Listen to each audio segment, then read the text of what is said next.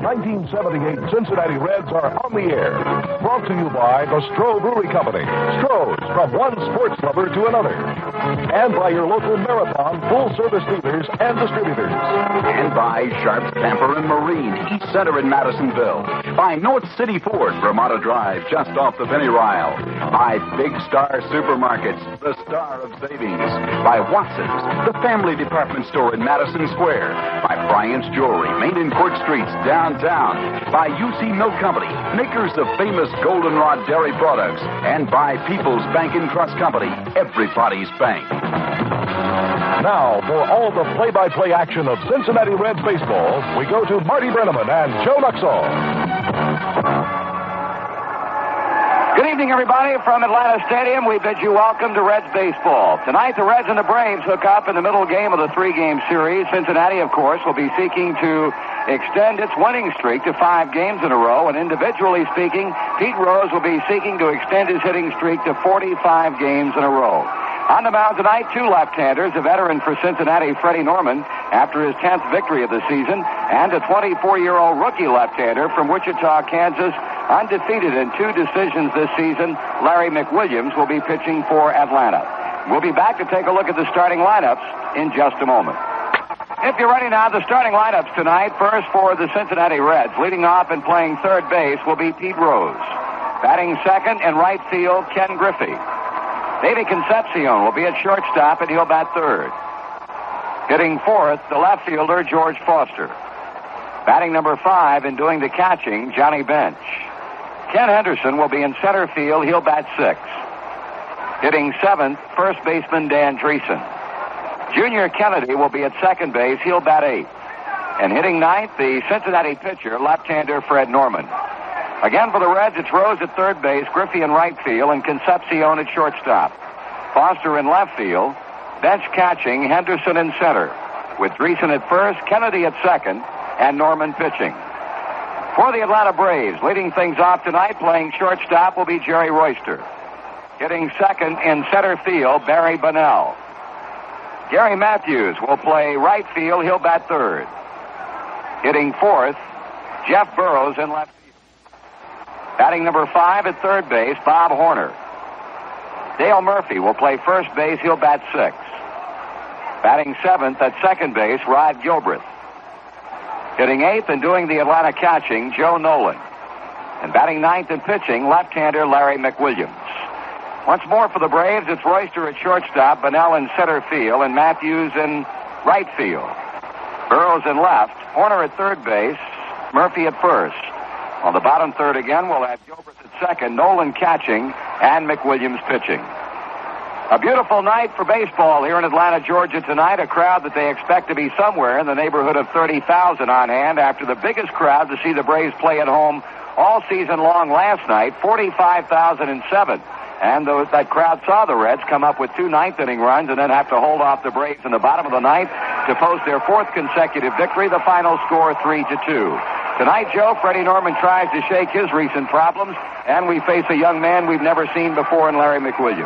Well, Marty, when you talk about Freddie, I guess there's just one pitch that you'd like to see him shake, and that's the long ball. He's been victimized with that in his last 2-3 starts, so just keep the ball in the ballpark, and Freddie will be all right. Of course, the youngster, Larry McWilliams, our first look at him, he's a very spring-beany, stiff-looking fellow, and watching him warm up, he appears to like to sidearm a lot or drop down with a pitch, and you tell us he has a fork ball, and that seems to be a popular pitch here of late. A lot of pitchers coming up with a fork ball, using it for the changeup, but as we watched McWilliams warm up, we saw nothing overpowering from him, but it looked like he might have pretty good control, so we might get some pitches to hit tonight as McWilliams works against us. The announcers on this broadcast are employed by the Cincinnati Reds Incorporated. Larry McWilliams, 2 wins and no losses in 3 major league starts with an earned run average of .212. He was unscored on in his first 14 innings of major league pitching, but in his last outing, McWilliams not the pitcher of record as the Braves knocked off the Montreal Expos 6-4, but in that game he went 4 innings, giving up 7 hits and 4 runs.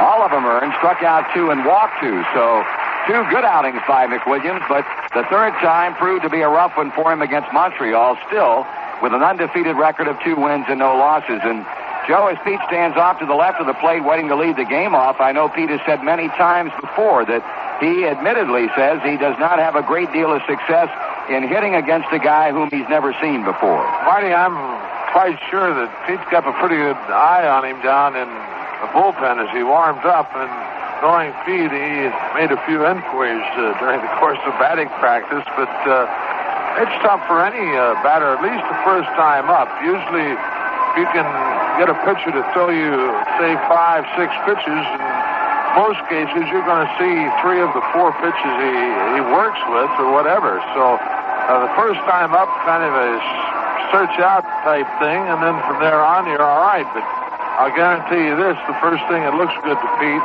he'll be hacking on, as the boys say, and who knows, 45 might come in the first inning. Well, Larry McWilliams has somewhat of a mixed emotion about this ball game tonight. He pointed out in an article in the Atlanta newspaper today, the Atlanta Constitution, that he really figured that Phil Niekro might be the one who stopped this hitting streak by Pete Rose, but of course it did not happen. And somebody asked McWilliams after the game last night about how he felt about facing Rose tonight, and quoting Larry McWilliams, he said, "I don't really know how I feel about it. The pitcher who stops him has to have mixed feelings about it. He's a hero to baseball fans everywhere. I'm the enemy in their minds." So Larry McWilliams is ready to go. Pete Rose getting a standing ovation last night with a base hit to right field off Phil Niekro in the 6th inning. That equaled the record set back in 1897 by Wee Willie Keeler of hitting in 44 consecutive games. So if Pete gets a base hit tonight, he will have the all-time National League record, pre-1900, post-1900, and 56 games in a row, the only other streak still shooting at, and that, of course, set back in 1941 by Joe DiMaggio. Rose, of course, batting right-handed against a lanky left-hander. McWilliams winds and delivers, and the first pitch is low for a ball, and this game is underway. Marty, an interesting article about Wee Willie Keeler in the paper today.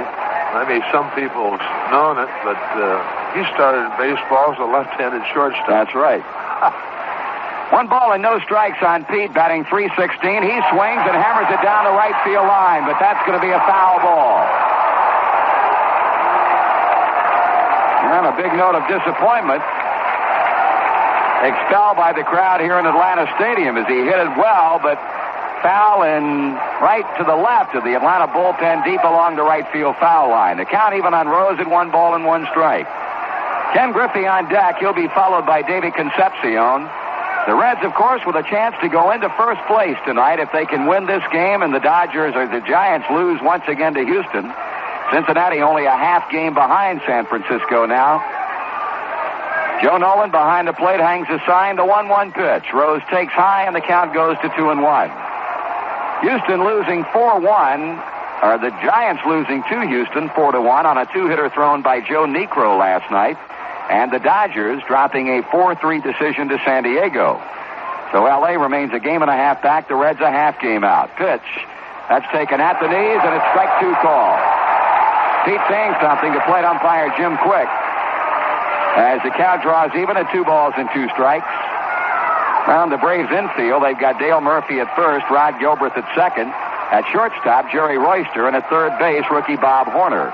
Jeff Burrows in left, Barry Bonnell in center, Gary Matthews in right, and Joe Nolan behind the plate. 2-2 the count on Rose. The break-even pitch, and Rose takes it high, a fastball, and the count goes full.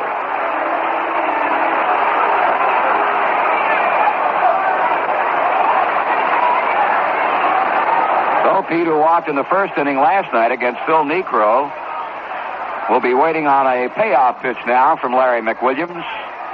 And it's on the way to the plate. Swung on and hit again down the right field line, and again out of play.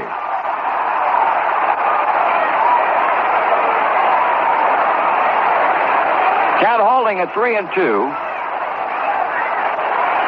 We begin a new month tonight, the Major League season now with 2 months left in regular season play to the day. The regular season, of course, closes out on the 1st of October. And in the month of July, the Reds enjoyed a good month, winning 18 ball games and losing 10. Rose leveling to bat. McWilliams a slow worker here, at least to Pete Rose. Here comes his payoff pitch again, and this one is fouled out of play to the right. But Rose hanging in, as he has fouled 2 pitches off now to keep the count full. Mentioned Jim Quick calling balls and strikes. Jerry Crawford at first, Doug Harvey at second, and Andy Olson, the umpire, at third.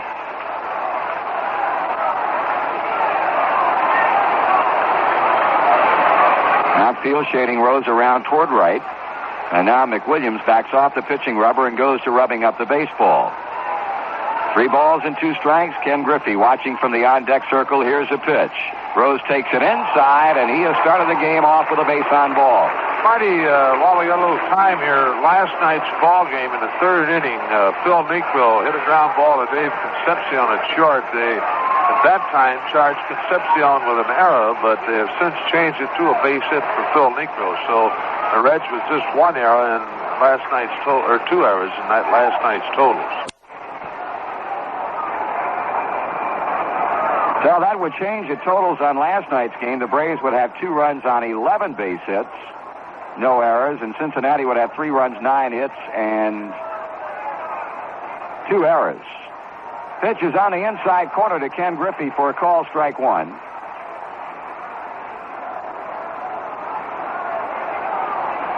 Would not have any effect at all on the runs, whether they were earned or unearned. All the runs scored last night were earned runs. Rose at first with a walk. Griffey takes a high fastball from McWilliams, and the count is even at 1 ball and 1 strike. Kenny with 2 hits last night among the 9 that the Reds came up with off Phil Niekro. He doubled, he singled, he's batting .287 with 3 homers and 28 RBIs. Bob Horner in on the grass at third. As McWilliams checks Rose at first, delivers. Griffey takes it low and outside. 2 balls and 1 strike. Time call now as Joe Nolan goes out to the mound to talk with his pitcher.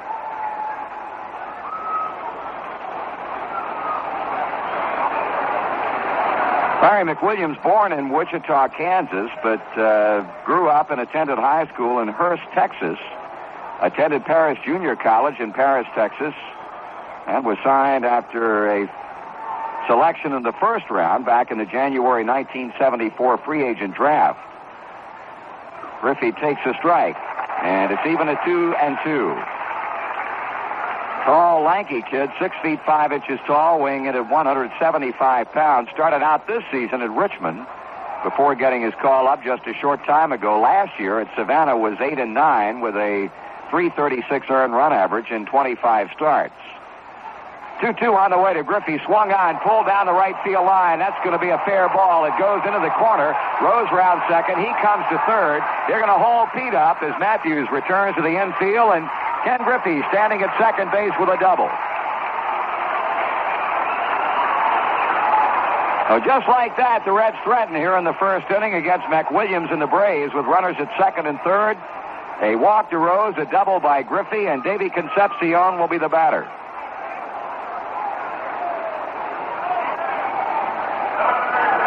Sparky Anderson, if you heard our main Spark show last night, had originally planned on sitting Ken Griffey down both tonight and tomorrow night as we face back-to-back left-handers, but after talking with Griffey last evening, Kenny said with this problem he's been having at the plate, he wants to fight his way through it and wants to stay in the lineup, and has already paid dividends as he doubles here in the first inning off McWilliams. Concepcion now. Davey takes it on the outside edge for a strike. David, a .301 hitter with 4 homers and 44 runs batted in. Rose at third, Griffey at second, nobody out. McWilliams out of the windup. Davey swings, slow ground ball to short. Here comes Rose to the plate as Royster's throw goes to first. Davey is out. Griffey holds at second. Rose is home, and Cincinnati leads 1-0. So on the ground out to shortstop, David picks up his 45th RBI, and the batter will be George Foster. I believe that might have been McWilliams' forkball right there, because the ball was away and he had Davey way out in front on the pitch. So 1 out with a run in, and Griffey in scoring position at second. Foster batting .299. George last night was 0 for 3, grounded out twice, once into a double play, flied out, and drew an intentional walk. There's a look back at second, and the pitch to Foster. Swing and a miss.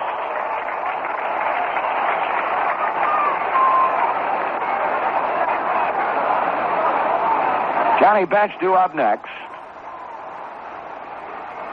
McWilliams taking a lot of time between pitches as the Reds have put 1 run on the board against him, and with 1 down, Foster hoping to get Griffey in from second base with run number 2. George swings and misses again, and McWilliams is out in front, 2 strikes. Jerry Royster coming in from shortstop now to talk with his pitcher. Probables in that giant Houston game in the Dome tonight. That could shape up to be an outstanding pitching matchup. Bob Nepper, 11-7 for the Giants. J.R. Richard, 10-9 for Houston. And at San Diego, Randy Jones will take an 8-9 record into that game as the Padres try to win their 8th consecutive game. And for the Dodgers, it'll be 11-game winner Bert Hooton. The win by San Diego last night gave them a club record 7 consecutive victories. Low and off the plate, 1-2 the count on Foster. In fact, you've got 2 ball clubs with 7-game winning streaks in the National League. Houston will be seeking its 8th consecutive win, and the Padres will be doing the same thing against the Dodgers. 1 ball, 2 strikes. Foster waiting. That pitch again low, and it's 2 balls and 2 strikes. Of course, the San Diego Padres will be coming into Riverfront Stadium on Friday night.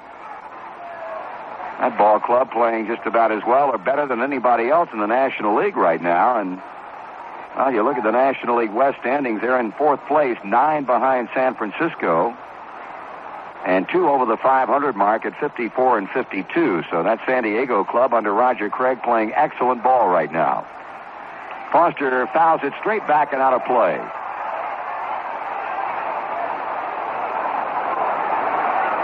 Game open as Pete Rose drew a base on balls. McWilliams missed on a 3-2 pitch after Pete fouled a couple of pitches off. Griffey doubled into the right field corner, and Concepcion's ground out to shortstop has gotten the first run of the evening home. Ready now with a 2-2 pitch. Foster strikes out swinging. 2 away in the Cincinnati first inning, bringing Johnny Bench to the plate. John hammered his 15th homer of the season last night, leading off the second inning. Batting .256 with 40 runs batted in.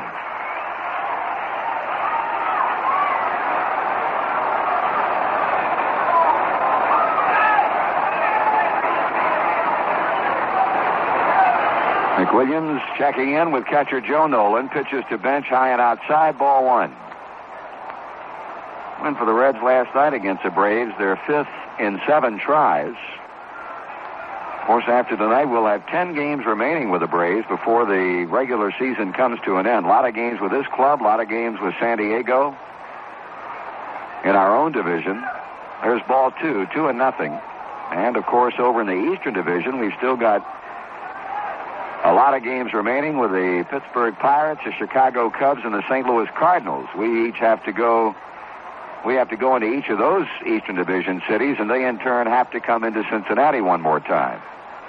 Bench out in front, 2 balls and no strikes. Griffey leading at second with 2 out. John swings, there it goes. Long drive left field. His second home run of this series, and Cincinnati takes a 3-0 lead. Boy, I'll tell you, this guy is really swinging the bat. Line drive home run that got up into the lower deck in left field, the 16th of the year for Johnny, and the Reds have put 3 on the board here in the first inning. Marty, that ball right there for John. That's just about a little above the knees and on the inside half the plate. And that's his sweet spot, I guess you would say. And he certainly hit it on the sweet spot, too. That's into the blue seat. Is that what the boys call your wheelhouse? Yes, that's maybe a better definition, baseball-wise. That's right. Right in his wheelhouse, and he took care of it. So the Reds lead by 3, and the inning continues for Kenny Henderson. He swings and bounces it foul. Pass on deck hitter Danny Dreesen and into the Cincinnati dugout.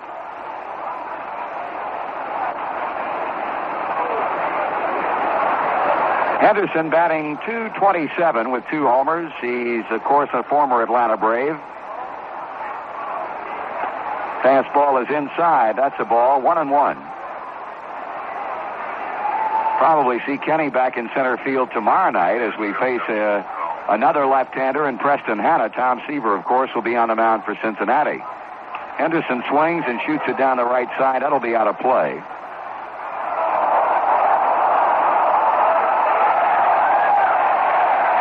Zach Williams out in front. Ball 1, strike 2.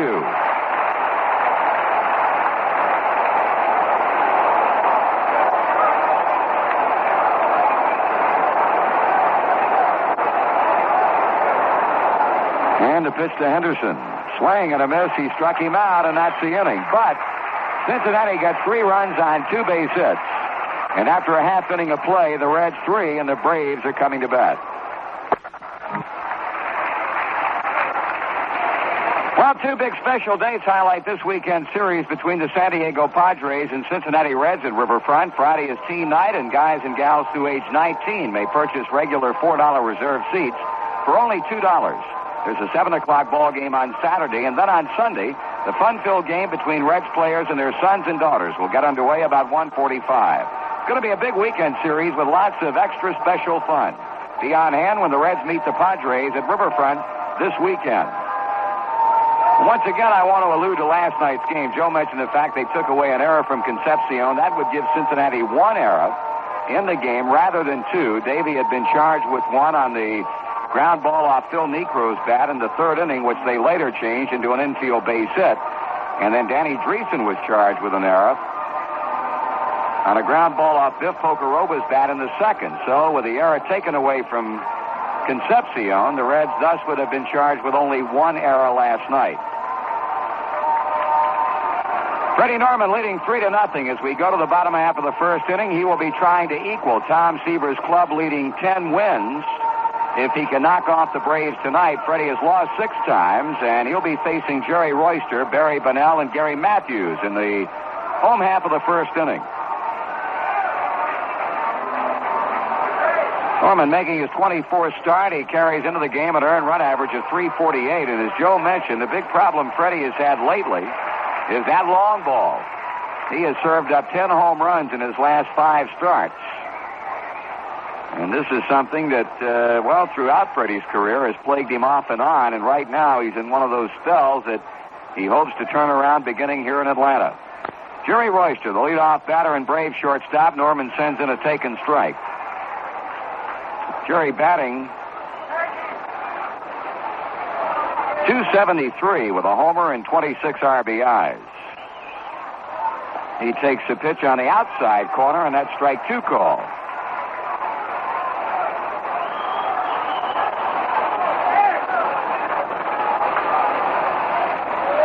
Barry Bonnell on deck. Norman out in front of Royster. 2 strikes. Rose now back deep at third base after playing in shallow for him at third. Here's a pitch and swung on and lined over Pete's head into left field and down the line. Royster will get at least 2 out of it as Foster picks up the ball at the .330 marker. Jerry Royster hitting a 2-strike pitch down the left field line for an inning-opening double for the Braves. Marty, that was a screwball. It was like Fred really was going to make it break and really forced it the way he delivered the ball. And first hung it right up there, and Royster took care of it in fine fashion. That'll bring up Barry Bonnell, who of late has been platooned in center field along with Roland Office. Office plays against the right-handers, and Bonnell goes in against the lefties. Barry hitting .224, no homers, and 11 RBIs.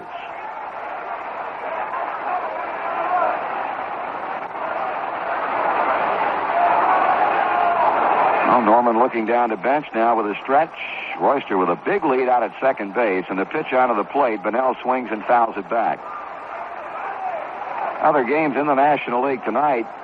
New York playing at Philadelphia. Tom Hausman against Steve Carlton. Pittsburgh at Montreal. Jim Bibby will oppose Steve Rogers. And one game this afternoon saw the Cubs defeat the Cardinals 4-2. St. Louis suffering its 4th consecutive defeat as Dennis Lamp beat Silvio Martinez. And Kenny Reitz hit a St. Louis home run.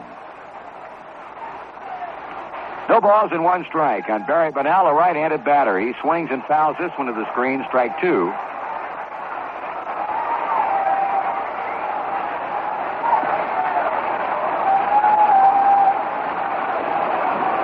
That loss last night suffered by Atlanta dropped them into a last-place tie in the National League Western Division with the Houston Astros, both clubs with identical records of 48 wins and 56 losses. 14 behind the San Francisco Giants. Now, that San Diego club with a 5-game advantage over both the Braves and the Astros. Bunnell behind, swings, fly ball, right field. Griffey running hard, cannot get it. Ball bounces over the fence on one hop. Jerry Royster will come on in to score. A ground rule double for Barry Bunnell and Freddie Norman. Getting off to a not-so-hot beginning, and it's now a 3-1 ball game. We'll pause for station identification on the Cincinnati Reds Baseball Network. To keep your midday bright and lively, you need 94 KTG and Holly Kramer. Holly's refreshing outlook will keep you entertained, and at noon there's news of all kinds for your information. It's Holly Kramer, 9 till 2, here on WKTG, Madisonville, Kentucky.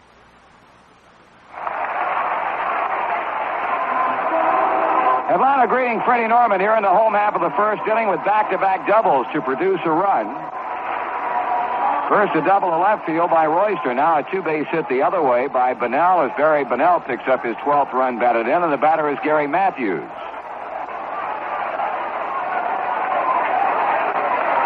Matthews batting .283.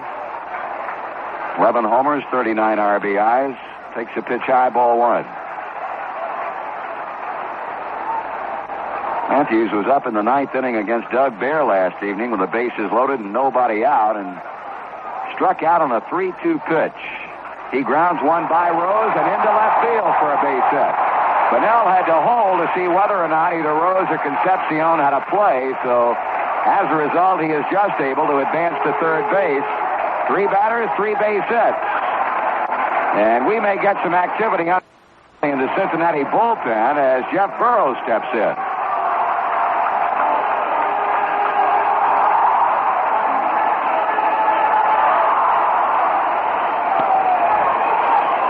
It is a mystery from year to year what happens to Fred Norman.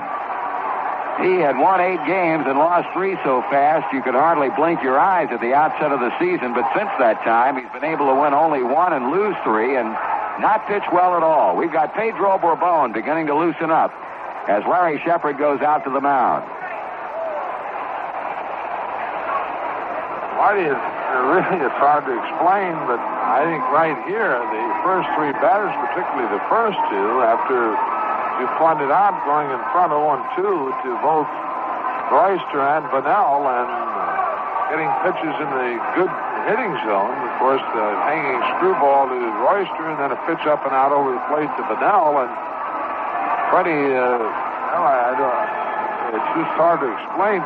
You start trying to overthrow the ball and do things that aren't natural for you, and you get in a little bit of trouble. You don't have your proper stuff. The ball straightens out, and of course you just have to really concentrate out there. And boy, once you get ahead of a man 0-2, you feel like you have him in the palm of your hand. So hopefully, if Shep's little talk with Freddie will straighten things out here in a hurry. Shepard back to the dugout and into hit now with runners on the corners and nobody out. The National League's leading hitter, Jeff Burrows, batting at .321. Burrows with 2 doubles and 3 times up last night. Now owns a 5-point lead over second place Pete Rose. Burrows takes it low and inside a ball.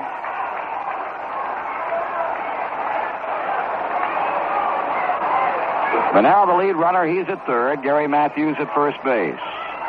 Bottom half of the first inning from Atlanta, the Reds lead the Braves 3-1. Pitch.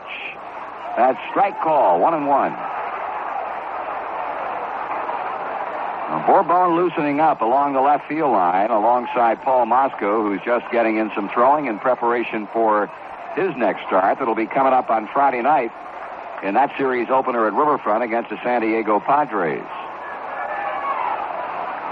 Check of the runner, Matthews, with a throw to first base, and Gary steps back. The Defensively for the Reds tonight, Dreesen, Kennedy, Concepcion, and Rose in the infield. Foster, Henderson, and Griffey from left to right in the outfield, bench behind the plate. Outfield, shading Burroughs just a bit toward left. Count, a ball and a strike. The pitch. Swung on and lined by Concepcion. Here's another run home. On to second goes Matthews, and the Braves have chalked up 4 consecutive base hits, and it's now a 3-2 ball game.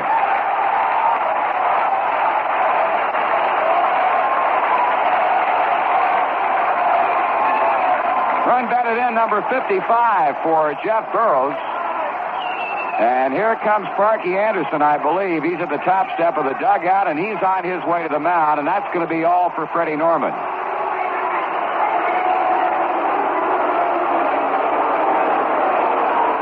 So Norman not able to retire a batter in the first inning, giving up doubles to Royster and Bunnell and singles to Matthews and Burroughs to get the Braves to within 1 run. And on now to pitch for Cincinnati will be right-hander Pedro Bourbon. So we've got a break in the action here in the bottom of the first inning, and we'll be back to Atlanta Stadium in just a moment.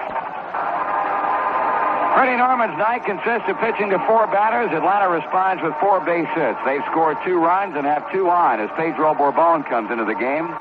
Bourbon 5-1 in 45 relief appearances, sporting a .412 earned run average. He'll be facing Bob Horner, followed by first baseman Dale Murphy, and then the second baseman Rod Gilbert will be up to hit.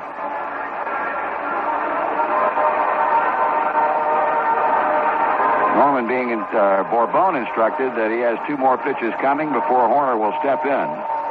Bob Horner hitless last night. He was the final out of the game with the would-be tying run at third and the winning run at second. He popped up to Dave Concepcion. Still, this young man has done quite a job. In the 43 ball games that he has appeared in since signing off the Arizona State University campus, Bob batting .272, 9 homers and 26 RBIs.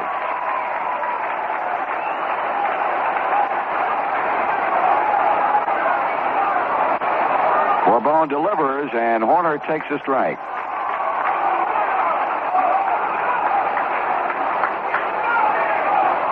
I don't think Bob particularly cared for the call by Jim Quick. He made a slow turn back toward the plate umpire and then stood out of the box and now is back in.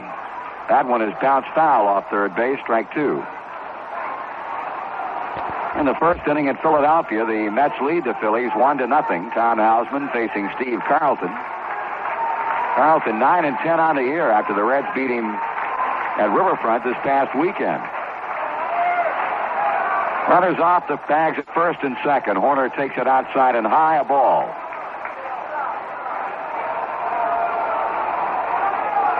One ball and 2 strikes. He swings and hits a very high fly ball into straightaway left field. Foster in a few steps, waiting on it, and makes the catch for out number 1.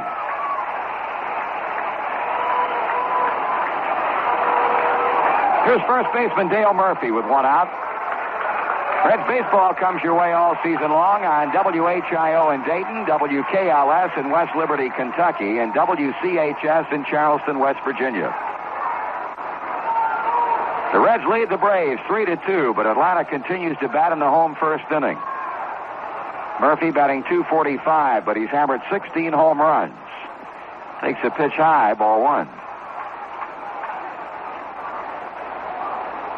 This Atlanta club has won 19 of its last 32 ball games. Swing and a miss.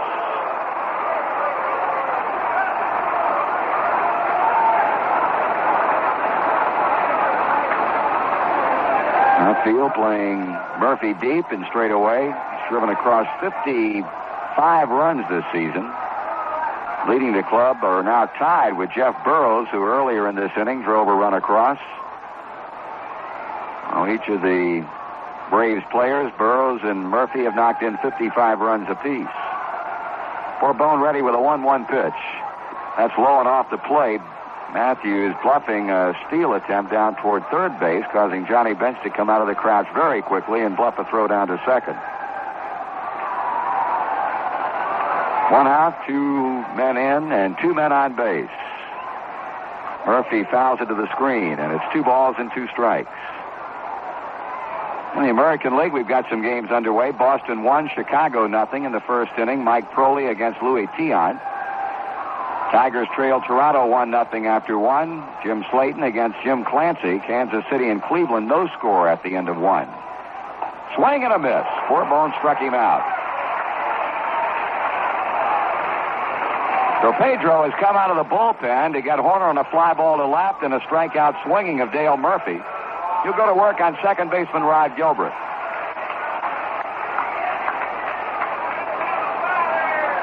Other American League games tonight, not yet underway. Texas at New York, the Oakland A's at California, and Minnesota playing at Seattle.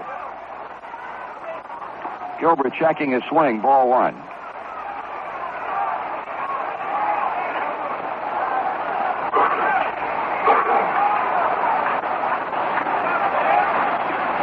Breaking pitch on the outside corner, strike call. Matthews at second base, Jeff Burrows at first. Bourbon pauses and pitches. Gilbert swings and pops it off first base and out of play.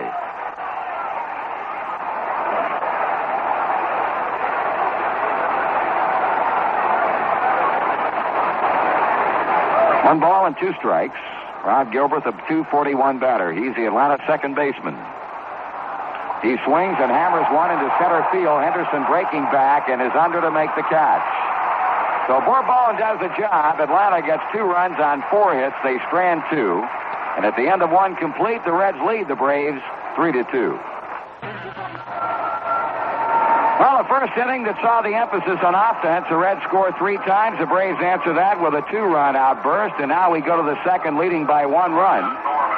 And it'll be Danny Dreesen, Junior Kennedy, and Pedro Bourbon, the bottom third of the Reds' batting order.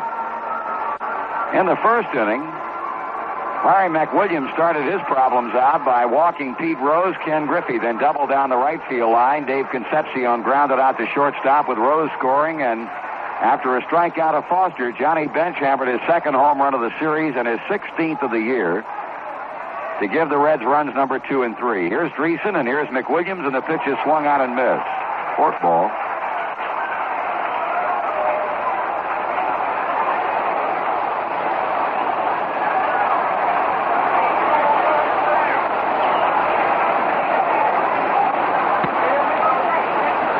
Dreesen holding up. It's a ball and a strike as the fastball misses low. Danny batting .283. 13 homers and 58 runs batted in. 1 ball, 1 strike.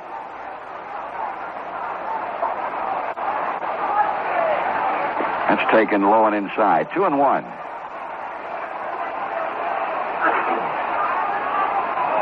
Had a hand count a moment ago from the PA announcer here in Atlanta Stadium of Braves fans and Reds fans and folks who had come in from out of town, and it's amazing the number of people who have come from out of Atlanta to see this series, and also the number of Cincinnati fans who are on hand.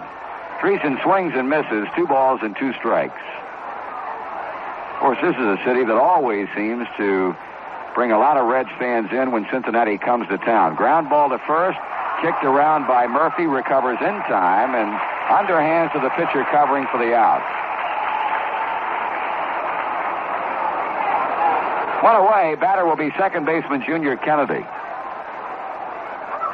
Kennedy figures to get quite a bit of playing time, but with Joe Morgan back out of the lineup. But of course, Joe went in as a 9th inning pinch hitter last night and promptly singled off Phil Niekro to drive in what proved to be the winning run of the night.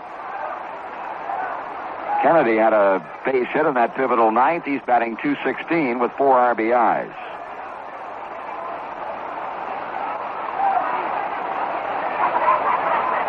Swing and a foul to Nolan Smith, strike 1.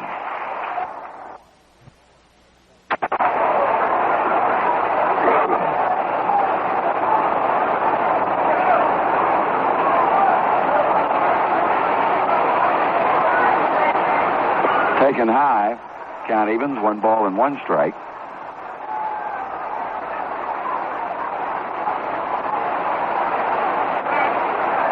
We're in the top of the second inning, 1 down. The Reds 3, the Braves 2. Cincinnati trying to run its winning streak to 5 in a row. Swung on and a high fly ball hit into shallow left. Going back, Royster. Coming in, Burrows. Jeff calls, and he puts it away. So 2 down as Pedro Bourbon strolls plateward. Bourbon has been to the plate 7 times this season, has a base hit and a run batted in.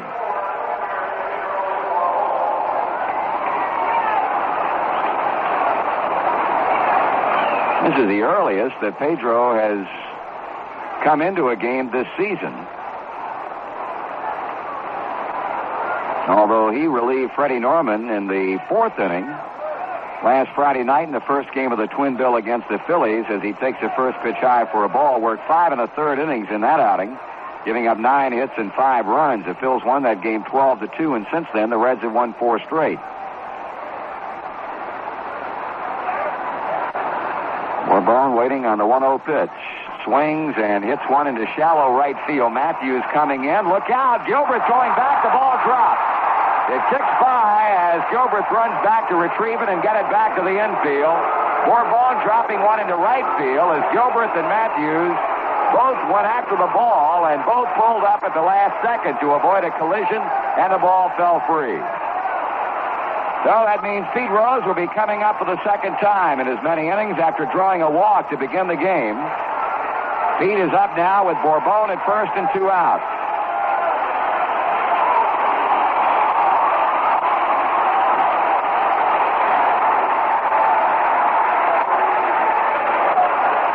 Rose came in to score a run after getting a walk in the first inning. And for Pete, his 72nd run scored of the season. Against left-handed pitching, he has been batting during this 44-game hitting streak, .364, going 24 for 66. And against right-handers, batting a torrid .397 overall, .385 has been his batting average to lift his overall mark from .267 to his present .316. McWilliams looks to Bourbon, delivers to Rose. Ground line drive caught by the pitcher. Larry McWilliams just took away a certain base hit from Pete by spearing his line drive, and that ends the inning. That ball was absolutely tattooed, and McWilliams, with reflex action, threw his glove off to his right and picked it off. No runs, 1 hit, and 1 left. In the middle of the second in Atlanta, the Reds lead the Braves 3-2. Well, there's a lot of baseball action coming up at Riverfront in August and September, and now's the time to make your plans to be on hand. The Padres and the Braves visit on the next homestand, while later this month, we'll see the Cardinals, the Cubs, and the Pirates. Then in September, the Reds face all 5 rivals in the National League West, with the Giants coming to town Saturday, September 9th, and Sunday, September 10th. And then the Dodgers in for 3 games, September 26th, 27th, and 28th. Make your plans now and purchase your tickets in advance.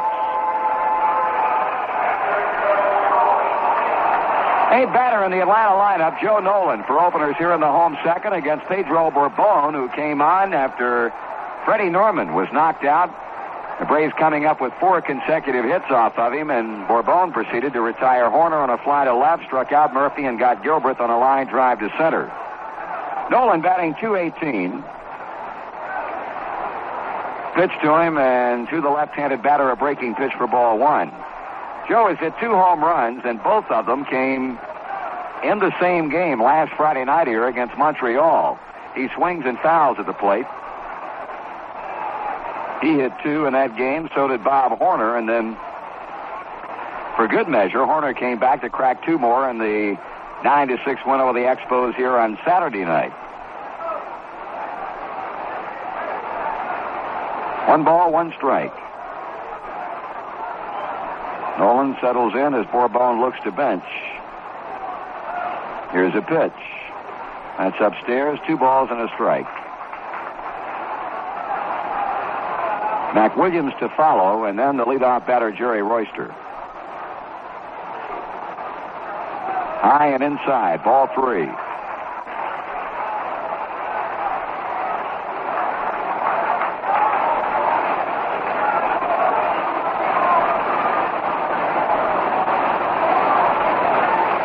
Swung on 1, bouncing ball wide of first. There's Kennedy. The throw to Bourbon, and Pedro just got to the bag before Nolan did. 1 out. 4-1. Score at 4-1, and that'll bring up the pitcher, McWilliams. Larry, in the brief time he's been up with the big club, has been to the plate 5 times and has had 1 hit.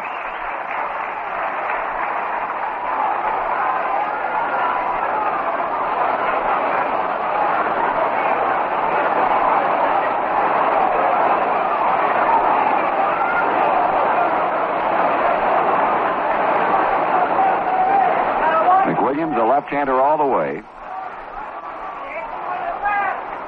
He chops it foul, and Bench goes out to pick it up. Ball bounced foul first. John coming up with the ball barehanded and putting the tag on McWilliams, hoping that maybe Jim Quigg did not see that ball hit foul, but he did.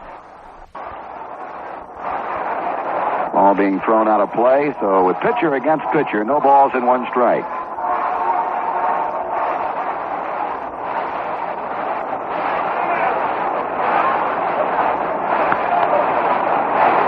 Here's the 0-1. Swung on and a high 2-hopper hit to second. That ball almost bounced over Kennedy's head, and on the throw to Dreesen, McWilliams is out number 2. Joe, in terms of grass infields, is there a harder one in the National League? I think, really, Marty, this is the worst infield in the league, without a doubt. Dodger Stadium's tough. Chicago's a good infield for natural turf, but this one, I believe, is probably the worst in the league. Well, Dave Concepcion had all sorts of problems out there last night. As Sparky pointed out, on those high choppers, if you don't get them coming down on the first bounce, you can be in real trouble.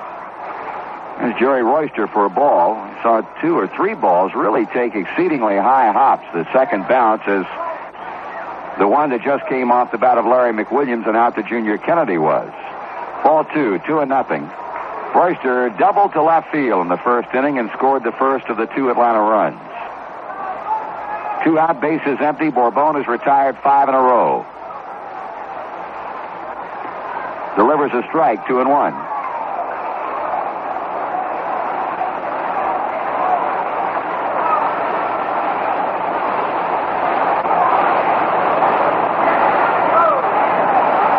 That's way outside. 3 balls and 1 strike.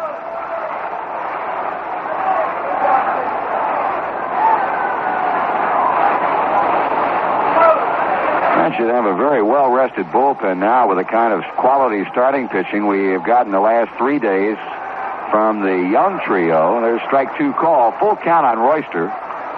Moscow, Hume, and of course last night Mike Lacasse working 8 strong innings to win his second game.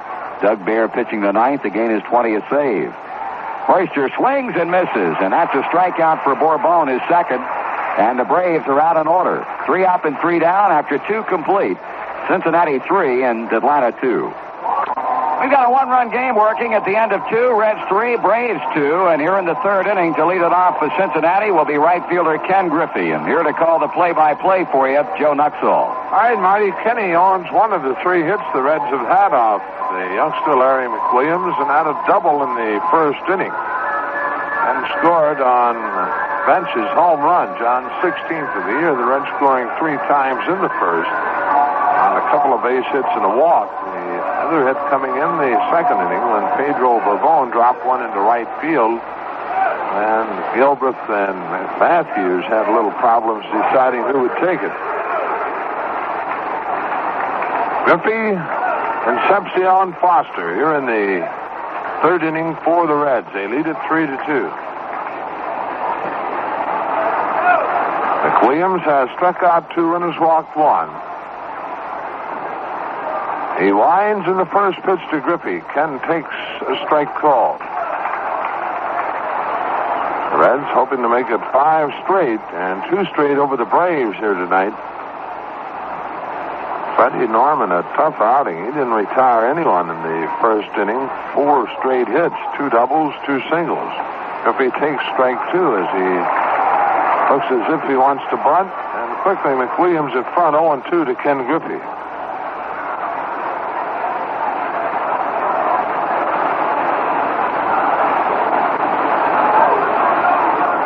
Field about straight away to Kenny. McWilliams, a very slow worker. The 0-2. Swung on. That's popped foul off to the left. That'll drop into the seats behind the Reds dugout.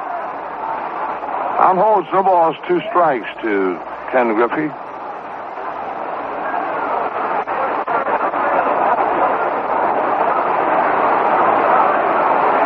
Reds off Thursday, and then the San Diego Padres move into town for a 3-game series over the weekend. And the Braves back, and the Reds back on the road, starting at San Diego, Pittsburgh, and Chicago.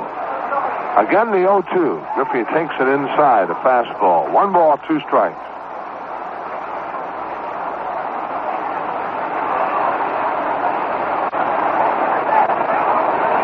Williams.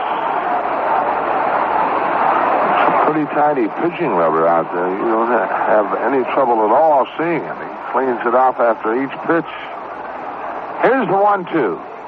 Griffey swings and bounces it to Murphy at first. He underhands to McWilliams and 1 away, and we'll pause for station identification. This is the Cincinnati Reds Baseball Network. For sports of all kinds, you need 94 KTG. High school and University of Kentucky football and basketball, Cincinnati Reds and high school baseball, the Indianapolis 500 and the Southern 500 are here on WKTG, Madisonville, Kentucky. Dave Concepcion at the plate with 1 out. Dave an RBI in the first inning. He grounded to short with Pete Rose scoring on the ground out. Dave, his 45th RBI of the year. Foster on deck. McWilliams winds and delivers, and Davey bluffs a bunt, and it cost him a strike on the outside corner.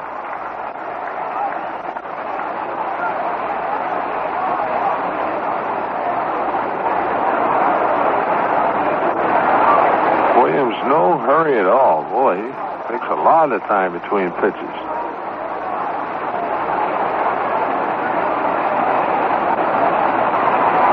Now the 0-1. High with a fastball. 1 ball, 1 strike. Williams throws a lot with his arm. Flicks it up there. Might be a bit sneaky. You got used to him. 1-1 to count. 1 out. Base is empty. Very slow wind-up McWilliams, and the 1-1. That's just inside. 2 balls to strike.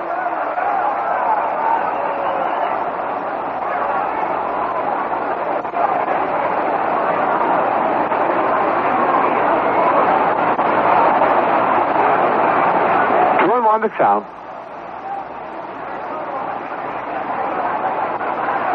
Now the 2-1. Dave takes it low. 3 balls to strike. George Foster waiting on deck. Reds and the Braves have played 7 times this year, this being the 8th. The Reds winning 5, the Braves 2.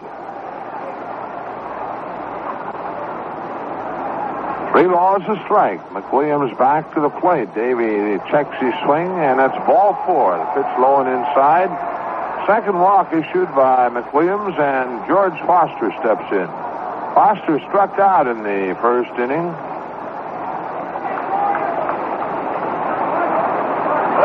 George hitting .299, 25 home runs, 81 RBIs.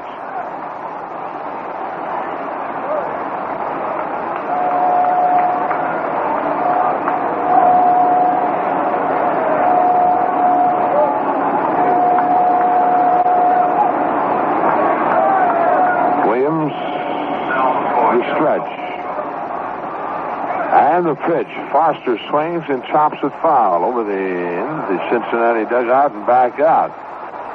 0-1.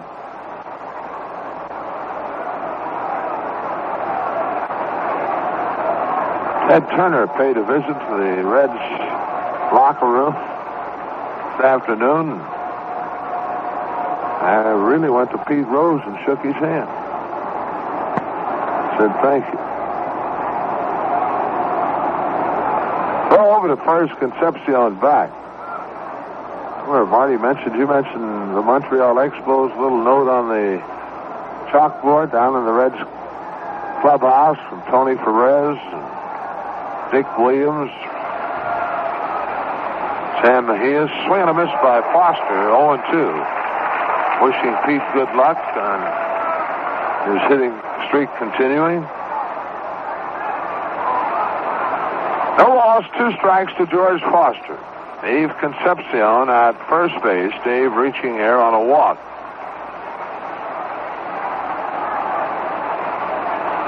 Williams ready, throws over to first, and Concepcion steps back.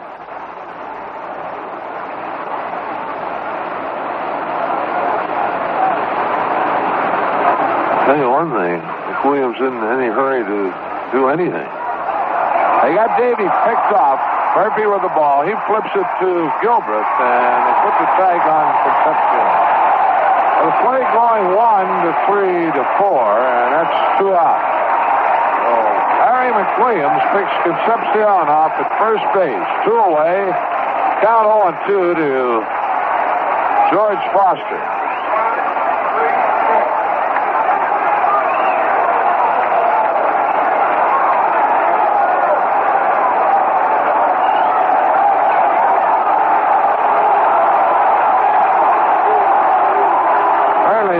Plaza questioning McWilliams' move down at first base with first base umpire Jerry Crawford.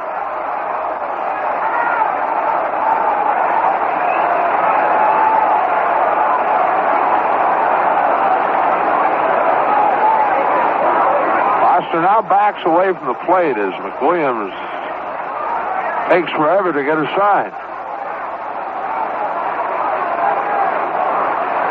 The 0-2.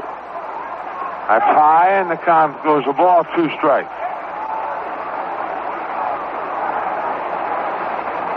Reds leading at 3-2.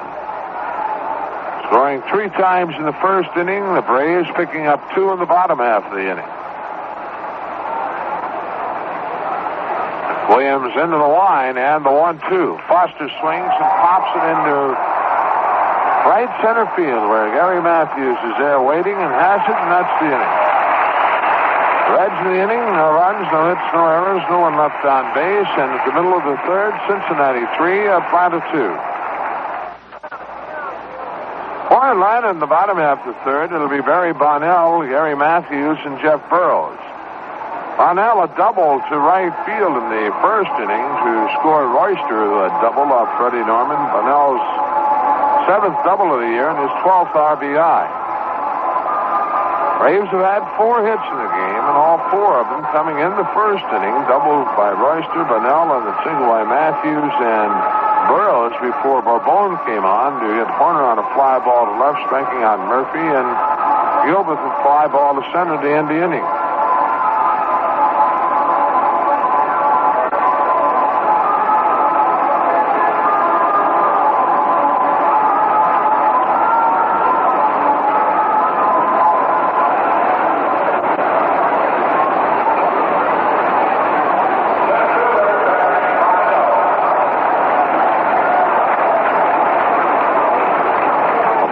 Bourbon in his 3rd inning of work. Pedro has a record of 5 wins and 1 loss and a .412 earned run average. He delivers to Bonnell. It's swung on and bounced over the jumping Rose into left field. Foster over. Bonnell makes the wide turn, and he'll hold it first with a bat hop base hit over the head of Rose. And that shows you how hard this infield is. Ball on a second bounce over the head of Rose, who Pete can get off his feet pretty good, but not quite that high. Hit number 5, first off Bourbon, and the batter is Gary Matthews. Matthews is single to left field in the first inning. Jeff Burroughs on deck. Bourbon delivers a fly ball.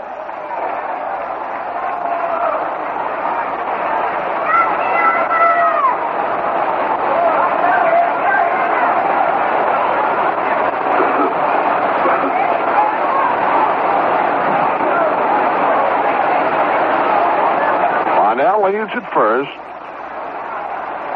Bourbon has the sign. The 1-0. Matthews swings and fouls to the screen. Count evens 1-1.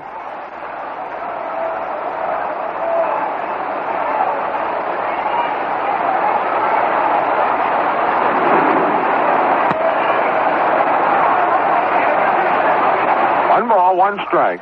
The pitch. Swung on, that's popped up. Might be playable. Bench off of the mask, looking for it. Now he has it, and just behind the plate, John rings back and makes the one-handed catch. John apparently having a little trouble finding it in the highest guy, but finally picks it off. So one away, and Jeff Burroughs the batter.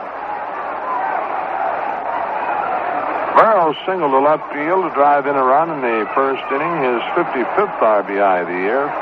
That base hit, Burroughs' batting average now at .323.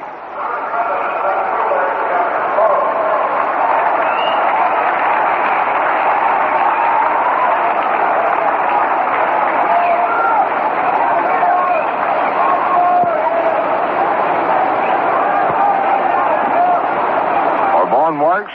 Burroughs takes a strike at the knees on the outside corner.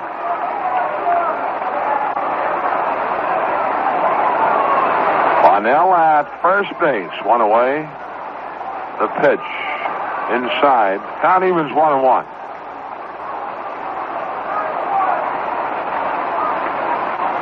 Outfield playing Burroughs straight away. Rose deep at third. The stretch and the pitch. Swung on, that's chopped foul off the third baseline. Count goes 1-2 to Burroughs.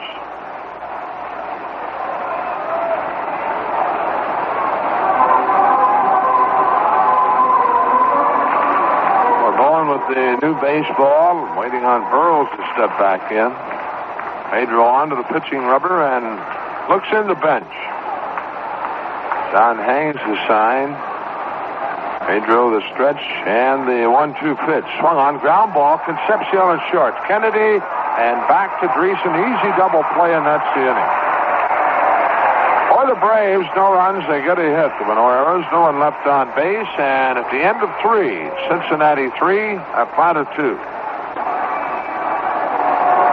Reds lead 3-2 as they bat in the top half of the fourth inning. Johnny Bench will lead it off, and then it'll be Ken Henderson and Dan Dreesen. John in the first inning hit his 16th home run of the year with Kenny Griffey on base. For John, he has now 42 home runs. Along with 42 runs batted in, along with the 16 home runs. Reds getting 2 hits in that first inning and picking another up in the second. Pedro Borbon owning the third hit.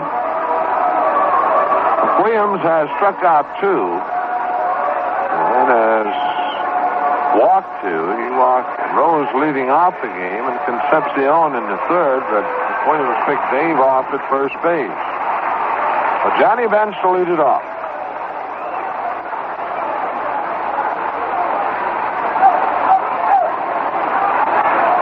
In the American League, Boston leading Chicago 1-0 third inning. Detroit leading Toronto 3-2 fourth inning. Kansas City leading Cleveland 1-0 third. Williams delivers and Bench swings and hits one well into center field, but is Bonnell going to have room? He jumps in. No, sir. Or did he catch it? He did catch it. That's reaching up over the fence, standing right at the fence, and Bonnell reaches up and makes the catch. It's hard to follow the ball out there. A lot of printing on the message board, and couldn't really tell until Bonnell turn the ball to the infield. So a long fly ball off the bat of Johnny Bench for out number 1.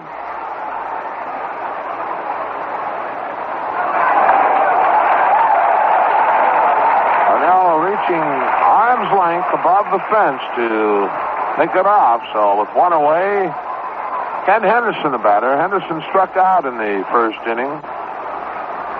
But Williams delivers and Henderson swings and misses. Henderson hit 2 home runs and has driven in 13. Hit 1 home run, one of the 2 since joining the Reds. And a big one off Steve Carlton in Philadelphia the last time we were in Philly. Fastball misses outside. Down even 1-1.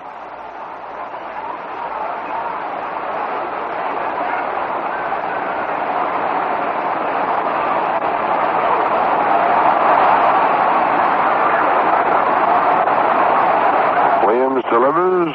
Henderson takes strike 2 called at knees. 1-2.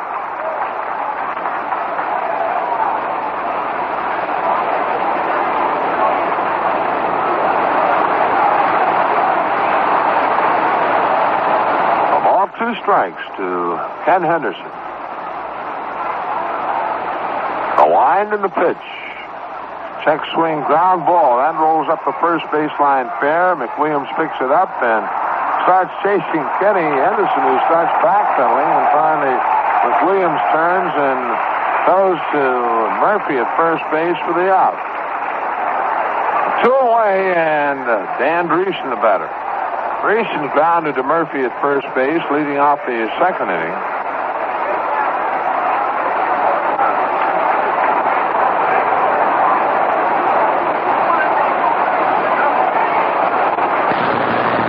And he hitting .283, 13 home runs, 58 RBIs. A wind to pitch. Swung on, that's chopped foul off the first baseline. Ron Plaza will scoop it up, check it out, and give it to the Atlanta ball boy. 0-1 to count.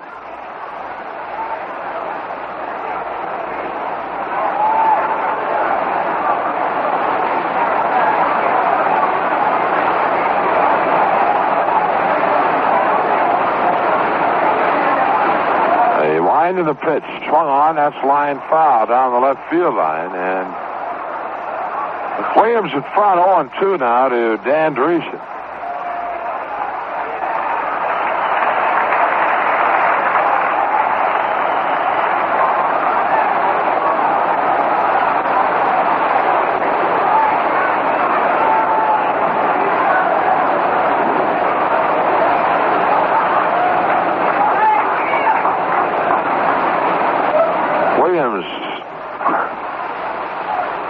Delivers, and Dreesen takes it inside. 1-2. Oh, Larry, he's not in any hurry at all. Says, I got the ball, and you wait till I throw it.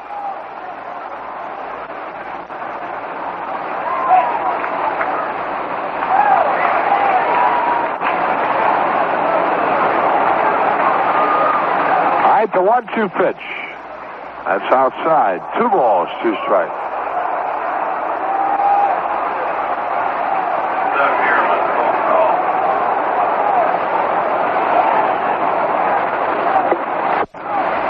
To the count for Dreesen, 2 out. Base is empty. The Reds with a 3-2 lead here in the 4th inning.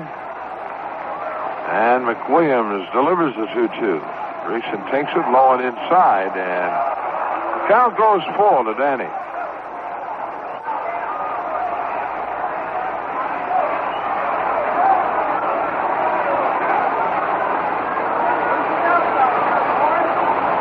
Williams has walked 2.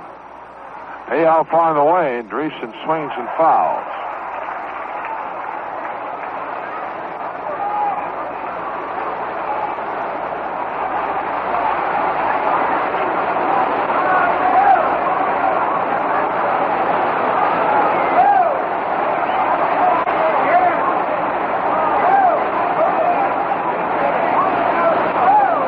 Tell you one thing, I'd recommend the umpires get the watch out on this young man.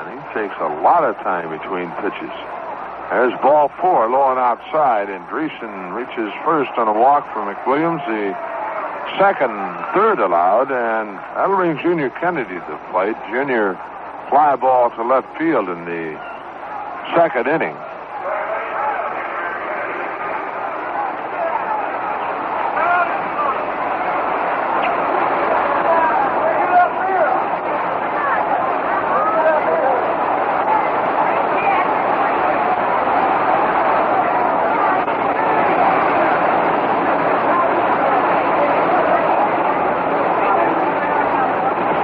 To the belt and delivers. Kennedy looks at a strike. Fastball at the knees.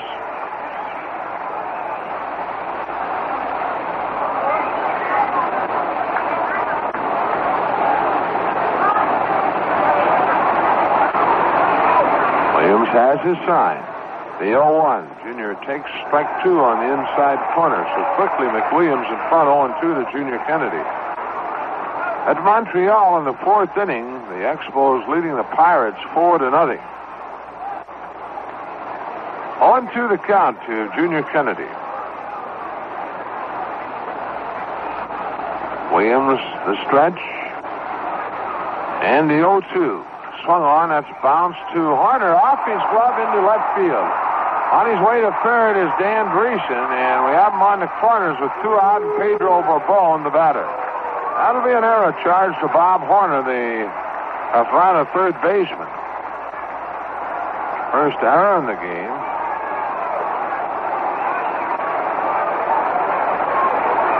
Pedro Bourbon, the batter. Pedro up for the second time. He had a base hit in the second inning, a ball that he hit into right field, and Matthews and Gilbreth had problems as to who would take it.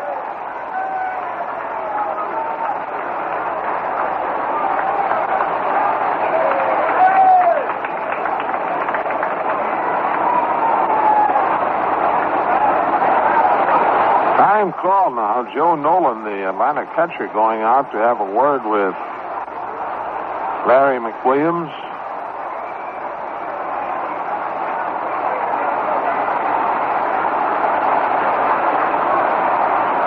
Horner now breaks away and trots back to the plate.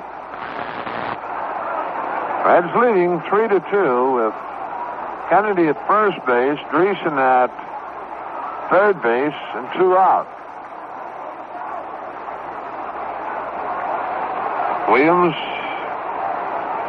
looking to Nolan, has the sign, the stretch, and the pitch. Bourbon swings and fouls to the screen, 0-1.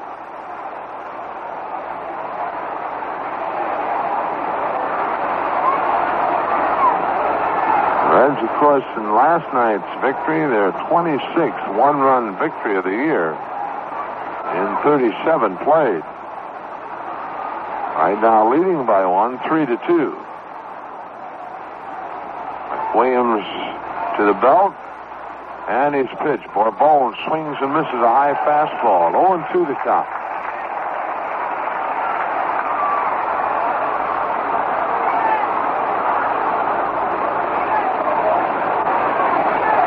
Pedro's on deck with 2 out. Now Pedro backs away from the plate. Back in. And McWilliams got his sign from his catcher Nolan. A stretch. And the 0-2. Swung on. That's hit in the right field where Matthews waits on it. And he has it. And that's the inning.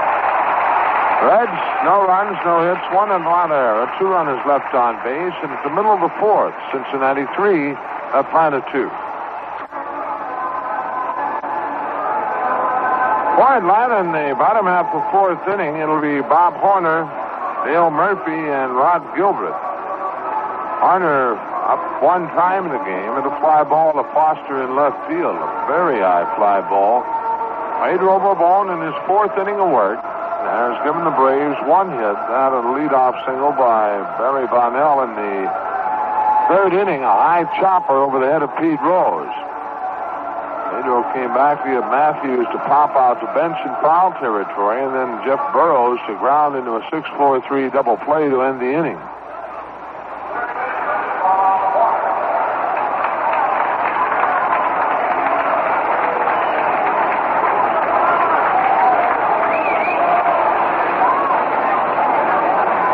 Ready to work to Horner. He winds and delivers, and Horner swings and grounds it fair along the left field line.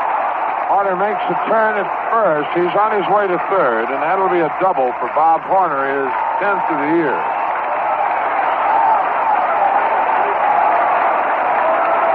Second hit off for Bone, and the 6th in the game for Atlanta. That brings Dale Murphy to the plate. Murphy struck out in the 1st inning.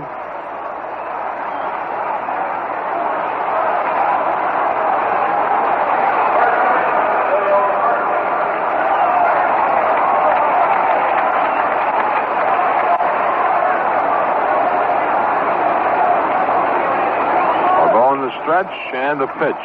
Murphy looks at a breaking pitch low and outside. Ball one.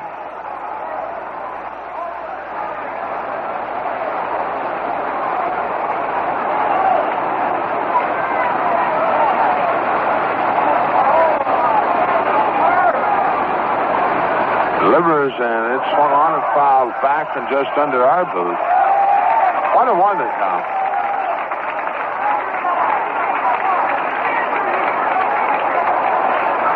A ball of strike to count to Dale Murphy with Bob Horner at second base, nobody out.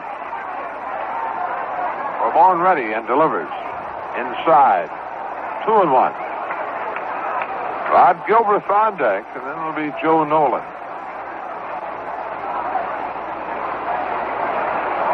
Pedro has his sign, the 2-1 delivery. Swung on, that's grounded to Concepcion, that's short. Horner returns to the bag at second, the throw to Dreesen, one away. That brings Rod Gilbert to the plate. Gilbert ended the first inning with a fly ball to Henderson in center field.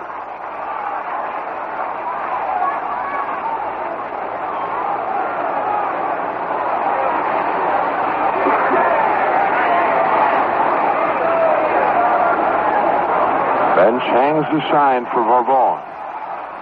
And the stretch.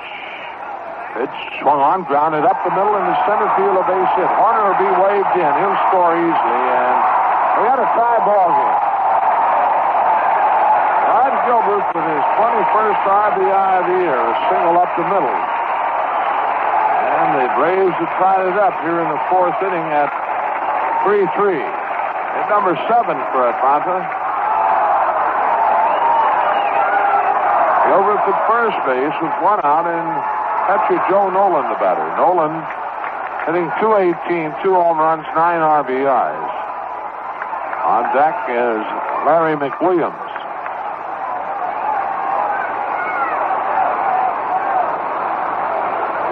Ball ready and delivers. Nolan swings, and the runner going. The throw down is in time. Well, they picked Gilbert off on the hit and run. Nolan swinging and missing. Play going 2-6, bench to Concepcion for the out. 2 away and 0-1 to count to Joe Nolan. And Rod Gilbert apparently not happy with a call by Doug Harvey, the second base umpire.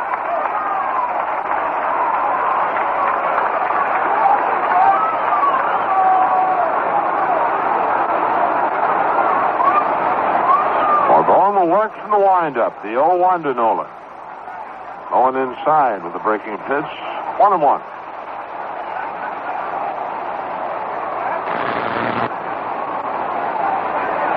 Bourbon the 1-1. Fastball is high. 2 balls to strike.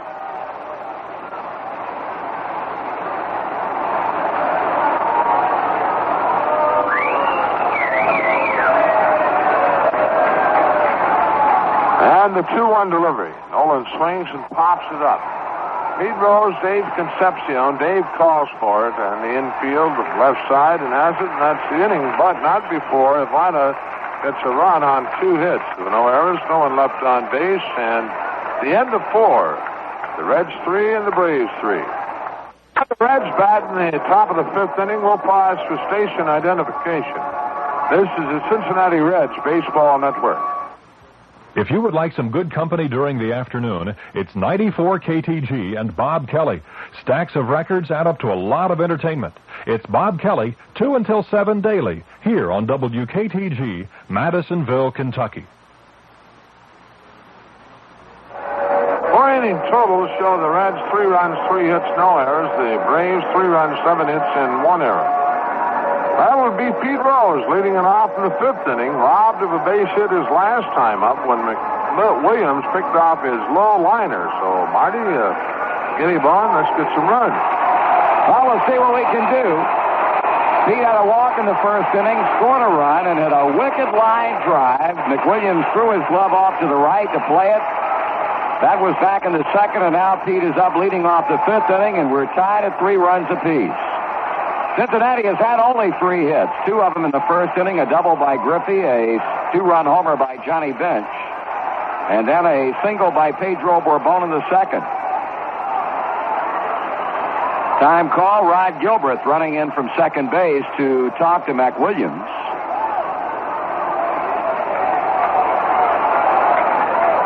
That meeting's still going on out on the mound.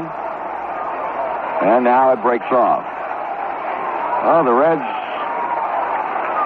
being almost lulled to sleep by this young man tonight. He is such a slow worker. He works now to Pete, and Rose bluffs a bunt, drawing Horner in. It's ball one.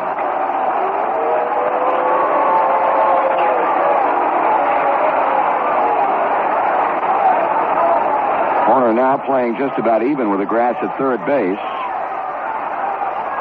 The 1-0 pitch. He takes it inside, a breaking ball. 2 balls and no strikes.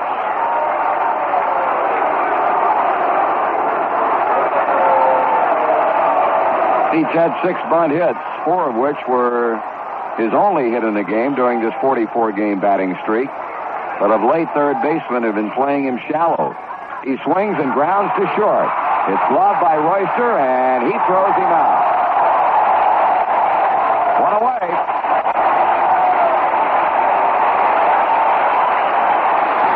So Pete is 0 for 2 tonight as he leads off the 5th inning with a 2-hopper to shortstop. Ken Griffey, who owns one of the 3 Cincinnati hits, a double down the right field line, and a run scored in the first inning, steps in. This reminder, the next Senior Citizens Day at Riverfront Stadium is Wednesday, August 9th, when the Reds meet the Braves at the special early starting time of 5 o'clock. Person 65 or over may purchase $4 reserve seats for only $2. Griffey looks at a strike.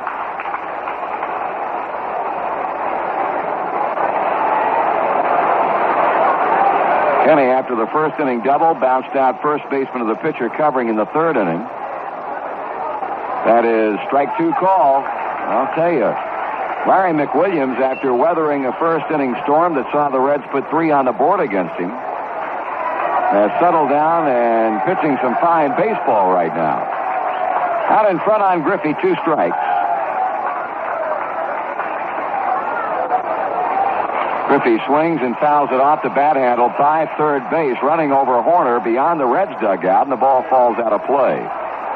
Giants and the Astros are underway, 0-0 at the end of 1.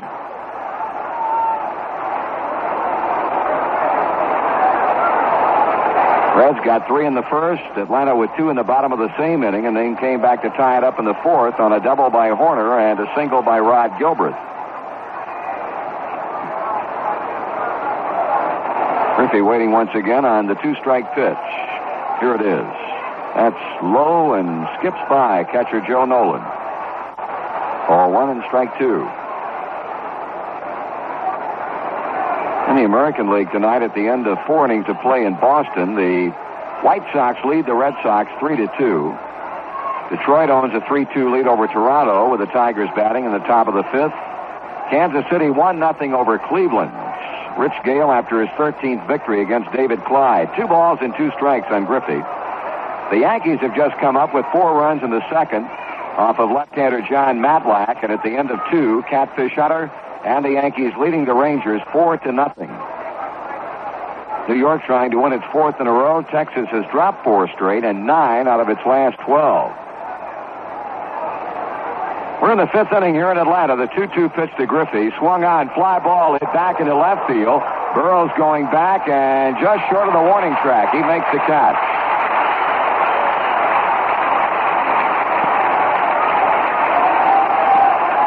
So 2 away, and Dave Concepcion will step in. David grounded out, picking up an RBI his first trip to the plate, and then walked in the 3rd and was caught stealing.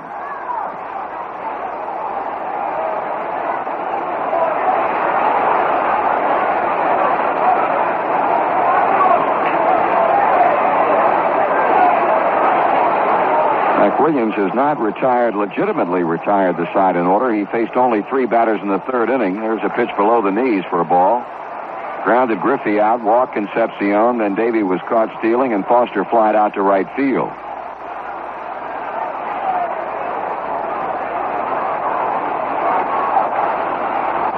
Davey swings and sends a high, deep drive back into left field, and the Reds take a 4-3 lead. Second home run tonight for Cincinnati, and number 5 of the year for Dave Concepcion as he makes the grand tour. Johnny Bench got him in the first inning, and Davey plays long ball in the 5th. The Reds jump out in front by 1.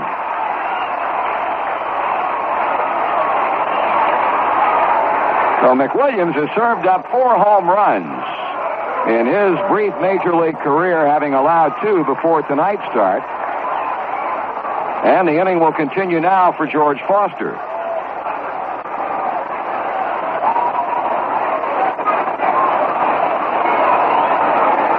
George is 0 for 2 tonight and 0 for the series. He went hitless and 3 times up officially last night. Batting now at .297. He swings and fouls it out of here.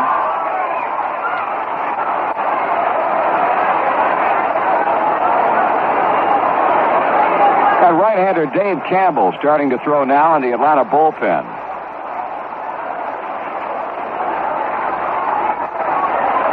Foster takes it up and away. 1 ball and 1 strike.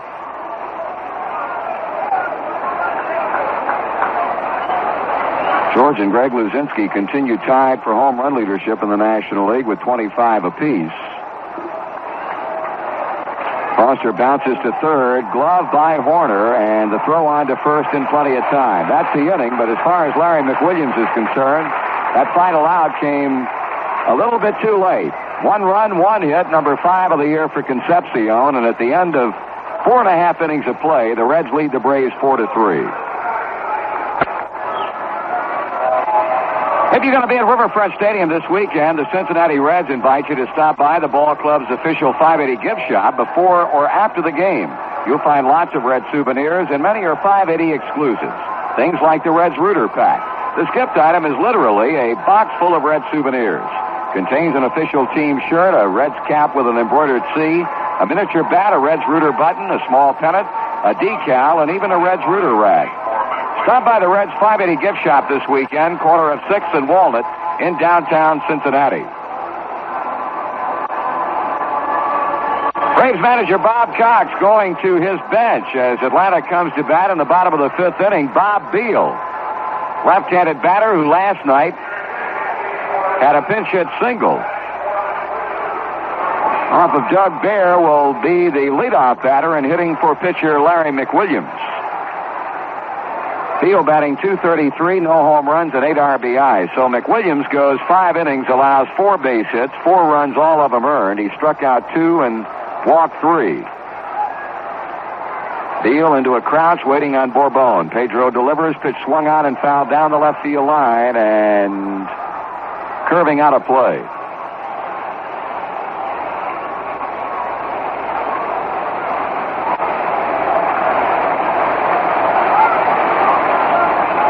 Bourbon stands to pick up his 6th victory of the season tonight.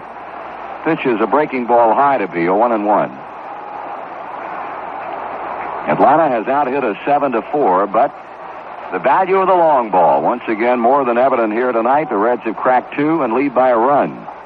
Pitches high, 2 balls and 1 strike. Actually came very close to getting a third. Catch that Barry Bonnell made on Johnny Bench back in the 4th inning, reaching over the fence in deep left center.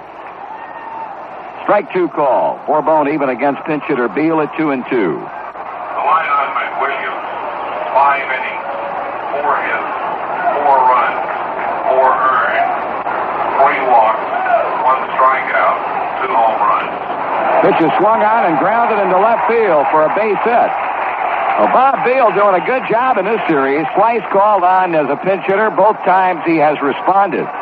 As he goes the other way, a grounder into the hole and on out to left field for Atlanta hit number 8.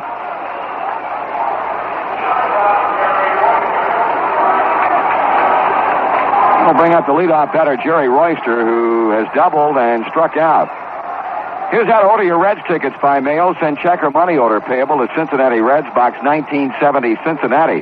Box seats are $5, reserve seats $4. Please enclose 50 cents with each order for postage and handling. Royster bunts, third base side. Bourbon up with the ball, throwing to first. Got him. Close play.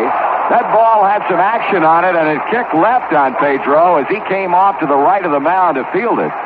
but made a good, strong, accurate throw to Junior Kennedy, and the 1-4 sacrifice successful for Royster. Bob Beal moves to second, and with one down, here's Barry Bonnell.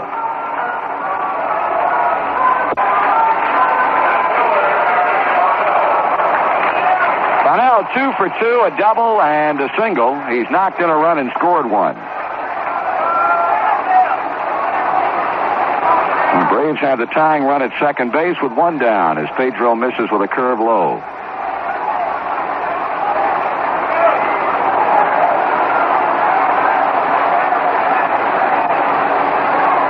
Pitch. Swung on, line drive, right center, base hit. That's going to get the tying run across. Beal round third, comes home. We're tied at 4.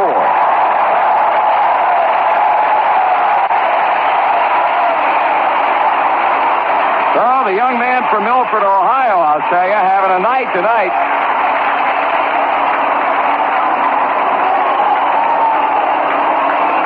His second RBI, and that one knocks it up for the second time, and the batter will be Gary Matthews.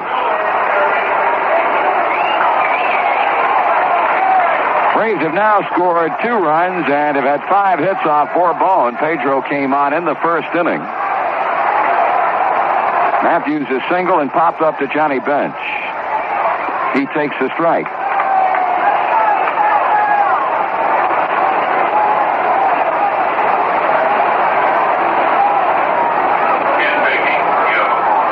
On at a high pop-up off the first base foul line. Bench is over, and the ball will be out of play.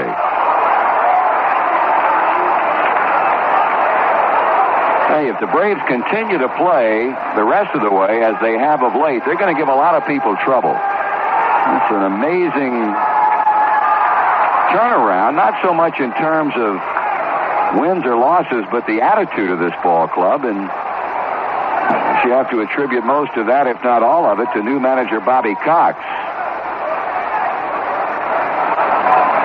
Really got this ball club playing hard, and with the addition of Horner and Gene Garber, this ball club is playing very well. 0-2 count on Matthews, who strikes out swinging. So 2 down. Bourbon picks up his 3rd strikeout. Go to work on Jeff Burrows. Jeff is single to run in and bounced into a 6-4-3 double play.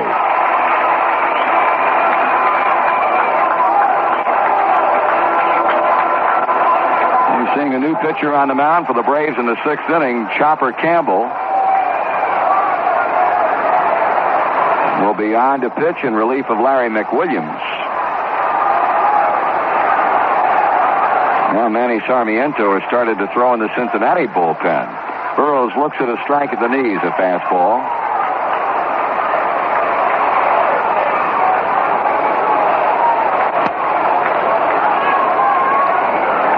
Runner at first, 2 out. There goes a runner. Pitch is taken. Johnny Bench's throw to second, and not in time. A stolen base for Barry Bonnell.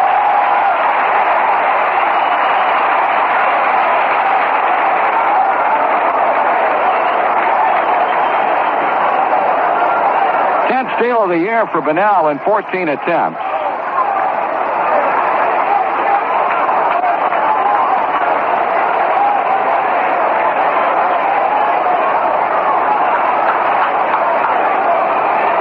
Bourbon, a 1-1 count on Burrows, and it's outside. Ball 2, 2-1. Cincinnati broke a 3-3 tie on a top of the 5th inning home run by Davey Concepcion. The Braves have tied it up again here in the bottom of the 5th on a pinch single by Beal, and a sacrifice and a single by Barry Bonnell, who now is out at second base with 2 down, as Burrows fouls it to the screen. 2-2.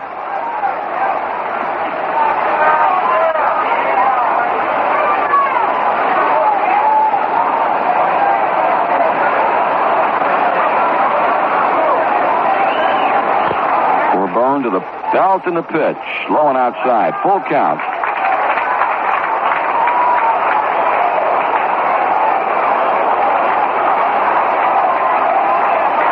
With Bob Horner watching the action from the on-deck circle. He would be up next. Bourbon is 3-2 on Burroughs. Here comes a payoff pitch, and he walked him.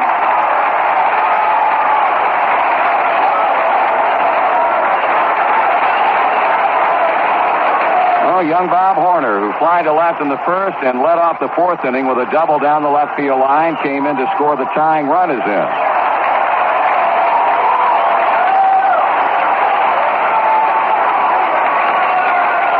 The first base on balls that Bourbon is allowed.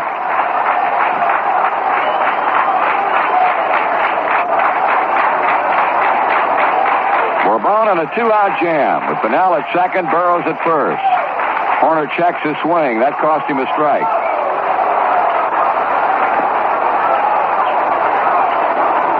Joe pointed out last night, this young man looks a great deal like Ron Cey at the plate. Outside, got that short, compact swing, almost a straight-up stance, and really crowds a plate.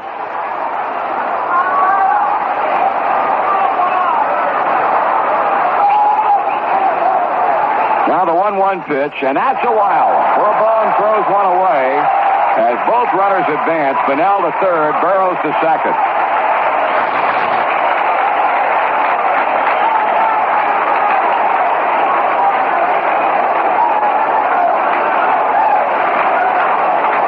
Pedro's going to really have to bow his back now. 2-1 to count on Bob Horner. The Reds and the Braves tied at 4 runs apiece in the 5th inning.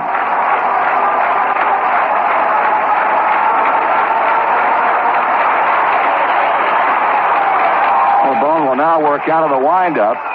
Horner swings and sends it deep to left field. That's going to be a 3-run home run. Atlanta takes a 7-4 lead on a 2-out, 3-run home run to what they call Horner's Corner here in Atlanta Stadium. His 10th of the year, and the Braves lead by 3.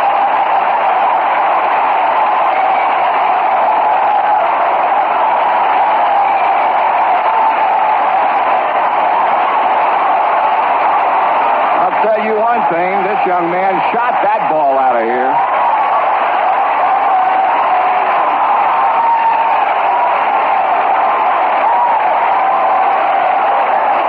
Well, the Braves have scored 4 times.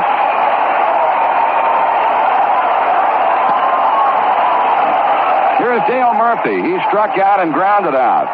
Ball 1 inside.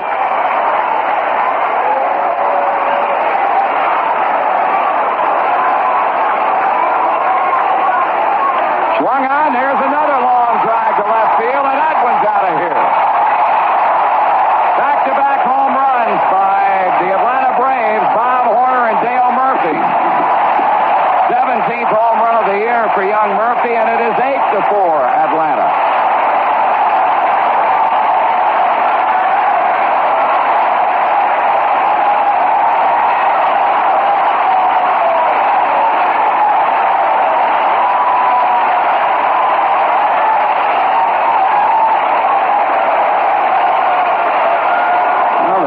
Playing a little long ball, and a couple of young Lions doing it, and Bob Horner and Dale Murphy. Rod Gilbert is in with 2 down. First pitch misses outside, ball 1.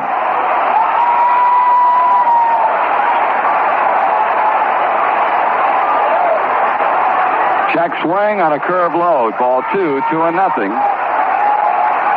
Inning started with a pinch hit single to left by Bob Beal, a sacrifice by Royster, a base hit by Bunnell to tie the game.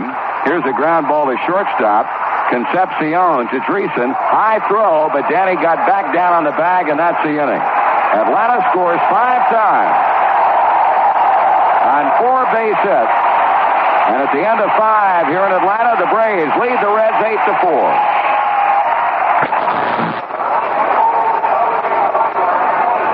Joe Nuxall and Marty Brenneman back at Atlanta Stadium, and the Braves now lead by 4 runs, 8-4, as we move to the 6th inning after a 5-run outburst in the 5th that could conceivably make a winner out of Larry McWilliams if Dave Chopper Campbell, the new pitcher on the mound, can do the job the rest of the way. Campbell's a right-hander. He's won 4 and lost 2 in 38 appearances, all in relief, and holds a .475 earned run average. Well, we understand the week-long activity opening up the new College Football Hall of Fame at Kings Island got underway yesterday. We know that, well, there are a lot of big names from the college athletic ranks in Cincinnati this week for the opening, and we know that you'll enjoy visiting this fine new tourist attraction that's now a part of the Cincinnati area. Well, Joe and I want to send along the best wishes of everyone associated with the Reds to the College Football Hall of Fame and Taft Broadcasting. Reds have their work cut out for them as we come to bat here in the 6th inning. Johnny Bench will lead it off.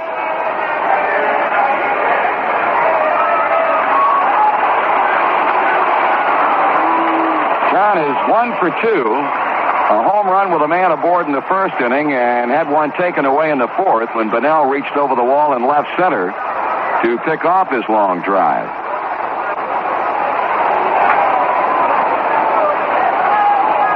Here's a pitch from Campbell, and Bench takes ball 1.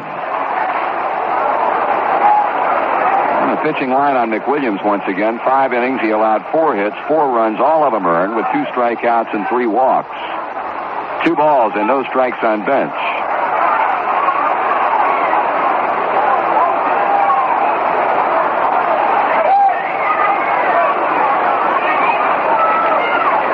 Chopper Campbell, a lot quicker worker on the mound. Here's a foul back to the screen.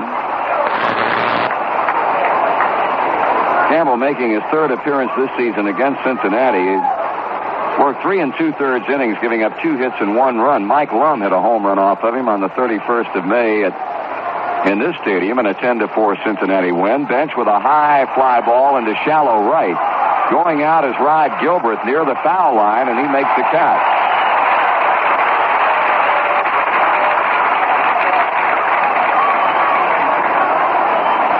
One away in the Red 6th inning. Kenny Henderson at the plate.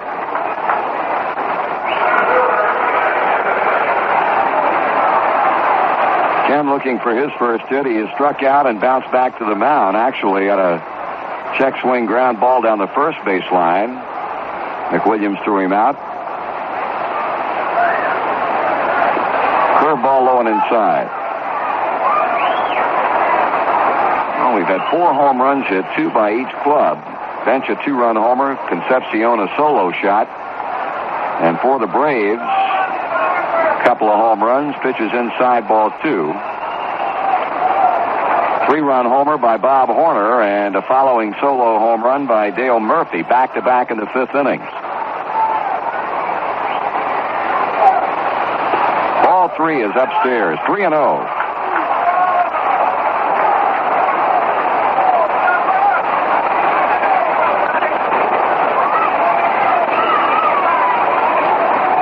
Henderson trying to get on. The 3-0 pitch is up high, ball 4, so Ken walks on 4 straight.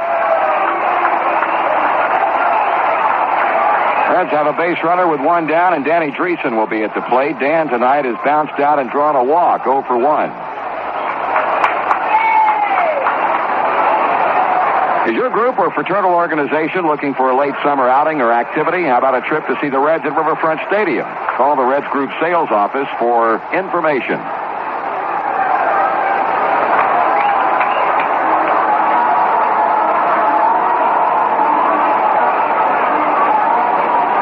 Clete Boyer's gone out to the mound or Claude, I should say. Clete is a part of the coaching staff in the Braves organization.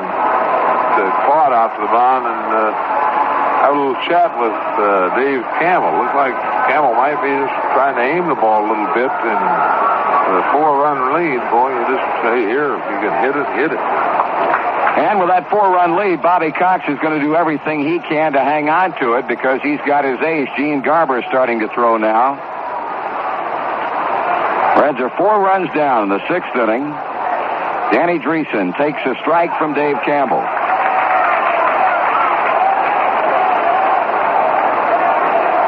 In the 2nd, Houston has taken a 2-0 lead on San Francisco. Dreesen holding back on a high fastball. 1-1.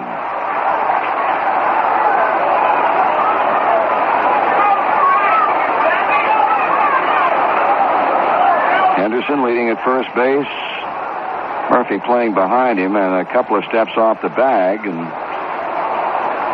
now Kenny Henderson contending that Dave Campbell balked while he was on the rubber. He had just stepped off and appealing to second base umpire Doug Harvey to no avail. Treason fouls it back, and Danny was really spinning on that pitch. Puts him behind at 1-2. Now Junior Kennedy on deck, and then if things should continue, most assuredly a pinch hitter. Dave Collins swinging a bat in the dugout. Joe Morgan has bat in hand. Treason hits one high to right field. Going back, Gary Matthews on the warning track, and he comes up a couple of steps to the grass to make the catch.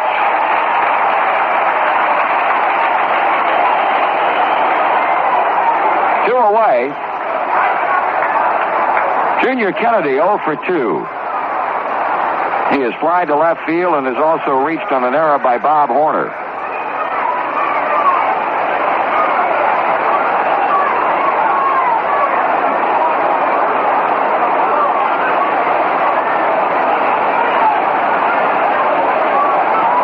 Campbell to Kennedy, swung on and fouled away, strike one. Be back here to wrap up the series tomorrow night. Tom Seaver slated to go against left-hander Preston Hanna in the 7:35 start. And we'll be off Thursday after returning home tomorrow night after the game, and we'll have San Diego coming in for a weekend series beginning on Friday night. High to Kennedy, ball and a strike. Mike Lum is out of the dugout and moving to the on-deck circle.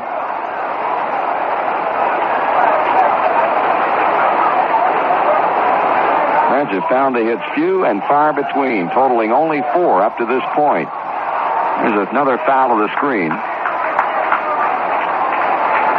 The Padres in for an 8:05 game on Friday night, 7 o'clock on Saturday and 2:15 on Sunday, and then the Braves will be in Monday and Tuesday night games at 8:05, and next Wednesday, week from tomorrow, 5 o'clock starting time to the wrap-up to the homestand.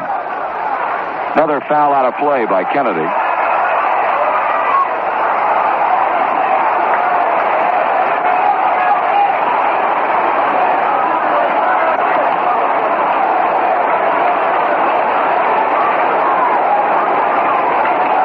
One ball, 2 strikes with 2 down and Henderson at first base. Check swing by Junior, and the pitch just missed. 2-2.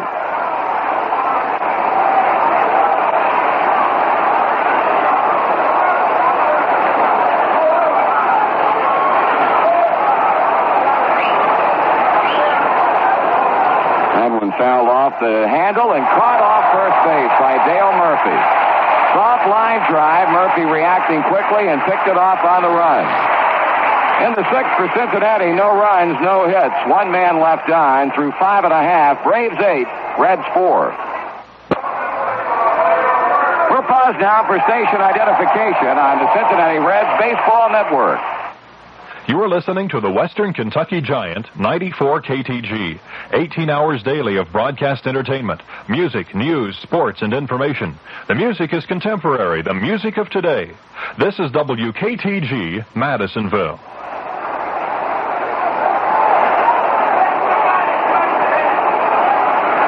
We're in the bottom of the 6th inning, and on now to pitch for Cincinnati is right-hander Tommy Hume. Tommy, of course, coming up with a fine performance against the Philadelphia Phillies this past weekend to chalk up his 5th victory of the season. He's 5-10 with a .522 earned run average. This will be his 23rd appearance and only his 4th in relief. Hume has started 19 times. For the Braves, it'll be Joe Nolan, Dave Campbell, and Jerry Royster. Pitching line on Pedro Bourbon. The Braves score 6 runs off of him on 7 hits in 5 innings. He struck out 3 and walked 1.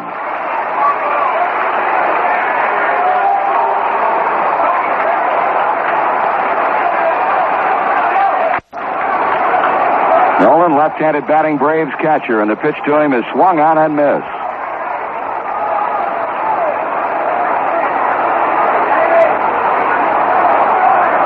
Nolan is grounded out and popped up. Pitch is in for strike 2 call. No balls and 2 strikes. Well, it was just 2 days ago, Sunday afternoon, that Hume went 7 2/3 innings against the Phillies to gain credit for a 5-3 victory. He gave up 12 hits and a run with 4 strikeouts. Correction on Larry McWilliams' line. He has 2 strikeouts. Nolan behind 0-2. The wind to pitch. Swung on. Ground ball. Base hit left field. Nolan begins the 6th inning with a single to left.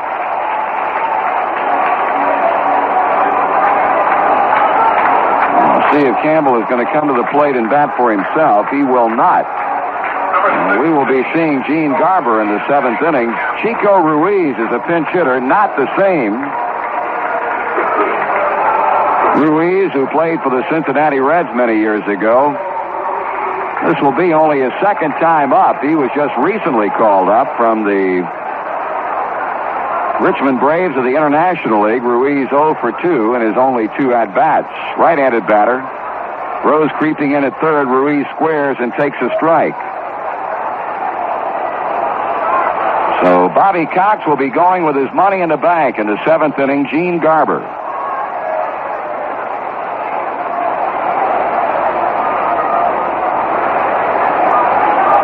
Hume checks Nolan, delivers to Ruiz, checks swing, a ball, and showed no signs that time of wanting to bunt.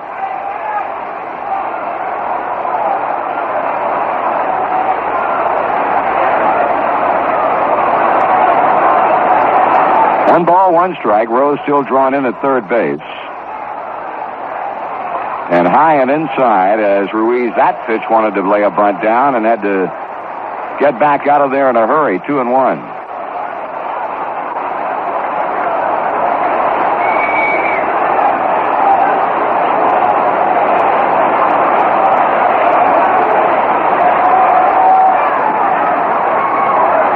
Swung on and off the end of the bat, a foul ball.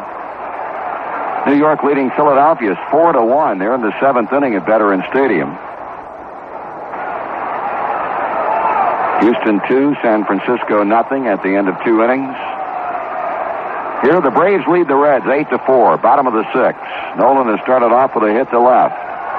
Tommy Hume, the 3rd Cincinnati pitcher, delivers, and Ruiz checks his swing in time as the count goes to 3-2.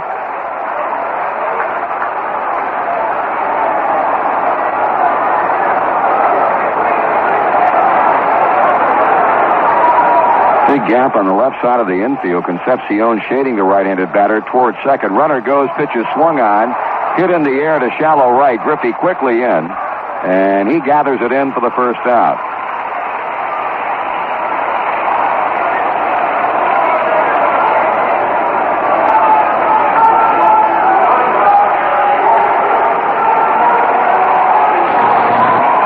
Jerry Royster, 1 for 2 with a sacrifice bunt. He's doubled, he struck out.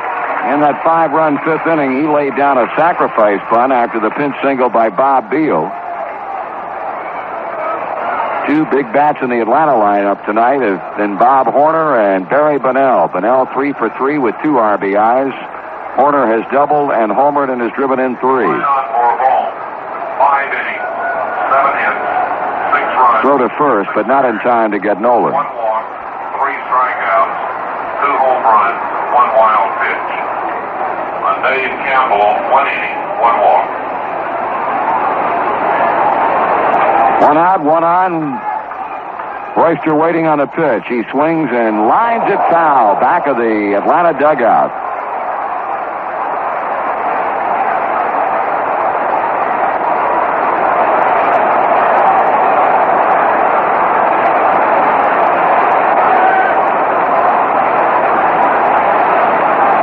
Braves putting some runs on the board tonight. Reds got 3 in the first. They came back with 2 in the bottom of the inning. Then tied it up in the 4th inning. The Reds untied it in the 5th on a home run by Concepcion. And Atlanta struck for 5 big ones in the bottom half of inning number 5. We're in the 6th inning. Tonight, paid attendance, 31,159. 3-1. Pitch is swung on, grounded to second. There's Kennedy to Concepcion, and on to Dreesen for the double play. Reds turn in a double play, 4-6-3, no runs, 1 hit. And as we go to the final 3 innings of play, the Braves 8 and the Reds 4. Gene Garber on the mound for the Atlanta Braves. We're in the 7th inning. Cincinnati will be sending up a pinch hitter, Dave Collins, to start it off. And back with a play-by-play, here's Joe. All right, Marty, Garber for the Braves making his 18th appearance, and overall this will be his 40th. And Gene has a 163 earned run average with the Braves 191. He's worked 72 innings, has 15 saves, and 72 innings, he's allowed 53 hits, striking out 50, walking 15, and he's allowed 4 home runs. Number 29, Dave Collins will hit for Tommy Hume in the 7th inning, leading off. Dave hitting .219. He's had 1 double and 7 RBIs. Pinch hitting, Collins 9 for 46. The Reds need 4 to get even. Get Collins on and get Pete on and see what happens.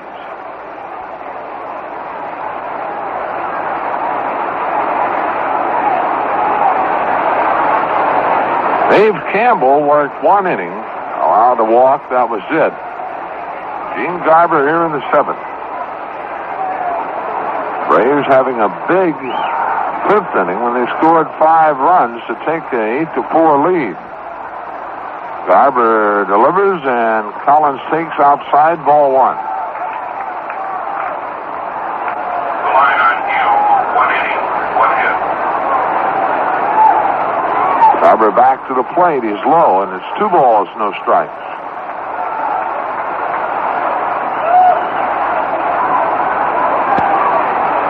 Garber waiting on Collins. They've been hitting left-handed. It's the right-hander, the pitch.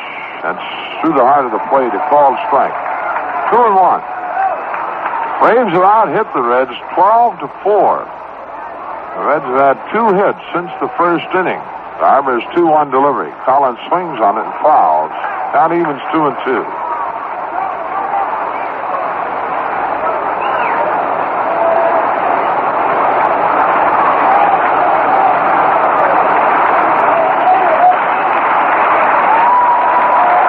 To the count.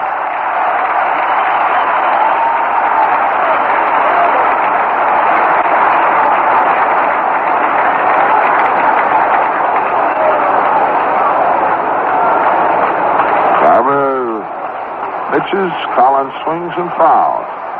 Garber, of course, turns his back completely to the plate in his windup and actually looks into center field. I should wonder how he will find home plate, but he does, and does it quite well. 2-2, and Garber starts the windup. Now the pitch. That's swung on and lined into center field, a base hit. Collins gets things underway here in the 7th inning with a solid single to center. Hit number 5 for the Reds, and here's Pete Rose. Pete 0 for 2. He walked in the 1st inning.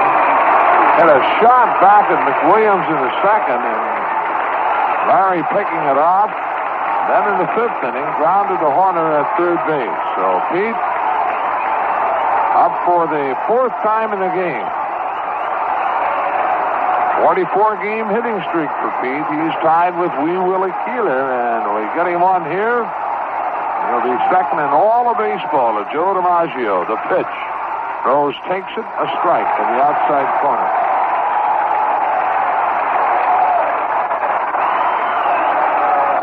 Pete up for the first time, hitting left-handed.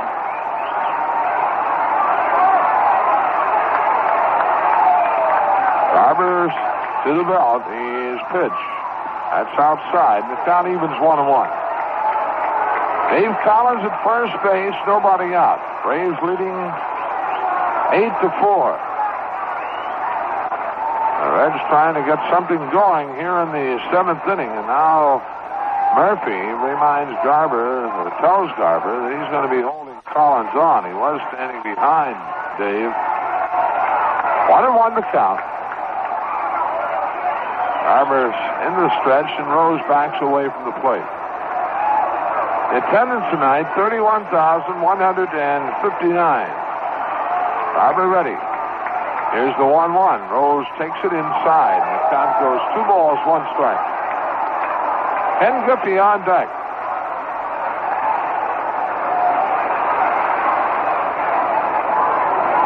A lot of tension here at Atlanta Stadium right now. Garber's 2-1 delivery. Rose swings and fouls. And the count evens 2-2.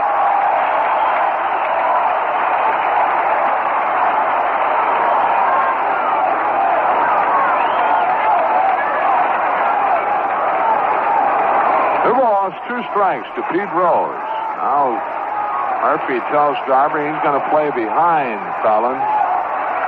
Manny Sarmiento throwing in the Reds bullpen.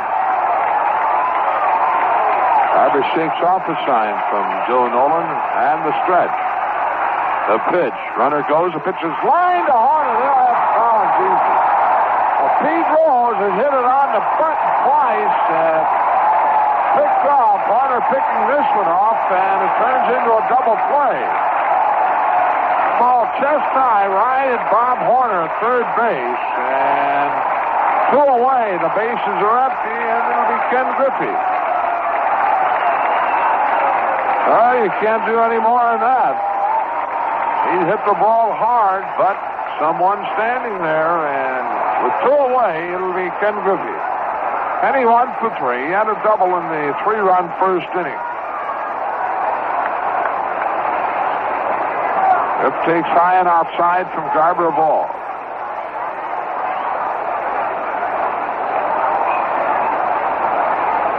Next pitch is...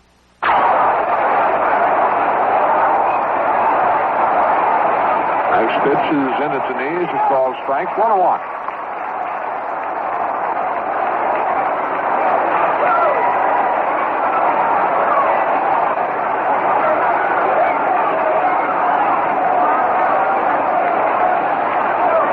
Delivers. Griffey swings and fouls. A ball, 2 strikes.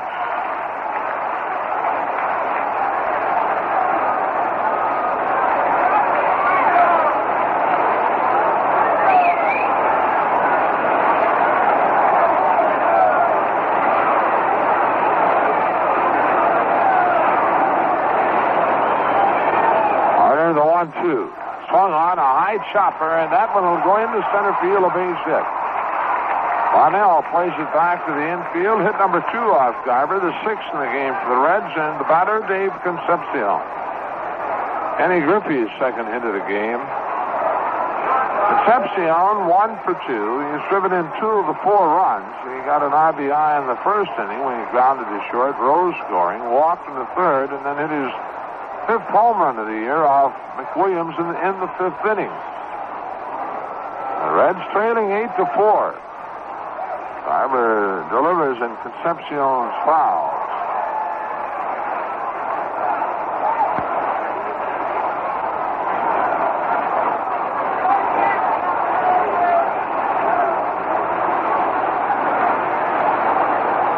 Garber to the belt. His pitch. Swung on, that's line into left field. That'll drop for a base hit. Burrow's playing it, and on his way to third is Griffey on the corners. Halfway to the Reds, and George Foster, the batter, and George is due. He's 0 for 3. Dave Concepcion, second hit of the game. The Reds now with 7. Now we need a big blow right here. Foster with 25 home runs, 81 RBIs. He has struck out, hit a fly ball to right center, and has grounded to third in his 3 times up.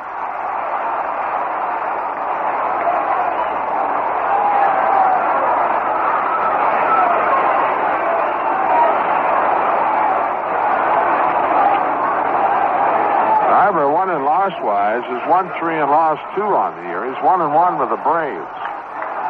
Well, if Yahtzee can put us 1 back, he takes outside at low ball. The Reds will have 3 hits in the inning, but Pete Rose's rocket to Horner at third wound up a double play with Dave Collins moving. Dave led off the inning by singling to center. Here's the 1-0. Foster takes it a strike at the knees, and the count evens 1-1.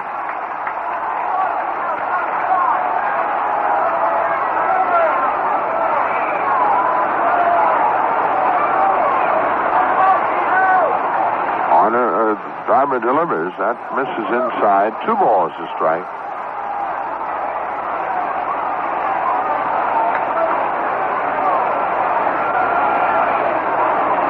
Nolan hangs his sign. Garver wasting no time. His 2-1 pitch swung on and fouled. And the count evens 2-2.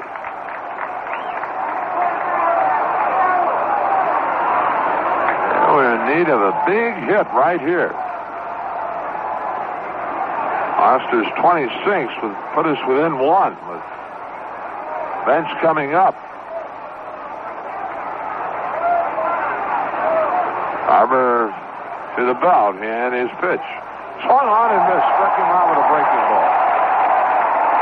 A big strikeout for Gene Garver, and for the Reds in the inning, no runs, 3 hits. No errors, 2 runners left on base. The middle of the 7th. Atlanta 8, Cincinnati 4. Well, the 4th pitcher of the game on for Cincinnati here in the bottom half of the 7th inning, and it's Manny Sarmiento. Manny making his 44th appearance of the year. It's won 9 and lost 6 with a 325 earned run average. And in 96 and 2/3 innings, Sarmiento has allowed 69 hits, has struck out 51, and has walked 38. Oh, we got to hold him and see what happens in our last 2 swings. For the Braves in the 7th, it'll be Bonnell, who is 3 for 3 and has scored 2 runs, is driven into, then Matthews and Burrows. Bonnell a double in the 1st inning, a single in the 3rd, another single in the 5th to drive in a run. Bonnell tied the game at 4-4 with that RBI.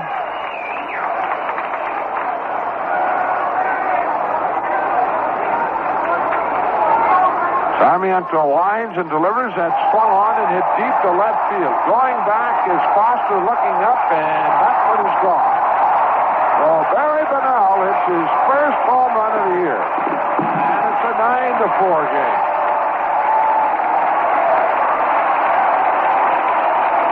Three home runs in a game for Atlanta.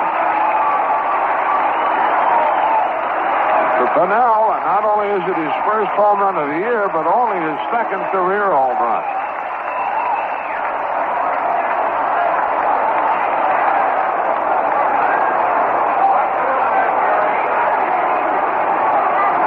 Right, here's Gary Matthews. Sarmiento waits 1 pitch, and it's a run. Matthews takes a breaking ball high, ball 1.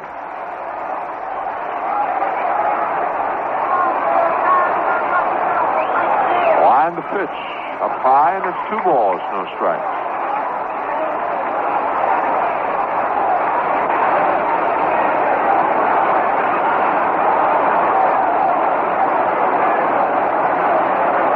The pitch swung on, that's pop foul back at us, and that'll drop into the seats down in front of us. And the count 2-1 to Matthews. Gary is 1 for 3 tonight. Singled his first time up. Swing a fly ball, that's going foul down the right field line and curving back into the stands. Count even 2-2.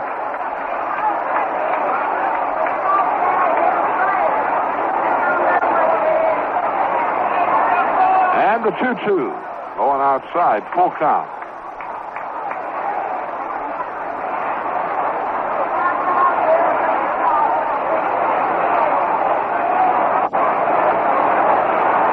Sarmiento delivers. That's popped into left field. Moving toward the line and in a little bit is Foster, and he has it 1 away.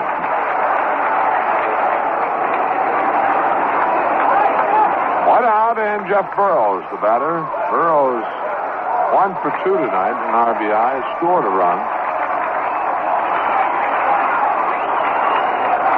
Well, the Braves playing long ball with us.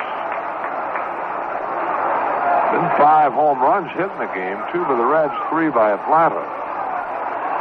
Bench and Concepcion for the Reds. And Horner, Murphy, and Bunnell for Atlanta. Sarmiento in with a fastball and a called strike. Well, it looks like Pete will get one more time to the plate.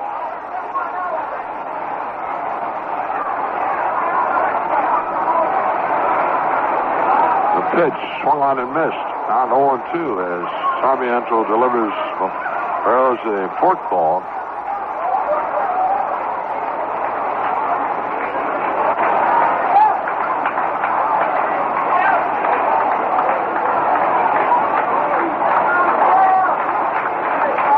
The base is empty. A run in the pitch. Earls takes just off the plate at the knees outside. 1-2.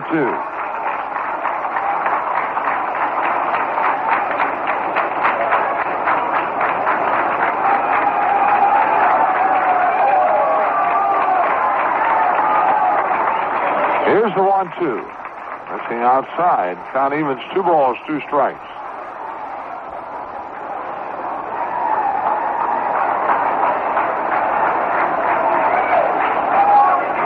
Trailing 9-4. The Braves with one big inning, a 5-run fifth.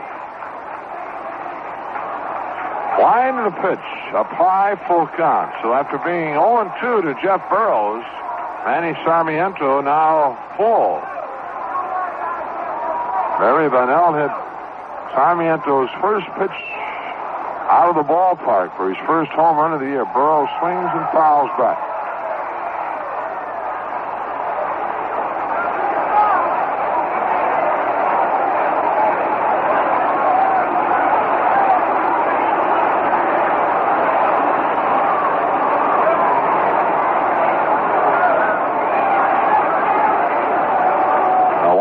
The 3-2. Going outside, ball 4. First walk issued by Sarmiento, and that'll bring Bob Horner to the plate. And Bob with a big hit in that 5-run fifth inning, a 3-run homer. Roland Office will go to his first base and run for Jeff Burrows.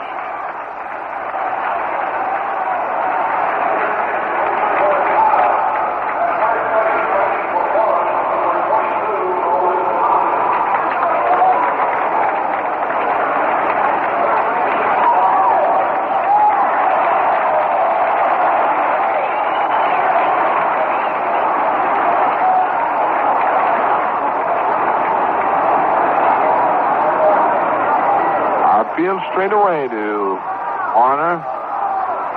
Sarmiento delivers, and it's swung on and lined on off the glove of Concepcion into center field.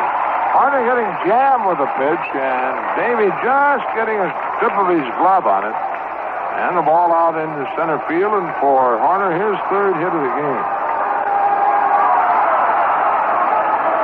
One away, runners at first and third, and Dale Murphy, the batter. Murphy hit his 17th home run of the year in the 5th inning off Pedro Bourbon.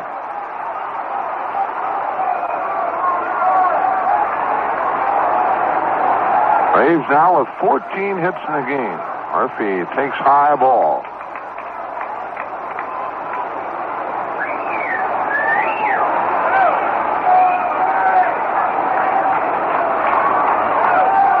Sarmiento to the belt.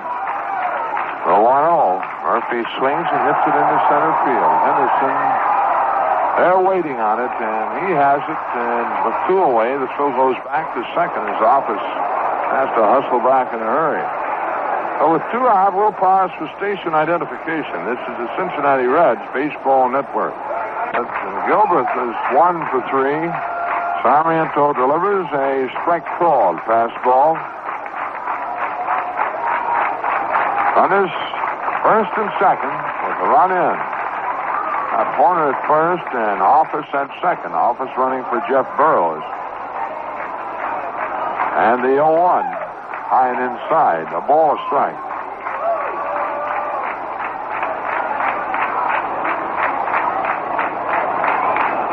Joe Nolan, the Braves catcher, on deck. Sarmiento's 1-1 delivery. Low and outside. 2 balls to strikes. The Reds led 3-0 after they went to the plate in the first inning, but the Braves came back with 2 in the first. Tied it in the fourth. 2-1 pitch. Swung on. That's pop foul behind the plate. The Reds went in front 4-3 in the fifth inning, but the Braves had a big one. They picked up 5 runs in the fifth and went on top 8-4, and they picked up a run here in the seventh, and they lead 9-4. Have runners at first and second, and a 2-2 count to Rod Gilbert. Sarmiento, fourth pitcher used by the Reds. Tommy Hume worked 1 inning, allowed a hit, nothing else. The 2-2. Swung on, line drive, center field, charging the ball, Henderson. Here comes Office. Here comes Henderson's throw, and it is not in time, and the Braves lead it 10-4. Hit number 15 for Atlanta. They picked up 2 more here in the inning. And lead it 10-4. Moving on to second base is Horner. Gilbert, his second hit of the game and his second RBI.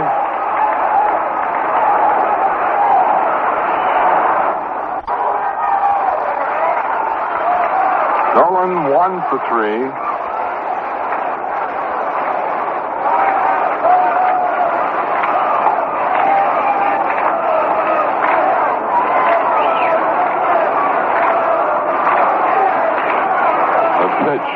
Nolan takes inside, ball 1.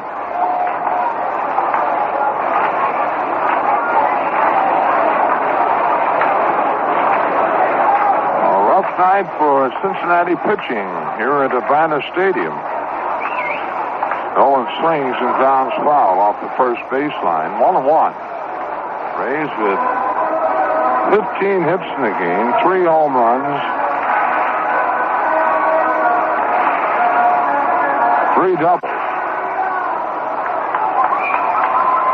A ball of strike to Joe Nolan, the left-handed batter. Sarmiento to the belt and delivers. That's swung on, and that's flying out of the glove of Kennedy into right field, a base hit. Here comes Horner. He'll score easily, and it's 11-4. Nolan's second hit of the game and his first RBI gives him a total of 10 on the year. 16 hits for Atlanta. Rod Gilbert moves around to third base. And Larry Shepard now making his way out of the Cincinnati dugout to have a talk with Manny Sarmiento.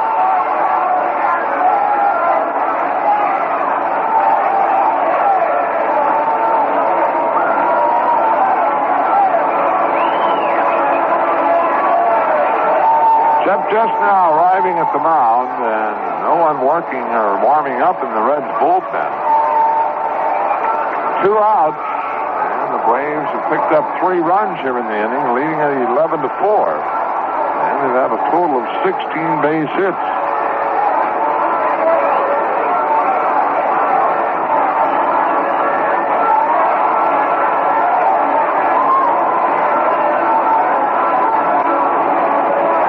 Shep now breaks and heads back to the Reds dugout.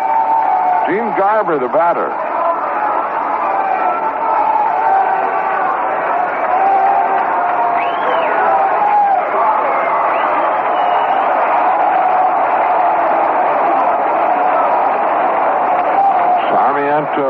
To the belt and delivers to Garber. That's a fastball for a called strike.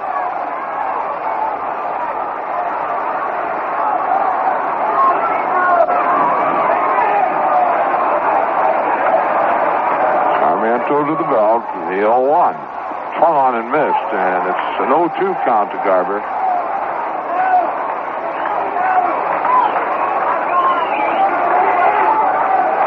Has been to the plate 7 times this year without a base hit. The 0-2. And just off the plate outside with a breaking ball. 1 ball, 2 strikes.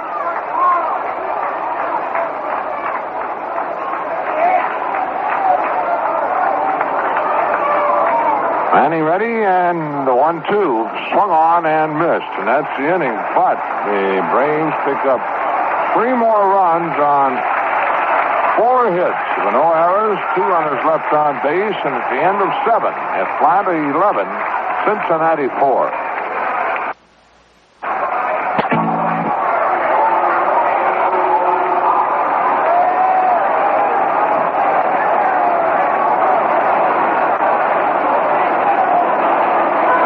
Seven-inning total show the Reds with 4 runs, 7 hits, no errors. The Braves 11 runs, 16 hits, and 1 error.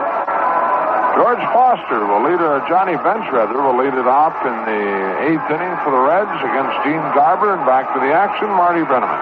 Okay, Joe, we got a change or 2 for the Atlanta Braves. Roland Office remains in the game, and he's in center field. Barry Bonnell moves over to left, and of course, Jeff Burrows out of the game. Johnny Bench to lead it off against Gene Garber, who surrendered a trio of 7th-inning hits, but the Reds were not able to put any markers on the board against him. Of course, Rose hit the ball hard in his 3rd official time to the plate, but lined into a double play, hitting one on the button at Bob Horner. Dave Collins was running, and they easily double up Dave. Later on, had base hits from Griffey and Concepcion before the inning ended with a Garber strikeout of Foster. The pitch to Bench is grounded foul between the bag and the coaching box at 3rd. Dave Tomlin has now started to throw for the Reds. In the 3rd in Houston, the Giants are now tied with the Astros at 2 runs apiece. Garber started to wind up, stopped, and now goes again.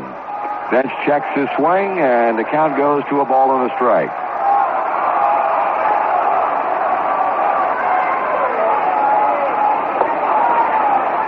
Swing and a miss. Bench way out in front on the off-speed pitch, so Garber jumps out, 1 ball and 2 strikes.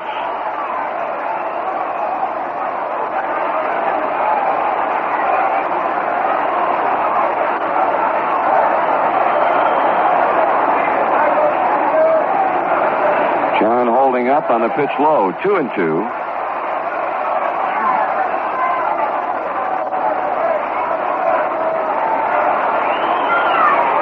Have had a couple of big innings, 5 in the 5th inning and 3 more in the 7th. Bench lines it and caught by Bob Horner. Behind 3rd, right on the line. He steered Bench's liner.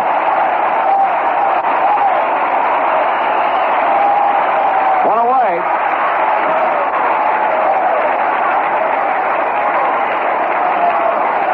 We'll bring up Kenny Henderson, 0 for 2 with a walk. Final score in from Philadelphia. The Mets have defeated the Phillies and Steve Carlton 5-1. Carlton suffering his 11th loss of the year, compared with 9 wins. Henderson swings and misses. Boy, you look at that National League East right now, and before today, only 1 club in that entire division was playing above 500. 1 ball and 1 strike to Henderson, but the Cubs came up with a victory this afternoon against the Cardinals, so they're now 52 and 51 on the year. Swing and a miss. The Phillies, with a loss tonight, now 55 and 46. Everybody else in the Eastern Division under 500. Pittsburgh 4 under, Montreal 7 under, New York with a win tonight, they are 16 under. Here's a ground ball fielded by the second baseman Gilbert, and he throws Henderson out, 2 away. And the St. Louis Cardinals are now 25 games under 500. You compare that with the Western Division, and it has been a year when the West is just beaten on the East. Take that division-leading Philadelphia club and put them over here in the West, and it'd be better than 5 games behind the division-leading Giants. 2 away now in the inning. Danny Dreesen facing Gene Garber, and Dreesen takes the first pitch for a ball low.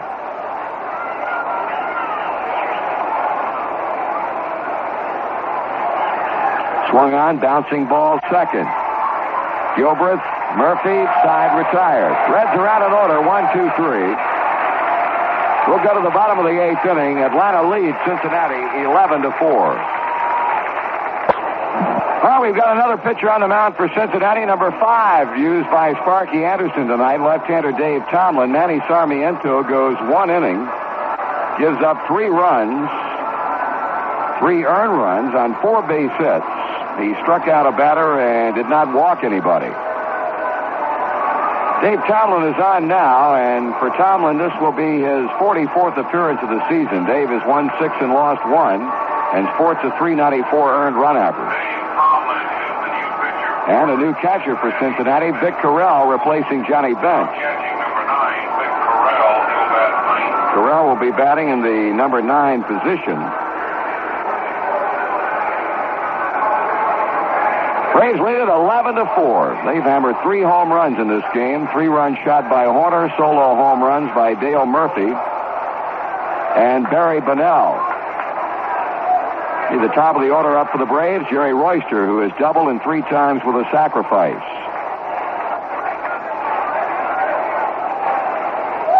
Tomlin pitches and Royster takes a strike.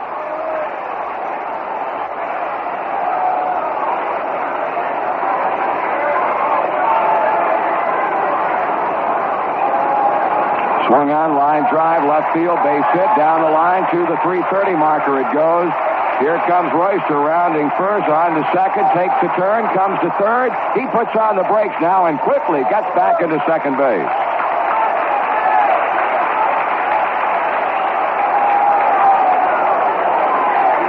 The Braves with their hitting shoes on tonight. Actually, they out-hit us 11-9 in the opener here and now have had 17 hits tonight. And Barry Bonnell has had 4 of them. He has double, single again, and hit a home run, has driven in 3. Well, Barry hoping to make it a 5-for-5 night with Royster at second. The pitch is over the plate but below the knees for a ball.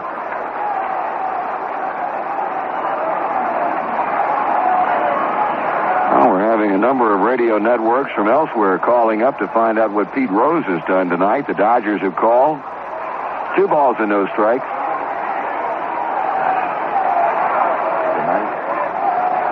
2-0 the count on Barry Bonnell. Tomlin sends in the pitch, and he swings and hits a high foul pop off first base and out of here. 2-1.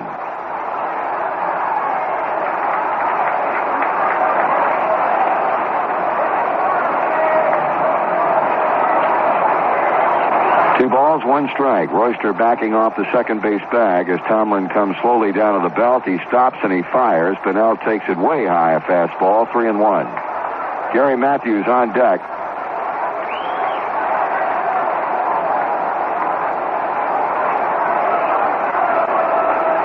Braves gave us an indication of things to come in the first inning when they knocked Freddie Norman out without him retiring a batter.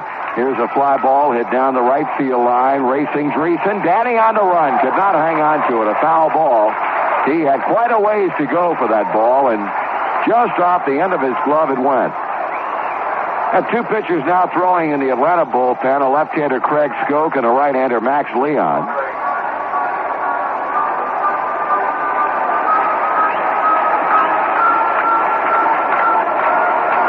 Reds trailing by 7 runs. Jerry Royster has doubled to begin the 8th inning.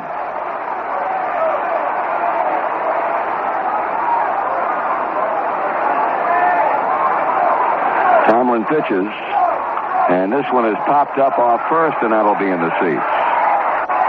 So a holding count of 3 balls and 2 strikes on Bonnell.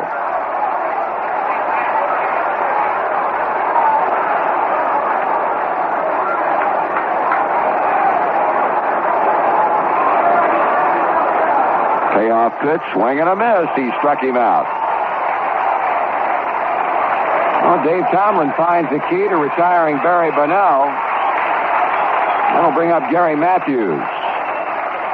Looks like tomorrow night's game will be a rubber match in this series. Seaver and Preston Hanna, a right-hander. I think 2 times already I've referred to Hanna as a left-hander. He's a righty. It'll be Hanna against Seaver tomorrow night.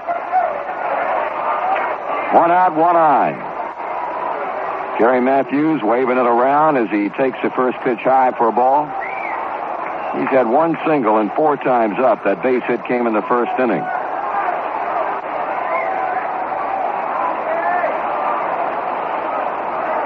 Inside, corner, strike call, 1-1. Our Nashville club a victor tonight, beating Savannah 9-1, 6-hitter for Frank Pastore to square his record on the season at 6-6. 2-1. Nashville scored 3 in the first and iced it with 5 runs in the 5th inning.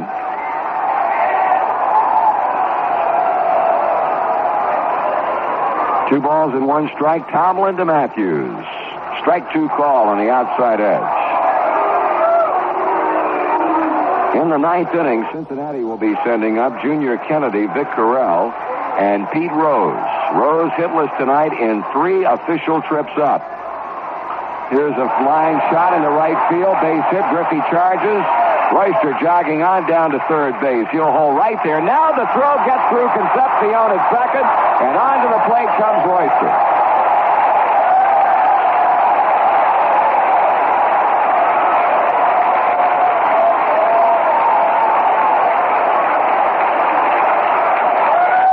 Jerry had no idea of trying to score on it. That'll be a throwing error charged to Ken Griffey. Jerry just jogged down to third base. It was a line single, hit right at Griffey. He charged, played it on the bounce. And when his throw into second eluded Concepcion, Royster came in to score the 12th Atlanta run. So no RBI for Matthews.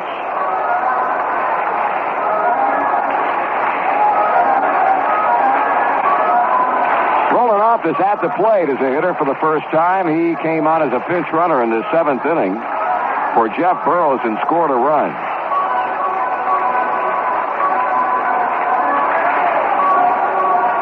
I'll tell you, the Braves have not been particular who was on the mound. They scored 2 runs off Norman, 6 off Bourbon. Tommy Hume got him out without a run scoring in his 1-inning stint. Sarmiento giving up 3 runs in 1 inning. Now the Braves have scored in the 8th off Tomlin.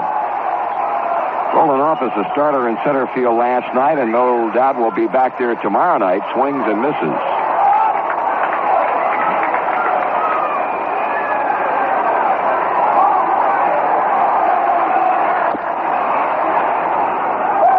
Well, we got to hope that Houston can hang another loss on San Francisco. Liner foul off third. The Braves win this game, and leading by 8 runs in the 8th inning, you have to like their chances. Realistically, should the Dodgers beat San Diego tonight and Houston beat San Francisco, you could have the Giants by 1/2 game over both the Reds and the Dodgers. That is what you call close. It's not close enough now. 1 ball and 2 strikes. In the American League tonight, New York shutting out Texas 7-0 behind Catfish Hunter. That's got to be a welcome sight for manager Bob Lemon. Office bounces towards second. Kennedy has the ball get right by. Matthews turns and looks to see where the ball is as he moves to third. Going to second is Office. Junior will be charged with an error. He charged the ball, had it skip right on by him. Second error of the inning, charged to the Reds.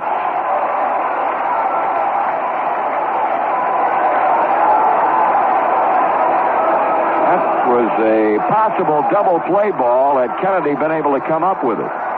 As it is, runners are at second and third, still only 1 out. And here is young Bob Horner, and he's had himself a night. Flied out in the first inning, but doubled and scored in the 4th at a 3-run homer, his 10th long ball of the season in the 5th, and singled in the 7th. Second and third, 1 out. Horner takes it low.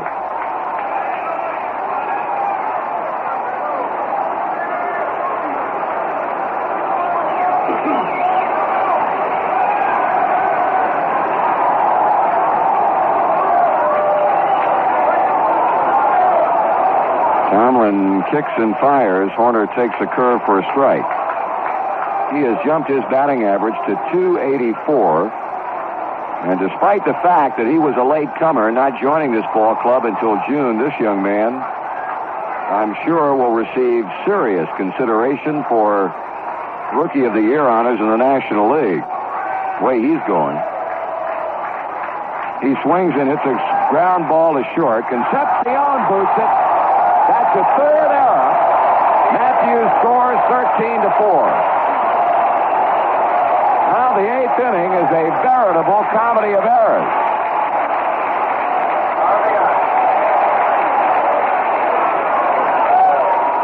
Harkness holds at second base and give Bob Horner an RBI. Run would have scored no matter had Davey been able to come up with it cleanly, which of course he didn't. And Griffey a throwing error, and Kennedy and Concepcion errors on ground balls. Dale Murphy, who's homered earlier tonight, takes ball one.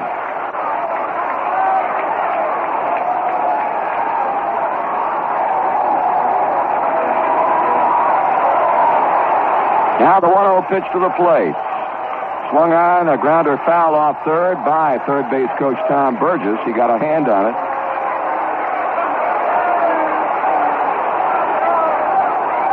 One to count on Murphy.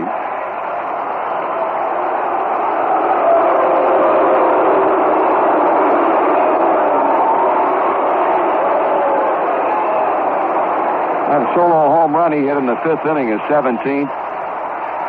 The lone hit for the Atlanta first baseman. Way high with a fastball, Tomlin. 2-1.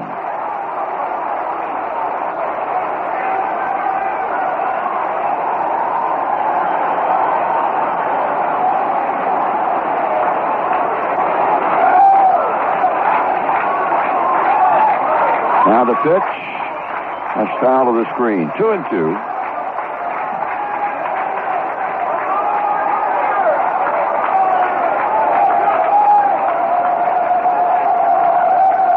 Pitching suffering a big breakdown tonight for Cincinnati. After 3 fine games from the youngsters, Moscow, Hume, and Lacasse. Swing out a miss. That's all for Dale Murphy as he strikes out for the second time in the game.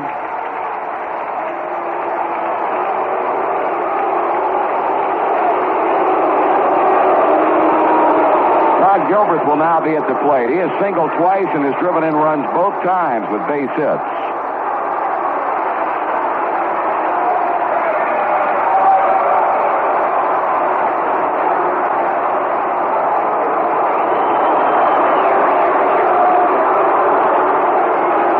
Strike call.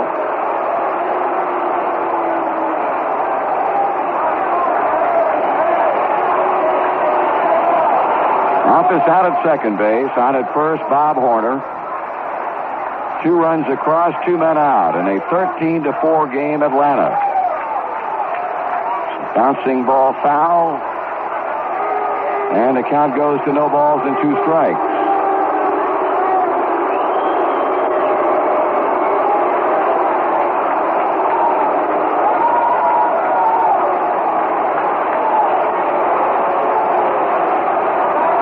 Tomlin looking back at second, turns, pitches, swung on, fouled off the bat handle, and that'll climb out of play to the right.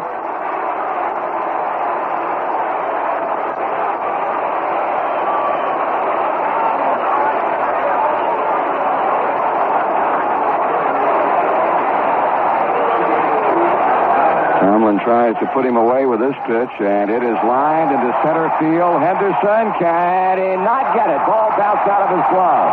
Office scores. Horner goes to third, sliding in at second base with a double, Rod Gilbert. Atlanta now leads by 10 runs.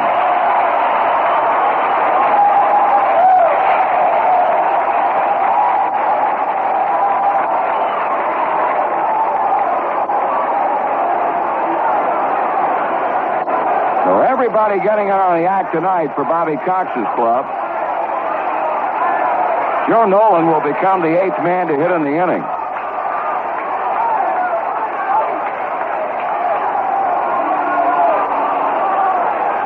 Left-handed batter takes a fastball inside.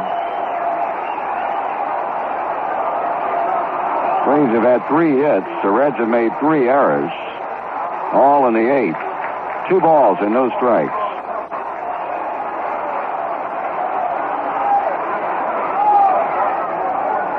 Now the 2-0 pitch, and it's at the knees for a called strike.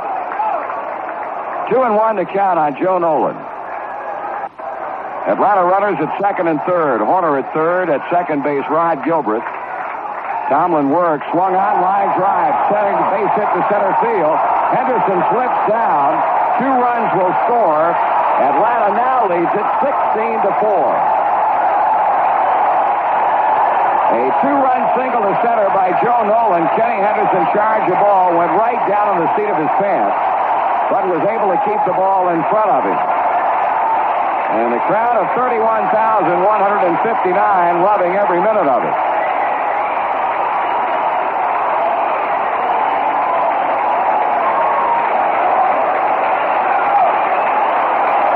Gene Garber now at the plate. He looks at a strike at the knees, a fastball from Tomlin.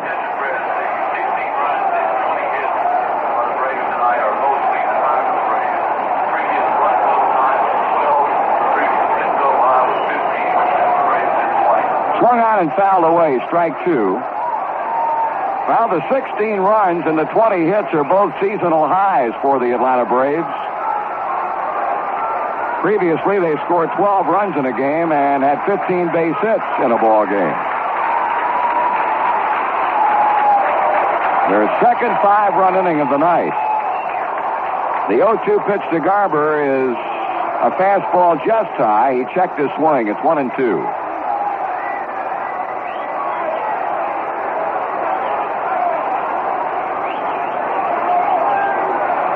Tomlin to the plate, and that swung on, and that's hit into right center field for a base hit. Garber with a single, moving Nolan on to second, and the man who led off the inning with a double to left field, Jerry Royster, will be up for the second time.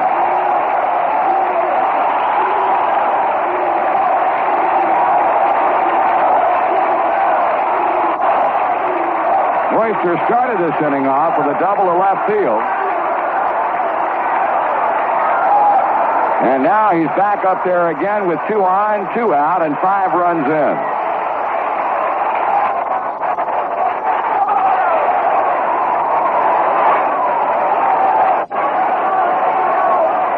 Tomlin pitches, and Royster takes high, ball 1.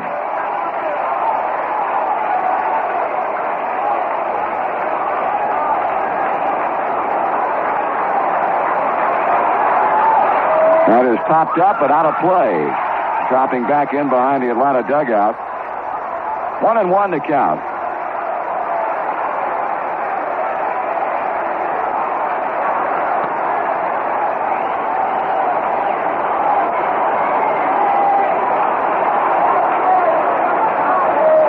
Tomlin with a stretch motion. He kicks and he throws. Royster looks at a strike on the outside corner. 1-2.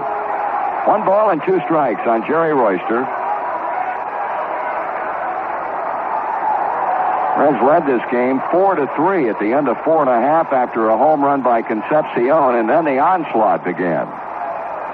Grounded foul off first. Atlanta scored 5 in the 5th.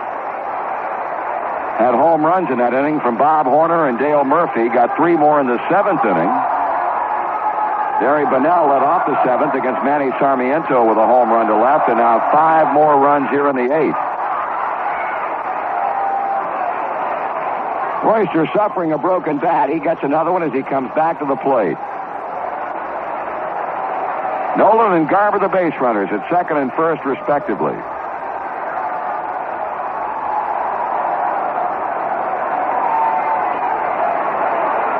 Tomlin with a pitch, and Royster swings and hammers one into right field. There's Ken Griffey, and he makes the catch to end the inning.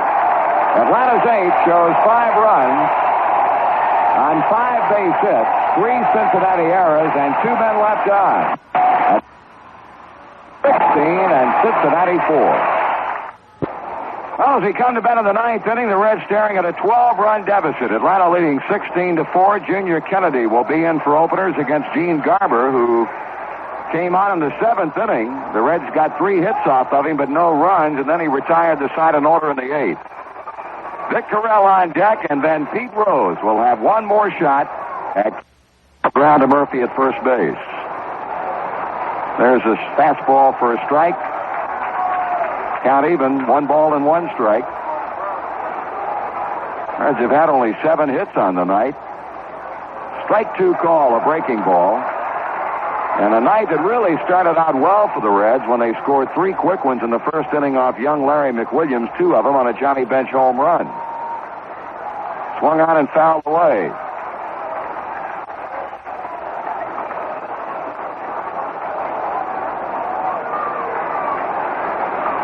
Garber with a count advantage, 1-2. The outfield playing Kennedy relatively shallow and around toward right. Pitch. Check swing foul that Nolan could not hang on to. None of the 31,100 and change going anywhere because they are waiting for number 14 to come up. 2 balls and 2 strikes.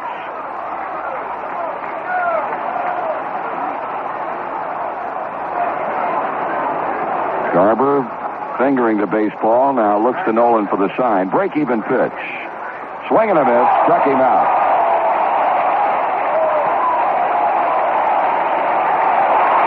Garber has his second strikeout. He'll go to work now on Vic Corral, the former Atlanta Brave, who will stand in to hit for the first time. Vic batting .222, no homers and a run batted in. In the first inning in San Diego, Dodgers nothing, Padres nothing. Bert Hooton against Randy Jones. Here's a pitch to Corral. He swings and bounces it off the end of the bat foul to third base coach Alex Gramis.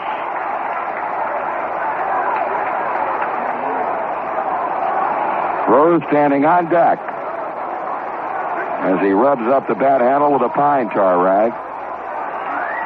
Corral working with 1 down, and the pitch is swung on and missed by Vic, and the count goes to 2 strikes.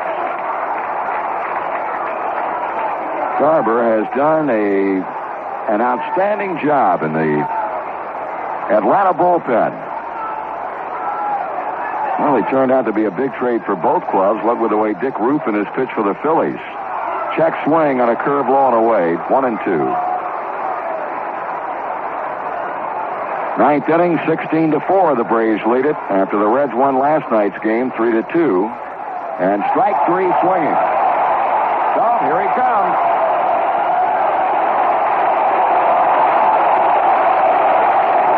Pete Rose getting a standing ovation from all over the ballpark, despite the fact that he is without a hit in this game. He has hit 2 right on the button. In the second, hit a wicked line drive up the middle that looked to be ticketed for center field. But a quick play by Larry McWilliams, who picked off the line drive. And then in the 7th inning, following a base hit by Dave Collins, with Dave running on the pitch to the plate, Rose lined directly at third baseman Bob Horner, and the Braves got a double play out of it. Now Rose is up for what will certainly be the last time. Garber delivers, and Pete tries to butt his way aboard and fouls it off third base side.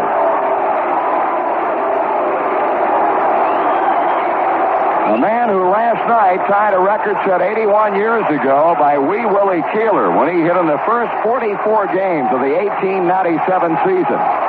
And Rose now trying to make it 45 in his last at bat. The strike 1 pitch. He takes it inside, and the count's a ball and a strike.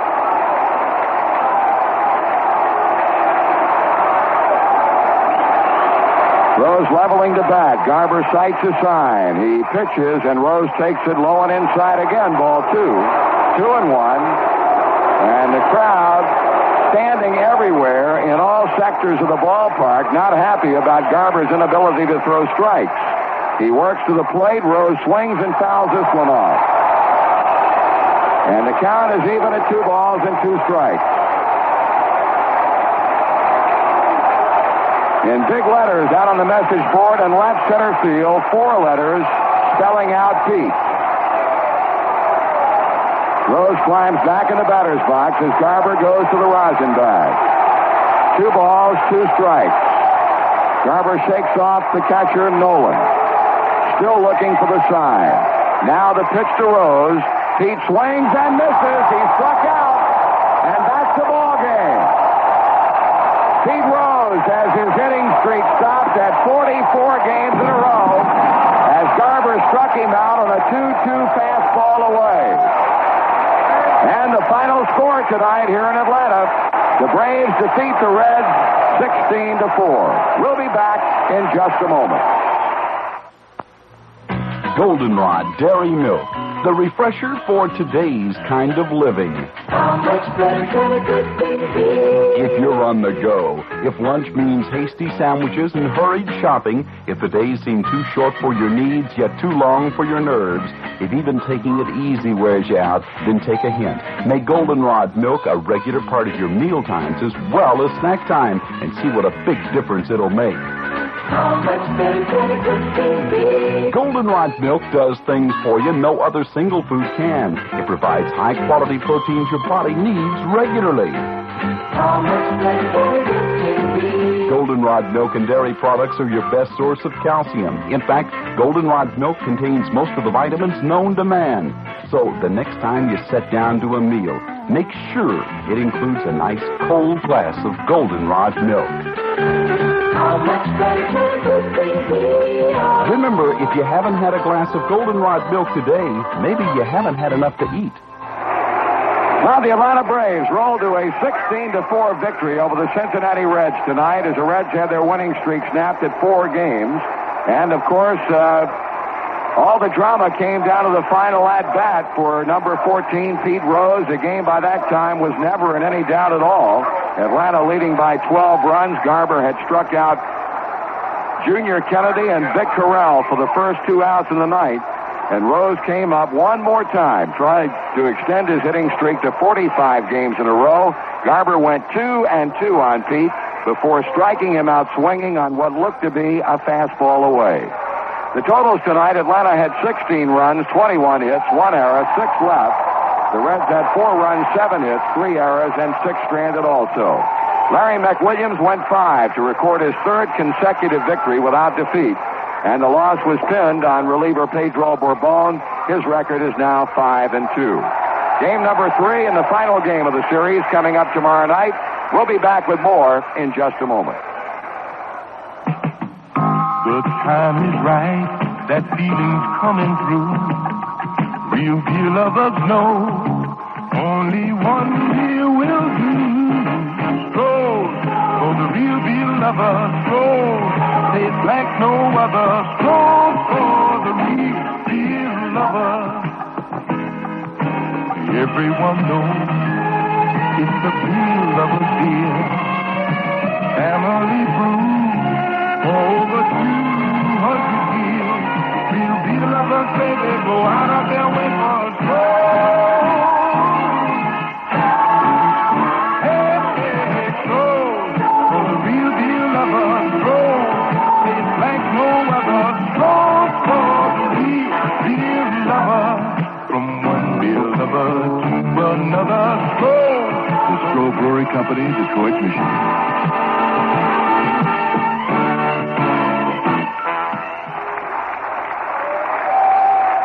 Well, I'll tell you, an amazing reaction taking place by this crowd of 31,000 plus here in Atlanta right now. They don't want to leave the ballpark. Everybody is standing, all eyes focused on the Cincinnati dugout, and they've been chanting Pete Rose, Pete Rose, Pete Rose. They want him to come back out.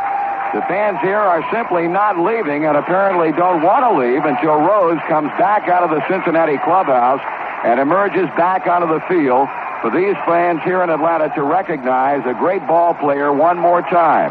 A man whose batting streak started on the 14th of June has ended here in Atlanta tonight on the 1st of August after he has hit in 44 consecutive games to tie for the second all-time longest batting streak in the history of Major League Baseball.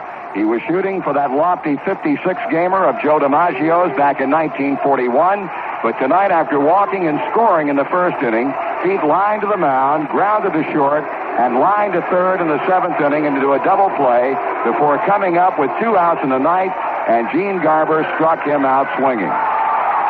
Final game of the series coming tomorrow night, 7:35 start. 2 right-handers on the mound. Tom Seaver for Cincinnati and Preston Hanna will go to the post for the Atlanta Braves. We'll be on the air with the pregame shows on most of these same stations beginning at 7:05 Cincinnati time. This copyrighted broadcast is presented by authority of Cincinnati Reds Incorporated and is intended solely for the private non-commercial use of our audience. Any publication, reproduction, retransmission, or other use of the descriptions and accounts of this game without the express written consent of Cincinnati Reds Incorporated is prohibited. Right now, Pete Rose has come back out into the field here at Atlanta Stadium, and you can hear the reaction in the background. This, believe me, is quite an emotional moment. For a man who has gone hitless tonight, he is back out into the field, and they are giving him a standing ovation. Right now, on most of these same stations, stay tuned for Joe Nuttall with a Star of the Game show. And once again, the final score tonight, the Braves 16 and the Reds 4.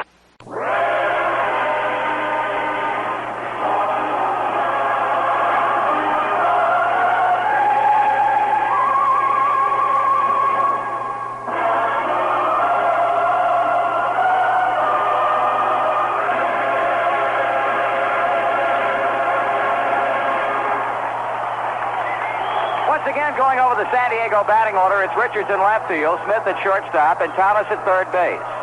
Winfield in center, Gamble in right field, Tennis catching, with Perkins at first, Gonzalez at second, and Perry on the mound.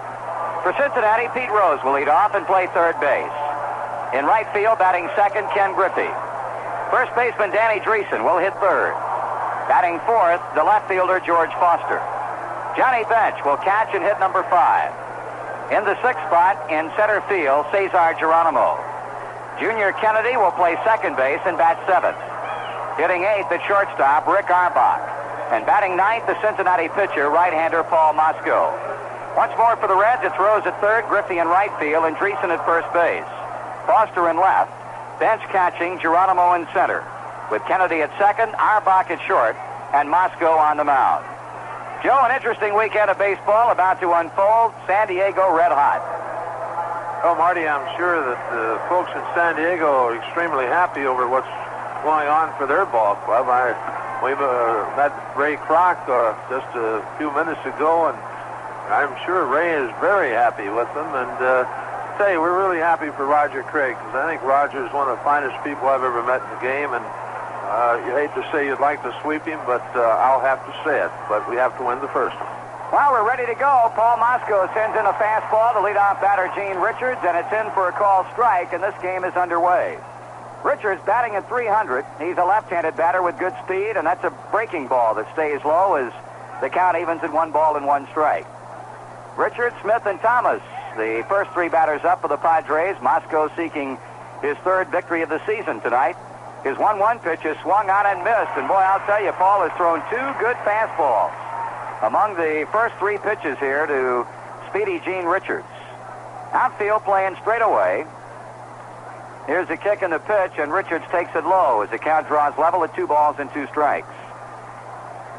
3 home runs for Richards this season, 34 runs batted in.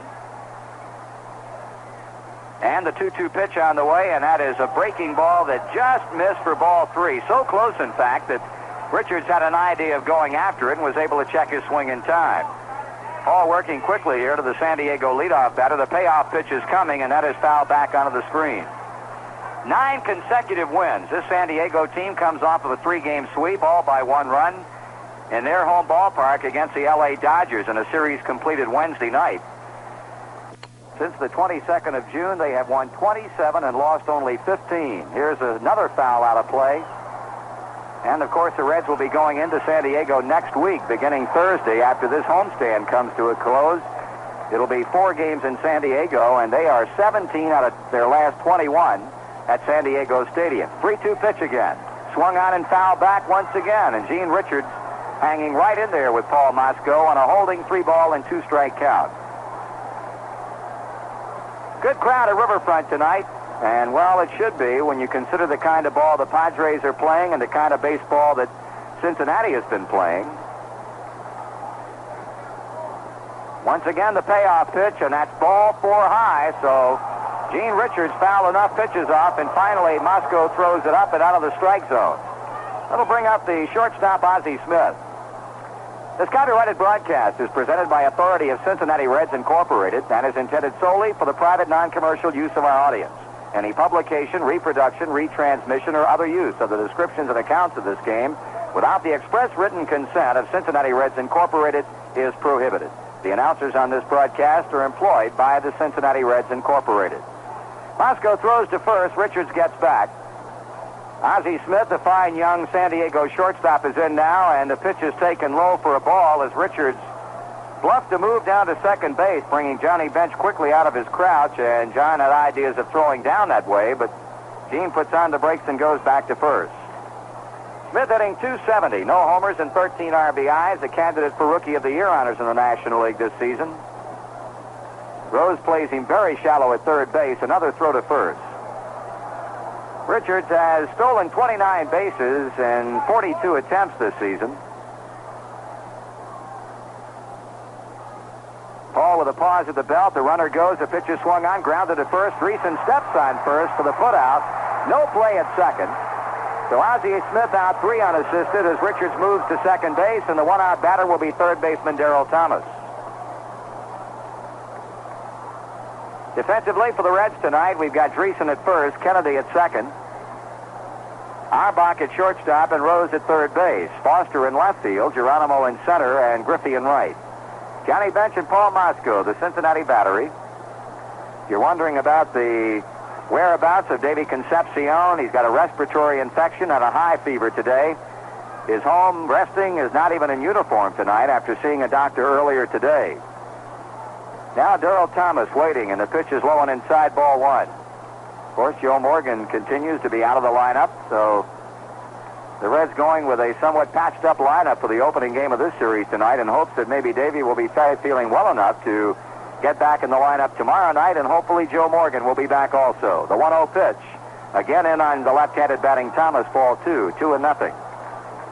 Thomas hitting .253 with a home run and 19 RBIs. On deck, center fielder Dave Winfield. Padres have Richards at second, 1 gone. We're in the top of the first inning. Thomas fouls it out of play, straight back of the plate. 2 balls and 1 strike. Cincinnati with a record of 63 wins and 44 losses, coming off of a 6-2 victory in the series wrap-up in Atlanta Wednesday night. Tom Seaver getting his 11th win. The Reds a game back of San Francisco, who pulled out a 5-4 victory over the Dodgers at Candlestick Light when Darrell Evans singled in the winning run in the bottom of the 9th inning. High and outside, ball 3. So the Dodgers now trail San Francisco by 3.5. They'll be sending left-hander Doug Rao to the mound at Candlestick tonight against 15-game winner Vida Blue. Mosco needs a strike and cannot get it, so he's issued 2 walks here in the first inning. 1 to Richards, now to Thomas, and Dave Winfield, who has driven in 72 runs this season after a slow start. He has been gangbusters the last couple of months, and he'll be up there now with 2 on and 1 down.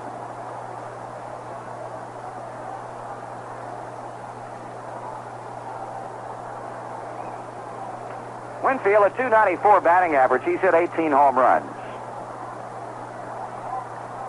So San Diego posing a threat here in the first inning. The Reds outfield will play Winfield deep and just about straight away. The infield at double play depth. Here's a pitch, and it's in for a call strike. Phil Roof, the first base coach for the Padres, over at third, Don Williams, who looks into the dugout to pick up the sign from skipper Roger Craig and then relays it on to the man at the plate, Dave Winfield. Runners leading at first and second. Mosco pitches. Winfield hits a high fly ball back into deep left field. Foster goes to the warning track where he has a play. 2 out. Dave Winfield just missing that pitch. Driving George Foster 3/4 of the way onto the warning track in left field, and with 2 gone, Oscar Gamble, the right fielder, will be the batter.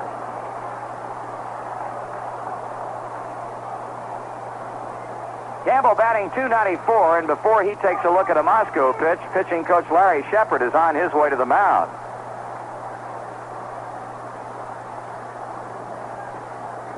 Now plate umpire Joe West running out to say something to Shepard, who has a word for Joe on his way out to talk to Mosco and Johnny Bench. On the bases, in addition to West, who calls balls and strikes, John Kibler at first, Nick Colosi at second, and Satch Davidson over at third base, chatting with Pete Rose as a meeting takes place on the mound. What might this be about?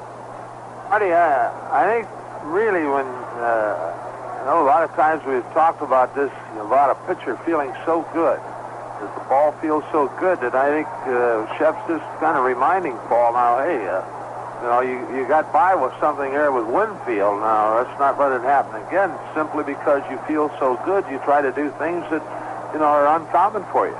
Here's Oscar Gamble, and the first pitch, an off-speed variety, stays high for a ball. This guy, when last we played San Diego, everybody in that town and the news media were trading Oscar Gamble away, but he has really come on strong for him.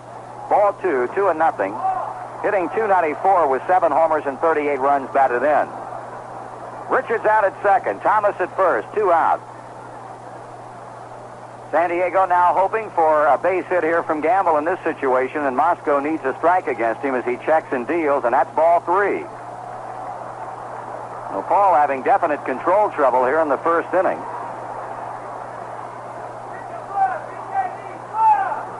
Gene Tennis in the on-deck circle. And the 3-0 pitch. That's over. Strike 1 call. 3-1.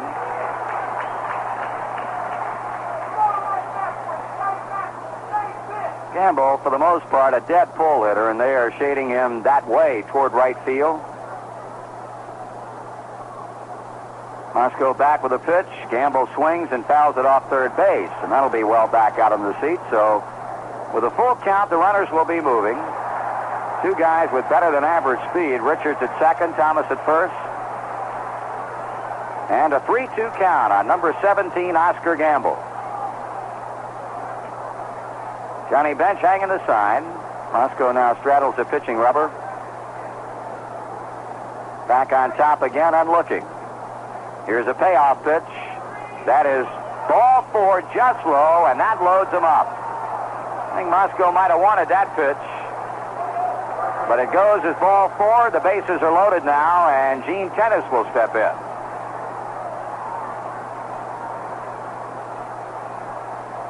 Tennis hitting only .244, but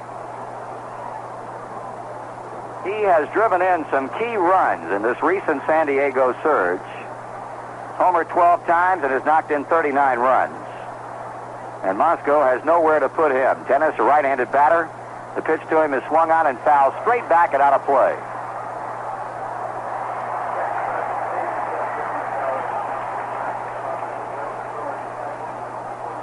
Richards started to walk the inning.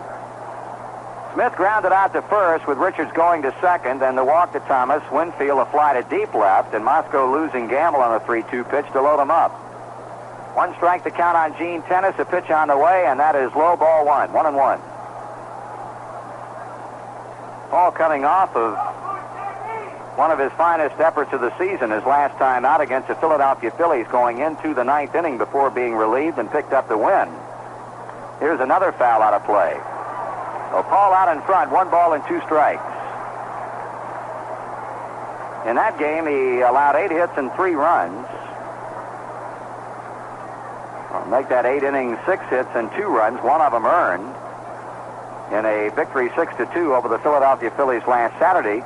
His prior start this season against San Diego came on the 19th of May here in a no-decision start when he gave up 8 base hits and 3 runs in 6 1/3 innings of pitching. Joe mentioned Paul's only career decision was a shutout victory September the 28th of last year against the Padres when he gave them 5 hits. He's ready and dealing to Gene Tennis, and line down the left field line, a fair ball. Richards will score. Thomas comes to the plate. Here's a throw to third, not in time to get the sliding Oscar Gamble, and a 2-run single to left field by Gene Tennis has given San Diego a 2-0 lead. He pulled it right down the line. And 2 runs come across for the Padres, and the inning continues for first baseman Broderick Perkins.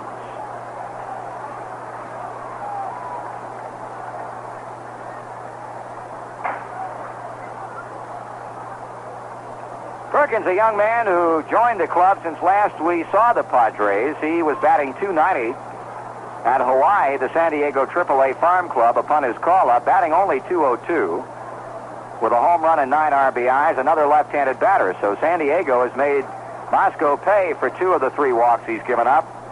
Tennis comes up with another big San Diego base hit.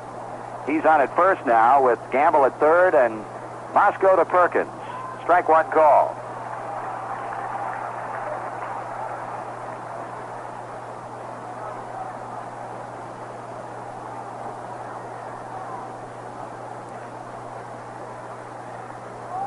That's below the knees, and the count evens at 1 ball, 1 strike.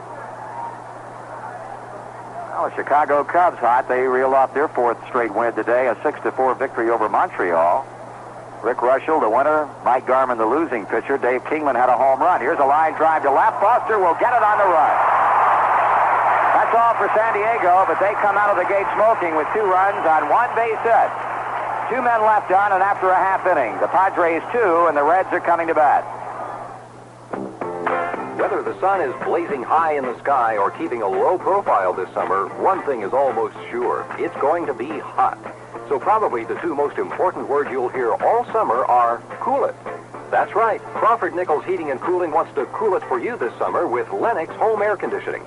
Everyone knows that a cool home is a happy home, and Lennox Air Conditioning allows a family to relax at home during these hot, sticky summer months. Also very important is the fact that air conditioning is a wise investment, adding to the resale value of your home. By offering Central Ohioans 24-hour emergency service, Crawford Nichols can make sure you are cool all summer long. Don't forget, the password to comfort this summer is Cool It. For a free home cooling estimate, call Crawford Nichols Heating and Cooling today and say Cool It. Now you can cool it with Crawford Nichols, that's the way. 876-1234. Tonight's game opens up a big weekend series here at Riverfront. It'll be the Reds and the Padres for 2 more games, tomorrow evening at 7 and Sunday afternoon at 2:15. The Reds ticket department reports that seats are available for both of these games, so how about getting the family or friends together for a trip to the ball game? It's a great way to spend the afternoon. For your convenience, the Red Stadium ticket office opens at 9 o'clock both tomorrow and Sunday. Gates open 2 hours before game time, so come early and take in batting practice. Well, they congratulate Pete on the message board out in center field for 44 of the most exciting days of baseball the National League has ever seen. Of course, in reference to Pete's 44-game hitting streak, and this crowd of 40,000 plus has given him another big standing ovation as he comes out of the dugout and makes his way toward home plate to get the first half for Cincinnati underway. San Diego leading it 2-0, and they've got the winningest pitcher on their staff going tonight for them in right-hander Gaylord Perry. 12-4 and 23 starts with 3 complete games. He shows a .317 earned run average. Started against the Reds here back on the 20th of May. The Reds won the game 10-6. Perry was not around to be involved in the decision. He gave up 9 hits and 3 runs in 5 1/3 innings. Rose bounces one to the right side on the first pitch. Gloved by second baseman Fernando Gonzalez, and he throws him out. 1 down. We'll bring up Ken Griffey as we check out San Diego's defense for you. At first base, Broderick Perkins. At second, Fernando Gonzalez. The third baseman is Darryl Thomas, and the shortstop is Ozzie Smith. In left field, Gene Richards. In center, Dave Winfield. In right, Oscar Gamble. And behind the plate, catching Gene Tennis. Rose first pitch hitting, grounding out to second, and here's Griffey. Kenny batting .287 with 3 homers and 28 RBIs.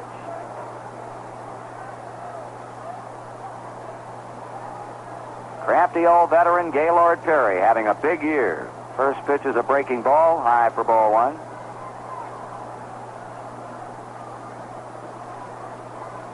Thomas playing Griffey just about a step or 2 inside the bag. 1-0 pitch. That stays high and outside. Ball 2. 2-0. The San Francisco-LA game will not be getting underway until 10:35 Cincinnati time. We'll be keeping a close eye on that. Should we still be in progress when that game starts. In at the knees for a call strike. Dodgers have lost 5 consecutive ball games, and 4 of those losses in a row have been by 1 run. So things are not going well at all in the L.A. camp. 2-1 pitch to Griffey. That's strike 2 call. Perry normally with excellent control. He's issued 48 walks and 161 and 2/3 innings this season, while giving up only 160 base hits. And he's working with a 2-0 lead in the home half of the first inning. Griffey swings and pulls it to the right side. Gonzalez cannot get it. The ball carries on into right field, where it's picked up by Oscar Gamble. So Cincinnati Gets a one-out single from Ken Griffey, and that'll bring up first baseman Danny Dreesen. Stop by the Reds ticket agency nearest you and purchase your tickets in advance. In Dayton at Reich's downtown, in Columbus at all Central Ticket Office locations. In Lexington at Graves Cox, in Louisville at Allied Sporting Goods, and in Indianapolis at Ross and Babcock.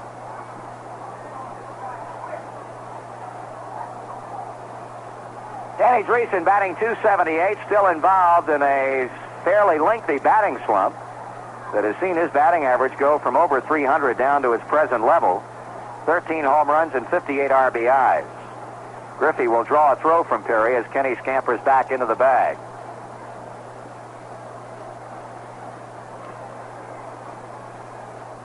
Perry, normally not a quick worker. Looking down to his battery mate Gene Tennis. And a pitch to Dreesen is taken on the inside corner, strike one.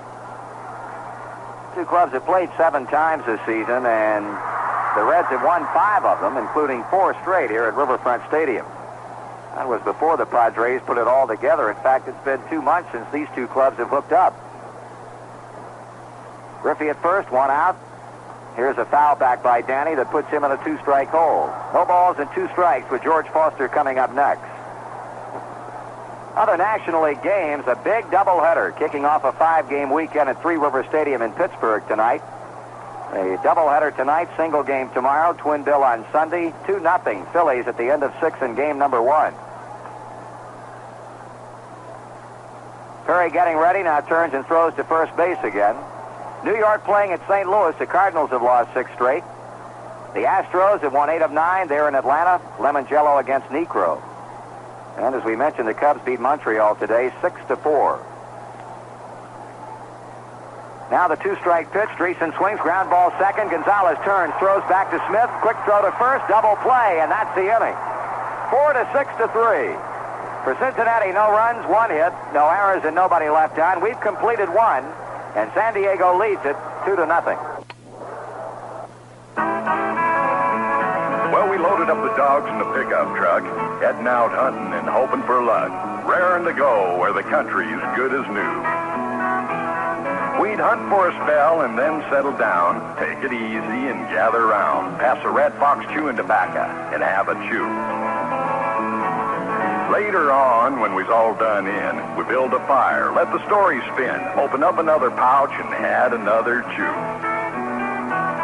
Red Fox is mild, and like I say, a taste that fresh tastes good all day. Like a Tennessee hound, Red Fox won't let you down. Why don't you try Red Fox? Look for it in the white pouch with the picture of Old Red taking it easy. Red Fox chewing tobacco. Now it's better than ever. One day real soon, between me and you, I'm heading back to the fields with my Red Fox chew, because, mister, taking it easy never tasted so good. Red Fox. 2-0 San Diego at the end of 1 inning of play, and before the Padres get the second inning underway with Gonzalez, their second baseman, to lead it off, we'd like to send along a big hello tonight to some of the Reds radio sponsors in attendance. From Kings Island, Mr. Tom Kempton and his wife Linda, and Mr. Nick Miller and his date Gene Lauderer. From International Harvester, Richard Goodwin and his wife Jan, and Wynn Crawford and wife Nancy. From Security Moving and Storage, Charlie Bristow and wife Marion. I'd like to say hello to you and hope you enjoy the evening and hope we can come up with a win over this ball club and take some of the winds out of its sail. Fernando Gonzalez, he's also joined the Padres since we last hooked up with him. Former Pittsburgh Pirate, batting .236. Right-handed batter, and the first pitch from Moscow is a letter-high fastball for a call strike. Gonzalez, Perry, and Richards here in the second. Breaking pitch stays high, 1 ball and 1 strike. Gonzalez, a part-timer in his years with the Pittsburgh Pirates, but the starting second baseman on this club. Ball 2, 2-1 to count. Paul Moscow showing very inconsistent control in the first inning, walking the bases loaded, and Gene Tennis drove a single between rows in the bag to score 2 runs. 2-1 to count on Gonzalez. He takes the pitch outside and high, ball 3.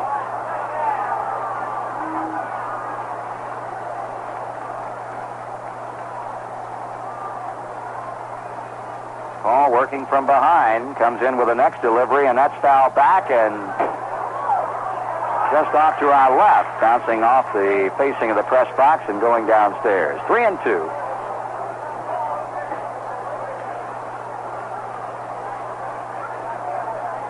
Payoff pitch, swing and a miss. He struck him out. Musco picks up his first strikeout. Pitcher Gaylord Perry will be in now. We'll pause for station identification on the Cincinnati Reds Baseball Network. This is the voice of the Cincinnati Reds for Central Ohio. Zebra 100, WRMZ, Columbus, Ohio.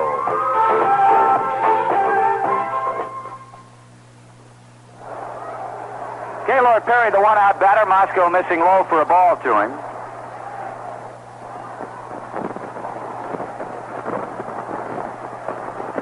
Perry has been up 53 times with 7 hits, 3 RBIs. He swings and he misses, and it's 1 ball and 1 strike. So at 7 o'clock tomorrow night for the middle game of the series, Mike Lacoste will be out after his 3rd victory against 10-game winner Eric Rasmussen. 2-1 to count on Perry. And in the 2:15 finale on Sunday, Bill Bonham will mark his return to the Reds pitching rotation against left-hander Randy Jones. Foul away by Perry, 2-2. You talk with the San Diego Padres and manager Roger Craig and ask them what has been the biggest single factor that has resulted in this 9-game winning streak, and in one word, they give it to you: defense. The club has been picking the ball up, has been making the big plays. Another foul back by Perry. Not to mention the fact that they have been receiving some outstanding pitching, a team earned run average of 338. And that is outstanding. 2-2 on the way. Swung on and grounded foul. A curveball at third base, slapped down to the Padres bullpen.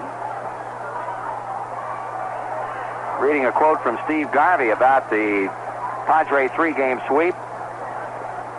He said, the way this club is playing right now, it is far and away the best San Diego team he has ever seen. And, of course, using the key words, key base hits and key situations, key defensive plays, they did it all against the Dodgers.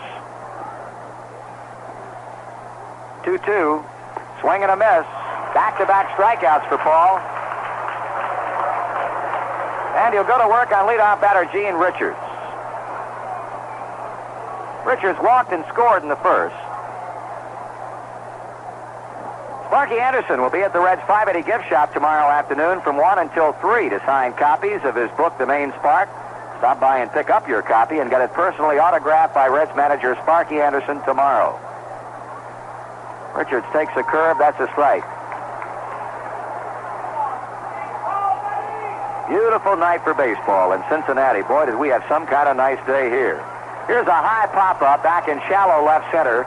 Going out to play it is Rick Auerbach, and the shortstop squeezes it for the inning-ending out. So San Diego is out in order, nothing across. Thus, in the middle of the second from Riverfront, the Padres lead the Reds 2-0. For car transportation, we're the greatest in the nation. Our prices are laughingly low. Check their prices, then check our prices. Theirs are high and ours are below. If you're ready for a new one, get a red one or a blue one, because our prices are laughingly low. It's so easy. You'll think that we're crazy. Get the keys, then giggle and go. Our laughingly low prices at Dave Smith Ford make our customers feel just fine. Now, if you feel a little down because you couldn't get the deal you wanted from the other guys, come on in and see us at Dave Smith Ford. We'll lift your spirits with our laughingly low prices. Let us put savings in your pockets, and you can laugh all the way to the bank. Laughter's the best medicine. We got plenty of it at Dave Smith Ford, 10 minutes east of Columbus. If we can't save you money, we'll buy you 2 steak dinners. Dave Smith Ford with the laughingly low prices. It's so easy. You'll think that we're crazy. Get the keys, then giggle and go. Dave Smith Ford.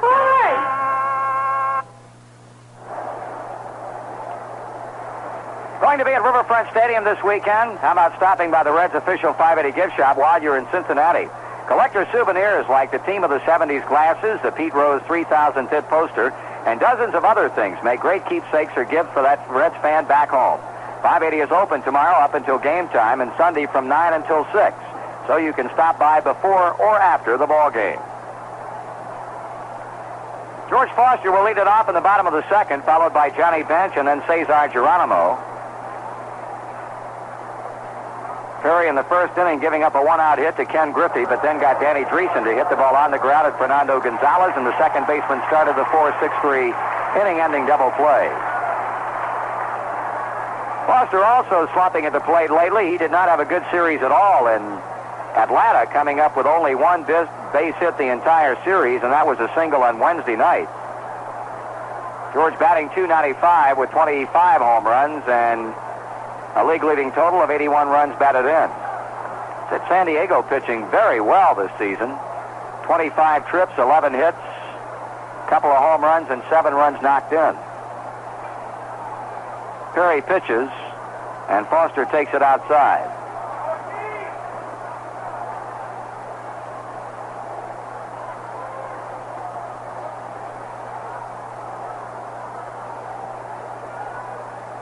Now the right-hander comes back with a 1-0 to the plate, swing and a foul back. Slow curve that Perry got up, and Foster with that big sweeping swing of his just ticked it foul behind the plate. 1-1. San Diego, counting the 3 that they had with the Dodgers, going back to the first part of the week. For 2 weeks, they played the Dodgers and the Reds 13 times. Second time this season it's gone that way for them. Swing and a miss on a curveball.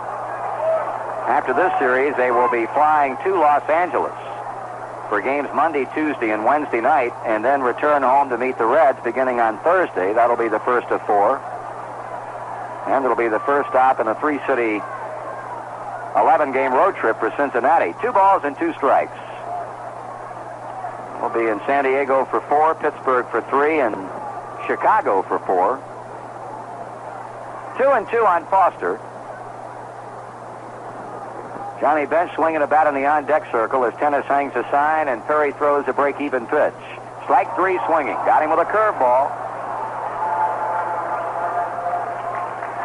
Strikeout number 1 for Perry, and his 95th on the year. Gene Tennis out to the mound to talk with Perry. Johnny Bench is in now, and John batting him at .254 with 16 homers and 42 RBIs. In the last 9 games he has started, Bench has hammered 5 homers and has driven in 8 runs.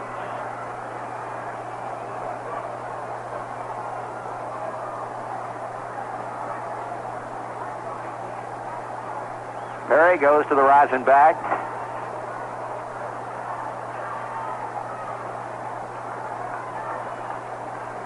And now throws to Johnny Bench. Pitch missing the inside corner for ball 1. Geronimo up next. Padres leading 2-0 as the Reds bat in the bottom of the second.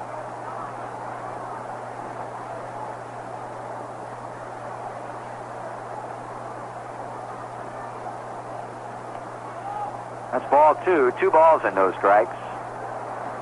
Of course, with this long winning streak, San Diego has really been drawing it home. They had over 46,000 fans there Wednesday night to see the Padres beat the Dodgers 2-1. Bench a pitch away from getting a walk as Perry misses high with a fastball. 3-0.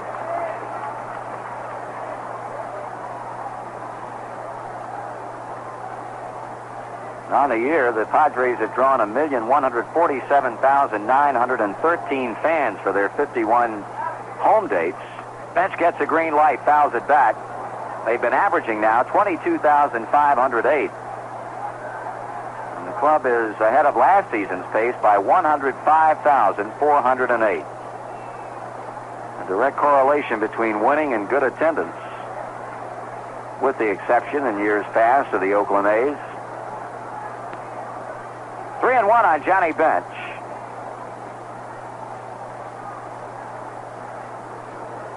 Perry winds, kicks, and fires, and Bench drives one into center field, and Winfield will play it on the bounce. That's the second hit for Cincinnati as Bench drives a 3-1 pitch to center for a single. Bringing to the plate center fielder Cesar Geronimo.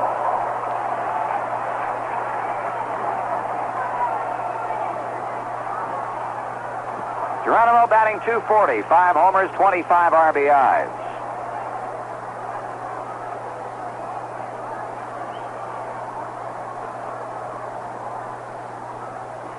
Junior Kennedy on deck as the Padre infield once again deploys itself at double play depth.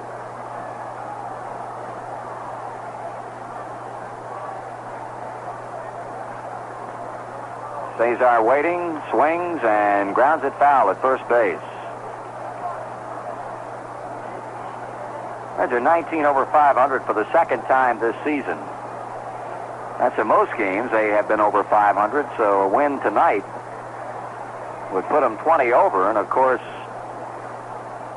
with the Dodgers and the Giants going head-to-head, the one club ahead of them against the one club behind them, if the Reds can win, they're going to do some damage against one of the two clubs, depending upon who might lose. And of course, the Dodgers fell 5-4 last night. 1-1 on Cesar.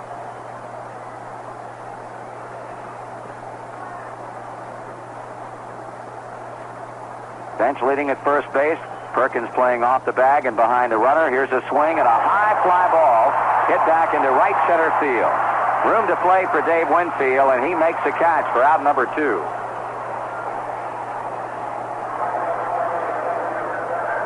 Junior Kennedy, the batter, with 2 down. Kennedy batting .204, no homers and 4 runs batted in.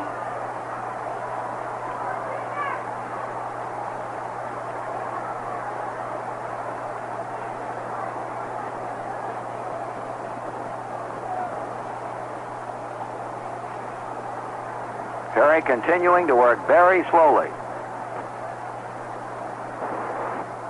Kennedy set up and waiting. Junior 3 for 7 against the Padres this season with a run batted in. Johnny Bench with 2 down at first. Kennedy takes the curve low and outside, ball 1.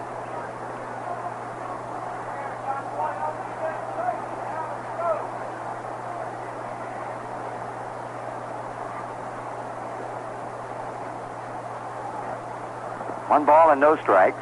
Right-handed batting Red second baseman, a native of Fort Gibson, Oklahoma. That's low, ball 2, and Junior, of course, trying to move another native Oklahoman around the bases with Bench on at first.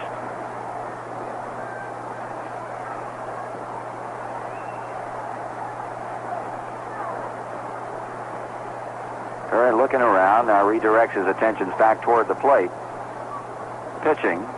Kennedy taking ball 3. Well, Sparky pointing up in the main Spark show tonight, if he'd had his druthers, he would have rather have been very hot and very humid here, especially tonight. With Perry on the mound, Gaylord enjoys working in cool, less humid weather, and of course, normally that's the kind of weather that prevails out in San Diego. And we've got much the same type of weather tonight as they enjoy during the summer months in San Diego, California. There's ball 4, so Kennedy gets a walk on 4 pitches, moving Johnny Bench on to second.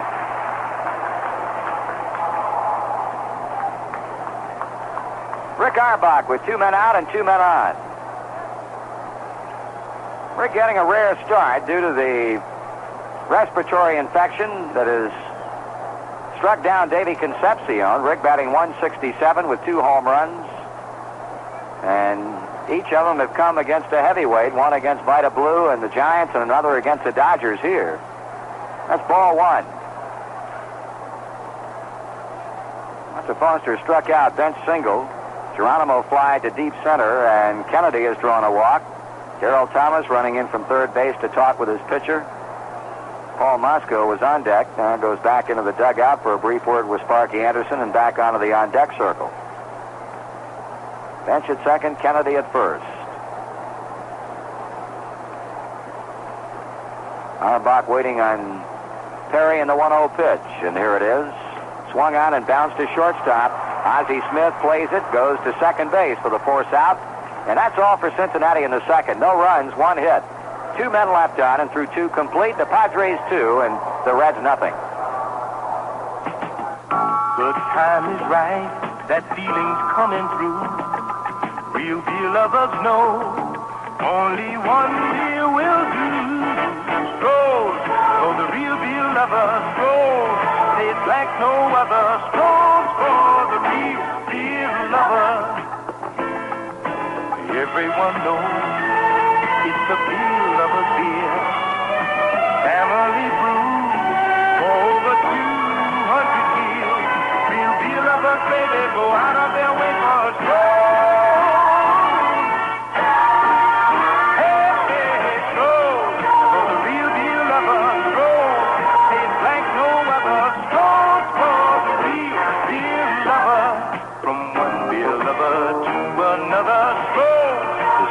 Brewery Company, Detroit, Michigan.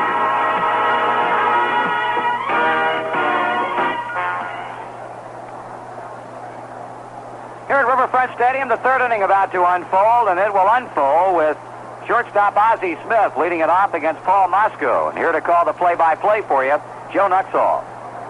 Thank you, Marty. Smith, Thomas, and Winfield for the Padres here in the third inning. Ozzie in the first inning bounced to Danny Dreesen at first base. Smith hitting .270 with 30 RBIs, 11 doubles, 4 triples. Paul Moscow has walked 3, and Padres have had 1 hit. His first pitch in for a called strike to Smith. Moscow back to the plate. Smith swings and lines it into right field, a base hit. Ken Griffey plays it back to the infield. Smith wakes a wide turn, but he'll hold. It's like a changeup, and Paul getting it up a bit, and Smith getting the second Padre hit of the game. Now to bring Darrell Thomas to the plate. Thomas walked in the first inning and scored the second San Diego run.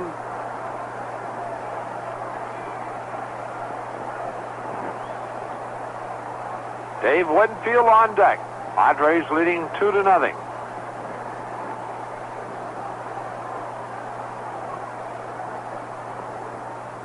Go over to first, and Smith backhands first. Ozzie tied for second in the league in stolen bases behind Omar Marino of Pittsburgh. Marino has 43, Smith 30, along with Dave Lotz of the Dodgers. Moscow the stretch. Go again to first, and again Smith is back. And now they're going to call a balk on Paul Moscow as he moved that front leg before throwing over, and that's again a balk on Paul. That's about 3 or 4 they've called on him this year.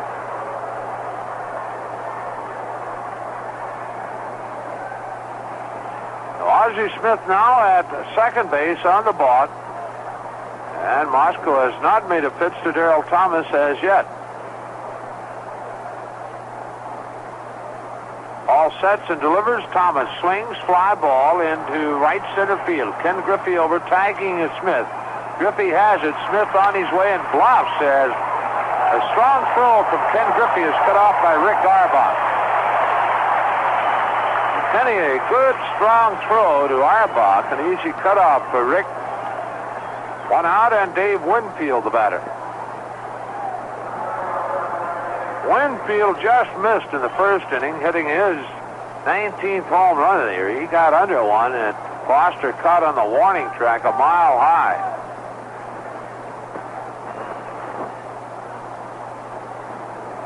Winfield hitting .294, 18 home runs, and leads the Padres in RBIs with 73, along with the 18 home runs. That leads the club also. Fastball gets the outside corner, called strike. Tomorrow, a 7 o'clock game. Eric Rasmussen will go to the mound for San Diego, a right-hander. Padres getting him from the Cardinals for George Hendrick. Swing and a miss on a breaking ball by Hendrick, making a foul tip. 0-2.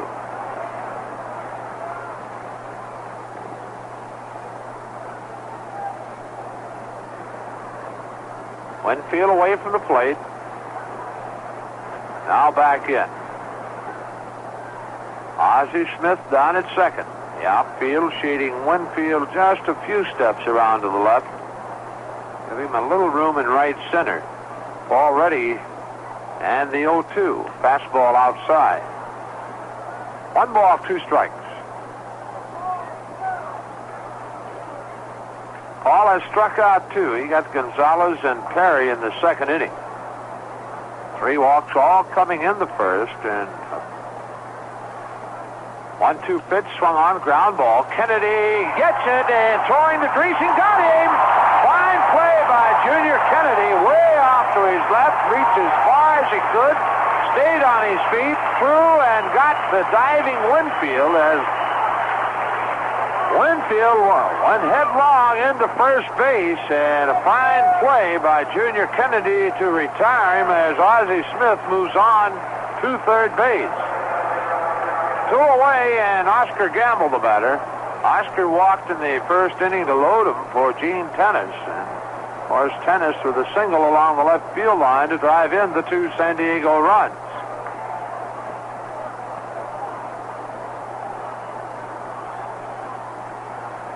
Ball winds and delivers. Gamble takes at make it low ball. Tennis on deck. San Diego leading 2-0. The 1-0. That's a slow down to. Ball winds and delivers. Gamble takes at make it low ball. Tennis on deck. San Diego leading 2-0. The 1-0. That's a slow down to third, and Smith back quickly. Ball strike. It's 1-1 to Gamble. Gamble, a left-handed batter. Oscar with quite a year last year with the Chicago White Sox. Now the 1-1. Breaking pitch in for a called strike, and it goes a ball, 2 strikes to Oscar Gamble. All working quickly. The pitch hangs high. Curveball. And even at 2-2.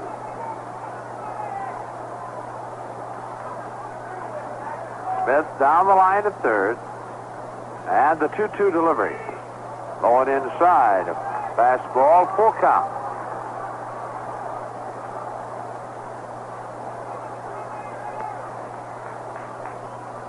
Payoff on the way. Swung on and chopped foul. Out holding 3-2.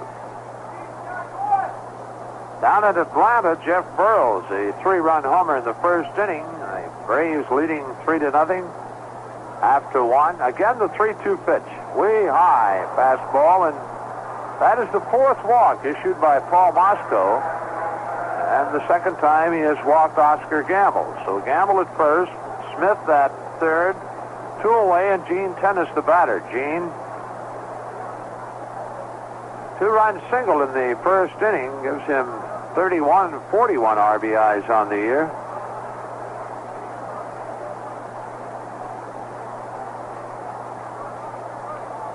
Tennis a .244 batting average, 12 home runs, and now 41 RBIs. Roderick Perkins on deck. Mosco has the sign from bench. Sets, delivers. Tennis swings, and a broken bat soft liner to Kennedy at second, and that's the inning. San Diego in the inning, no runs, they get a hit. There were no errors, 2 runners left on base. The middle of the third, the Padres 2, the Reds nothing.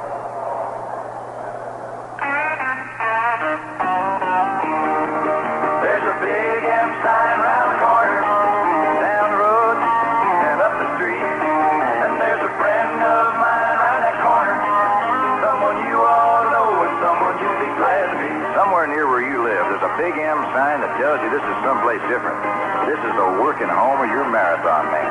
What that means to you is there's somebody there who still thinks wiping your windshield, checking the air in your tires, and the water in your battery are part of what you're supposed to get when you come into his station. That big M sign is a sign there's still a place to take your car and have it taken care of the way it's supposed to be. And that big M sign means there's a man worth knowing working under it. Go get together with a friend who'll do it better. Go see your marathon man. Marathon Auto Company. We got together to do it better.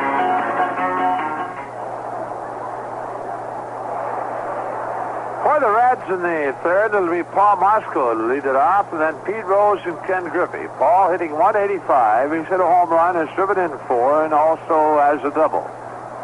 Reds with a couple of hits off Perry. He has walked 1 and has struck out 1. The 1 walk went to Junior Kennedy in the second inning on 4 straight pitches out of the strike zone, and the 1 strikeout in the second inning. Got George Foster leading off. The Reds and the Padres have played 7 games coming into tonight's game. Cincinnati winning 5, San Diego 2. Padres have won 9 straight, coming off a sweep of the Dodgers at San Diego.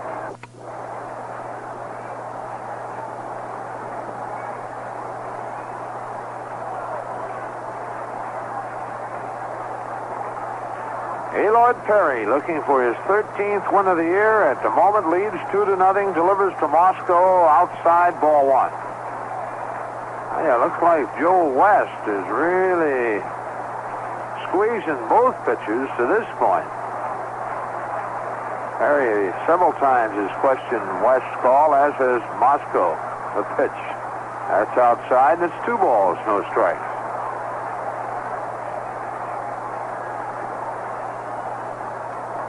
Gene Tennis apparently saying something to Joe West, to the plate umpire. 2 balls, no strikes. The wind, the pitch. That's a strike call, the fastball. 2-1.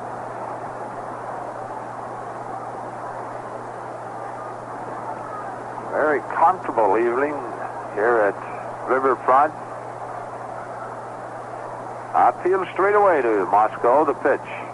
Swung on, that's hit into right field. Drifting back, still going back, Gamble. He's there and makes the play for out number 1.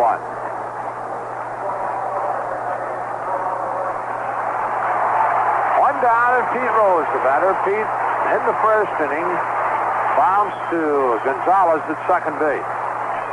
Pete hitting .318 with 5 home runs, 32 RBI.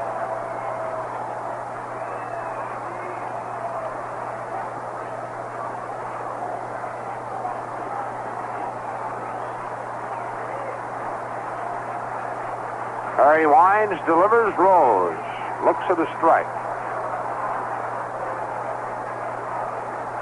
Oh, you think of Pete and Gaylord Perry, and you go back to one of Rose's batting titles on a Saturday afternoon at Crosley Field when he went 5 for 5 off Perry to win the title. His breaking pitch is just under the knees. That evens 1-1. Griffey on deck.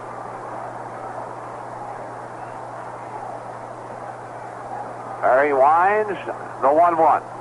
That's outside. 2 balls, 1 strike. Reds trailing 2-0. They're even with the Padres in base hits with 2.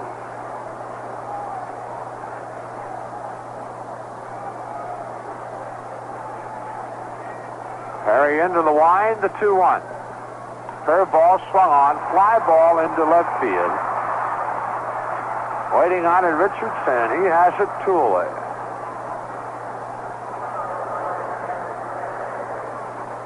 Two down, and Ken Griffey steps in. Ken owns one of the 2 hits the Reds have had. Kenny singled to right in the first inning. Perry has completed just 3 games in the 23 games he started this year, and has 2 shutouts to his credit.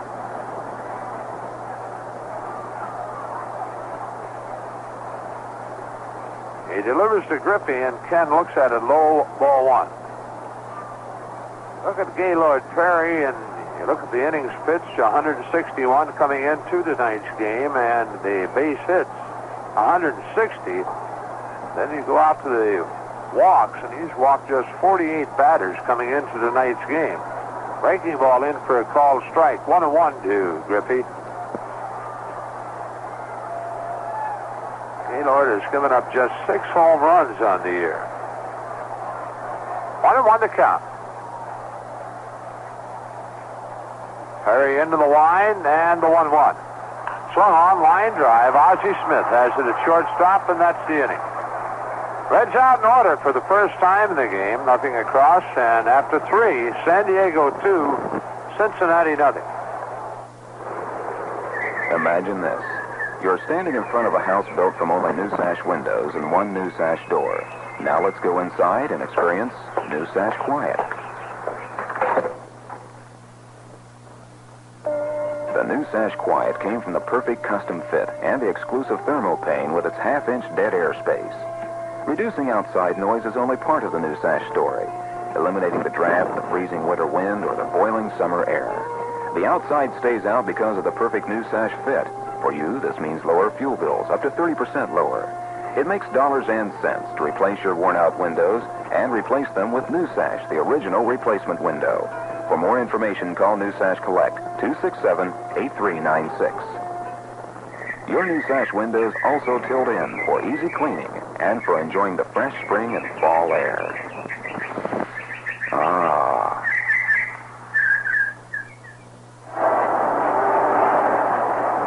Before the Padres bat in the fourth inning, we'll pause for station identification.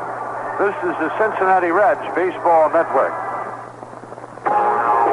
Central Ohio, for complete Cincinnati Reds baseball action, keep your dial on FM 100 WRNZ, Columbus, Ohio.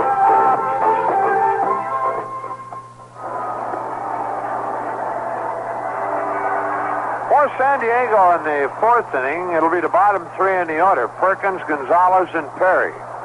Roderick Perkins in the first inning lined to Foster in left field. Left-handed batter Perkins.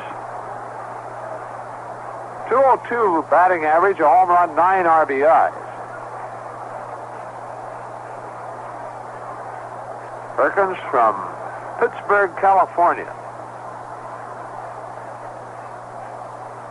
The pitch to him, a fastball for a called strike. Perkins, 5'10", 180 pounds. Bats and throws left. Moscow back to the plate. Perkins swings. Fly ball into left center field. On the run, Foster and Geronimo and Cesar can't get through it. It's between them. Foster playing it. Perkins on his way to third. Good feet. The throw in time. And there's the art of good baseball. George Foster gave Rick Arbach a good throw, and Rick's relay to Pete Rose right on target. They get Perkins easily as he went in headlong. So Geronimo almost got to it. Foster backing up the play and gives Arbach a good throw, and Rick cutting it off and throwing to Pete Rose to cut down Perkins. So credit Perkins with a double, and he is out from 7 to 6 to 5. Foster to Arbach to Rose. One away, and here's Gonzalez. He struck out in the second inning. He looks at a strike from Moscow. That's the third hit of the game for San Diego.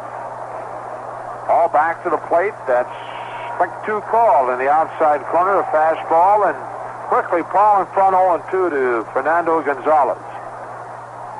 The 0-2 fastball swung on and fouled to the screen. Gonzalez last year with the Pirates hit .276 in 80 games. He went to the plate 181 times with 50 base hits. Moscow, the 0-2. Fastball swung on, hit to left field. Going back, Foster. Warning track, has room, and jumps too soon. Backing up the play is Geronimo, and George looked like he had that one all the way, but he was about 2 steps from the fence when he jumped for the ball, and thus a double for Gonzalez.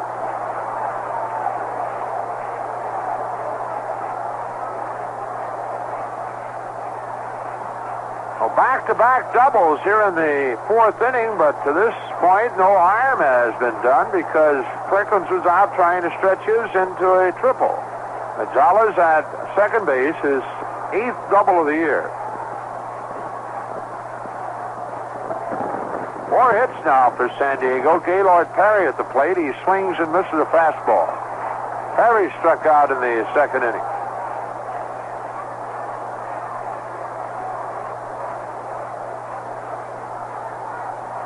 Moscow, the stretch, the pitch. Perry swings and doesn't get it. 0-2. Gene Richards on deck.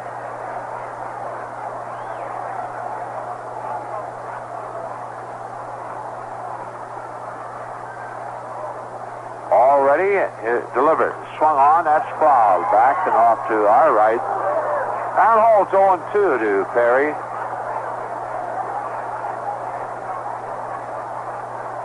Perry has had 7 hits and 53 times up this year. That's good for a 130 batting average.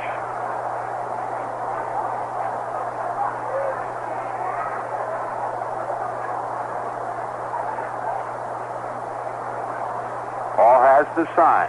To the belt, delivers. Swung on and missed. A good fastball. Third strikeout for Moscow, and with 2 away, Gene Richards the batter. Richards 0 for 1. He walked in the first inning and scored.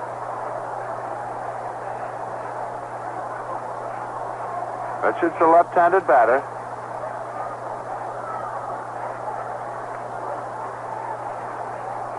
Richards, an even .300 batting average with 3 home runs and 34 RBIs. He sprayed the ball all around for you. Takes high from Moscow ball.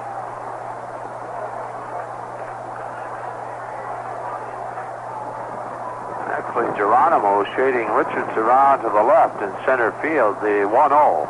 Breaking pitch under the knees, and it goes 2 balls, no strikes to Gene Richards with Ozzie Smith on deck. Gonzalez leads at second. Moscow the 2-0. Richards swings at a foul tip into the mid of bench on a fastball. 2-1.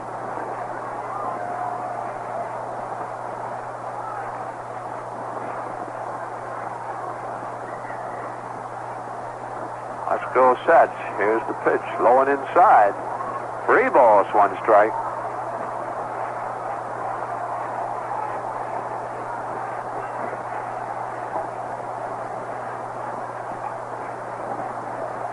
Now the 3-1.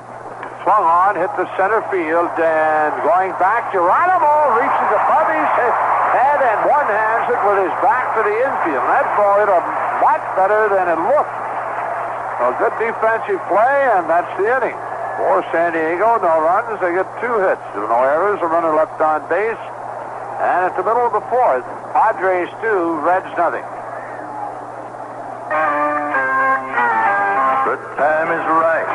That feeling's coming through. Real beer lovers know only one beer will do. Stroh's for the real beer lovers. Stroh's tastes like no other. Stroh's for the real beer lovers. Everybody knows it's the beer lovers' beer. It's family brew for over 200 years. Real beer lovers say they go out of their way for a Stroh's. Stroh's for the real beer lovers. Stroh's taste like no other. Stroh's for the real beer lover. From one beer lover to another Stroh's. Stroh's, the Stroh Brewery Company, Detroit, Michigan.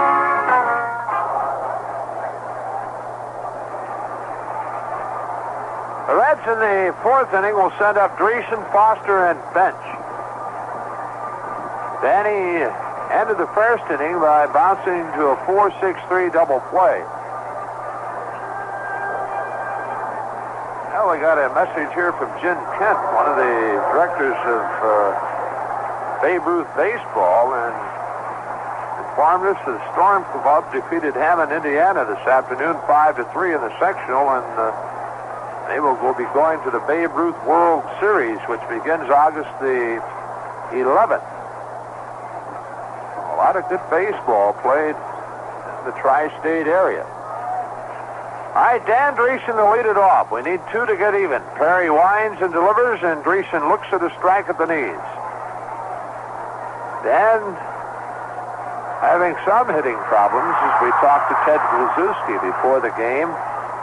But Ted feels it's from that injury to his arm being hit by a pitch. There's the pitch inside from Perry. It's 1-1. Dan down to 278 with 13 home runs and 58 RBIs.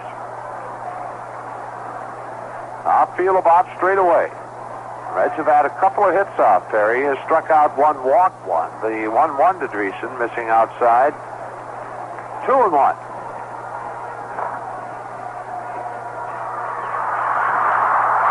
Foster on deck, and then Johnny Bench. Perry into the line, the 2-1 delivery. Swung on, that's bounced at Gonzalez at second. He has it, throwing on to Perkins. 1 away, and Foster steps in.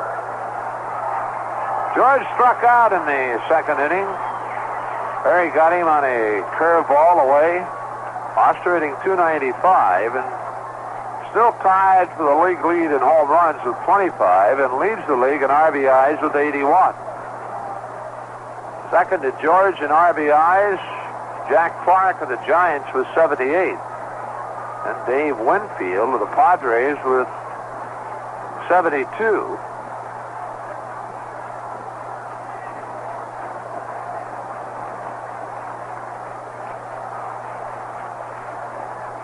All right, Perry ready to go to work to George Foster. Double pumps, delivers. And a strike on the outside corner with a breaking pitch.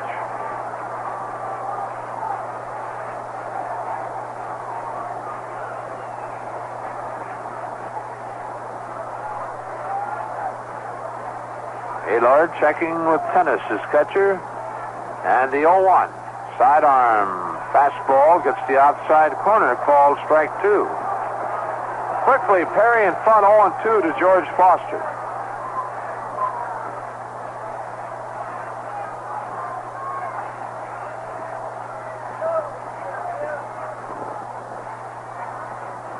Perry double pumps again, the 0-2. That's a fastball that misses low and outside. Perry getting right up on top of that one.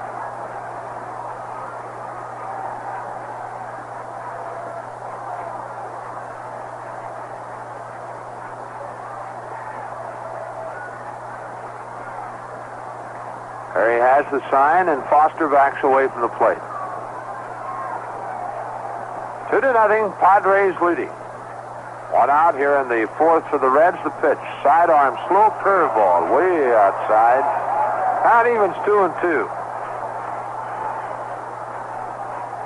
Gaylord using all deliveries on George Foster. He's come straight over the top, 3/4, and sidearm with 2 pitches. 2 balls, 2 strikes. Bench on deck. Perry getting another sign from Tennis. And the 2-2. Swung on and a shot into left field, and that one was short off the wall. Playing the ball is Richards. Into second goes Foster, standing with a double, his 17th of the year. Perry got that one a little in, and Foster lined it to left field. The ball hitting about 3 feet on the dirt in front of the wall, and George at second with 1 away, and Johnny Bench the batter. Third hit of the game for the Reds, and Bench steps in. John owns 1 of the 3 hits. He had a single to center in the second inning.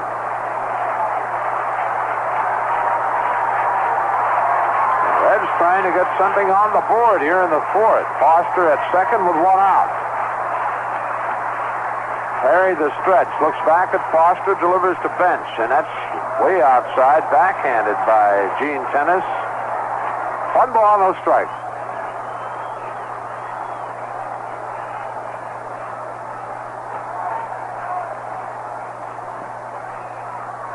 Perry to the belt, the 1-0. That's again low and outside. 2 balls, no strikes. Geronimo on deck.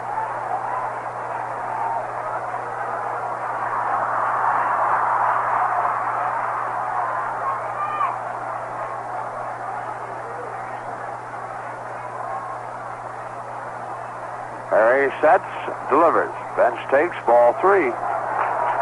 3-0 the count now to Johnny Bench. John with 16 home runs and 42 RBIs with a .254 batting average, and John's been swinging the bat very well since the All-Star break. 3-0 delivery, that's ball 4 outside. Second walk issued by Gaylord Perry, so that'll bring Geronimo to the plate with Foster at second and Bench at first and 1 out. He saw just miss, hitting his 6th home run of the year, and a ball very deep to right center field in the second inning. Chief hitting .240, 5 home runs, 25 RBIs. He's missed quite a few ball games. Perry delivers. Geronimo takes it low and inside. Ball 1.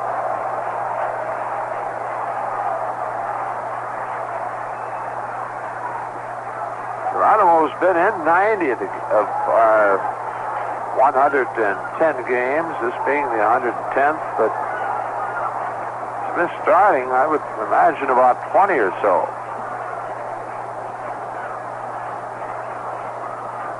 1-0 the count. Foster second, Bench at first. San Diego with a 2-0 lead. Gaylord Perry on the mound, delivers. That's ball 2, low and inside. Junior Kennedy on deck.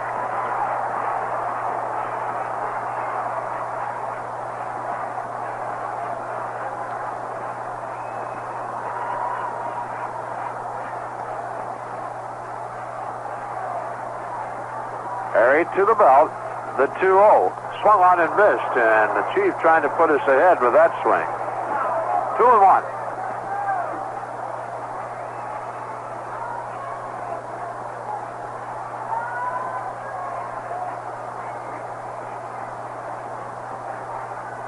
Ray Knight loosening up down in the Reds bullpen. There's ball 3, low and inside. So imagine Knight loosening up for second base, and we might see a pinch hitter for Junior Kennedy should we get the bases loaded and 1 out. 3-1 the count. Perry to the belt, and the 3-1. That swung on and foul, a full count.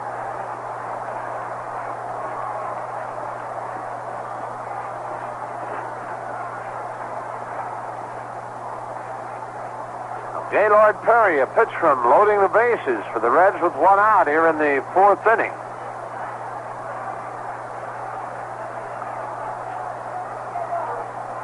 Point out Ray Knight throwing down in the Reds bullpen.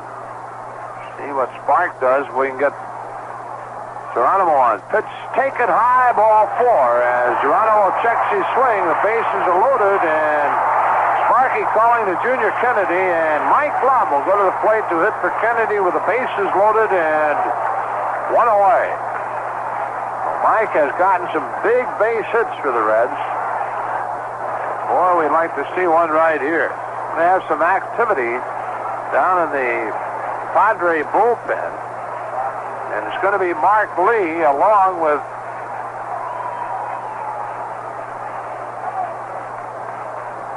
Bob Shirley.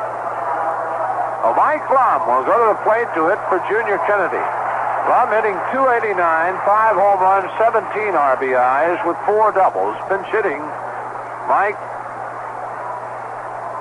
has had 7 hits and 20 times to the plate. Well, we got Foster at third base, Bench at second, Geronimo at first with 1 away. Mike Blum, the batter.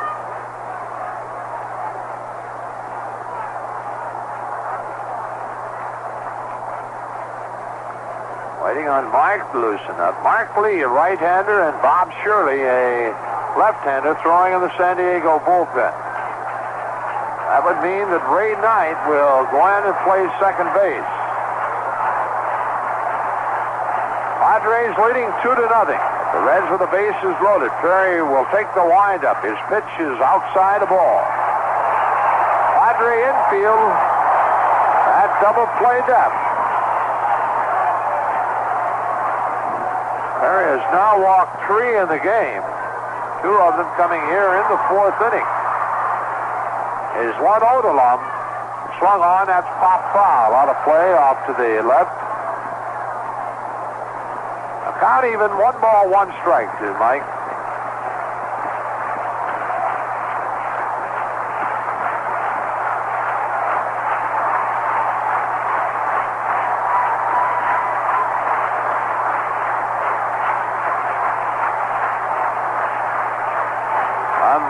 Away from the plate, now back in.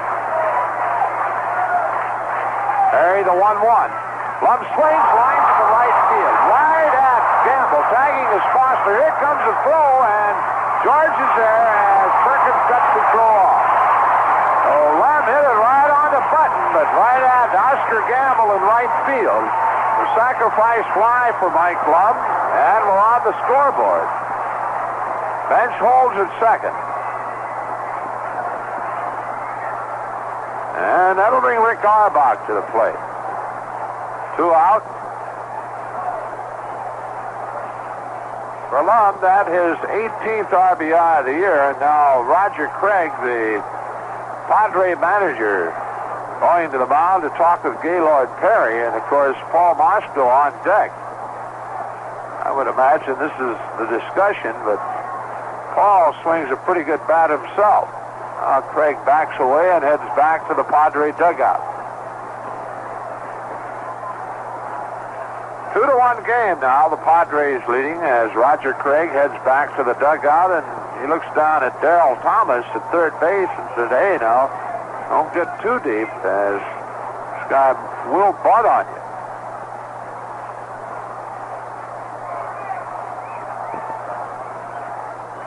Perry the stretch. He delivers to Arbach, and Rick looks at it. Ball one, outside and low.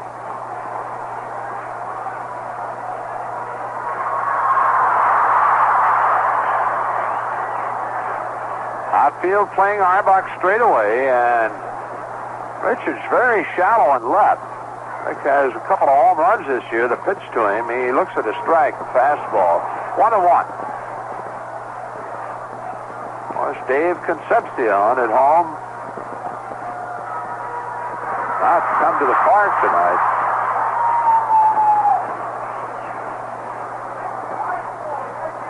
Perry to the belt, delivers. And that's a breaking ball on the outside corner, called strike. 1-2. Arbach started but could not pull the trigger. So a ball, 2 strikes to count to Rick with 2 out. Bench at second, Geronimo at first, and a run in.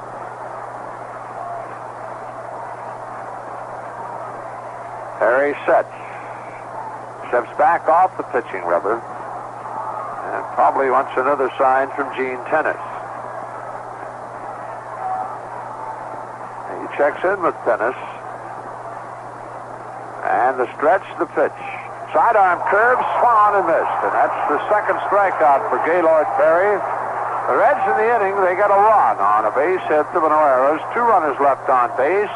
The end of 4, San Diego 2, Cincinnati 1. Electrocom sells Johnson radios because Johnson has a reputation for building tough, reliable equipment. All Johnson two-way land mobile FM radios feature advanced solid-state circuitry, and all meet or exceed the Electronics Industry Association standards for resistance to vibration, shock, humidity, and temperature extremes. Plus, the 1-year Johnson guarantee, which states, within 1 year of purchase, the E.F. Johnson Company will provide the parts and labor to repair your Johnson equipment if it is defective in material or workmanship. Just return the unit to any authorized Johnson service center in the United States. Electrocom at 1883 Phoebus Avenue is the Central Ohio distributor of fine E.F. Johnson products. Also, Electrocom has immediate openings for experienced salespeople or individuals with technical background in electronic communications and are willing to learn to sell. You'll be salaried plus many company benefits. If you're interested in being a part of the communication industry, call or visit Electrocom at 1883 Phoebus Avenue. Well, the totals for 4 innings show San Diego 2 runs, 4 hits, no errors. The Reds a run, 3 hits, no errors. Ozzie Smith will lead it off in the 5th for the Padres. Back to the action, Marty Brenneman. Thank you, Joe. Smith has one of the 4 San Diego hits. That was a single to right field when he led off the 3rd inning. Paul Mosko, as he has done in almost every start this season, that is keeping Cincinnati in the ball game. And well, of the 15 starts that Paul has made, the Reds have won 11 of those games, including the last 6 in a row.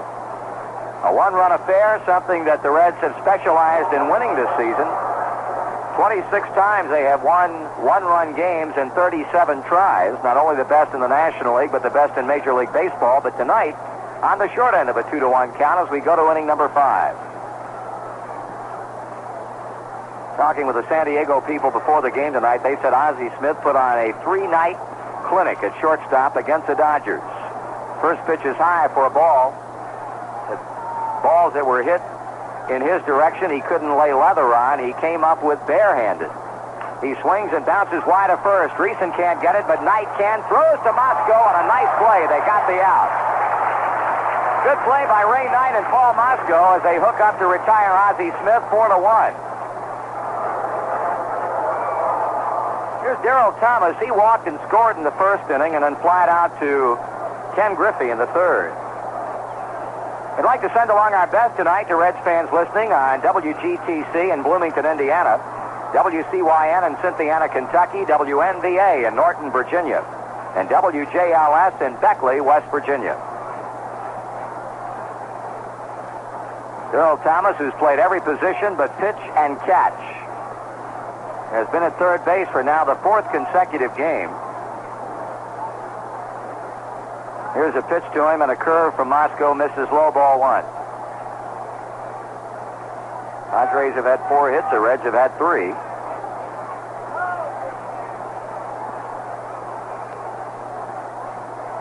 The 1-0 to the plate. Thomas swings and pulls foul at first base. Carrying on down to the Reds bullpen and beyond as it caroms out to Ken Griffey. 1 ball and 1 strike on Darrell Thomas.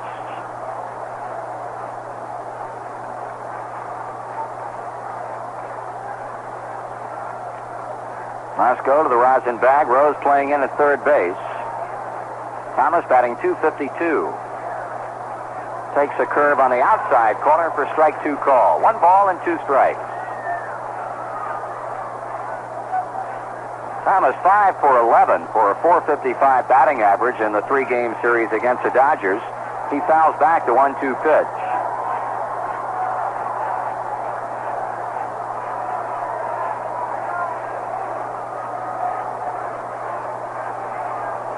One gone, top of the 5th inning.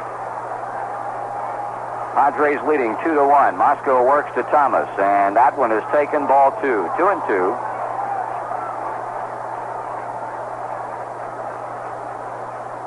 Update some scores for you from the National League in just a moment.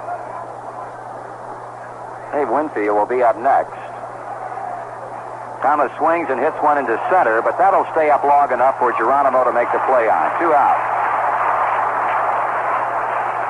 First game final from Pittsburgh. Phillies shut him out 2-0. A 6-hitter for Larry Christensen. He had 9 strikeouts in that game. A seasonal high for him as he wins his 8th game and 18 decisions. Willie Stargell struck out 2 times, equaling Mickey Mantle's major league record of 1,710.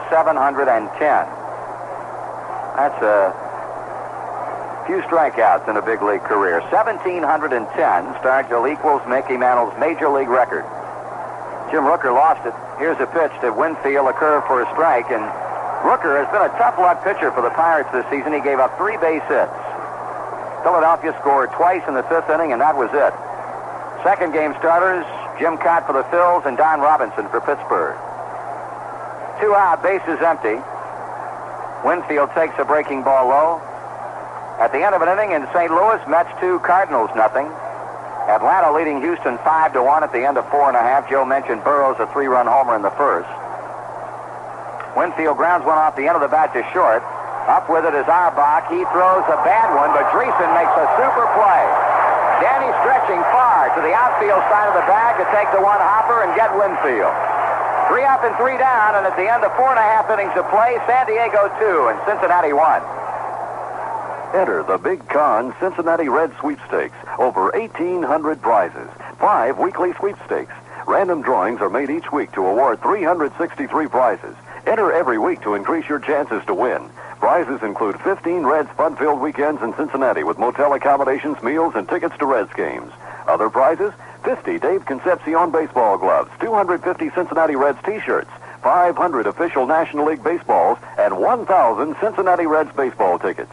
Get an official entry blank with full details at your favorite food store, or mail your entry on a 4x6-inch piece of paper or a postcard to Cons, Post Office Box 25068, Cincinnati, Ohio 45225. No purchase necessary. Each entry must be mailed separately and accompanied by the rose from any Cons product or reasonable facsimile. Enter now. Sweepstakes ends August 26th. Remember, over 1,800 prizes from Cons. Home of the wiener the world awaited.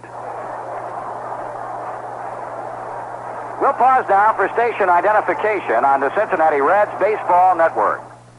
For Cincinnati Reds baseball in the capital city, listeners tune in FM 100, WRNZ, Columbus, Ohio, for every Cincinnati Reds baseball game. It'll be pitcher against pitcher here in the bottom of the 5th inning. Paul Moscow, who flied out to the right fielder Oscar Gamble in the third inning will start it off for the Reds, who came up with their first run in the fourth inning against Gaylord Perry and Company. Sacrifice fly off the bat of pinch hitter Mike Lund to get Foster in from third base. San Diego scored twice in the first on a base hit by Gene Tennis. Perry sends in the pitch, and Moscow takes a strike. Of course, Paul not only pitching the Reds to the victory in his last outing against Philadelphia, but also clubbed a 3-run home run in the second inning. His second major league home run.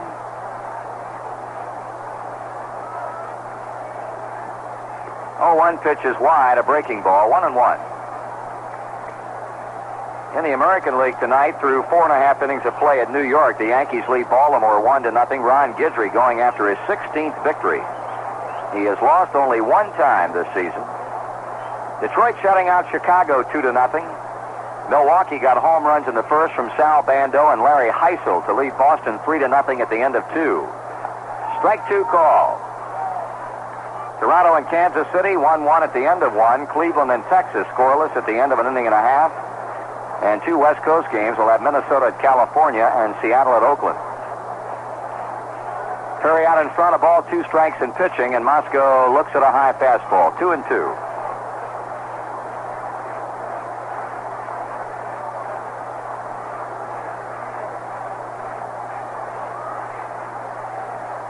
Pete Rose on deck. And the 2-2 pitch. That is fouled out of play to the right.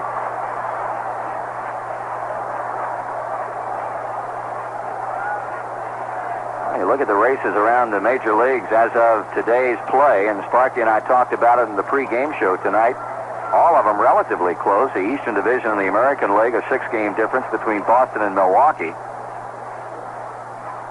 Ball 3, and after that, nothing greater than 3.5 games in the other divisions. Chicago 3.5 behind the Phillies. California 2.5 behind Kansas City in the American League West, and only a game separation between first and second, of course, in our division. 3-2 pitch coming.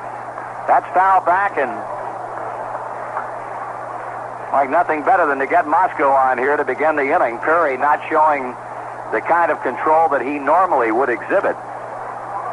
He's walked 3 in the game, and 2 of them came in the last inning. Holding count of 3-2 on Paul Moscow. That is strike 3 call. Paul taking a fastball, and Perry picks up his 3rd strikeout.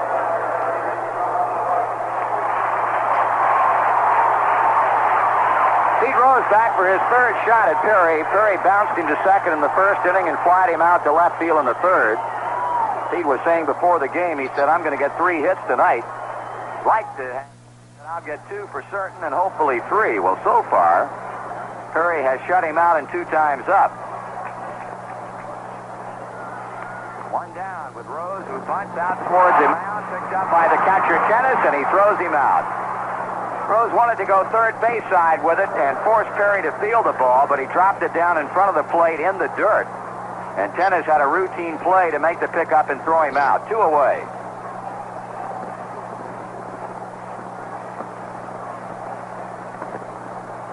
Here's Ken Griffey. He's had one of the Cincinnati hits, a single to right in the first inning, and then lined out to the shortstop Smith in the third.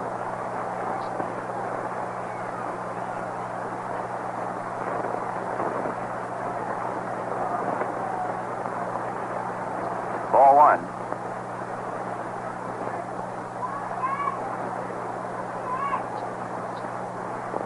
Curry has been able to retire the side in order in only 1 inning. That was the third when he got Moscow, Rose, and Griffey, and trying to retire the same trio in order 3 innings later. Swing and a miss. Count 1 ball and 1 strike.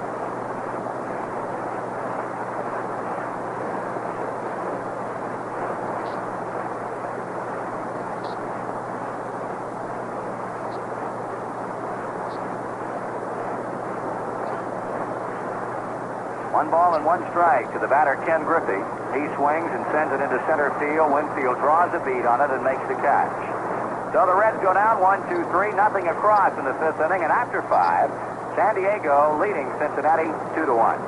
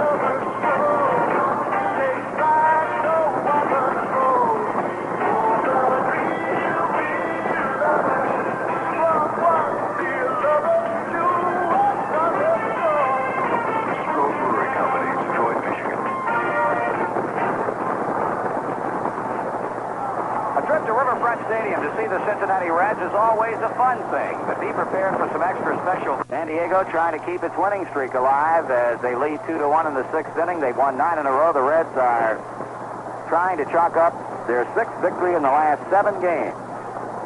Had a 4-game winning streak stopped in Atlanta Tuesday night, but came back behind Seaver to win the wrap-up Wednesday evening. That strike 2 call.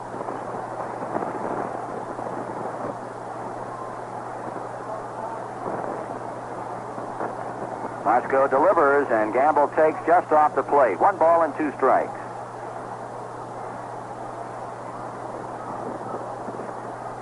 Gene Tennis will follow. Now time call as Gamble backs off the plate.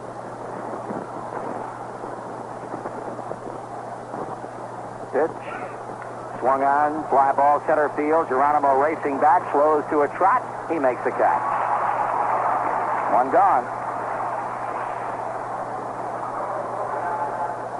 Dennis has had the big hit for the Padres, a 2-run single with the bases loaded in the first inning. And then he had a broken bat soft liner out to Junior Kennedy in the third inning. Don't forget the Atlanta Braves will be here at Riverfront for 3 games next week, Monday and Tuesday at 8:05, and then Wednesday at the special early starting time of 5 o'clock. That'll conclude the homestand. Strike is called to Tennis.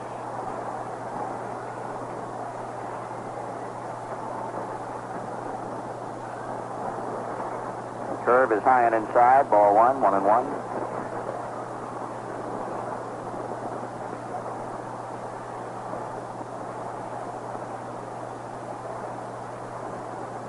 Check swing. 2 balls and 1 strike. We're going to San Diego, Pittsburgh, and Chicago on the next road trip. Of course, with 6 big games on this homestand against Western Division teams, and both playing good baseball, the Padres and the Braves. 3-1. Fastball misses away. Oh, with 1 gone, Tennis trying to become a base runner for the on-deck hitter Broderick Perkins, and he's on with a walk.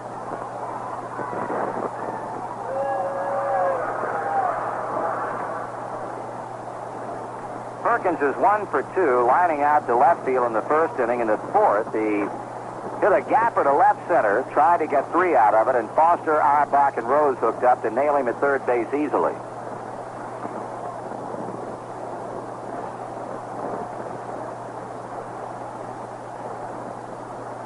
Young man who did not take very long at all to get to the major leagues 2 years ago. Now at the end of 2 in Pittsburgh, Phillies and the Pirates are tied at 1-1. Greg Luzinski has taken over home run leadership in the National League with his 26th of the season. Here's a foul off first. 2 years ago at Walla Walla, Northwest League, Perkins batted .355 to lead that league in hitting last year at Amarillo under Dave Campbell, who is now one of the broadcasters for the Padres. Perkins batted .345, which was second in the league. And as we mentioned earlier, was hitting .290 at the time he was called up from Hawaii. Fastball too much in on him, 1-1. Not a power hitter. And really has amazed Roger Craig with the defensive prowess that he has shown at first base. He was not noted as a good defensive player, but has done a heck of a job. 2 balls in the strike. Moscow trying to keep the ball in on him. Tennis is at first base, 1 gone. Gamble fly to center. Tennis got the walk. Padres leading the Reds 2-1. We're in the 6th inning. Pitch. swung on and fouled off the third base side and out of play.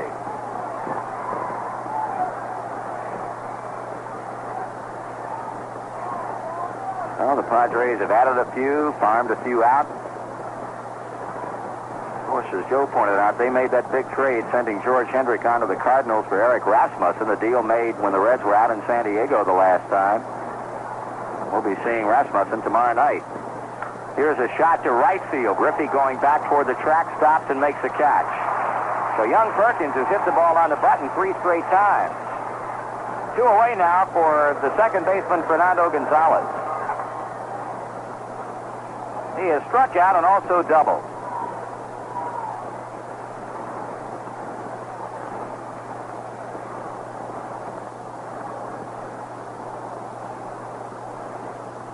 Gonzalez acquired from Pittsburgh on waivers back on the 5th of last month.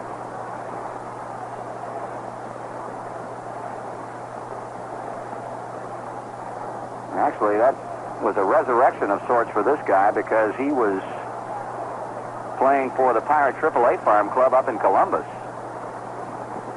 Batting .238. Pitch. Ball is high and tight.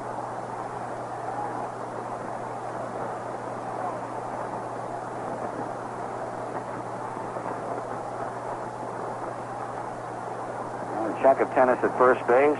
Gonzalez swings and fouls this one to the screen.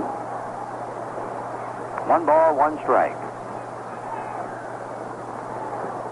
That will be sending up Dreesen, Foster, and Bench in the bottom of the inning. All taking his time. Now the stretch, the pause, and the pitch. Fastball is in, strike 2 call. Give Gonzalez a lot of room over third base and quite a bit of room in left center. He shot that double his last time up.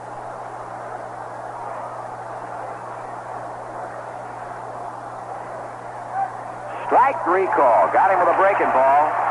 That's all for Gonzalez, and that's it for the Padres. No runs, no hits. Tennis left on, and after 5 1/2, San Diego leads the Reds 2-1. When your car needs an oil change, chances are what you say is change the oil, which is all you need to say unless you want to make a change for the better.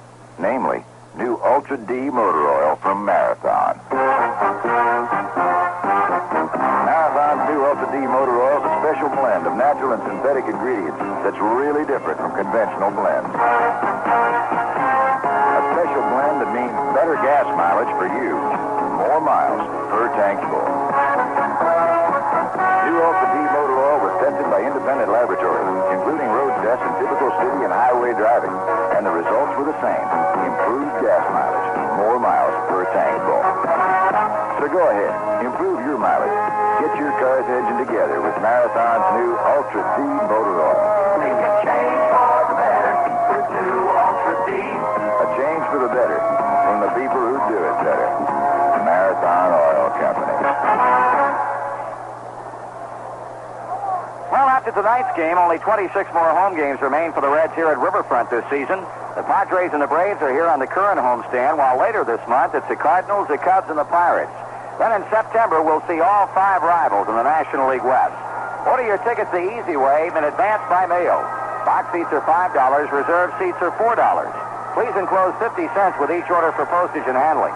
Then check or money order payable to Cincinnati Reds, Box 1970, Cincinnati. Well, we've got Keith Madison, the baseball coach from the University of Kentucky, here with us tonight.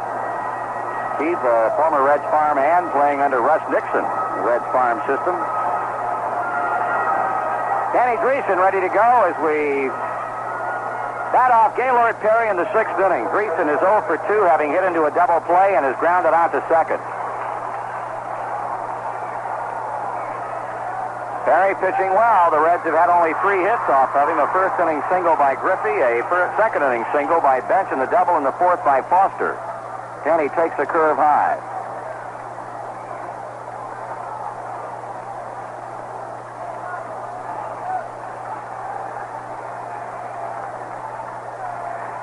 Fernando Gonzalez at second, playing about 4 steps behind the fat white line in shallow right center for Dreesen, who loops one down the left field line, but it goes foul. I think we've ever seen a second baseman play this deep for Dreesen. Perkins deep and only a few steps off the line at first. Smith shading Danny towards second and deep at short, and Thomas about even with the bag at third. And they're pretty well spread out here on the Padre infield. The outfield playing him straight away. Swung out and grounded into right field. Base hit. Oh, we got our lead man out in the sixth inning as Dreesen base hits Gaylord Terry in the right field.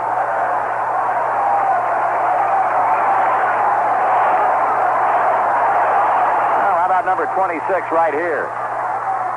Foster at the plate. He got us going in the fourth inning with that one-out double and came in to score on the Lum fly ball to right. May get him up and working once again in the San Diego bullpen. We'll keep an eye down there. Had activity going in the fourth inning with Bob Shirley and Mark Lee. Dreesen with good speed, leading at first base. Perry stretches, and he'll throw that way. And he leads the club in stolen bases 21 times. He has stolen a base and has been caught but 5. Well, you could possibly see him running. The Reds try to get even and maybe go out in front, trailing by a run in the sixth. Well, as Perry goes into his stretch, Foster steps away.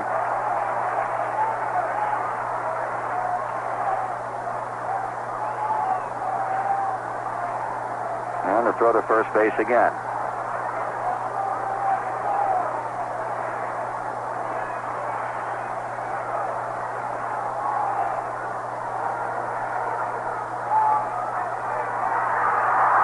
Slowly waving the bat around, waiting for slow-working Gaylord Perry, and now Foster steps out again. Well, you got the ultimate confrontation right here. Slow-working pitcher and a guy who has gained a widespread reputation in the National League of stepping out on opposing pitchers. Now the pitch. Foster swings and he misses.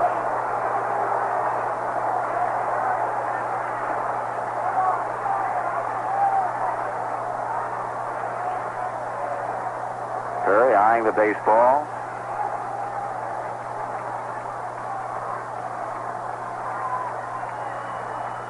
Checking in with Gene Tennis. And the strike one pitch. That's strike two call, a fastball. Foster quickly behind, 0-2. Foggy Anderson down at the far end of the dugout alongside Pete Rose, sending out the signs to third base coach Alex Grammas. Now the throw to first once again. Danny dives back in hands first. Reds trailing 2-1. Home half of the sixth inning from Riverfront Stadium.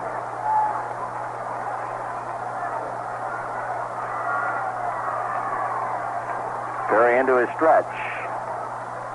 And the pitch. Foster strikes out swinging. He didn't fool around with Foster, I'll tell you. Struck him out on 3 pitches. One away for Johnny Bench. Johnny's been on both times. He's had a single. He's also walked.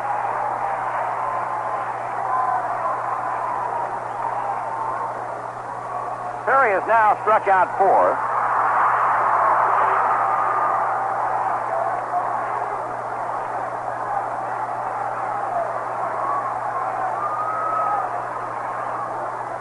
Another throw to first base, and Danny Dreesen back in easily.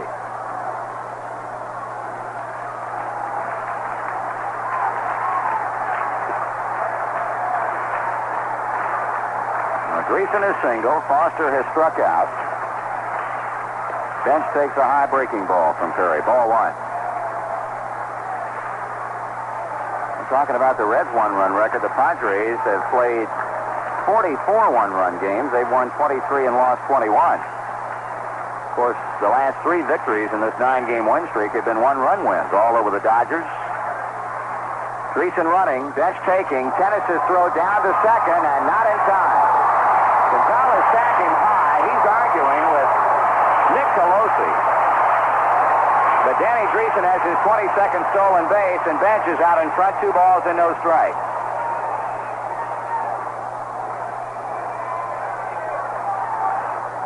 County third steal for the Reds this season.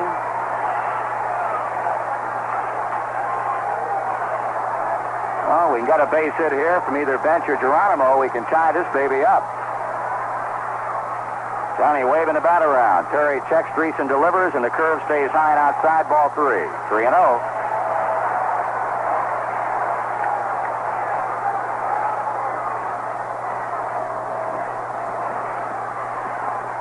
Outfield of Richards, Winfield, and Gamble.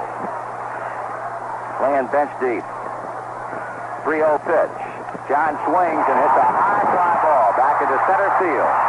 Winfield is under, and he makes the catch. 2 gone as Dreesen moves back to second, and the batter will be Geronimo. John getting the go-ahead on a 3-0 pitch from Gaylord Perry and flies out to Winfield. Geronimo's fly to center. He's also had a walk.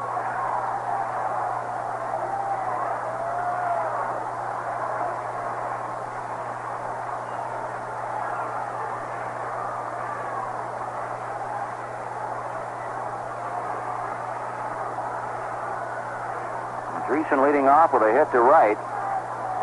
Foster struck out. Danny Stoll second with Bench at the plate, and John is flied out. So let's see what Geronimo can do here. He takes the pitch low for ball 1.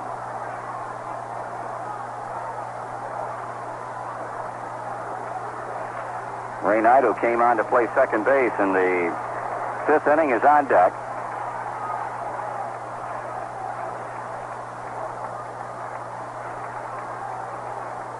Perry sights a sign, and the 1-0 to the plate. That is in the dirt.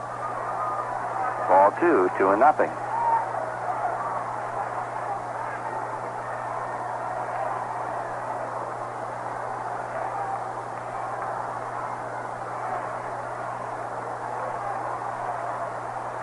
Perry, perpetual motion on the mound. Geronimo bounces foul, and that'll trickle over to the Cincinnati dugout. Oh, with 2 down and a runner at second. Geronimo will be looking at a 2-1 pitch from the San Diego right-hander.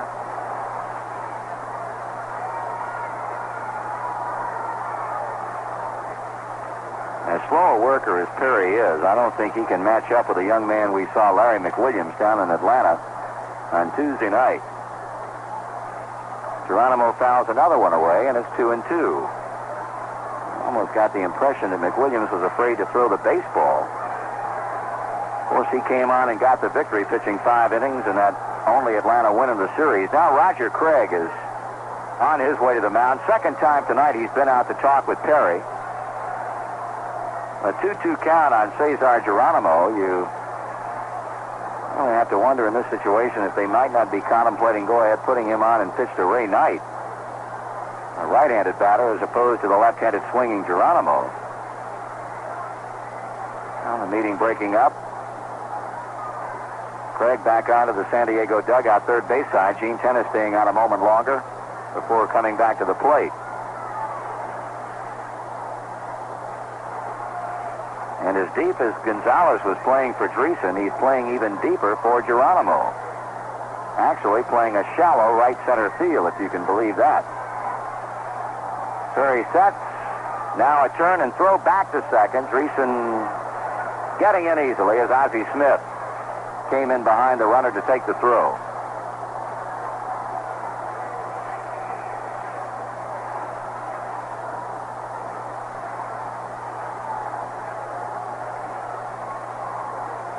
Okay, the 2-2 on the way, and that's high, ball 3.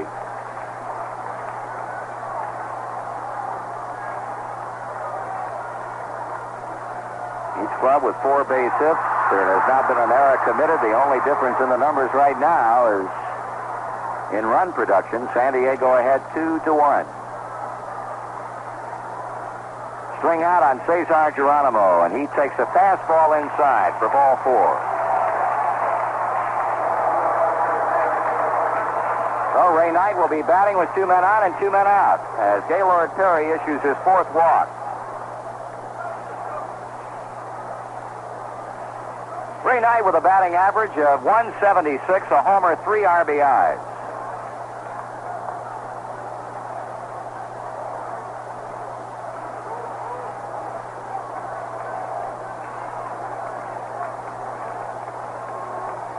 Right-hander against right-handed batter. Knight takes ball one high.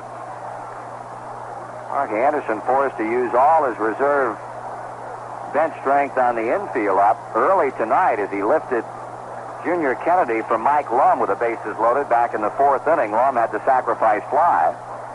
Of course, with Dave Concepcion not even in uniform tonight with a respiratory infection. No reserve infielders currently on the bench. That's a strike call, 1-1.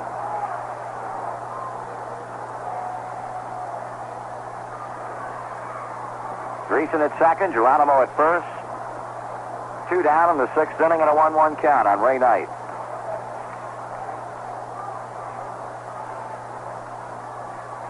The pitch. And he check swings a foul ball into Tennis's mitt. A breaking pitch.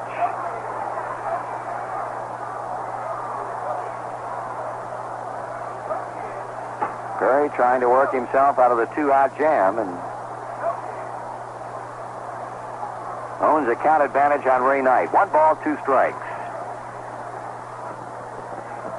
Pitch. Low and outside for a ball.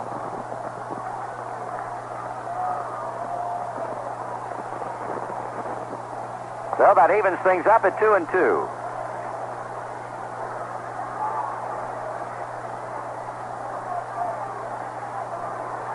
Rick Auerbach in the on-deck circle. Knight looks at strike 3.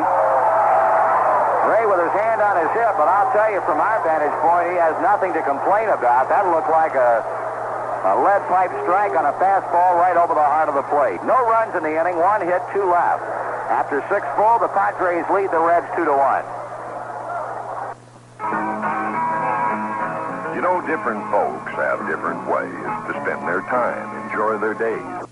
Me, I like to fish. I really do. Well, there's something good about a lazy creek.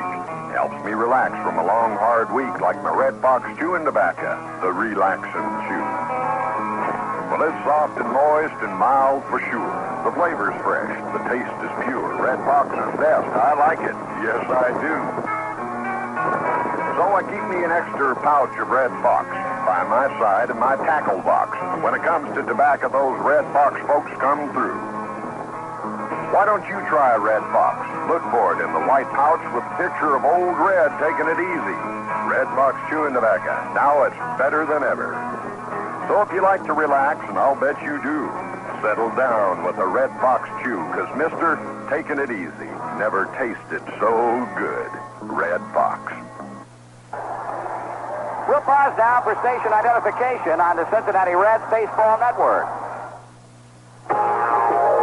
Zebra lights are turned on by Cincinnati Reds Baseball.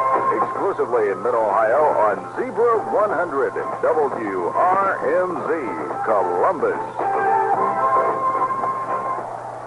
We head to the final 3 innings of action in this series opener. Gaylord Perry will lead things off against Paul Moscow. And back with a play-by-play, here's Joe. Thank you, Marty. Perry, Richards, and Smith in the 7th for the Padres. Gaylord up for the 3rd time. He has struck out both times up. Moscow delivers, and Perry swings and fouls back and over our head. 0-1 to count.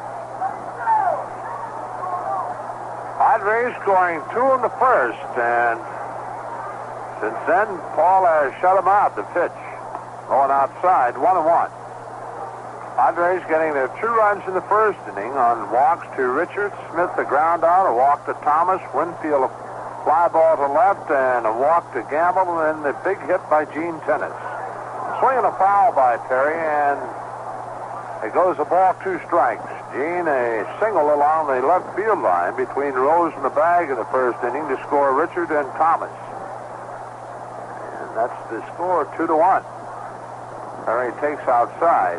2 balls, 2 strikes.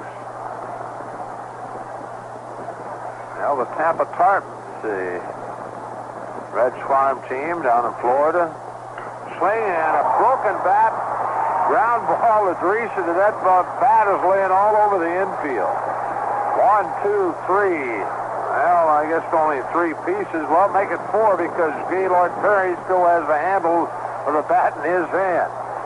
A little soft ground ball to Danny Threeson. Gaylord takes the handle back to the dugout with him. A one away, and Gene Richards steps in. Richards has walked and 3 times up. Popped out to short and a fly ball to center. A ball right on the nose in the 4th inning that Geronimo hauled in center field. He looks at a fastball and a called strike. Tampa losing to St. Petersburg tonight, 2-1. Richards checks on a curveball. It's low. 1 ball, 1 strike. Charlie Librand, the loser, he gave the St. Petersburg just 4 hits.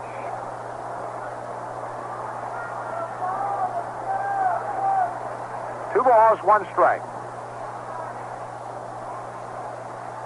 Lasco lines and delivers. Richard swings and grounds it foul off the first baseline. Count even 2-2. Now Keith Madison, the new baseball coach at the University of Kentucky, with us tonight. Had a kick out of talking to Keith. Keith, a former member of the Reds organization, played for Russ Nixon. He says, they're known for basketball and football at Kentucky, but we're going to see if we can do a little something about baseball. 2-2 delivery. Swung on, ground ball, backhanded by Arbach. Up and throwing, not in time. Richard runs very well. Good play by Arbach, but not quite in time, and that'll the 5th hit in the game for the Padres as Richard singles to deep short. That'll bring Ozzie Smith to the plate. Smith 1 for 3. Had a single in the 3rd inning. Ozzie hitting .270.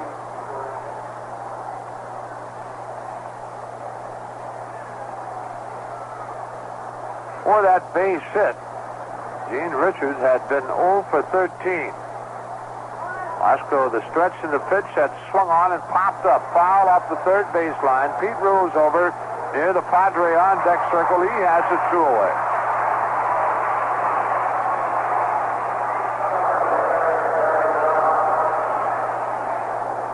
Two down, and Darrell Thomas steps in. Darrell walked in the 1st inning, scored a run, hit a fly ball to left center in the 3rd, or right center rather, and a fly ball to center in the 5th.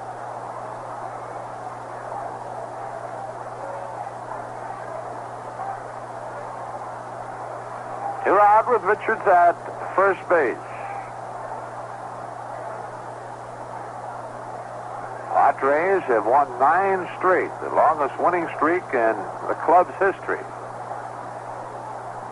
The pitch out, and runner going to throw, not in time, and that ball hit Gene Richards, and Arbach flips over Richards, and apparently Rick could be cut. He's down, sitting down in the dirt area, but apparently he's all right. Larry Starr going out, but they're still going to check Rick's right shin. Make it his left shin. Pretty good collision. Richards and Arbach.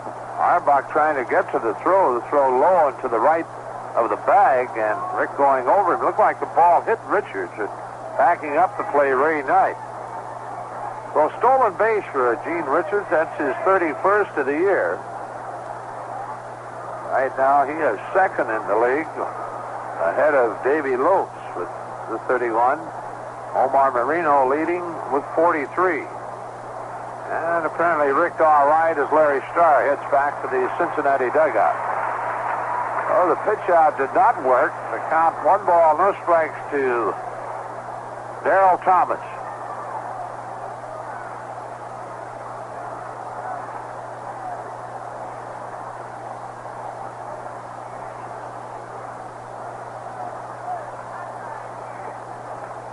Lasco to the belt.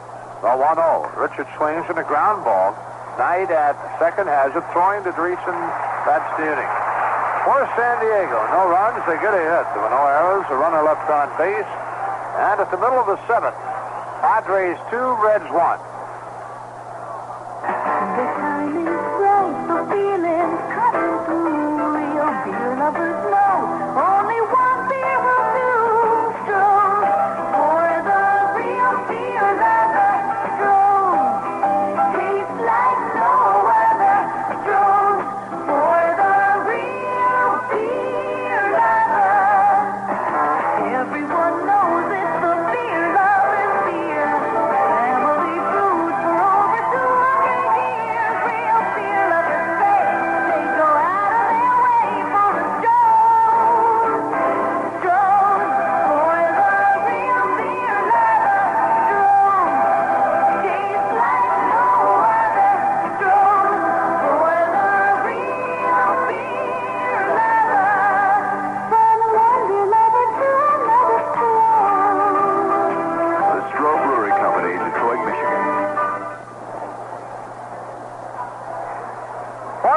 in the 7th inning. Rick Arbach will lead it off, and Dave Collins, in all probability, to hit for Paul Moscow as Doug Bear starts throwing down in the Cincinnati bullpen.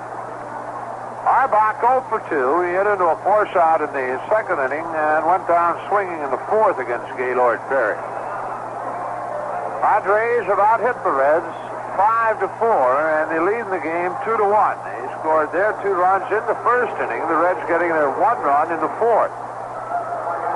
Ollie Fingers will make a John D'Acquisto throwing down in the Padre bullpen along with the left-hander Bob Shirley. A real pitcher's battle, and Paul Moscow has pitched very well. Walks hurting him in the 1st inning. Walked 3 in the 1st inning, 2 of them scoring. Perry ready to work to Arbach. His first pitch is swung on, looped into right field, and Oscar Gamble cannot get to it. It's Troy. Winfield backing the play up, and Rick will move just a second, and that will go as a double. Looked like Gamble had the ball all the way, and then all of a sudden it drops. So that'll be a double for Rick Arbach leading off the inning. Oh, we're in business. Dave Collins will be the batter for Paul Moscow. Rick Arbach, his 2nd double of the year, and Oscar Gamble boxed that one up somewhat.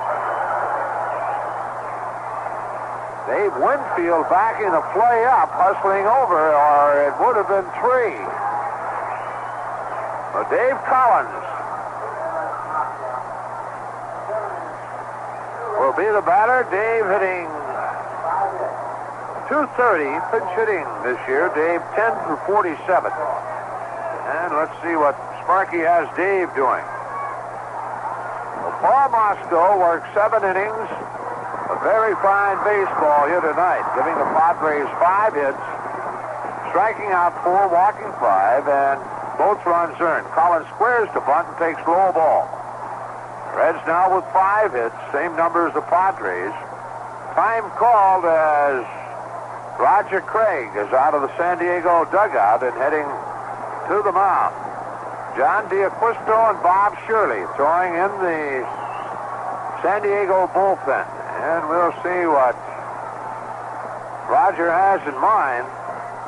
Perry has completed just 3 games this year, and he's going to go to the bullpen and bring on the left-hander Bob Shirley. And Gaylord Perry not too happy with that decision, and you can't hardly blame him as Oscar Gamble really boxed up a fly ball. Gaylord kicking the dirt as he left the mound. So it'll be left-hander Bob Shirley in relief of Gaylord Perry, and we have a break in the action here at Riverfront. The Padres leading 2-1. We'll be back after this word.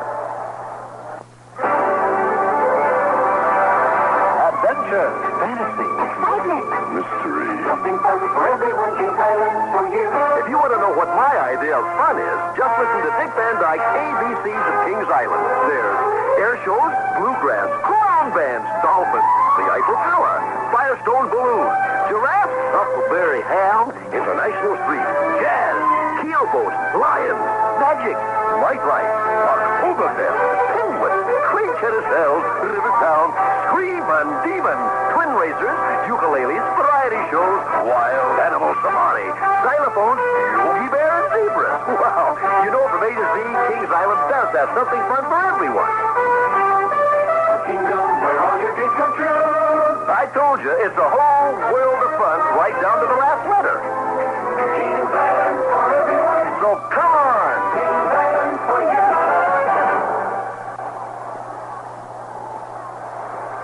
New pitcher for the Padres, Bob Shirley. Shirley's 6-11 on the year, making his 11th appearance as a reliever, his 30th overall. He started 19 games with 2 complete games. In 127 and 2/3 innings, Shirley has allowed 129 hits, has struck out 79, and has walked 51. He has 1 save to his credit. Bob Shirley, a left-hander, on the mound. In relief of Gaylord Perry, he will work to Dave Collins. It'll turn Dave around and bat right-handed with a count of a ball, no strikes. John D'Acquisto continues to throw in the San Diego bullpen. Shirley last year, 12 and 18 with a 370 earned run average. Doug Bear will be the pitcher in the top of the 8th inning. Shirley completes his warm-ups, and Dave Collins steps in with Rick Arbach at second base. Rick there on the double, a ball that Oscar Gamble looks like he should have caught, but we'll take it.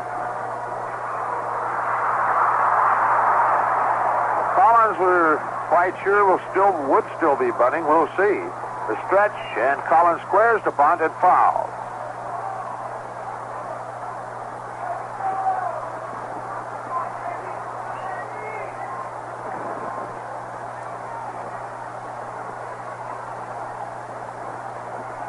Certainly last year was in 6 games against the Reds. He won 4 and lost 2. With a 171 earned run average. 1-1 pitch, and that's bunted foul, and the count 1-2.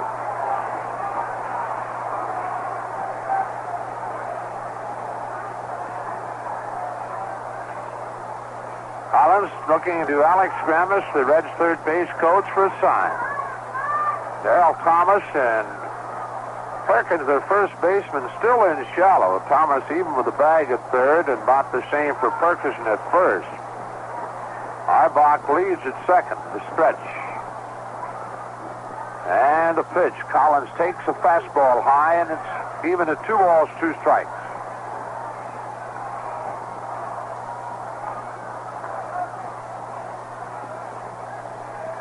Two to 1, Padres leading. With Arbach at second base, nobody out. 2-2 delivery. Swung on, ground ball up the middle into center field. Don't challenge Winfield. Don't hold Arbach up as Winfield guns one in. Well, Dave Collins, after trying to bunt twice, singles into center field, and we have him on the corners with nobody out, and Pete Rose the batter. Hit number 6 for the Reds.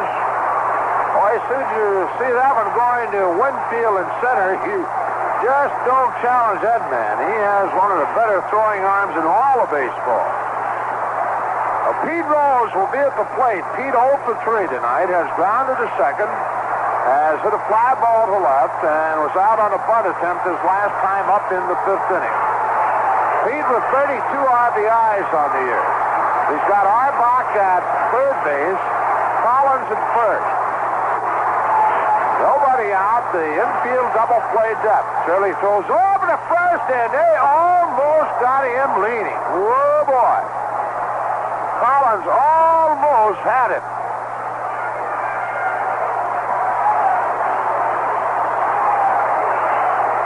The stretch.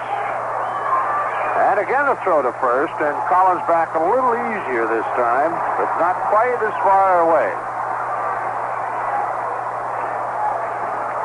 Arbach at third, Collins first. Rose to the plate, there are no outs. The stretch and the pitch. Pete swings and fouls. Back to the screen, 0-1.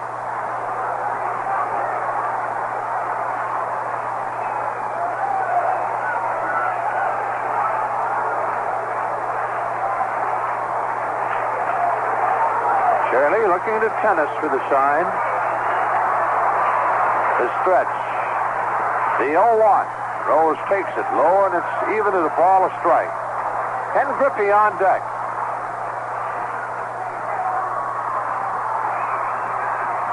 Reds with 6 hits in the game, 2 of them coming here in the inning. The double by Arbach, the single by Collins. Go over to first, and Collins steps back.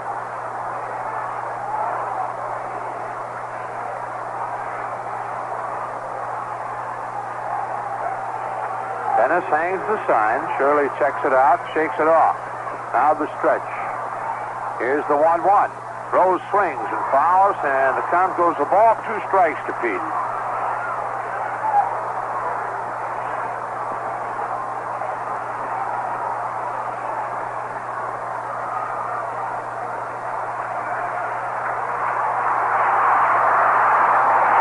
One ball, 2 strikes to Rose.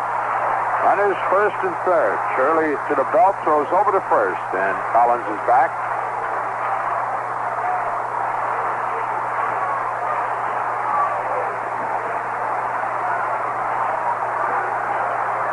Outfield straight away for Pete. Shirley ready. Delivers. Rose swings, lines it to center field. Winfield there, and here comes Arbach. Here comes the throw, and he made it. Dave Winfield challenged, and Rick Arbach makes it into the tie ball game. For Rose, his 33rd RBI. Well, boy, I didn't think Rick had a chance from there, but Winfield took a little time getting rid of the ball, and Arbach broke and kind of looked back at Gramus, but kept coming, so we tied it up.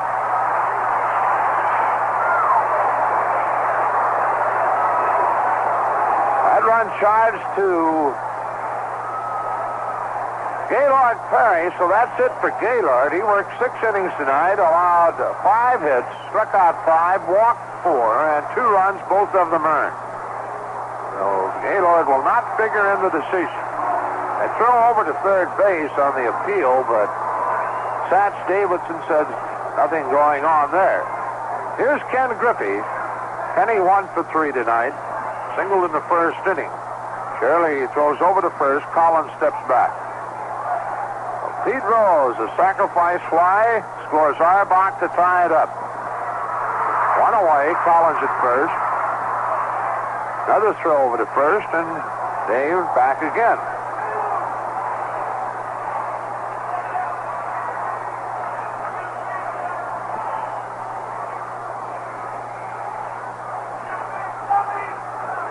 Shirley sets, delivers. That's the breaking ball for a called strike. 0-1 to Griffey. Danny Dreesen on deck.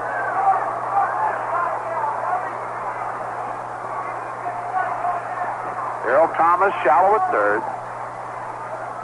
Shirley has the sign and delivers. Griffey takes a fastball, a called strike, and just like that, it's 0-2.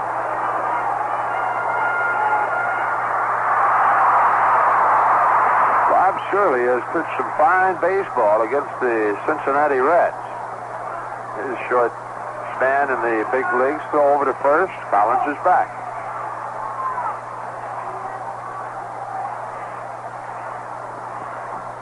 Thomas moves back at third base. Shirley ready. Delivers. High and outside, a ball, 2 strikes to Griffey.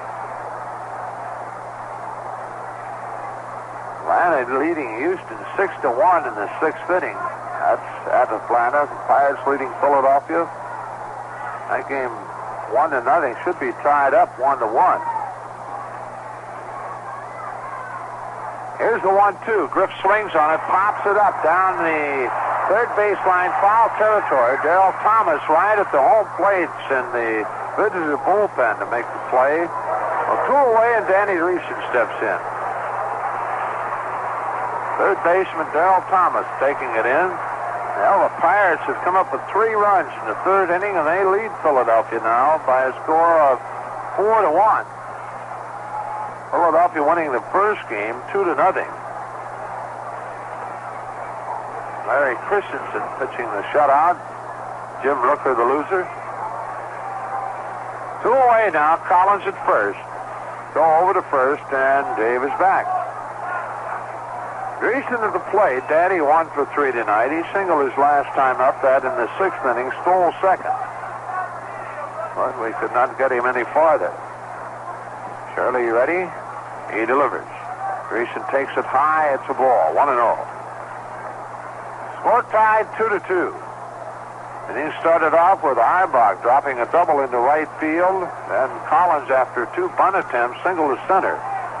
Moving Arbach to third, where he scored on Rhodes' sacrifice fly. Collins goes, the pitch is swung on and missed, the throw not near in time, and Dave Collins with a stolen base. Danny Dreesen with a courtesy swing just to distract Gene Tennis a bit. For Collins, that's his 3rd stolen base this year in 6 attempts. Well, he's now at second base. The count 1-1 to Dreesen.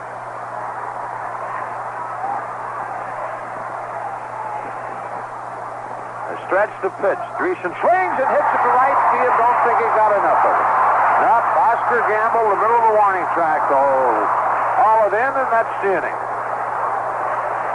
The Reds tied up, though, here in the 7th with a run on 2 hits. 2 no errors, a runner left on base, and at the end of 7, it's the Reds 2, the Padres 2. 7-inning totals show San Diego 2 runs, 5 hits, no errors, and the Reds 2 runs, 6 hits, no errors. New pitcher on the mound for the Reds. It's Doug Bear, and to tell you about him and all the play-by-play, Marty Brenneman. Well, Doug Bear has done a super job this season. 46 appearances, 4 wins, and 3 losses, and a 1.50 earned run average. Doug working in a good streak right now. He's given up only 1 run in his last 13 relief appearances, dating back to the 3rd of July, and in that period, he has struck out 19 batters in 21 innings and has given up just 13 hits. Made 4 appearances against San Diego this season. 36 appearances, 4 wins, and 3 losses, and a 1.50 earned run average. Doug working in a good streak right now. He's given up only 1 run in his last 13 relief appearances, dating back to the 3rd of July, and in that period, he has struck out 19 batters in 21 innings and has given up just 13 hits. Made 4 appearances against San Diego this season and has saved 3 games. While working in 5 2/3 innings, allowing 2 hits and no runs with 9 strikeouts and 4 walks, and called upon now to pitch some shutout baseball in the hope that the Reds can come up with a run or more in their last 2 swings and win the opening game of this series. Here's Dave Winfield leading off the 8th inning, and the first pitch is a ball low. Paul Moscow again pitches well. 7 innings, 5 hits, 2 runs. He struck out 4 and walked 5. Well, Gaylord Perry went 6+, giving up 5 hits and 2 runs with 5 strikeouts and 4 walks. So the totals of the 2 starting pitchers almost identical tonight. 1-0 to the plate. Winfield takes low, ball 2, 2-0. Dave is fly to deep left, grounded to second. Fine play by Kennedy in the 3rd, and bounced to short. A good pickup by Danny Dreesen on Rick Auerbach's throw. 44,829. Winfield swings and grounds high to 3rd, but Pete has it, and he throws him out. 1 down. Our attendance tonight, 44,829. 44,829. Winfield is out 3rd to 1st. Oscar Gamble at the plate. He's walked twice and has fly to center.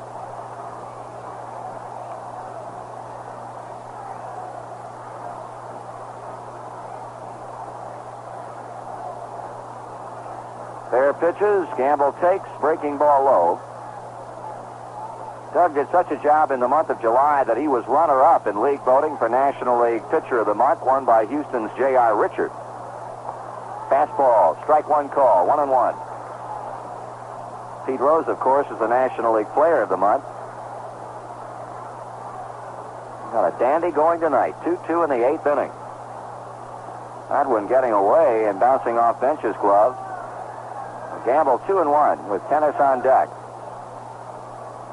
Padres have been shut out since the 1st inning when they scored twice. The Reds got a sacrifice fly from Lum in the 4th and 1 from Rose in the 7th to tie it up. Ball 3 to Gamble, 3-1.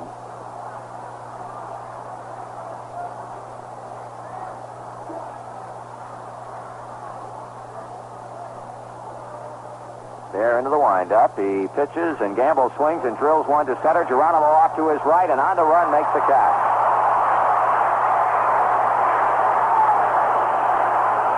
Two gone. Dennis drove the single to left in the 1st inning that got the 2 runs in, bringing his RBI total to 41. Has lined to second, and in the 6th inning drew a walk.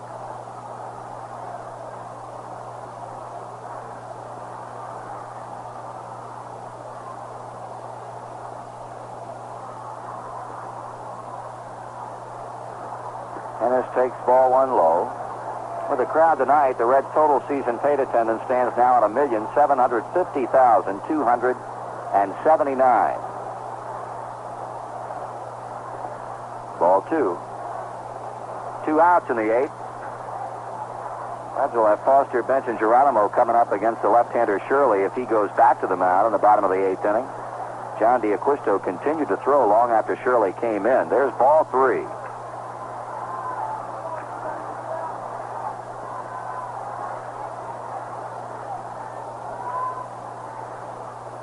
Bear needs a strike here against Tennis. They'll probably turn him loose, but he takes a strike on the inside corner. Well, Bear back behind the mound. We were talking about how the Padres have flourished at the gate this season. They are projecting for that series with the Reds next week, beginning Thursday night at San Diego Stadium, a new 4-game series attendance record. Foul straight back. Based on the advanced ticket sales, the current 4-game series record at San Diego is 128,771 set in September of 1975, with the Reds providing the opposition. And they are looking to go above that figure next week. Tennis takes high, and he's on with a walk as Bear loses him on a 3-2 pitch. Well, the Padres have themselves a 2-out base runner. We'll pause for station identification on the Cincinnati Reds Baseball Network. Cincinnati Reds baseball is yours on Zebra 100, WRMZ, Columbus, Ohio, the home of the Reds for Central Ohio.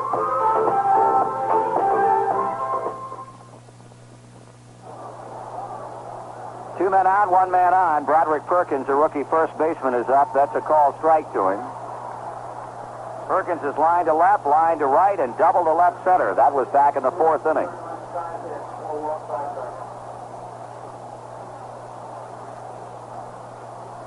.207 batter for the left-handed batting first baseman. He fouls it off and out of play. 1 0 balls and 2 strikes.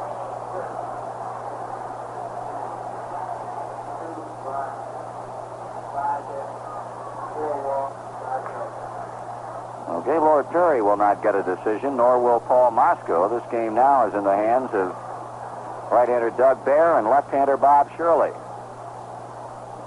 Strike 2 pitch. Bounce to the third base side of the mound. Bear quickly up, and he throws wild at first base. The ball goes into the bullpen. Here comes Tennis being waved around third. Here comes the throw to the plate, not in time, and San Diego goes out in front. Doug Bear throws it away at first base. Tennis in a heap at the plate, appears to be injured. And Johnny Bench comes up limping also. Bench, of course, playing with a bad ankle as a result of fouling a ball off of his ankle in Atlanta. And Tennis is down, and right now can't seem to get up. Larry Starr, the Reds trainer, is out to check on Bench. And John appears to be in a bit of pain, but he's up and walking around. Tennis is down, and he's being examined. But the Padres got a break as Bear throws it away at first base. And it looks like we've got an injured player out at second in Broderick Perkins. He's down on one knee, so the San Diego trainer will look at him one at a time, and they're going to take Tennis out of the game. Perkins is in a kneeling position out at second. I can't imagine what possibly could be wrong with him unless he pulled a hamstring muscle. Marty, I think he had just a slight collision with Dan Dreesen down at first on the overthrow. Danny reaching for the ball, and looks like they're looking at his left knee from up here, and I think just looks like a little collision with Danny. It might have thrown him off out of step and could have twisted his knee, but their trainer now looking at him pretty closely. So pretty good collision at the plate and almost a dandy at first, and well, a 3-base error, and we trail by 1. 3-2 the score, San Diego. We've got a break in the action, and we'll be back with more in just a moment. Broderick Perkins, having completed some jogging in the outfield, apparently is well enough to remain in the ball game. They have credited him with an infield base hit. And the throwing error by Doug Bear results in San Diego's getting the go-ahead run. So the Padres get a break. They lead 3-2 as the 8th inning continues with second baseman Fernando Gonzalez up. He is struck out, double, and struck out again.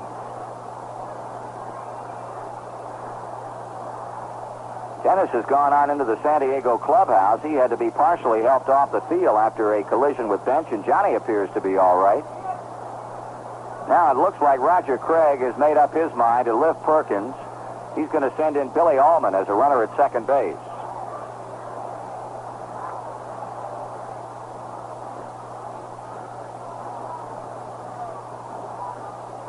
Well, he had 3 players hurt on one play. Bench shaken up. Tennis shaken up more. He has been lifted. And now Broderick Perkins leaves the ball game as Billy Allman is a pinch runner at second. 2 outs, a run in, and a runner at second base. Bear pitches to Gonzalez, and he takes ball 1. Ball that Perkins hit was just a squiggler to the third base side of the mound. Bear came up with the ball, and in trying to get the out at first base, he threw it into the Cincinnati bullpen. Tennis scoring on the play. Here's a foul back and out of play. 1 ball and 1 strike.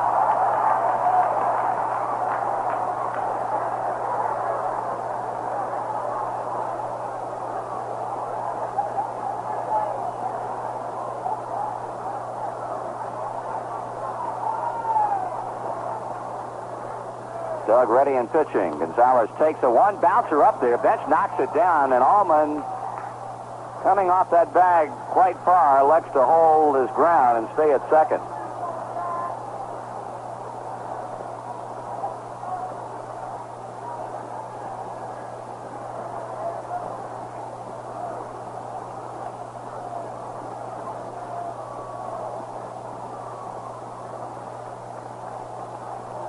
We have Rick Sweet loosening up down in the San Diego bullpen. He would take over behind the plate for Tennis. Swung on and a fly ball hit back into right field. Griffey is there, and he makes the catch to end the inning. San Diego goes out in front with a run on 1 base hit, 1 big Cincinnati error, and 1 man left on. Through 7.5, the Padres 3 and the Reds 2. Well, we've got some changes for San Diego. A new battery, right-hander John D'Acquisto has come on to do the pitching. New catcher Rick Sweet, new first baseman Tucker Ashford. And it looks like Billy Allman has gone over to play third base, replacing Darryl Thomas. Thomas is now in center field. With Dave Winfield moving to right, Oscar Gamble is out of the game. So D'Acquisto pitching, Sweet catching, Ashford at first base, Allman at third base. Thomas is in center. Winfield moves to right, and Gamble is out. And before D'Acquisto ever throws a pitch, right-hander Raleigh Fingers has started to get ready in the San Diego bullpen. We trail 3-2 on the unearned run at the top of the inning as Foster, who has gone 1 for 3 tonight with a 4th inning double and a run scored, leads it off.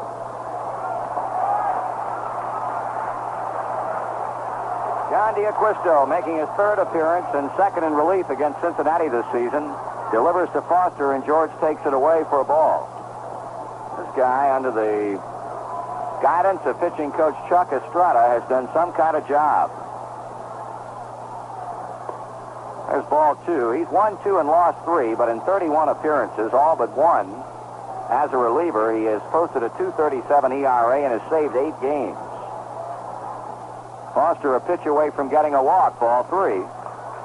John started against us, his only start this year in the 2nd game of a May 21st doubleheader here.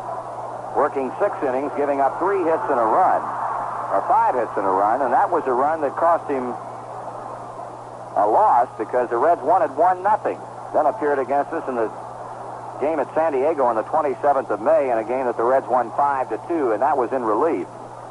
Ball 4, Foster walks on 4 straight pitches.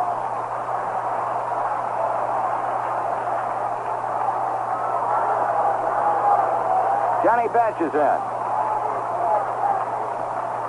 John is single, walked, and fly to center.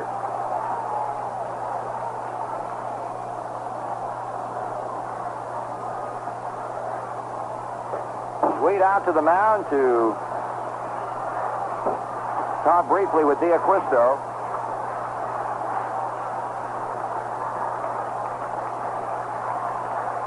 So the Reds immediately put the potential tying run aboard. Infield at double play depth. D'Acquisto with a high pause at the belt. Pitches, swung on, fly ball center field. Darryl Thomas tracking it. And he's there to make the catch. 1 away.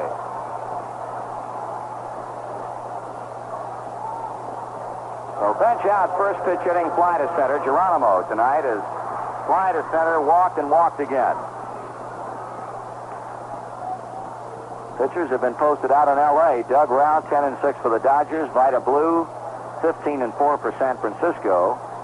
make that game in Candlestick at San Francisco. They'll go to L.A. for a series next weekend. 3-2 Padres. 1 out, 1 on, home 8. Geronimo swings and misses. Strike 1.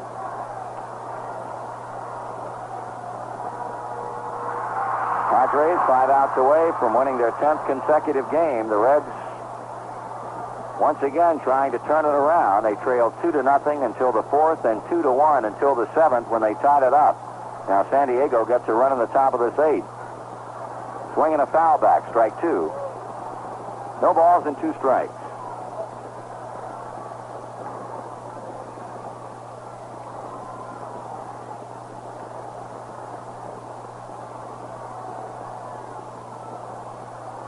Bob Shirley would win this ball game if the 1-run lead stands up.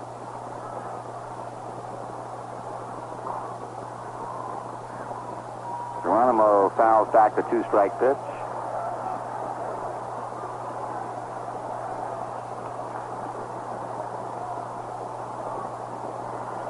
Fingers continuing to stay ready along the left field foul line.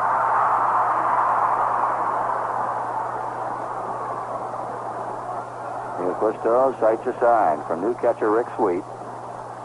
Checking Foster, pitching to Geronimo high with a fastball. 1-2. Shirley pitched 1 inning, allowed 1 base hit in relief of starter Gaylord Perry.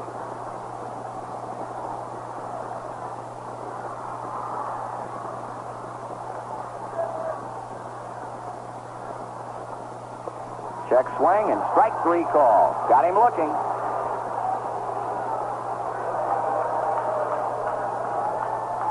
Two away for Ray Knight. He looked at a call 3rd strike in the 6th inning. Sparky Anderson pacing up and down on the Cincinnati dugout as his club trails by 1 with 2 out and Foster at first base. Knight takes a strike away. Now Milwaukee trying to pick up a game on that Boston crew. They lead them 6-1 in the 7th inning at Milwaukee County Stadium tonight. A victory by the Brewers would pull them to within 5. They had 3 home runs in that game. Bando, Heisel, and Thomas.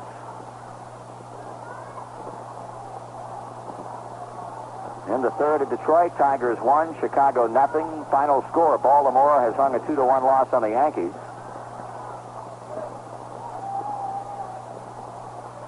Knight swings and misses. Strike 2. In the 7th at Kansas City, Toronto up a run, 3-2 on the Royals. In the 7th at Arlington, Texas, the Rangers seeking to break a 5-game losing streak, shutting out Cleveland 6-0. Ray Knight strikes out swinging, or did he? No, he just ticked it foul, and Sweet was not able to hang on to it.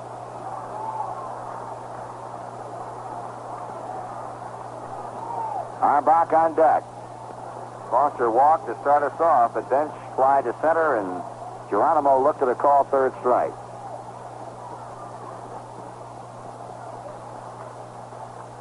D'Acquisto studies his sign, now ready with the strike 2 pitch, and here it is. Swung on and line to left field, center field, base hit. On to second goes Foster, heel hold. And a 2-out single to center by Ray Knight moves Foster into scoring position and brings up Rick Auerbach.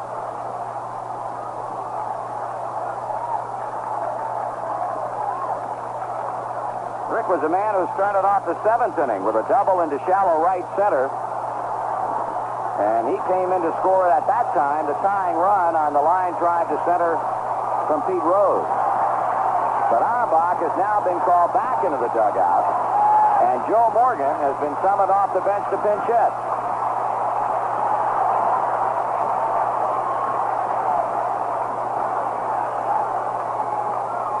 Talking about Sparky Anderson's reserve infielders earlier, didn't completely overlook the fact that Morgan was still down there.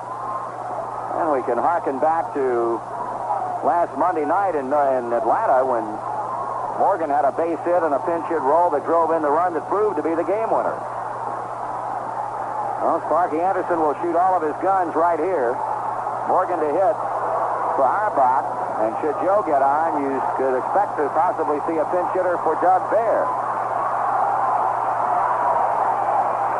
We need something to keep the 8th inning alive because they're 2 down. Joe batting .264 with 8 homers and 61 RBIs. 2 on, 2 out.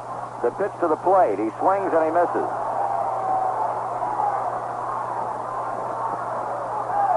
Morgan has been up as a pinch hitter 7 times and has responded with 2 hits.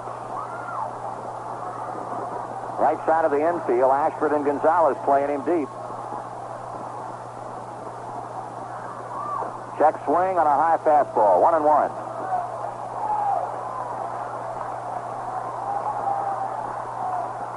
Kenny Henderson still on the bench. Vic Corral.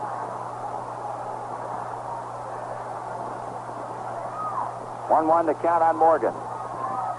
Low, ball 2, 2-1. And if Joe should reach,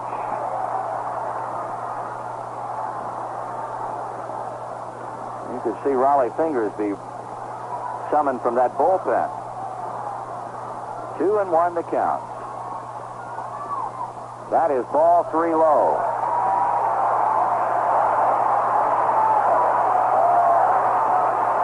D'Acquisto turns his back to the plate, looks out towards center field as Sarmiento loosens up for Cincinnati. 3-1 on Morgan. Once again, Fernando Gonzalez playing shallow right center for a left-handed batter as he has done most of the night.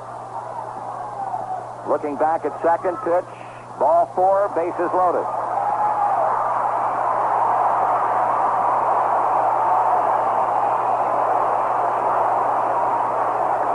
D'Acquisto not giving Morgan anything to hit. And it's going to be Kenny Henderson to bat for Doug Bear and Roger Craig on his way to the mound. Raleigh Fingers will be brought on to face Henderson.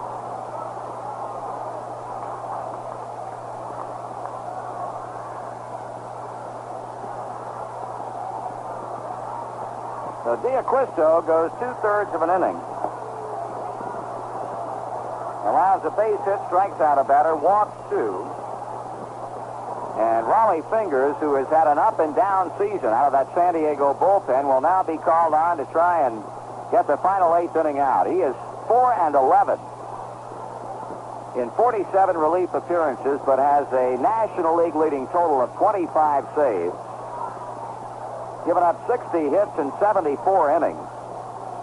With 45 strikeouts, he's walked 23 batters. And in those 74 innings, Fingers has allowed only 3 home runs this season. Of that total, 2 of them have come from members of the Cincinnati Reds ball club. George Foster got him on the 19th of May. A game-winning home run on a 4-3 Cincinnati win. Johnny Bench got him on the 26th of May in a 3-1 Cincinnati victory. Fingers has dropped 2 decisions to the Reds, and they came on consecutive nights. 4-3 on the 19th of May, 10-6 on the 20th of May, and Foster both times proved to be the culprit, homering in that first game and then getting a triple with the bases loaded the following night. Right now, Kenny Henderson will pinch hit as Mickey Lolich keeps the fires burning in the San Diego bullpen.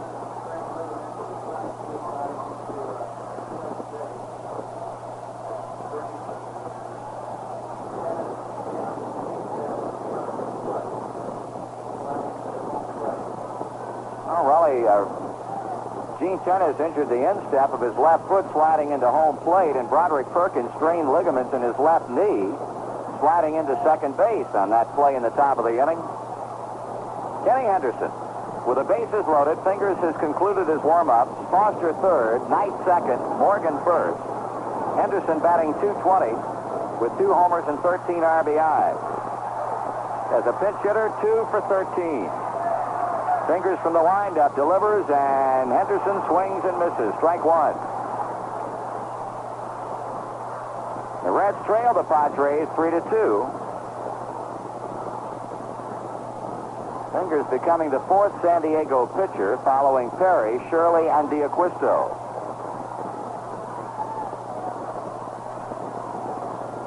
right-hander kicks and throws. Henderson takes strike 2. No balls and 2 strikes.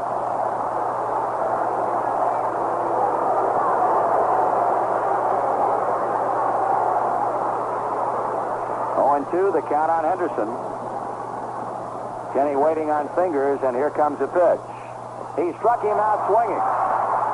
So Raleigh Fingers does the job. In the 8th for the Reds, no runs, 1 hit, 3 left. And after 8 complete, San Diego 3 and Cincinnati 2.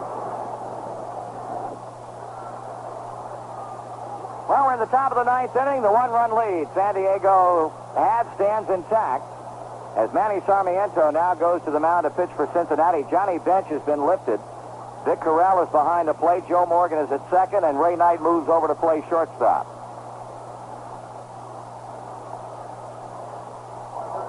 Rick Sweet, the catcher, will start things off for the Padres in the ninth. Sweet earlier this year pretty much did the everyday catching. Batting .218 with a homer and 9 runs batted in.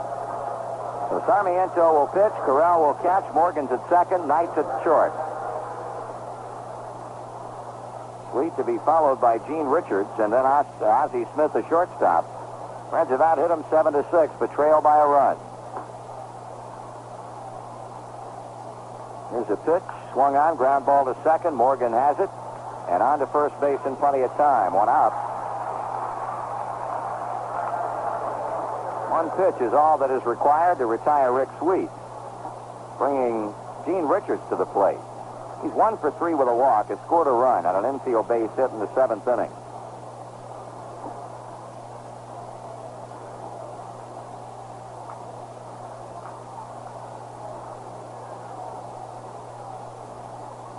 $44,829 here. That's a strike on the outside corner. Sarmiento with a 1-loss record of 9-6, 349 his earned run average. He's even now, 1 ball and 1 strike on Richards. In the bottom of the 9th, Cincinnati will be sending up Pete Rose, Ken Griffey, and Danny Dreesen against Raleigh Fingers. 2 balls and a strike.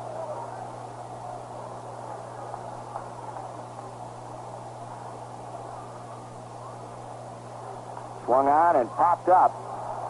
Morgan drifting back. He'll play it from his second base position, 2 down. Oh, with 2 away in the San Diego 9th inning, the batter will be the shortstop, Ozzie Smith. Smith has grounded to first, singled. He's grounded out second baseman to the pitcher covering and popped up and fouled round to Rose. Ball is low.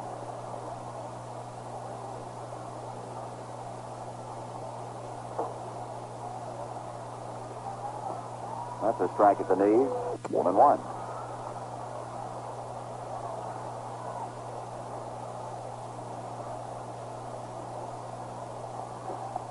Missing away with a fastball. 2 balls and 1 strike. Things stand now. Shirley would win it, and Bear would lose it. The Reds can come back in the bottom of the 9th inning. Here's a foul back to the screen. 2-2.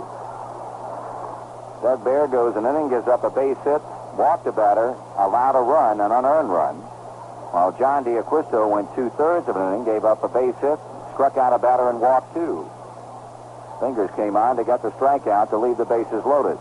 Full count as Sarmiento misses up and away with a breaking ball.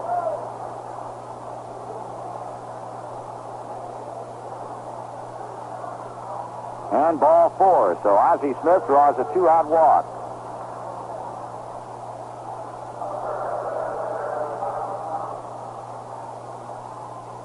An old bugaboo, the base on balls, has really come back to haunt Cincinnati tonight. All 3 of the San Diego runs were runners put on through walks.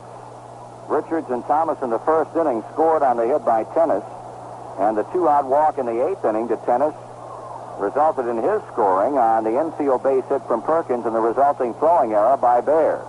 Pitch is high for a ball to Darrell Thomas. Hitless in 3 times. He's walked and scored.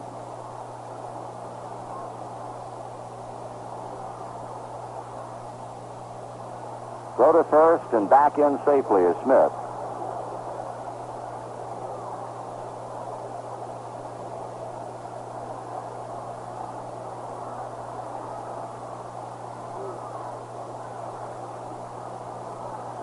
Now the 1-0 pitch to Thomas. Runner goes. Pitch is taken. Here's a throw down to second. Not in time. A stolen base for Ozzie Smith.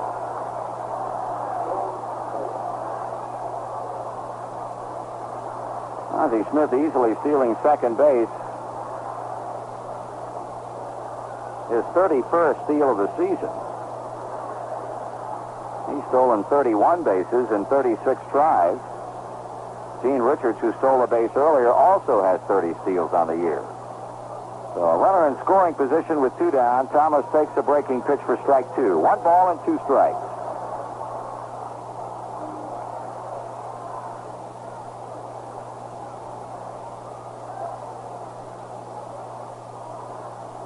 Sarmiento called upon now to pitch some bear-down baseball with a runner at second and 2 away. Thomas swings and misses. He struck him out.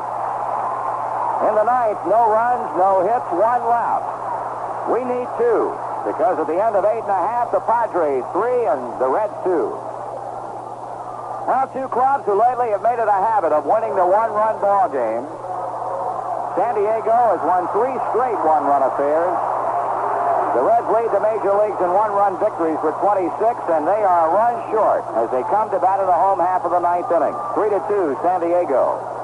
The top of the order will be in against Raleigh Fingers.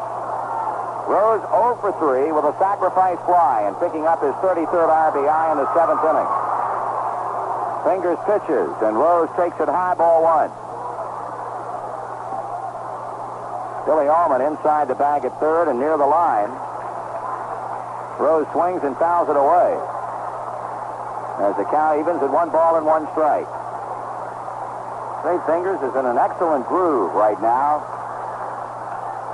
Pitched very effectively of late. That one bounces up there and sends Rose out in front, 2 balls and 1 strike. He's not allowed a run in his last 6 appearances. Fingers, covering 9 1/3 innings, has recorded 5 saves in his last 5 appearances, and he can do it again tonight. 2-1 to count on Rose.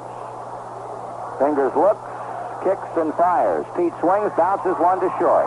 Ozzie Smith on to Tucker Ashford, 1 down. Well, Rose is out short to first, bringing Ken Griffey to the plate. He is single, lined out to center, and popped up foul to third.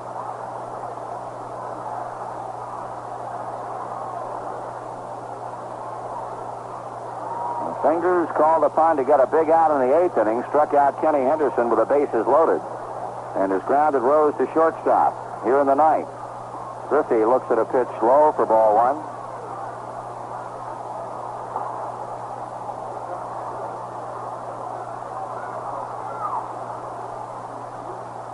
Swung on and bounced to short again.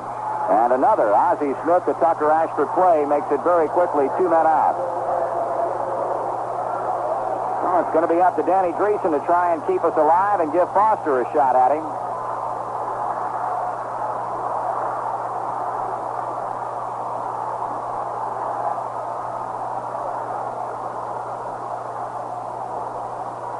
Dreesen in the game has had 1 of the 7 Cincinnati hits, a 6th inning single. And in the 7th inning, he just missed hitting 1 out of here, driving Gamble back to the warning track in right field for the final out. So Fingers doing his thing.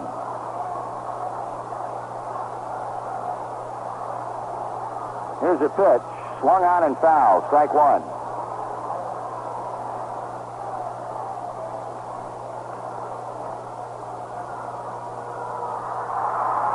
Foster hoping to get an opportunity here in the 9th inning, and that would require Dreesen getting on. Danny grounds it foul outside of first base. And Raleigh Fingers, throwing nothing but strikes, is out in front 0-2.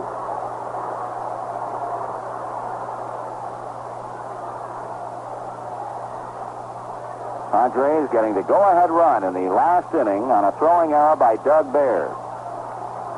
Fingers kicks and throws. Dreesen takes it high ball.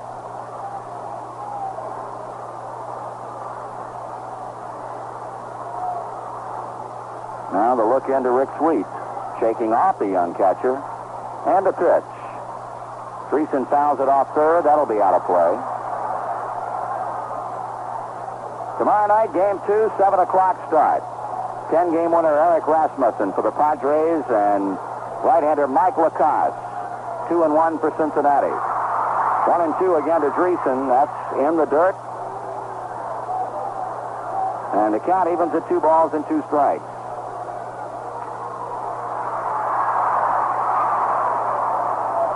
Fingers now wants to check in with the plate umpire, Joe West, to be sure he has the right count. Pitching Fingers. Swinging Dreesen. He missed it, and that's the ball game. Here in the 9th inning, the Reds are out in order, and the San Diego Padres have taken their 10th consecutive victory as they defeat Cincinnati by a final score of 3-2. We'll be back in just a moment. For car transportation, we're the greatest in the nation. Our prices are laughingly low. Check their prices, then check our prices. Theirs are high and ours.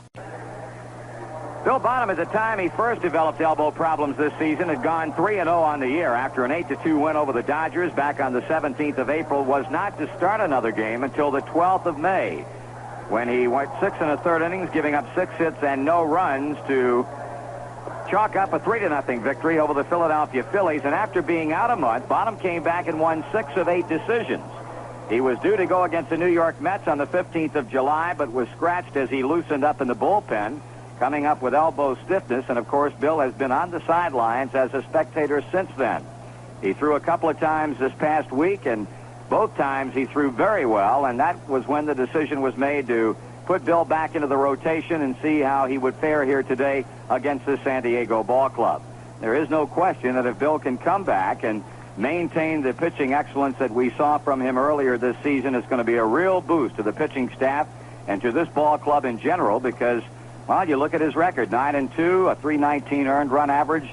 The way this guy was pitching, he was the most consistent pitcher among those in the rotation at the time in which he had to slip by the wayside.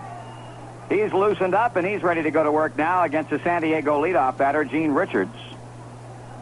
Richards, left-handed batter, the left fielder, batting .299 with 3 homers and 35 RBIs, will be followed by Ozzie Smith, the shortstop, and Darrell Thomas, the center fielder.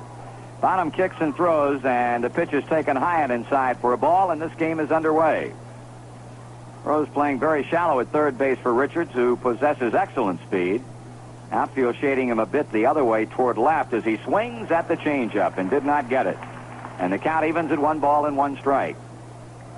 Bonham beat the San Diego club earlier this season.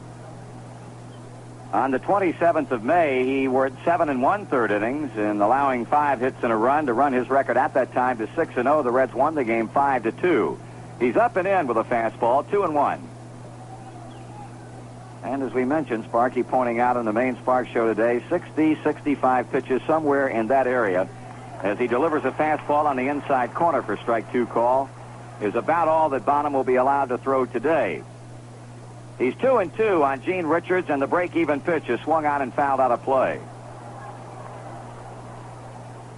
Dodgers and the Giants will close out the 4-game set at Candlestick this afternoon. 2 11-game winners, Bert Hooton and Bob Nepper, will hook up.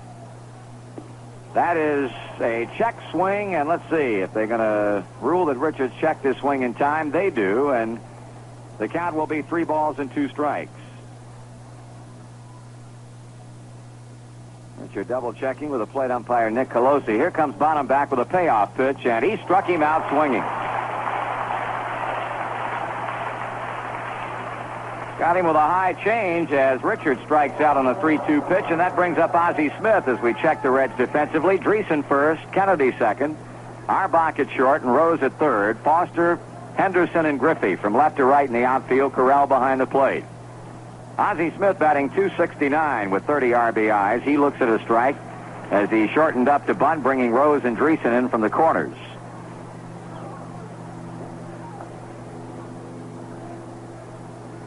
Now the strike 1 delivery, and Smith takes it high and outside. 1 ball and 1 strike. Padres won the Friday night opener here, 3-2. Cincinnati came back behind the pitching of Lacoste to chalk up a 7-1 win last night. Here's a swing and a fly ball into shallow right. Griffey on the run will make the basket catch. So quickly, 2 down. The batter will be center fielder Darrell Thomas.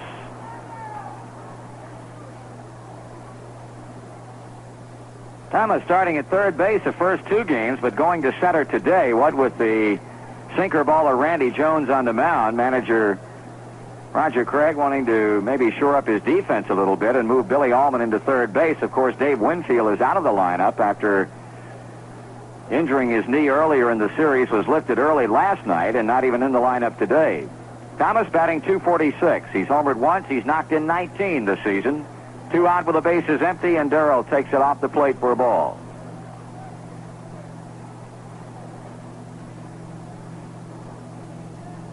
Outfield straight away for the left-handed batter. Pitches in for a call strike. Mentioned Nick Colosi calling balls and strikes. Satch Davidson is at first base. Joe West at second, and John Kibler at third. The 1-1 pitch. That is bunted third base side, but it trickles foul. Well, Thomas, well past the first base bag, will come on back with a count of 1 ball and 2 strikes on him. San Diego will be heading on west to Los Angeles. They'll be kicking off a 3-game set against L.A. at Dodger Stadium tomorrow night. And, of course, the Reds will be remaining home to take on the Atlanta Braves. Tom Seaver will do the pitching for Cincinnati. Left-hander Mickey Mailer will be doing it for Atlanta. Thomas back up in the batter's box, and bottom comes to him, and it's high. 2 balls and 2 strikes. Reds are even with the Giants in the loss column, 45 and 45, and 2 short. They've played more games than we have. They've won 66. We've won 64. Here's a pop-up back in shallow left. Auerbach ranges back to make the play, and that ends the inning.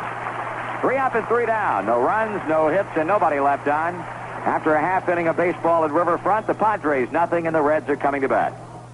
Some people wonder why spend money on replacement windows when they already have good windows in their home. Well, maybe some of these New Sash customer letters will help you understand why. Dear Mr. Johnson, I wondered about spending money on New Sash windows, but my reservations are now gone. My wife thinks they're beautiful and very easy to clean. But the amazing thing is that we keep the thermostat on 65 degrees all winter long, and our furnace only comes on 4 or 5 times a day instead of 10 or 15 times as in the past. Thank you. Our New Sash windows are paying for themselves. If fuel savings are important to you this winter, give Bill Johnson a call at 267-8396. New Sash is the only window with the Good Housekeeping seal of approval. And New Sash replacement windows are custom made for a perfect fit. Call Bill Johnson at 267-8396 and let him show you how to save up to 30% or more in heating costs. That 24-hour number again, 267-8396. Always ask for the original New Sash. As we mentioned, with today's game being the wind-up to this series, the Atlanta Braves will be coming to town for the first of 3 tomorrow night. 8:05 games for both Monday and Tuesday night, and then Wednesday evening at the special early starting time of 5 o'clock. Plenty of seats are available for all 3 of these dates, so how about getting the family or friends together for a trip to the ball game? It's a great way to spend the evening. Randy Jones, 9-9 on the year with a .298 earned run average. He has 4 complete games and 25 starts. Jones has won his last 2 with complete game wins over the Cardinals and the Dodgers. And he's won 3 of his last 4 decisions, and in his last 5 starts has allowed but 9 runs in 37 innings for an ERA of .219. Pete Rose to lead it off here against Jones. Rose in, of course, batting right-handed against the Padres left-hander. And the pitch to Rose is taken off the plate for a ball. Pete is 0 for 7 this season against Randy Jones, as Jones has started twice against us, 1 no decision and 1 victory. Rose grounds 1 by the mound, but to the second baseman. Gonzalez throws him out at first base, 1 gone. That'll bring up Junior Kennedy, who had a big base hit in that 5-run 5th inning last night.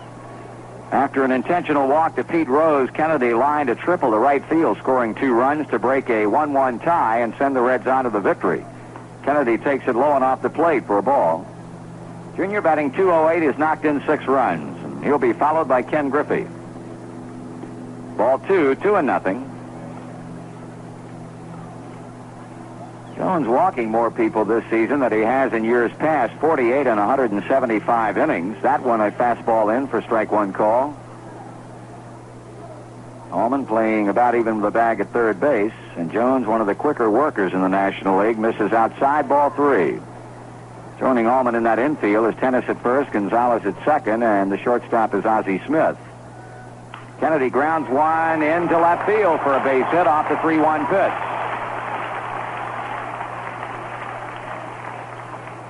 So the Reds have the game's first base hit, a single to left field with one down by Junior Kennedy, bringing Ken Griffey up. They've got Richards in left field, Thomas in center, and Gamble in right. Sweet behind the plate. Jones will now go to working out of the stretch with Griffey at the plate, batting .289. Kenny in the win last night had a run-scoring triple and an infield base hit and 3 times up.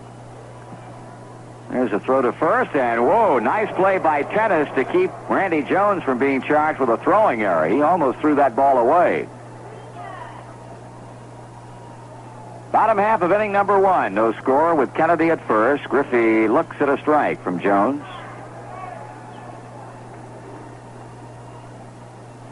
With a win last night, Cincinnati has now beaten San Diego 6 times in 9 tries. We still have 9 remaining with them, counting this one today. 1 ball and 1 strike.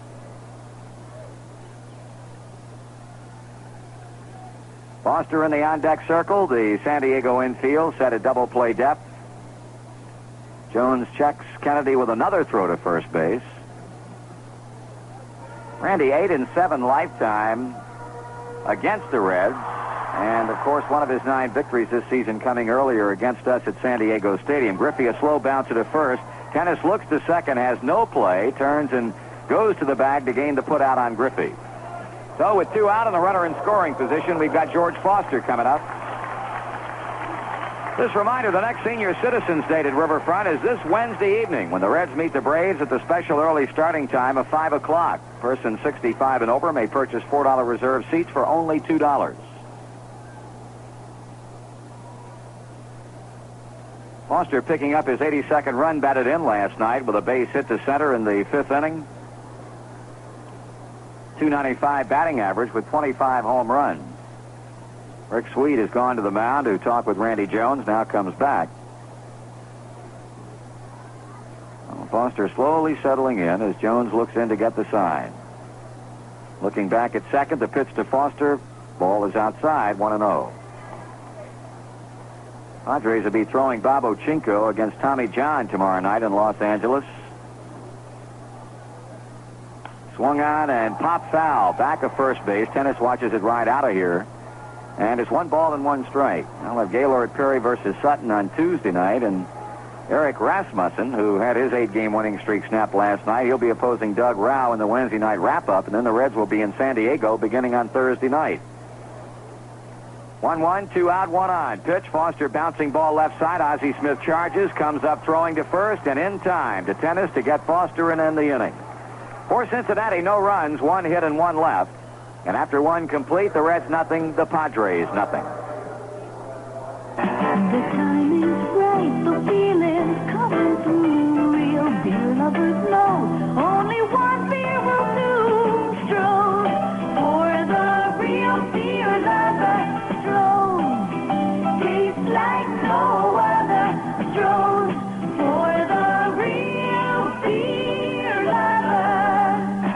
Everyone knows it's the beer lover's beer.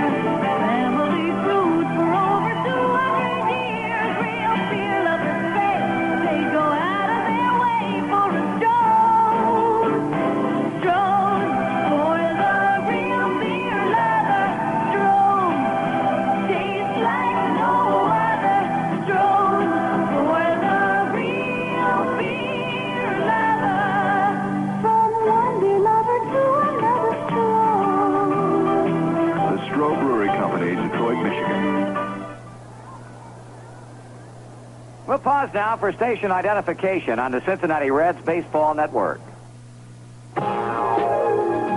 Follow the Reds all season long on Zebra 100 WRMZ, Columbus, Ohio, where you hear more of what you listen for.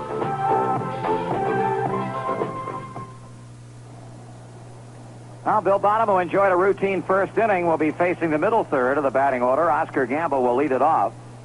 Gamble batting .289, and there's a pretty good correlation to be drawn between this recent rise to prominence by the Padres team and the fact that since the 21st of June, Gamble has been batting at a .400 clip. Got off to a slow start in the National League, and boy, he's come on strong since June. He takes a strike from Bonham. Tennis and Sweet to follow. No score at the end of 1 inning of play here. Gamble takes a pitch just high.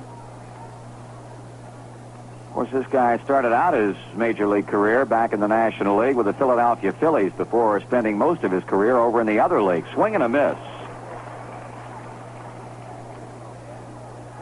Bonham throwing strikes here, and out in front on Gamble, a ball, 2 strikes. Correll hangs a sign, Bonham pitches, and a ground ball headed toward Auerbach at shortstop. Rick is throwing, and Gamble is out. 1 gone. Now Gene Tennis. Gene batting .244 with 12 homers and 41 RBIs. Had a 2-run single Friday night in the first inning here against Paul Moscow. Was Tennis suffering an injured left instep on a collision at the plate later in that same game, but came back to play first base last night and is at first base again today. Right-handed dead pull hitter Tennis, and the pitch to him is taken in on him, a ball. Friesen really playing well off first base. In fact, the whole defense is overshifted toward the left side. Call strike. Tennis in his last 14 games has been batting .325. And he's driven in 9 runs in the last 8 games. He steps away on Bonham, who had started into the windup. Now the 1-1.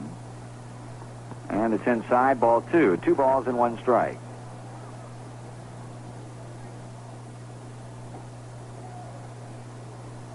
Swing at a miss. Bonham coming to him with a fastball, and Tennis with a roundhouse cut. 2 balls and 2 strikes. Rick Sweet, the catcher, will follow Gene Tennis to the plate. Tennis pops the ball up.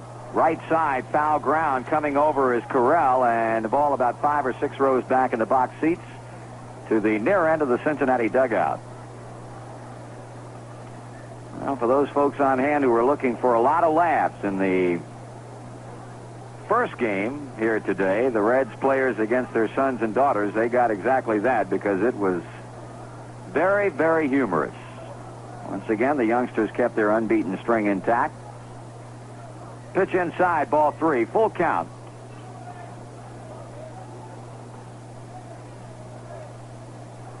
Well, Bonham with a string out against Tennis, and he walked him, missing low and away. Correll has the ball bounce away from him as Tennis jogs on down to first base. Who was it, Dave Concepcion's son?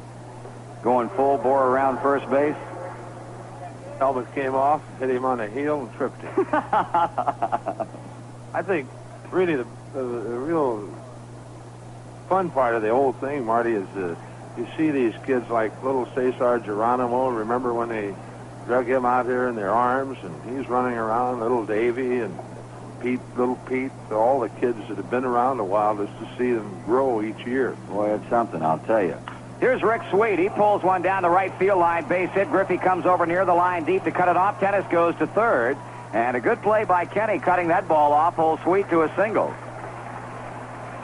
Base hit to right field by Rick Sweet, and San Diego threatens in the second with runners at first and third, and the second baseman Fernando Gonzalez coming up.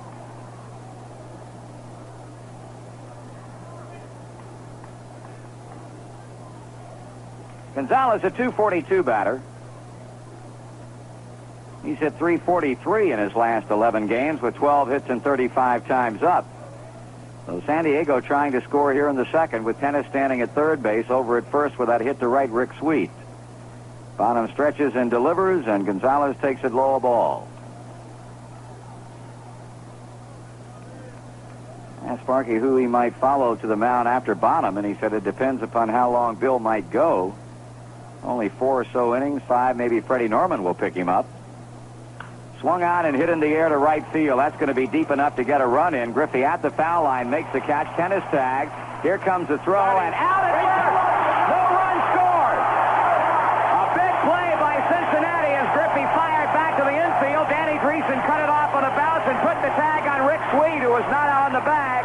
And they got the double play before Tennis scored the run. In the inning, and a big play that one was. No runs, 1 hit.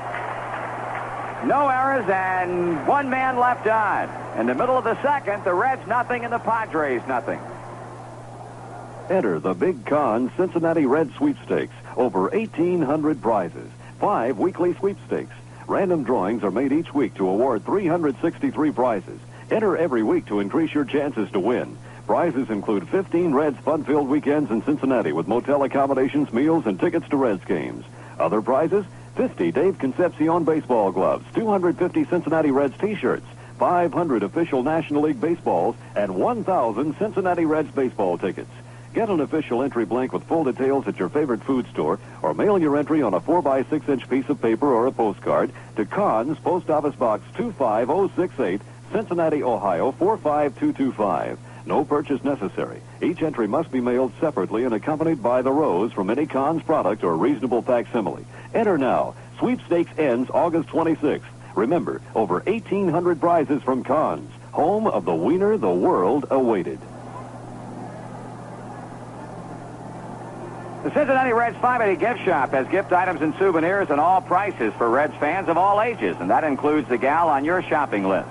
Here are just a few gift ideas. A Reds sun hat, Reds purses, Reds needlework kits, a Reds cutting board, a Reds carry-all bag, a Reds bubble top umbrella, and lots more. Stop by 580 the next time you're in downtown Cincinnati. Shop is open Monday through Saturday from 7:30 until 5:30 and up until game time before all Reds home games. Kenny Henderson for openers in the home second as Jones misses over the plate but below the knees for ball 1. Well, the Reds coming up with a big play to take away a run from San Diego. There's ball 2. Gonzalez flies to right. Tennis tags up. Takes his time coming to the plate. Griffey to Dreesen. Danny put the tag on Sweet before he got back to the bag, and that was the inning. Meanwhile, Jones is a pitch away from walking Henderson. Kenny batting .217 as he checks with Alex Grammas in the third base coaching box, and here comes the pitch. Strike one call.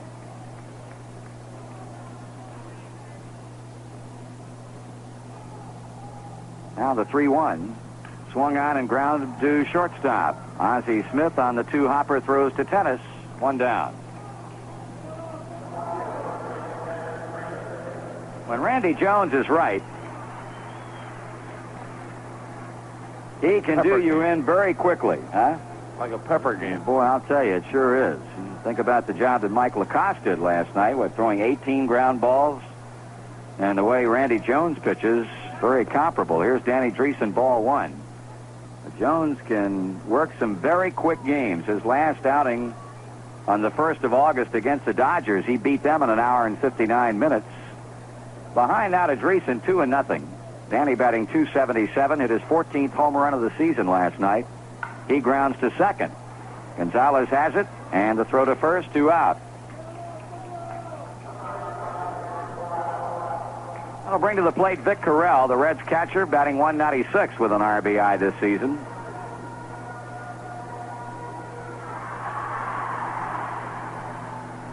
So all 5 outs have been recorded on ground balls.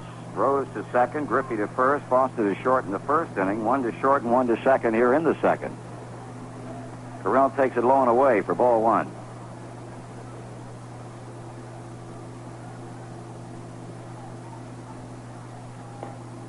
That's high, ball 2, 2-0. Jones trying to win his 10th game of the season, and Bill Bonham trying to do the same thing for Cincinnati. Ball 3. And he won't give up too many home runs. He's been touched for only 5 in 175 innings. Behind now to Carrell, 3-0. Arbach would be up next if Vic gets on here. And that's taken ball 4. So the Reds have their first walk of the afternoon as Carrell draws it with 2 down, bringing Arbach to the plate.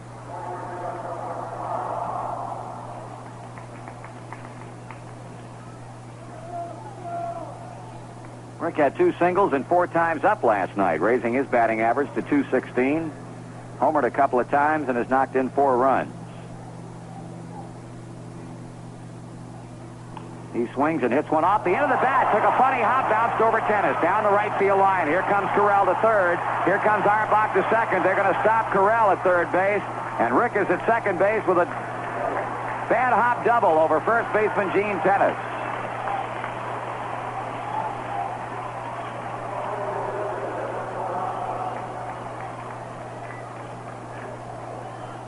Tennis was all set to play that ground ball, and it apparently hit the seam in the AstroTurf and bounced right over his right shoulder. So the Reds have two in scoring position with two out, and the pitcher Bill Bonham stepping in.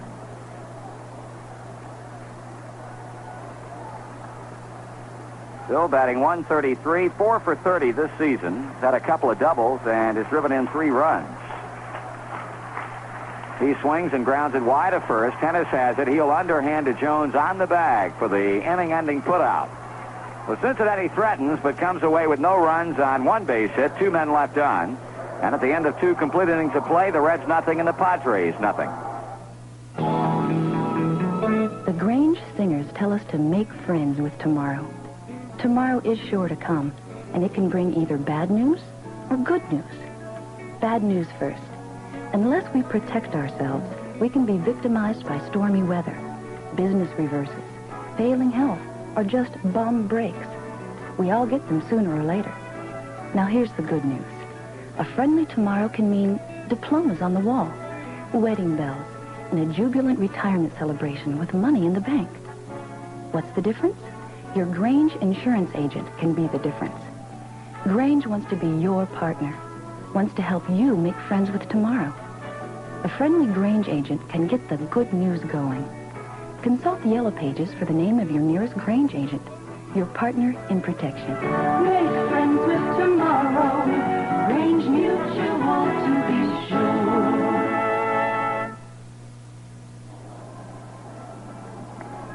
Scoreless through 2 quick innings of baseball here at Riverfront Stadium. Billy Allman will start it off against Bill Bonham in the San Diego 3rd inning. And with a play-by-play, here's Joe Nuxall. Thank you, Marty. Allman, Jones, and Richards here in the 3rd for the Padres. Allman hitting .252 with 19 RBIs, 17 doubles, and 2 triples.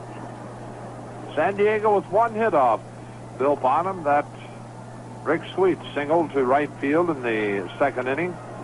Bill has walked 1. He walked Tennis with 1 out in the 2nd, has struck out 1. That was Richards in the 1st inning, leading off the ball game.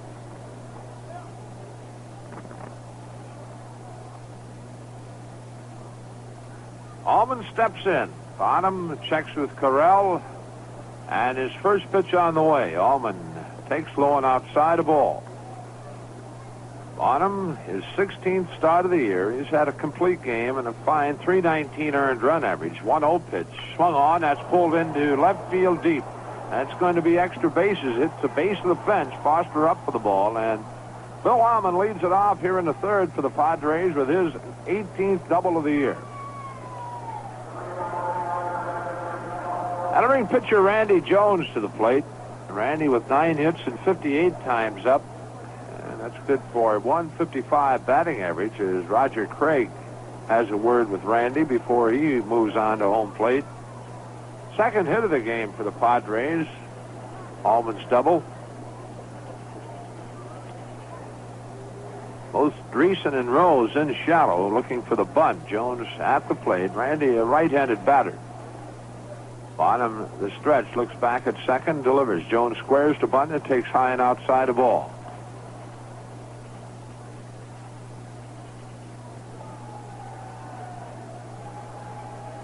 Allman at 2nd leads. Dreesen really in at 1st. The stretch, the pitch, the bunt, and Bonham up with it. He'll throw just to 1st as the sacrifice works. Junior Kennedy covering at 1st base. 1-4 the play. A sacrifice for Jones. 1 away, and the batter, Gene Richards. Richards struck out in the 1st. He's hitting .299, 3 home runs, 35 RBI.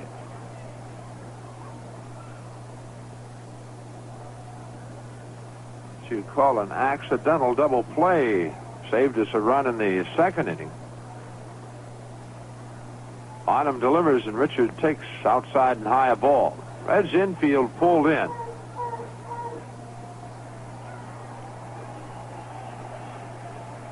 Bonham back to the plate. Richards swings on it and fouls to the screen. 1-1.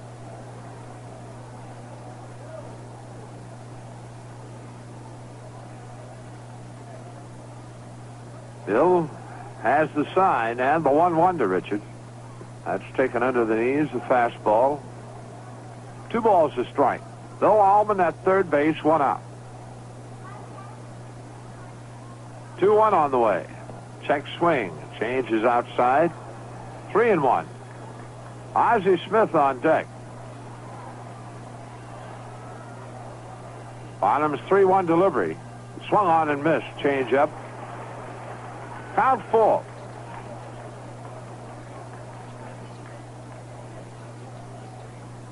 Richards away from the plate. Now steps back in. Bonham winds the payoff. Swung on. That's fouled. Out of play to the left. On hold, 3 balls, 2 strikes to Richards.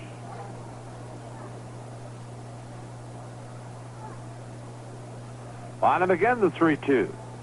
Swung on, that's hit into center field, drifting back Henderson, tagging Allman. He'll score easily, and the Padres will take a 1-0 lead. For Richards, his 36th RBI of the year. Credit Gene Richards with a sacrifice fly. 2 away now. The base is empty, and Ozzie Smith the batter. Smith the fly ball to Griffey in right field in the first inning. A wind of pitch. Smith swings and misses a change. 0-1.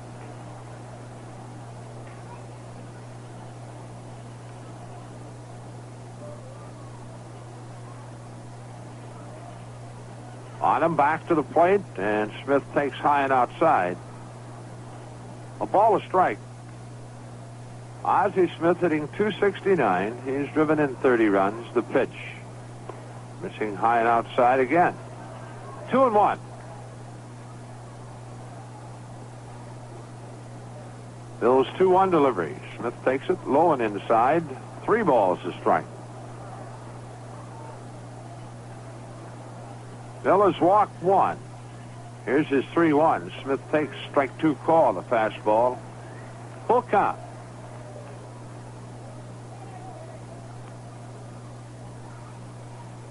On him, the payoff. Smith swings on it, bounces over the mound. Arbach has it. He throws, got him easy. Rick moving behind the bag at second to pick off the bouncer, and he throws Smith out easily. For San Diego in the inning, they get a run on a hit. There were no errors, no one left on base. Middle of the third, Padres 1, Reds nothing. The folks at Stroh's are proud to announce a Labor Day weekend with our hard-hitting Reds. The weekend is in St. Louis, beginning Friday, September 1st through Sunday, September 3rd.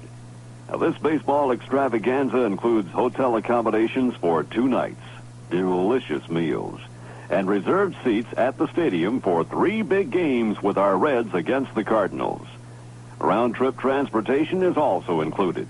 And to top it all off, there will be a Stroh's hospitality party where you can get plenty of that good, cold Stroh's beer, along with music and dancing. So for details on this sports holiday, contact the Barney Rapp Agency, area code 513-381-7277. That's 513-381-7277. It's another Red Rooter sports holiday, and we at Stroh's hope you can make it. The Reds trail 1-0 as they bat in the third inning. It'll be the top of the order. Rose, Kennedy, and Griffey. Pete leading off the game for the Reds. Bounce to Gonzalez at second base. Rose in the virtual tie with Atlanta's Jeff Burrows coming into the game this afternoon. There's 4 percentage points between the two. Pete's average 317.9 and Burrows 318.3. Pete leads the league in runs scored with 75 and in hits with 144, doubles with 32. Randy Jones has walked 1. The Reds have had 2 hits. He delivers to Rose, and Pete takes it low ball.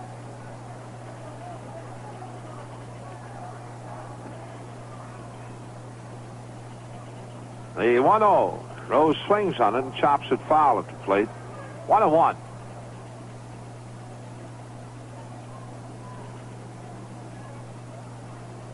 Outfield straight away to Pete. And play him a bit shallow. A 1-1 delivery. taken just off the plate outside. Now Randy Jones asked for another baseball from plate umpire Nick Colosi. 2 balls to strike to Rose. The pitch. High and outside. 3-1.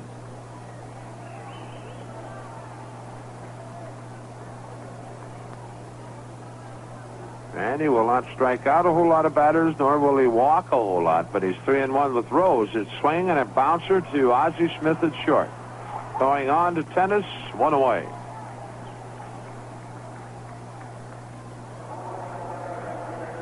That'll bring Junior Kennedy to the plate. Junior owns one of the 2 base hits we've had off Jones. Had a single in the first inning. The other hit a Rick Arbach bat hop double to right. Kennedy takes a strike from Jones. Randy wastes very little time in delivering the pitch. Here's the 0-1. Kennedy swings on it and fouls to the screen. Quickly, Jones in front, 0-2.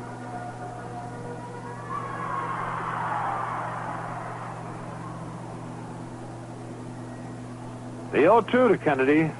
Junior takes it low and outside. Ball, 2 strikes. Tomorrow night, the Braves in town. 1-2 pitch. Swung on, ground ball, and deep in the hole is Smith. Quick throwing, and not in time, and Kennedy has his second hit. Ozzie Smith going to the hole and coming up and throwing in a hurry, but not near in time. Third hit of the game for the Reds. 2 of them belong to Junior Kennedy. That'll bring Ken Griffey to the plate. Ken bounced to tennis at first base in the first inning.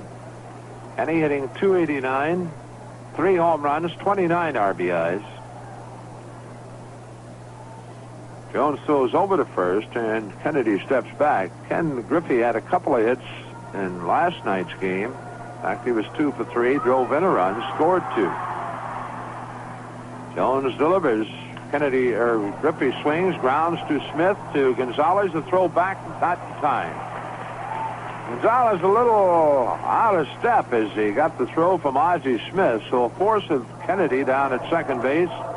2 away, and George Foster the batter. Foster grounded to short in the first inning.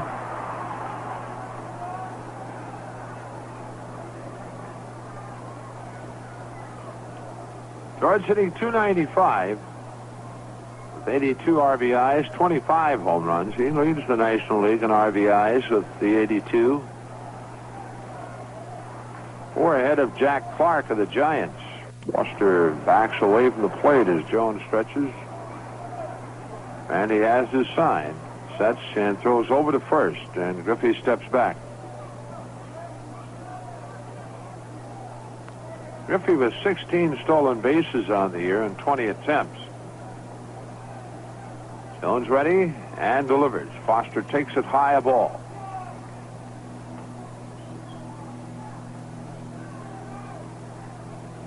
Mickey Mailer will be on the mound for the Braves tomorrow night. Mailer, a left-hander. The 1-0. Swung on, ground ball, fair along the left field line.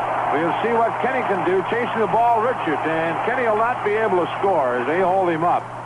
That ball right over the bag and down the left field line for George Foster, his 18th double of the year, and runners at second and third with 2 away, and the batter, Ken Henderson. Henderson grounded to short in the second inning leading off. 4 hits now for the Reds, and Roger Craig out of the San Diego dugout with Dan Dreesen up next. The discussion we're quite sure would be, well, who would you want to pitch to, Henderson or Dreesen? We'll see what they do. Foster at second base, Griffey at third with 2 away. Craig backs away and now heads back to the San Diego dugout. And let's see what they've decided to do with Ken Henderson. I'm going to pitch to him, but we'll see how they pitch to him. In the field very deep, Jones delivers. Henderson takes way outside, a ball. Ken working a bit with Ted Kluszewski down in the batting cage before the game. The 1-0. That's on the outside corner to knees, a called strike. 1-1. Griffey at third, Foster at second. A ball to strike the count to Henderson. Jones winds and delivers. Henderson swings and chops it foul. And is it going to be a fair ball as Sweet tries to get to it, runs into Henderson, and now Ken arguing with Nick Colosi, and it's going to stay, though. So Henderson out, 2 unassisted. Sweet unassisted.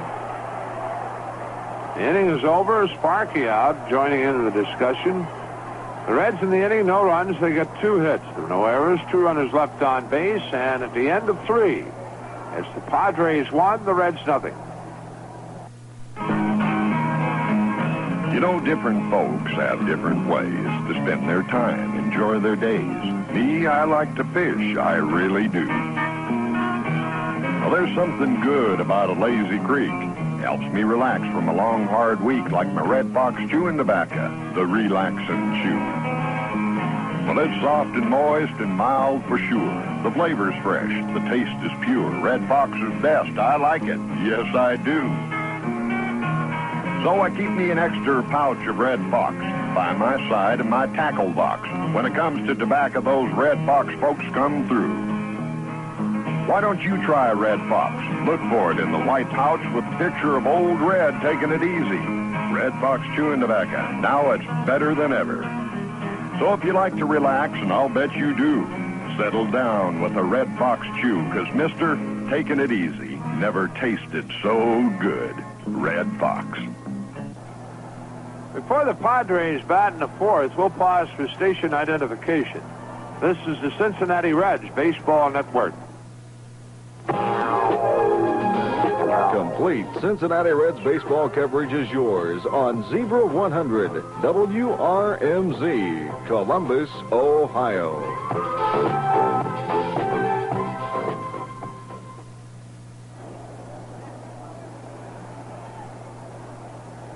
Right now, Sparky Anderson just breaking away from a conversation with plate umpire Nick Colosi. For the Padres in the 4th, it'll be Thomas, Gamble, and Tennis. Darrell Thomas in the first inning ended the inning by popping to Rick Auerbach at shortstop. Hitting .246, a home run, 19 RBIs. Thomas, a switch hitter, left-handed, hitting .257. He's driven in 12 of his runs, batting left-handed. Darrell with a little ritual he goes through. Now he's ready, and Bonham winds and delivers. Thomas takes it low and inside, a breaking ball.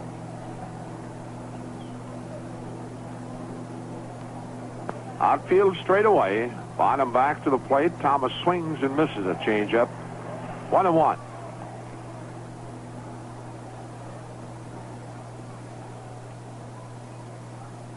Oscar Gamble on deck. Bonham's 1-1 delivery. Fastball missing outside. 2-1.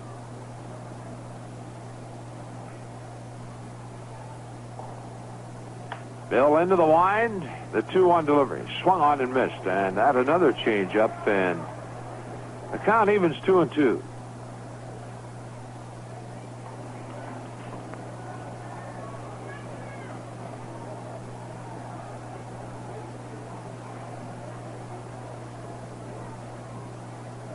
Two balls, 2 strikes to Darrell Thomas.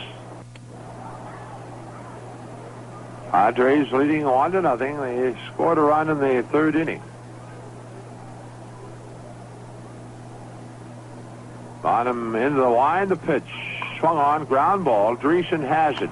Crosses into foul territory. Flips to Bonham. They got him. And good play by Dreesen and Bonham.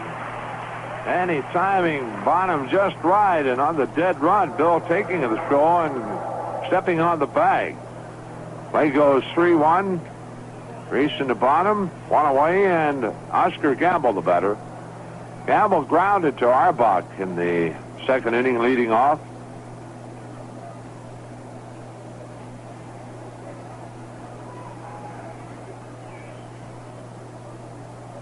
Gamble, a left-handed batter. He's hit 7 home runs this year. The pitch, he takes a strike at the knees on the outside edge.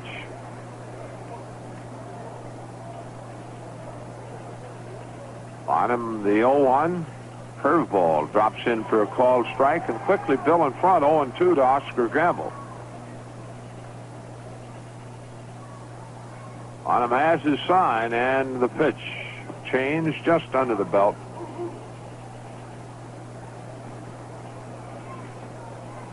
One and two the count. Bonham delivers. Gamble takes. Fastball missing low. Count even 2-2.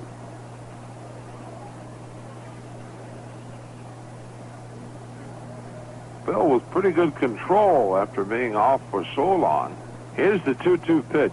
Swung on. That's lined into right field. Griffey will play it on the bounce, and Oscar will hold at first with the third hit of the game for the Padres off Bill Bonham. With one away, Gamble at first base. Gene Tennis the batter. Tennis walked in the second inning and failed to score on the fly ball to Griffey off the bat of Gonzalez.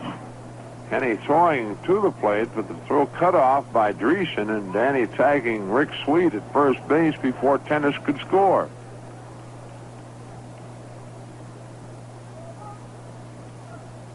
Bonham a throw over to first, and Gamble just to step away his back.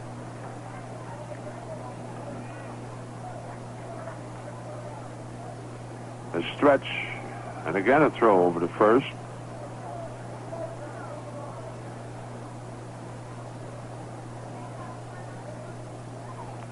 Outfield for Tennis, pulled around to the left. Bonham ready, delivers. Tennis swings and misses a change.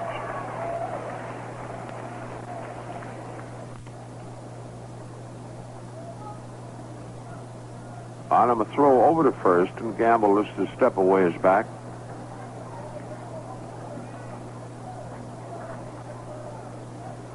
A stretch, and again a throw over to first.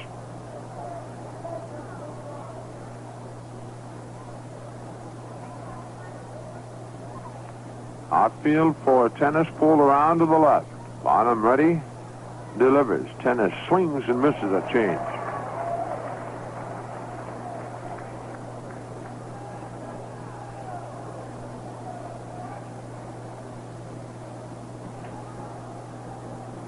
Rick Sweet on deck. 0-1 the count to Gene Tennis. Bonham to the belt. His pitch. Fastball inside, 1-1. Well, Montreal leading Chicago 1-0, sixth inning at Chicago. That run on an Andre Dawson home run for the Expos. Pitch swung on, popped up in the infield. Rose will make the play. Pete has it just behind the mound. Two away, and Sweet the batter. Sweet a base hit in the second inning.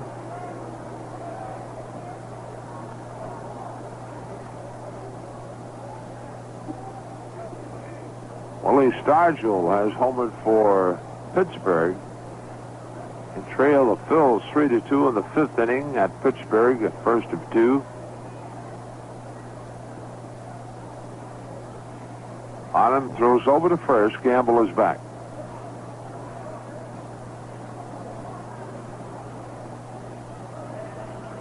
Outfield playing Sweet straight away. Rick pulled one into right field for his base hit the second. The pitch on the inside corner, called strike.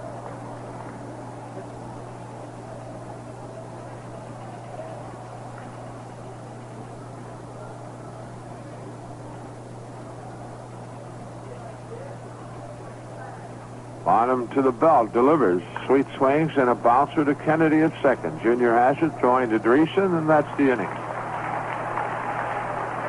Padres in the fourth, no runs, a hit, there were no errors, a runner left on base, and at the middle of inning number 4, it's San Diego 1, Cincinnati nothing.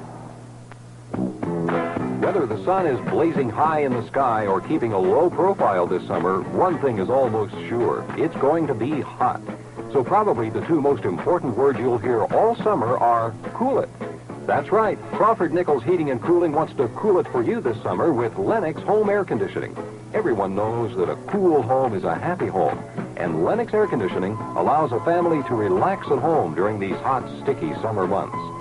Also very important is the fact that air conditioning is a wise investment, adding to the resale value of your home.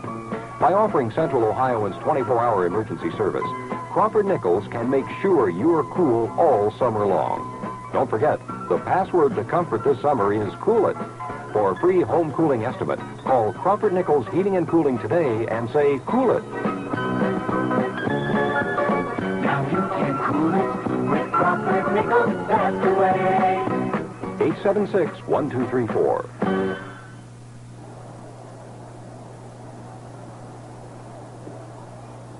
For the Reds in the fourth, it'll be Dan Dreesen, Vic Corral, and Rick Auerbach to face Randy Jones. The Reds have had 4 hits off Randy, but have not been able to score.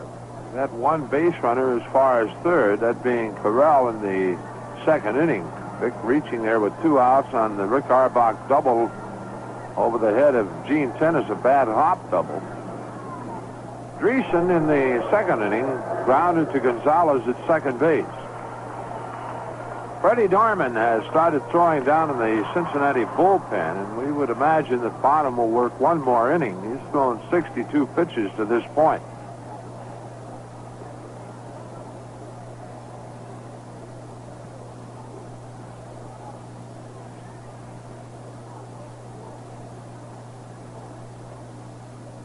All right, Jones ready to go to work on Dan Dreesen. His first pitch is outside a ball, a breaking ball.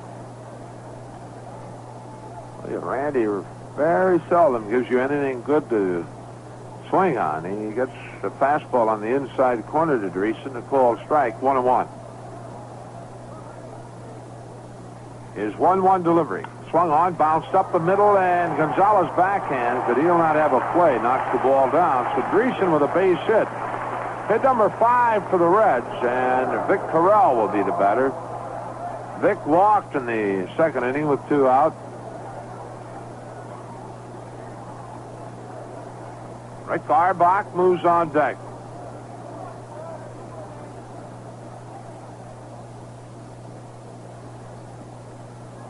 Outfield for Corral straightaway. A throw over to first, and Dreesen steps back. Danny with 22 stolen bases. He leads the Reds in that department in 27 attempts.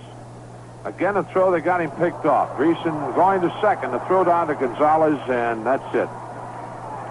They picked Dan off easily. That play going 1 to 3 to 4. So 1 away. The base is now empty, and Jones will take the windup to Vic Corral. He has not made a pitch to Vic as yet.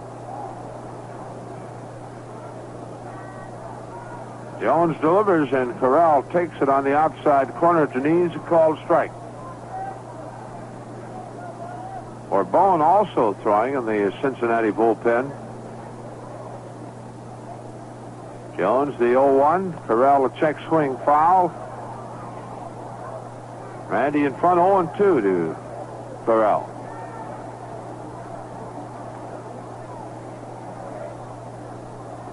Oh, 2 delivery, missing outside. 1 ball, 2 strikes. Dave Collins with a bat down in the Cincinnati dugout. 1-2 delivery, missing outside. The count evens at 2 balls, 2 strikes.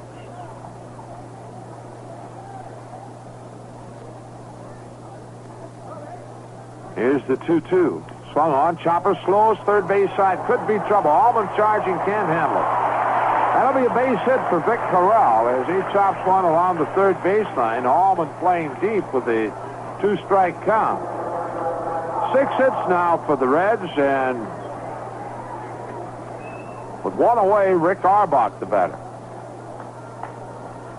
Rick, the bad hop double in the second inning. Bill Bonham moves on deck. Auerbach's double is third of the year. He's hit 2 home runs. Go over to first, and Corral steps back. For Bone and Norman throwing in the Reds bullpen.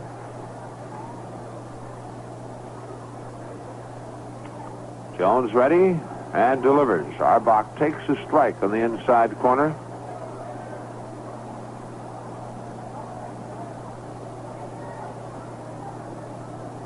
Corral at first leads with 1 away. So over to first, and Vic goes back hands first.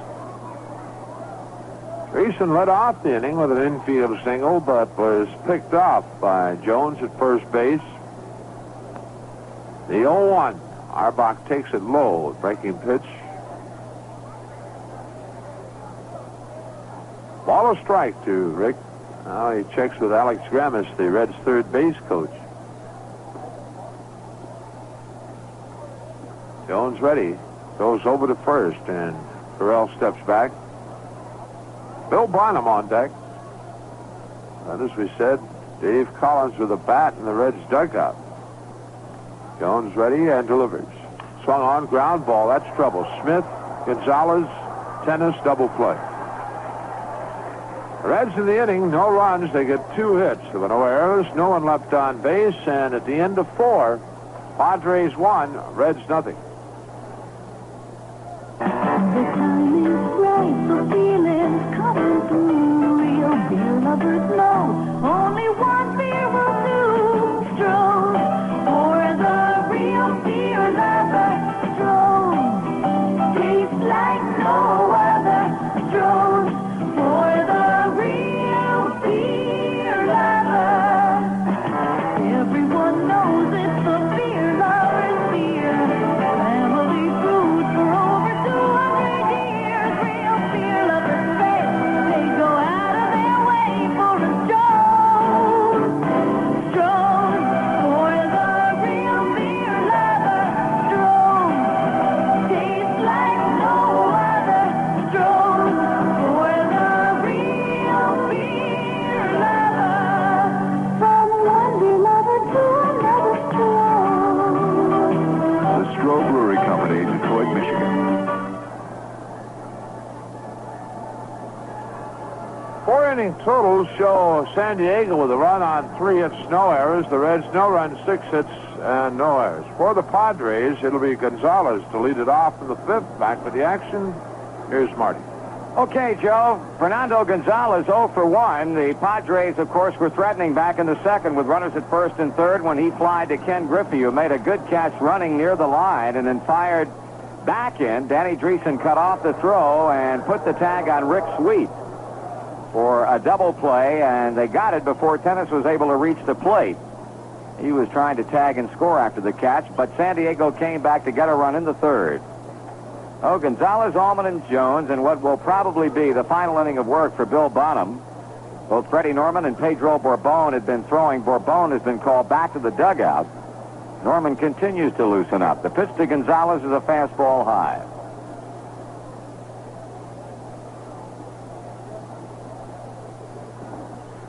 Change up, swung on, hit into left field. Foster starts in, stops, and plays the ball on the bounce. Well, San Diego has its 4th hit as Gonzalez leads off the 5th inning with a single to left.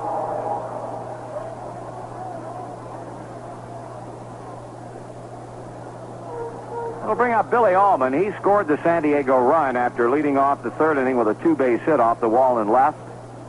Moved to 3rd on a sacrifice by Jones and scored on a sacrifice fly by Gene Richards. Bonham checking the runner with a throw to first base. This game, the rubber match of the series, each club having won one. Allman takes a fastball low.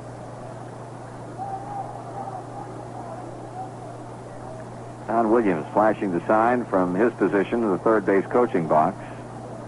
Rose even up with a bag at third, maybe a step inside that third base bag.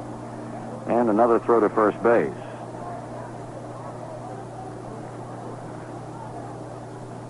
Reds about hit them 6-4, but trail 1-0. Bonham looking back over his left shoulder now with a stretch. And the 1-0 to Allman. Taken inside and high. Ball 2. 2-0.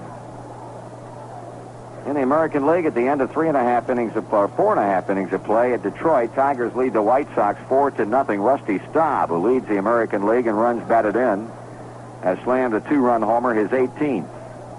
Yankees behind Catfish Hunter lead Baltimore and Jim Palmer 2-0 at the end of 3. There's ball 3.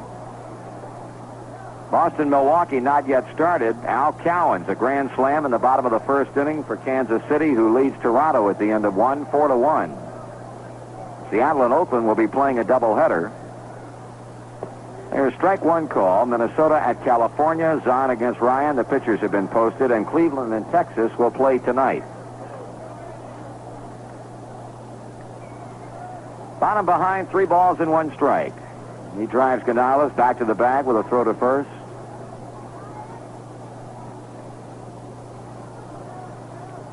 Allman batting .254, waiting on the pitch, and here it is with a runner going. That's taken for ball 4. The throw down to second base is academic. That's a walk, so it makes no difference. But second base umpire Joe West right on top of the play. He indicated out. The only problem was the pitch to Allman was ball 4, so San Diego has their first 2 men on base, and Randy Jones will again be up in a sacrificing situation.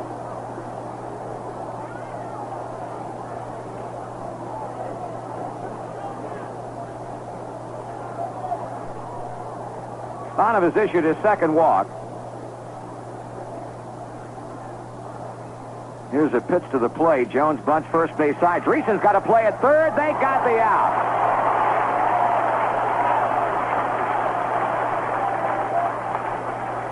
Danny Dreesen not hesitating a moment. He came up firing after fielding Jones' bunt on the first top and got an easy force play at third base on Fernando Gonzalez. So runners remain at first and second with now 1 down, and the batter will be Gene Richards. He has struck out and sacrificed fly to run home.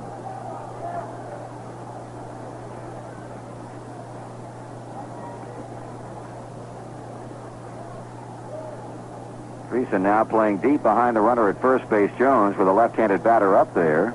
Here's a ground ball to the right side, wide, fielded by Dreesen, goes to second to get the outplay on Randy Jones as Allman advances to third. So 2 away in the inning. With runners now on the corners, that ball hit very wide of first base. Danny played it and threw on to Arbach. And the batter will be shortstop Ozzie Smith. Don't forget the Giants and the Dodgers will be at Riverfront for 5 big ones in September. San Francisco visits Saturday, September 9th and Sunday, September 10th. L.A. will be in town September 26th, 27th, and 28th. Purchase your tickets now.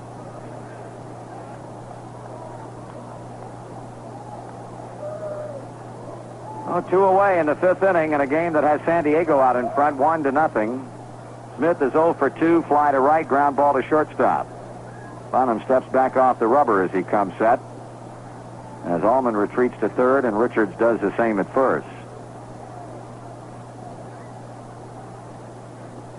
Now the stretch and the pitch.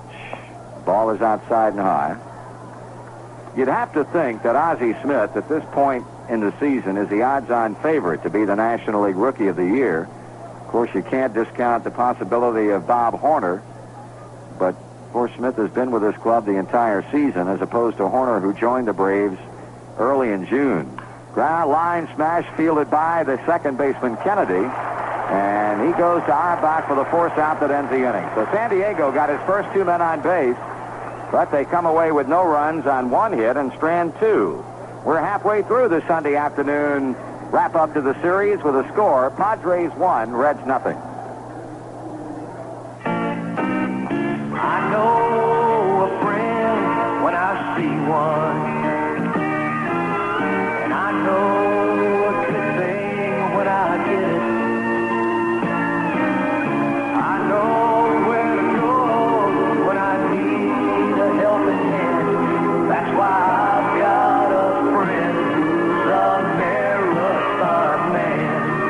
Like your car and you like driving it and you depend on it like you do a good friend. You like to know it's getting what it needs to run good and being taken care of like it's supposed to. That's why if you don't already, you really ought to get to know your Marathon man.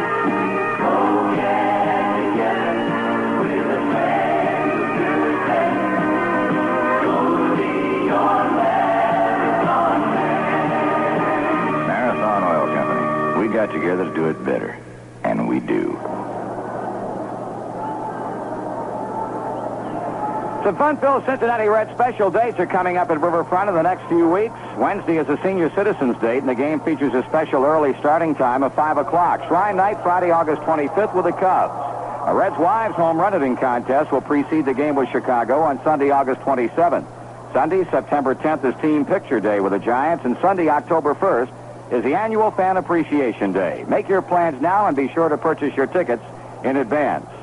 Dave Collins pinch hits for Bill Bonham as we go to the Cincinnati fifth inning, and the pitch is ball one low.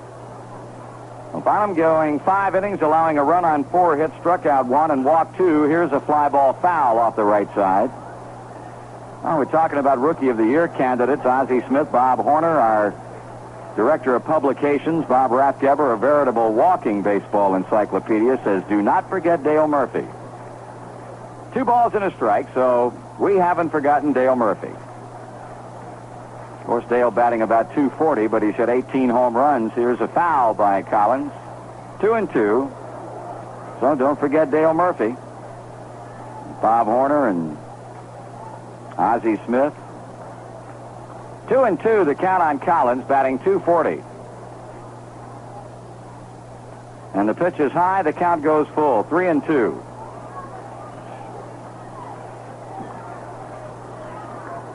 Well, Dave trying to get on for the top of the order coming up. Here's a smash and caught on the run. Off to the left of second baseman Fernando Gonzalez. 1 out. Rose is 0 for 2 today. Grounded to second in the first, bounced to short in the third, and Pete now is 0 for 9 this season against Randy Jones. Scoreboard stumper, who holds the National League record for most career pinch hit home runs?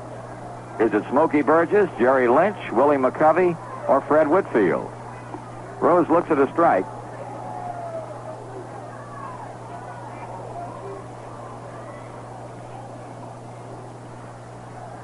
Pitches outside and off Sweet's glove as the count evens on Pete at 1 ball and 1 strike.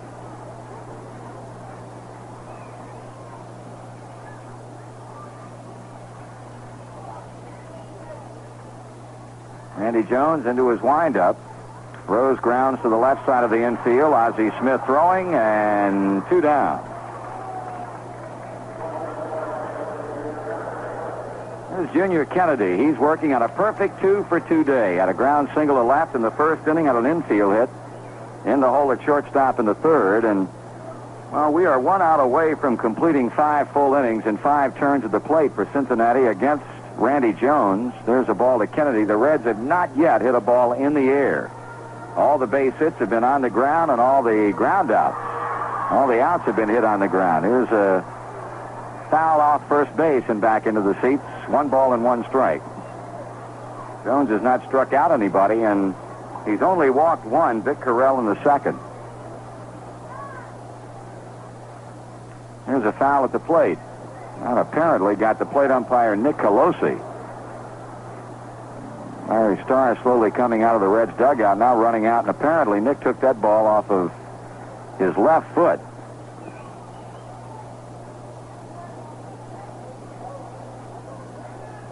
Larry Starr now out checking him out as Tommy Hume goes down to start loosening up. Reds have threatened twice, but both times they have come with 2 men out. We had them at second and third in the second inning with Bonham up. Bill grounded out first baseman to the pitcher, and then had him at second and third in the third inning with 2 down. Kenny Henderson chopped one at the plate. He thought it was foul. Colosi said it was fair, and Henderson was tagged out by the catcher. 2 out, bases empty. The 1-2 pitch to Kennedy is swung on, and that's a first ball in the air. It's a straightaway center. Darrell Thomas waiting and makes a catch to end the inning. Cincinnati is out in order. First time today that Randy Jones has been able to do it, and at the end of 5 complete, the Padres lead the Reds 1-0.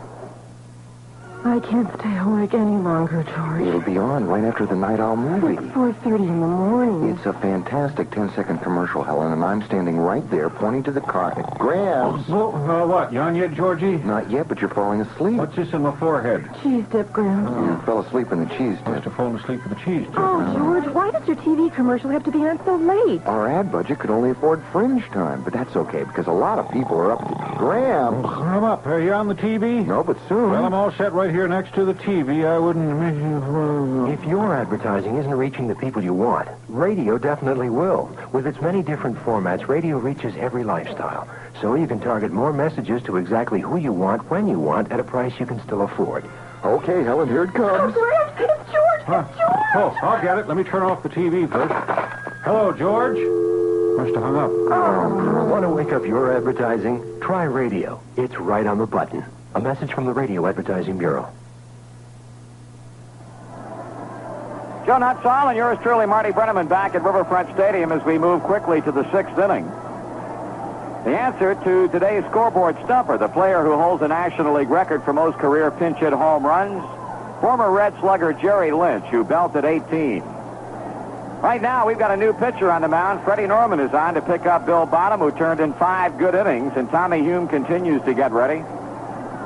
Pitchers go into slumps like hitters do, and Freddie Norman is in a slump right now. He's had a rough go of it in starting assignments in the last few weeks, and so Norman, at least for the time being, working out of the bullpen and making his first relief appearance of the season today. 9 wins and 6 losses and a .361 earned run average. Freddie will be facing Darrell Thomas, Oscar Gamble, and Gene Tennis here in the 6th inning. Again, the pitching line on Bottom, 5 innings, 4 hits, a run. He struck out a batter and walked 2. And before Darrell Thomas leads off the 6th inning, we'll pause for station identification on the Cincinnati Reds Baseball Network. Follow the exciting Cincinnati Reds action in 1978 on FM 100 WRMZ, Columbus, Ohio.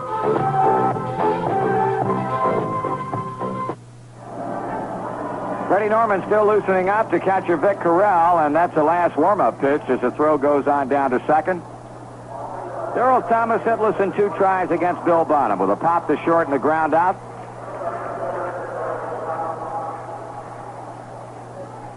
We mentioned at the top of the broadcast today, if the Reds can win this one and the Dodgers hang another defeat on San Francisco, Cincinnati would move into first place by percentage points and would go to first for the first time since the 7th of June. Right now, we trail 1-0 as Norman misses up with his first pitch to Thomas.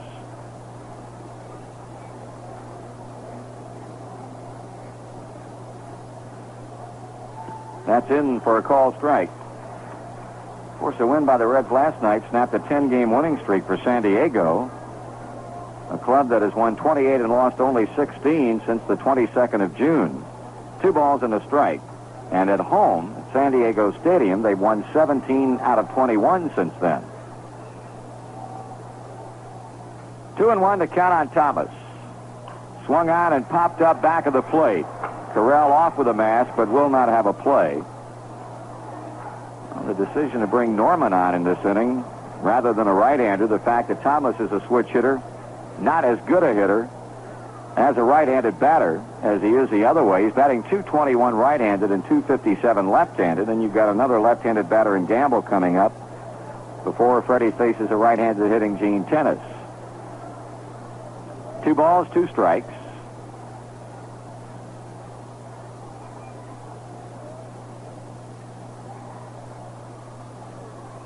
Freddie sights a sign and sends in the pitch.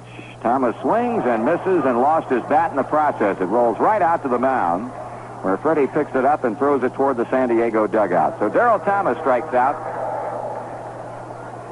Here's how to order your Reds tickets by mail. Send check or money order payable to Cincinnati Reds, Box 1970, Cincinnati. Box seats are $5, reserve seats $4. Please enclose 50 cents with each order for postage and handling.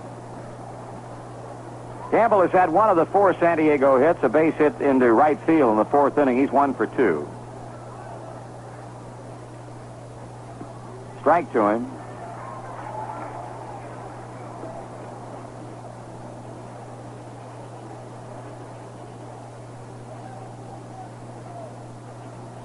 Pitch is inside for a ball.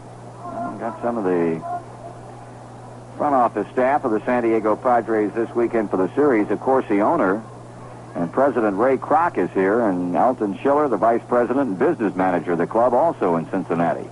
2 balls and a strike on Gamble.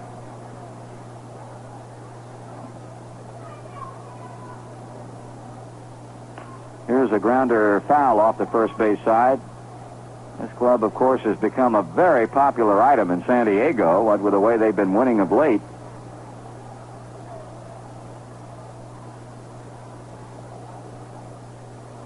course, in the midst now of facing the Dodgers and the Reds and the Dodgers and the Reds in 13 consecutive ball games. What with having swept a 3-game series from L.A. before coming in here and going to L.A. tomorrow night before the Reds go to San Diego. Pitch is low. Full count on Gamble. And so far, they have done an outstanding job. 4 wins and 5 losses. Here's a squiggler to the box. Norman bounces off the mound to play it and throws him out. Gamble becomes the second out of the inning. Gene Tennis has walked. He's popped up to Pete Rose. Only run of this game coming back in the third when Billy Allman doubled off the fence and left, moved to third on a Randy Jones bunt, and scored on a Gene Richards fly ball to center. Tommy Hume still throwing along the right field foul line under the watchful eye of pitching coach Larry Shepard. As Tennis at the plate waits on Norman on the mound. The pitch, strike call.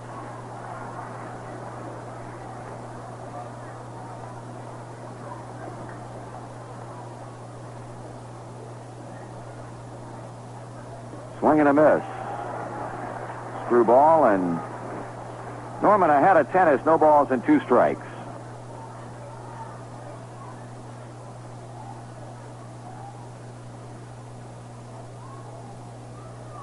Tennis strikes out swinging. Another Scroogey got him, and that's the inning. 3 up and 3 down. An impressive 6 turned in by the left-hander Norman, and at the end of 5.5 innings of play, Padres 1, Reds nothing. The time is right, that feeling's coming through. Real dear lovers know only one deal will do. Stroll for the real deal lover, stroll, tastes like no other. Stroll for the real deal lover. Everyone knows it's the real lover's beer. Family brew for over 200 years. Real deal lovers, baby, go out of their way for a stroll. Hey, hey, hey, stroll for the real deal lovers, stroll. Tastes like no other. Stroll for the real deal lover. From one beer lover to another, stroll. The Stroh Brewery Company, Detroit, Michigan.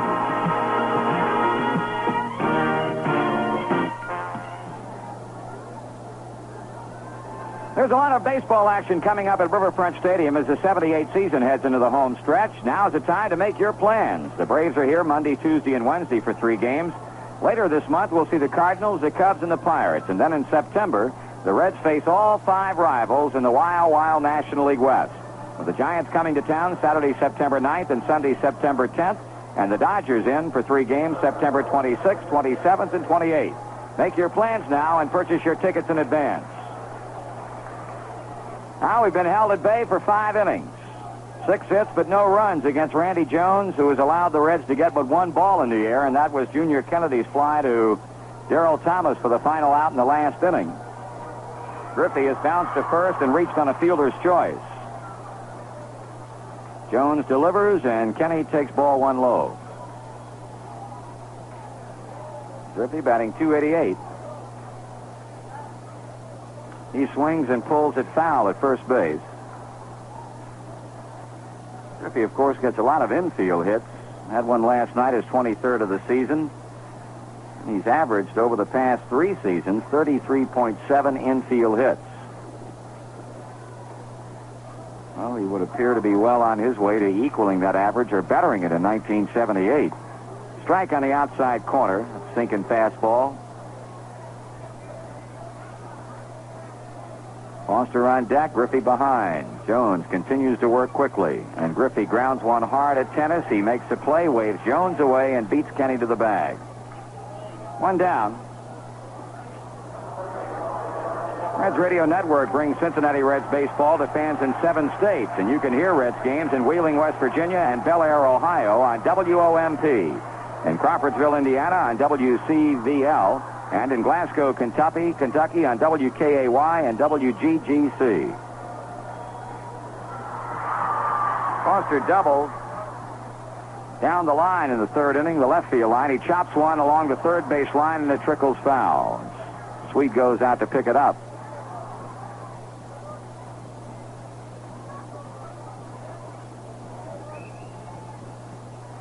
Randy Jones, who beat us back on the 28th of May, 3-1 in San Diego, allowing 6 hits and a run in 8 1/3 innings.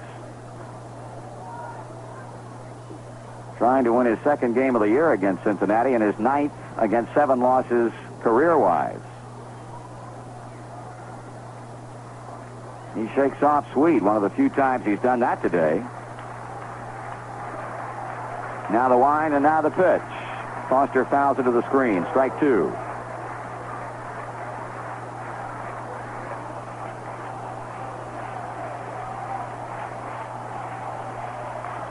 Kenny Henderson will be up next. Crowd starts the staccato clapping at Riverfront Stadium. And the pitch misses outside. 1 ball and 2 strikes.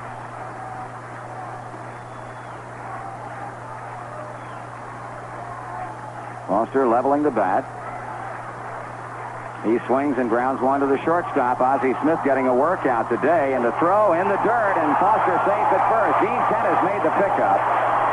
But Thatch Davidson says safe, and Tennis is upset, and here comes manager Roger Craig. Well, Foster receiving credit for an infield base hit. Ozzie Smith had to go off to his right toward the hole and come up throwing. The ball was in the dirt. Tennis stretched wide and made a nice play on the short hop. But Foster calls safe, and the Reds have a man on with 1 down for Kenny Henderson.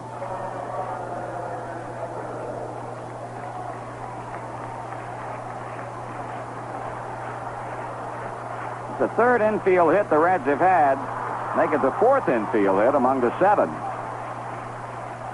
Henderson is 0 for 2. He lines one hard, caught on the hop by Smith to Gonzalez, and on to Tennis for the double play. The second double play that San Diego has turned in. No runs, a hit, no errors, and nobody left on. And we go to the 7th inning with a score: Padres 1, Reds nothing. It's the bottom of the 9th with 2 outs and the score 2-1. 2 strikes on Phillips. He steps back into the batter's box. Here's the windup, and here's the pitch.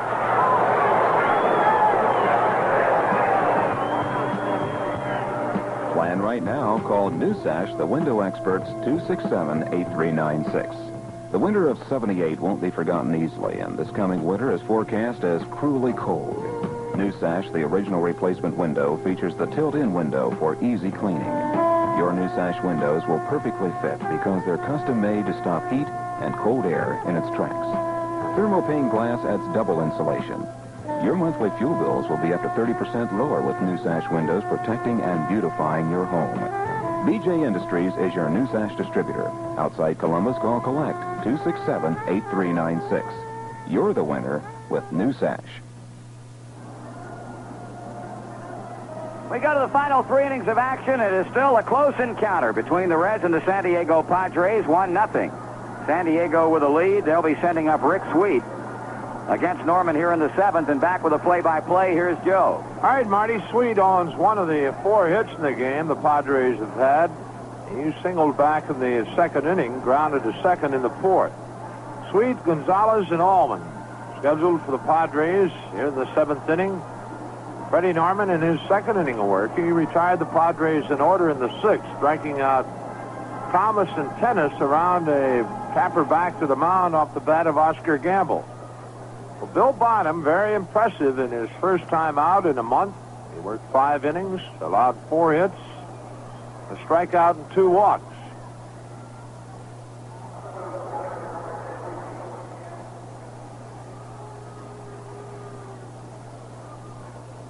Norman off to the right of the mound, tying his left shoelace. Now goes to the rosin bag, down behind the mound. Sweet, Gonzalez, and Allman will step to the plate in the 7th for San Diego. They lead 1-0. Outfield about straight away for Sweet, a left-handed batter. Norman winds and delivers, and Sweet takes it high and inside a ball.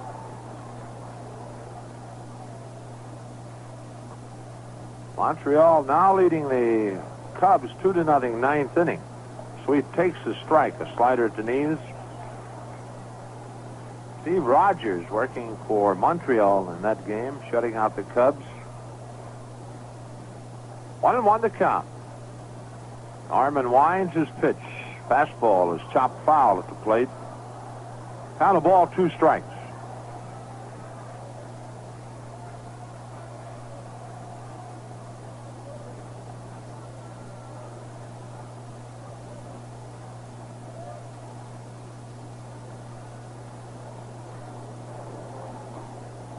One and two the count to Rick Sweet. American League, Boston scored 3 times in the second. They lead Milwaukee 3-0 after 2. Sweet fouls again. Kansas City scoring 4 in the first inning, 2 in the second, and after 4 innings, they lead Toronto by a score of 6-1. Al Collins, a grand slam homer for Kansas City in that first inning. Baltimore at New York after 5. The Yankees leading the Orioles 2-0. 1-2 delivery, swung on and missed. Got him with a breaking ball. Third strikeout for Freddie Norman. 1 away, and Gonzalez the batter. Gonzalez owns 1 of the 4 hits in the game the Padres have had. Chicago-Detroit, the Tigers leading the White Sox after 5 by a score of 7-0. Rusty Staub and Kemp home runs for Detroit in that one.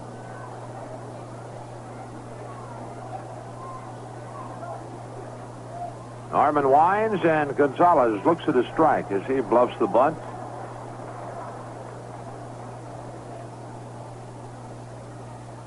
Reds have out-hit the Padres 7-4. When we trail 1-0, Gonzalez looks at a screwball, and that cost him. 0-2 the count.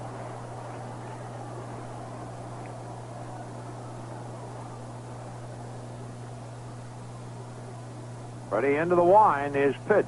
Swung on, that's line to right field. Griffey will have to play it on the bounce, and Ken started in, but then decided not to, so Freddie a bad pitch on the 0-2 pitch. He hung a slider up in Gonzalez's eyes, and he rifles it to right field.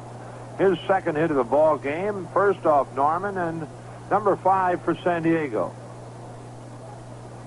Brings Bill Allman to the plate. Bill has reached both times up. He doubled and scored in the 3rd inning. Walked in the 5th.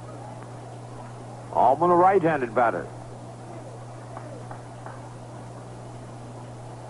Norman sets, delivers. Allman swings and fouls. Padres have left 3 runners on base. The Reds have stranded a total of 5. 1 in the first, 2 in the second, and 2 in the third.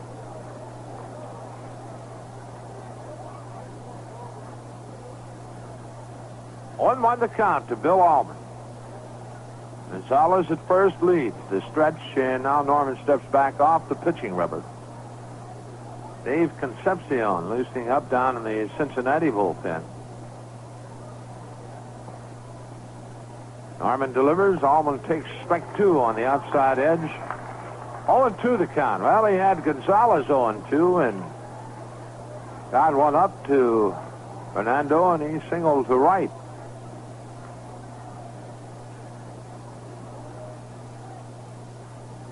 Norman shakes off a sign from Vic Terrell. Now the stretch.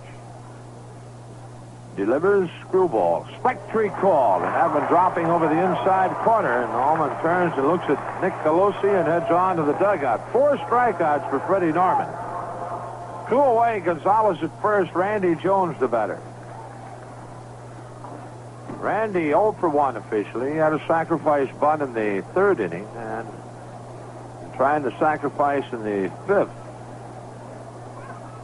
Forced Gonzalez at third base. Norman delivers to him. He swings and misses, making a foul tip in the mid of Vic Farrell. Does Bear begins throwing in the Cincinnati bullpen. Norman scheduled fourth in the bottom half of the inning. Dreesen, Harrell, and Arbach, and then Freddie Norman.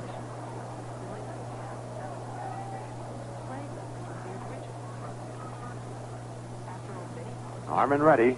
Here's the pitch. Jonesy swings and misses. 0-2, and Norman working in front of every batter.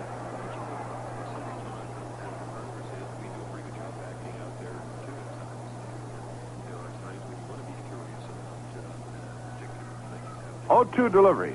Down in the dirt. Dug out by Corral. 1-2.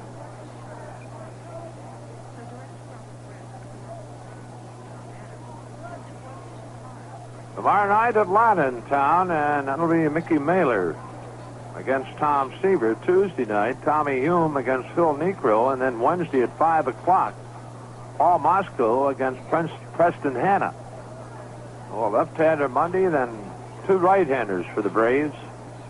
Norman sets and delivers the 1-2. That's, again, in the dirt. The count evens 2-2.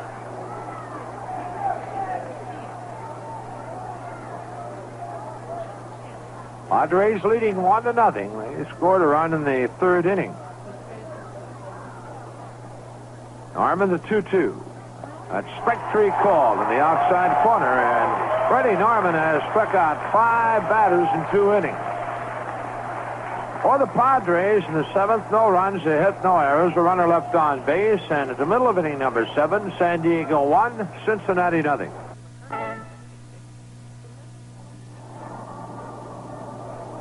Well, the Reds need a run to get even, and a couple to go in front of Randy Jones. To this point, we've had 7 hits off Randy, but unable to score. Here in the 7th inning, Danny Dreesen, Vic Corral, and Rick Arbach will be the batters.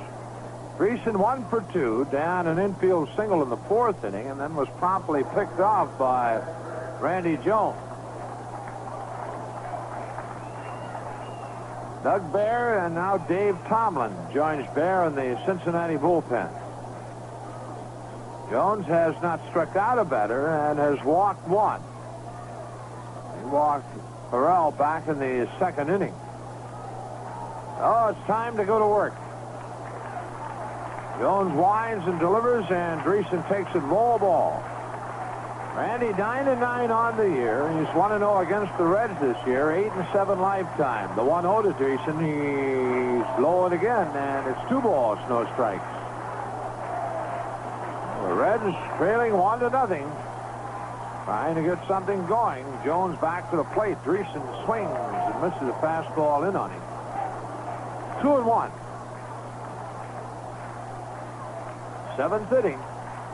Jonesy delivers. Swung on a high chopper. Smith to the right of the bag at second, towing to tennis, got him. So Ozzie Smith feeling that ball to the right of the second base bag and throwing Dreesen out by a step. 1 away, and Vic Terrell the batter.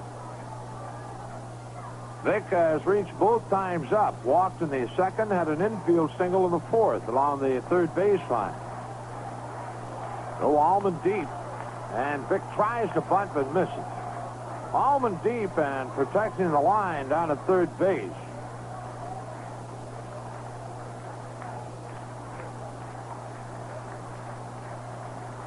Jones works. Corral swings. Ground ball in the hole into left field, a base hit. So Vic Corral with his 2nd hit of the ball game. He's at first base, and the batter will be Rick Arbach. 8 hits now for the Reds, but Arbach's going to be called down, and Dave Concepcion will go to the plate to hit for Arbach.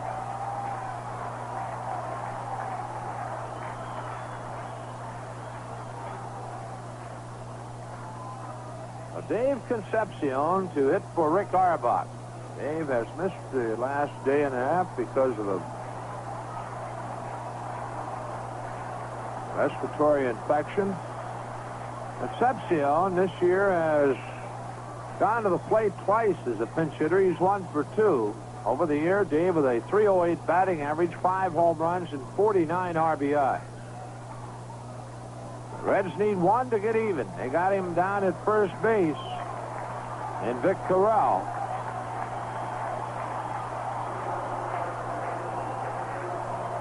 Concepcion, second pinch hitter used by the Reds this afternoon. Dave Collins went to the plate in the 5th inning for Bill Bonham and line to Gonzalez at second base. All right, Concepcion in. The stretch by Jones. He throws over to first, and Carell is back.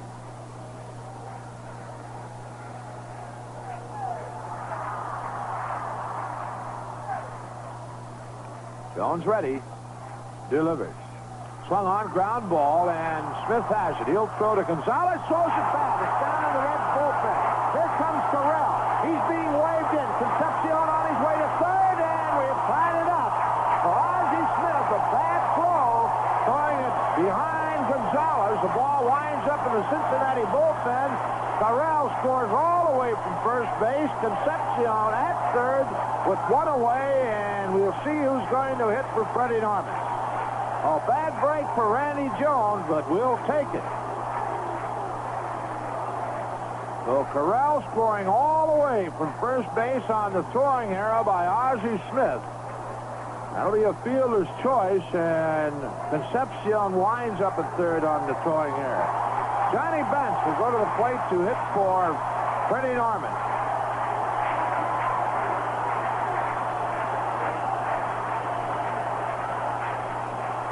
Bob Shirley and Raleigh Fingers throwing in the San Diego bullpen. Bench hitting .256 with 16 home runs, 42 RBIs. He's had 10 doubles. Roger Craig headed out to the mound, and certainly just a short meeting with Randy Jones. Bench this year as a pinch hitter, 2 for 6.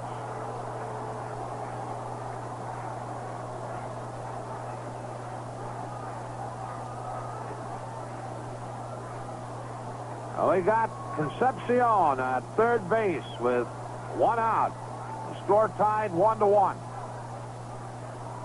And the Reds get a big break from Ozzie Smith.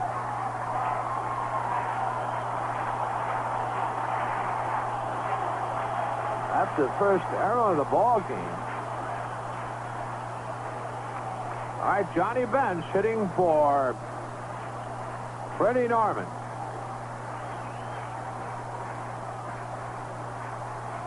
Padre infield will play in.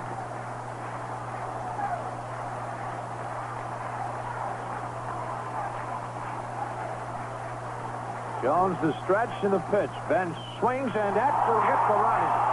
Thomas in center field waiting on the fly ball, and Concepcion tags, and he scores easily. The Reds lead it 2-1. Well, John does his job. He had one to Thomas in center field, and Concepcion scores easy, and the Reds lead it 2-1.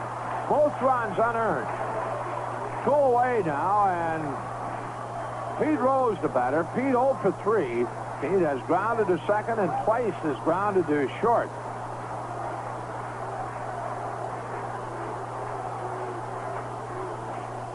Jones delivers, Rose swings, and he hits it to center field deep. Going back, Darrell Thomas looking up, reaches up atop his glove. Rose will go into second with his 34th double of the year. Well, Darrell Thomas really upset with himself out in center field, kicking the dirt around out there. Darrell went a long way, got his glove on it, and he is beaten up on the fence right now. Really upset with himself, and he had to go a long way and got his glove on it. Could have caught the ball. So Rose with a double, his 34th of the year. That's 9 hits for Cincinnati off Randy Jones.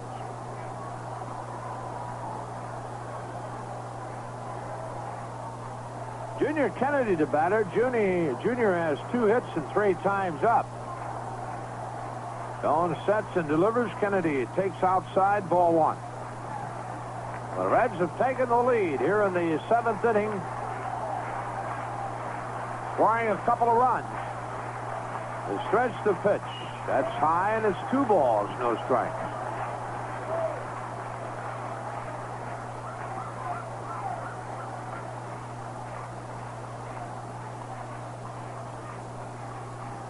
Randy's 2-0.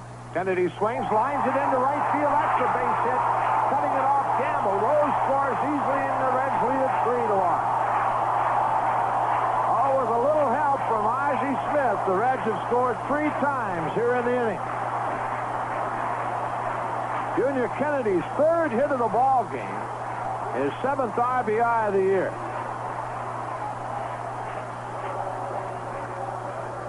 That an unearned run.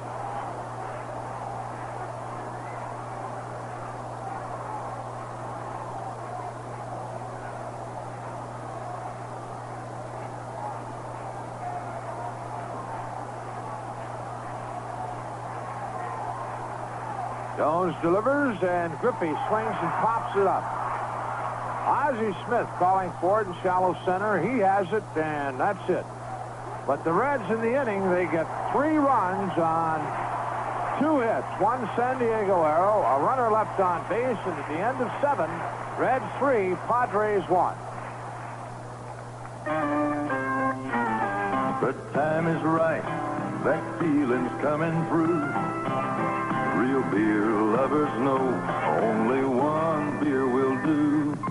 Stroh's for the real beer lovers. Stroh's taste like no other. Stroh's for the real beer lover.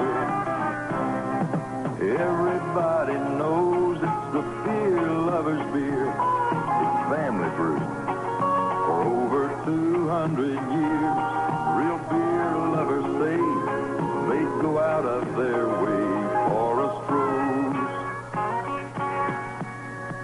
Stroh's for the real beer lovers. Stroh's taste like no other. Stroh's for the real beer lover.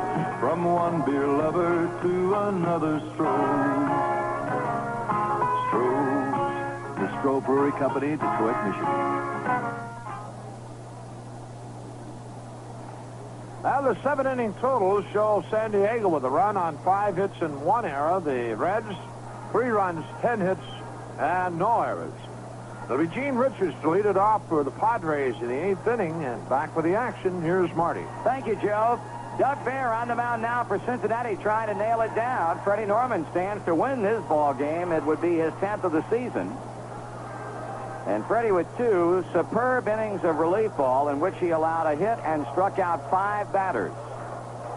Doug Bear, the losing pitcher in the Friday night opener, when his throwing error in the 8th inning allowed Gene Tennis to score from first base with a run that won it for San Diego, is 4-4 with a 148 earned run average in 47 appearances. He can pick up his 21st save of the season. Gene Richards 0 for 2 with a sacrifice fly. Bear delivers. Richards check swings a foul ball back to the screen. Strike 1.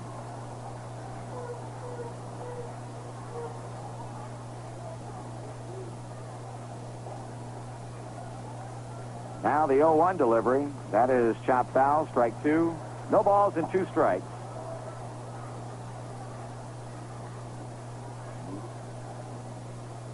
They're throwing the ball in and getting a new one from Nick Colosi. We've got a final score in the National League. First of 2 at Wrigley Field. Montreal beats the Cubs 2-1. Chicago had 10 hits in that game and only 1 run as Steve Rogers wins his 13th of the season. And Dennis Lamb goes down to his 11th loss. 2 home runs for Montreal. Gary Carter and Andre Dawson's 6th inning homer was the one that won it. Holding count at 2 strikes. Richard fouls another one off. Davey Concepcion now at shortstop for the Reds, and that's strike 3 call.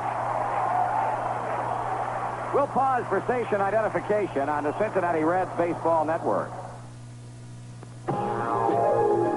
This is the voice of the Cincinnati Reds for Central Ohio. Zebra 100, WRMZ, Columbus, Ohio.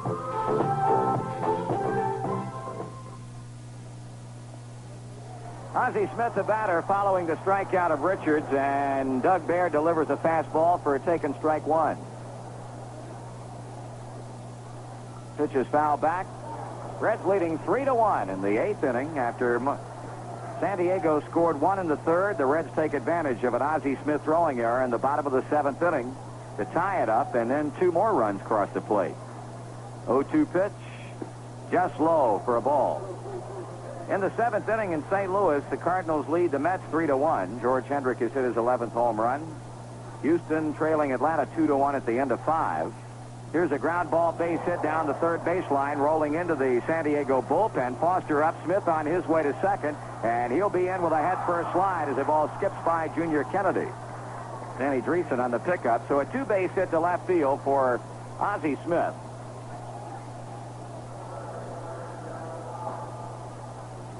That's a sixth San Diego hit, and will bring to the plate the center fielder Darrell Thomas. Apparently Kennedy shaken up a bit on that throw. A ball might have hit him.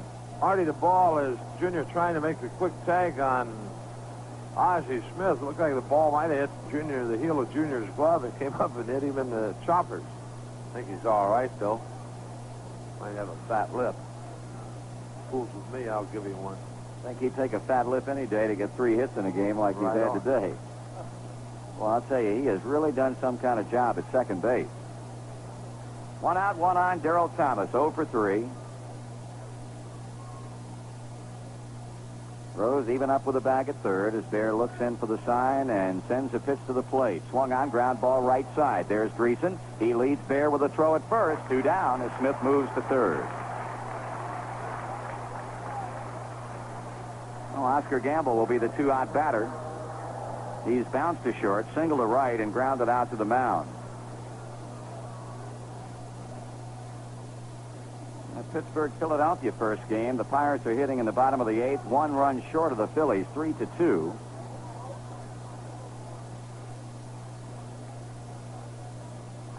Reds with a 2-run lead here on San Diego, with Oscar Gamble digging in with Ozzie Smith at third. Bear with a pitch and Gamble with a take a strike.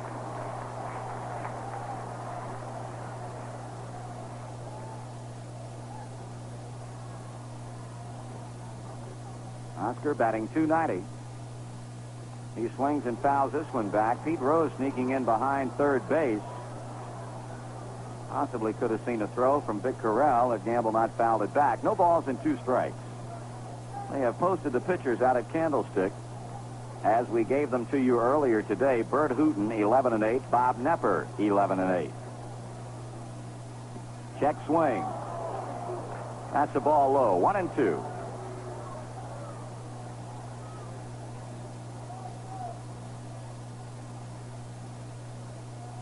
Bear toes the pitching rubber, now backs off. And 2 of the finest relief pitchers in baseball in this series. Bear for the Reds and Fingers for the Padres. Pitch is high. Doug, after his 21st save of the season, Raleigh Fingers picked up a save, his 26th here on Friday night. 2 balls, 2 strikes, 2 outs. Gamble waiting on Bear. The pitch on the way and fouled off third and back into the seats above the San Diego dugout.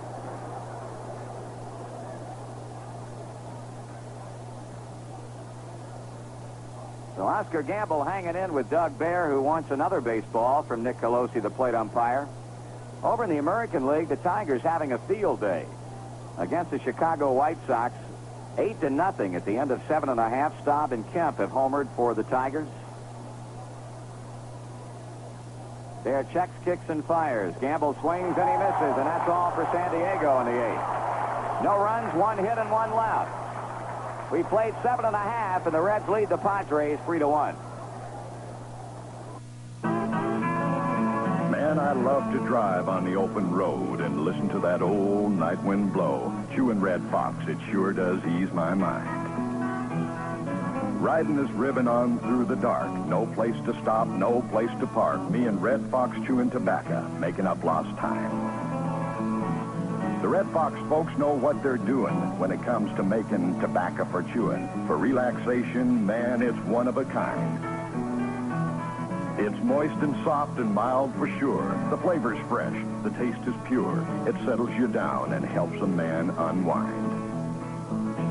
Why don't you try Red Fox? Look for it in the white pouch with the picture of Old Red taking it easy. Red Fox chewing tobacco. Now it's better than ever. So when that highway starts to call, run with the fox that beats them all, Red Fox. 'Cause mister, taking it easy never tasted so good. Red Fox. Well, we're in the bottom of the 8th inning, and Randy Jones is still on for the San Diego Padres. Although left-hander Bob Shirley is headed down to the bullpen to begin loosening up as George Foster slowly strolls toward the plate to lead off against Jones. 39,263 here today. 39,263. Foster has grounded to short, doubled, and had an infield hit. So George is 2 for 3 and getting his batting average back to the 290 mark. He takes a pitch wide of the plate from Jones.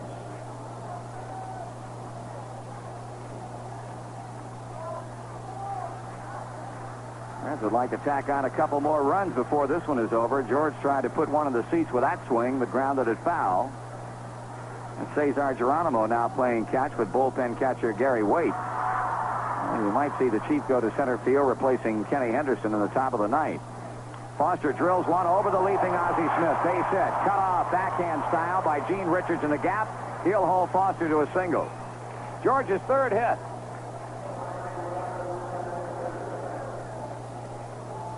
Well, through the first 6 innings of this game, the Reds were able to get only 2 balls in the air. A fly ball to center from Kennedy in the 5th and a line out to second baseman Gonzalez in the same inning off Dave Collins' bat. But now, in the last inning plus, Randy Jones has started to get the ball up, and the Reds are making him pay for it.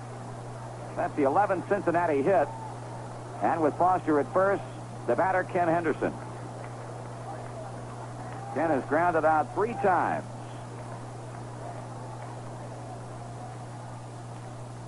Now Jones with a checkoff on the mound as he backs off the pitching rubber.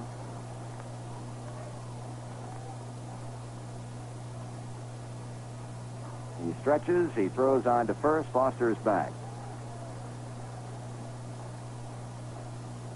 John D'Acquisto, Bob Shirley, right-hander and a left-hander, throwing for San Diego.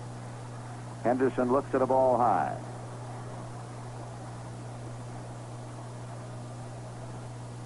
San Diego's 9th inning will have Tennis, Sweet, and Gonzalez as the 3 scheduled hitters. Foster and Kennedy have collectively had 6 of the 11 Cincinnati hits, each with 3. Another throw to first. Vic Carell's had a couple, so the extra men have, for the 2nd straight day, done quite a job. Swung on, bounced to third. Allman, even with a bag, will go to second for the force play. Throw to first. Double play. 5-4 to 3. Allman, Gonzalez, Tennis. Third double play the Reds have hit into.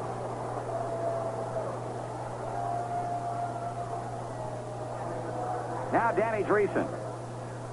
1 for 3 with an infield hit back of second in the 4th.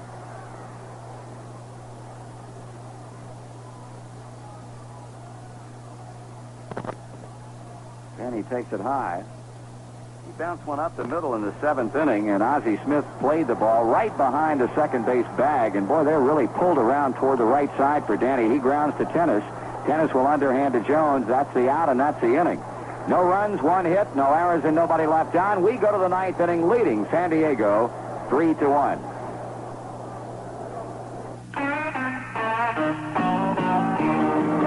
There's a big M sign round the corner, down the road and up the street. And there's a friend of mine round that corner, someone you all know and someone you'll be glad to meet. Somewhere near where you live, there's a big M sign that tells you this is someplace different.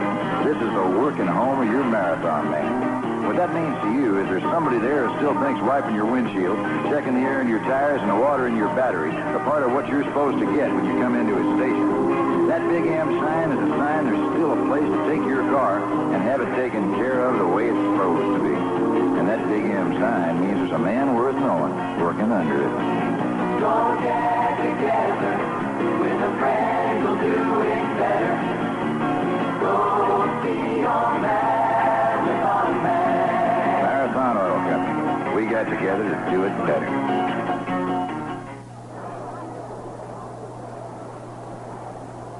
We're in the top of the 9th inning, and Doug Bear will be facing Tennis, Sweet, and Gonzalez, trying to protect a 2-run Cincinnati lead. Gene Tennis has been on 1 time, and that was through a walk in the 2nd, has popped to 3rd and struck out swinging. Cesar Geronimo has gone to center field as expected to replace Ken Henderson. All else is as it was. They're giving up a double in the 8th inning to Ozzie Smith, but then grounding out Thomas and striking out Gamble. Doug had 2 strikes in that 8th inning with a leadoff punch out against Gene Richards. Well, Cincinnati 3 outs away from posting 2 wins and 3 tries here against the San Diego club that had come in with 9 straight victories and won the opening game here Friday night 3-2 to make it 10 in a row before a 7-1 win last night and leading 3-1 in the 9th inning this afternoon.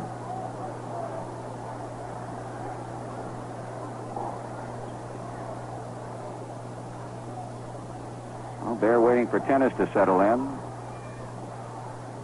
And the pitch to the San Diego first baseman is swung on and fouled to Carell's mitt. Strike 1.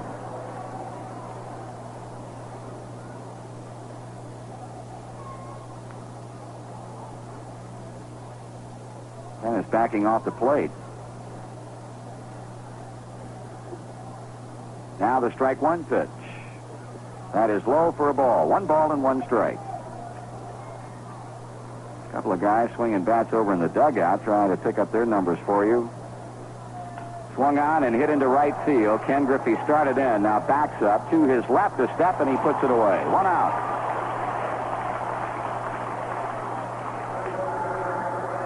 Rick Sweet with a single, a ground out to second. In the 7th inning, he struck out swinging and leading off the inning against Freddie Norman, who would be the winning pitcher in this game.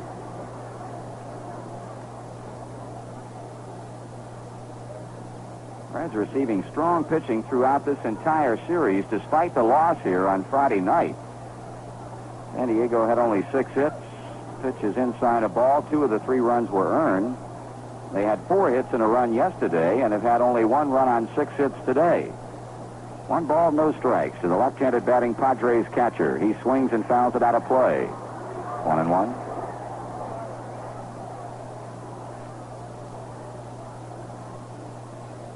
We'll be right back at it with this club on the West Coast beginning Thursday night. There with a 1-1 pitch. Hit in the air, left field line. Foster racing over, camping, and makes the catch. Caught that in foul territory, down beyond the Padre bullpen now. So with 2 away, the second baseman, Fernando Gonzalez, who has singled twice. On a pretty good series, 2 base hits yesterday, 5 hits total in the series. Raised his batting average to .248.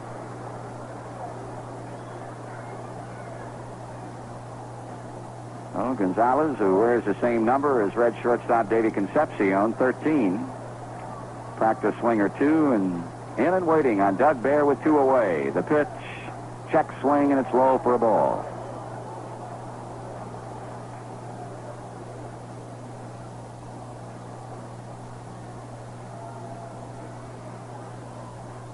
Swung on and fouled out of here to the right. Count evens, the ball and 1 strike to Fernando Gonzalez with Billy Allman on deck. Reds took advantage of a throwing error by Ozzie Smith in the 7th inning to score 3 unearned runs.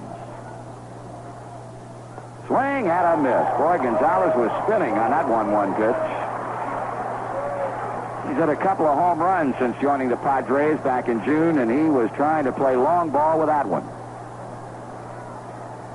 Baer with the wind and the pitch. Foul ball off first, and that's out of play. Count holding, 1 ball, 2 strikes with 2 out, and the base is empty in the 9th inning. There from the windup, sends in the pitch. Gonzalez grounds 1 up the middle and beyond the outstretched glove of Dave Concepcion. A 2-out single and the 3rd hit in the game for Fernando Gonzalez, and it looks like Billy Allman is going to be called back.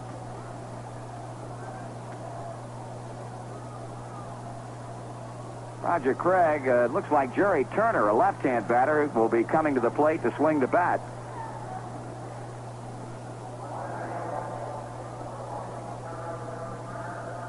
Well, Turner will pinch hit for Billy Allman. Turner hitting .263 with 4 homers and 15 RBIs.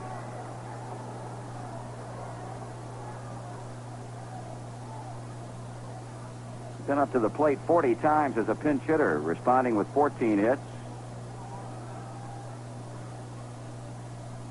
And all 4 of his home runs have been pinch hit home runs, and he's driven in 12 runs. So this guy has come up with some timely long balls and pinch hit rolls, and you can bet Roger Craig is hoping for another one right here as Jerry Turner represents the tying run.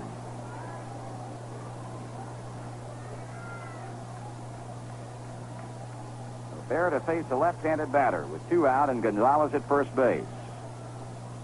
Greason will play deep, and here's a swing and a line drive to center. Geronimo charges, and this one belongs to the Reds. Cesar Geronimo picks it off ankle high. In the 9th inning for San Diego, no runs, a hit with 1 left, and the final score, the Reds 3 and the Padres 1. We'll be back in just a moment.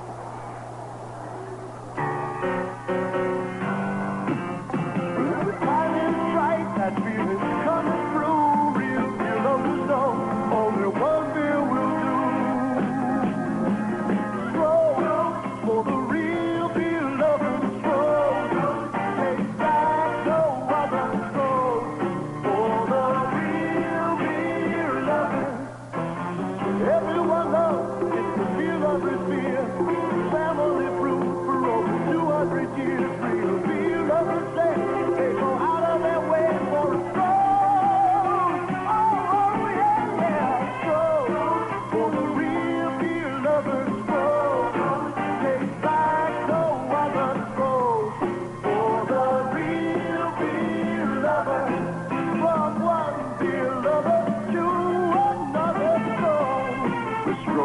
Company, Detroit, Michigan. Reds knock off the Padres 3-1 this afternoon. 3 runs, 11 hits, no errors, and 6 stranded for Cincinnati, while the Padres had a run on 7 hits with an error and 7 stranded. Freddie Norman pitching 2 innings in relief. His first time out of the bullpen this season, records a win. He's 10-6. And Doug Baer gaining credit for his 21st save, while the loss goes to Randy Jones. Despite pitching extremely well, Jones' record now stands at 9 wins and 10 losses. With a win, the Reds are only a half game out of first place, pending the outcome of today's final in San Francisco between the Dodgers and the Giants.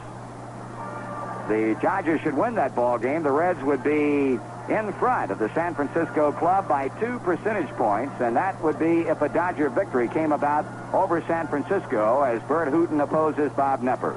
We'll be back with more at Riverfront Stadium in just a moment.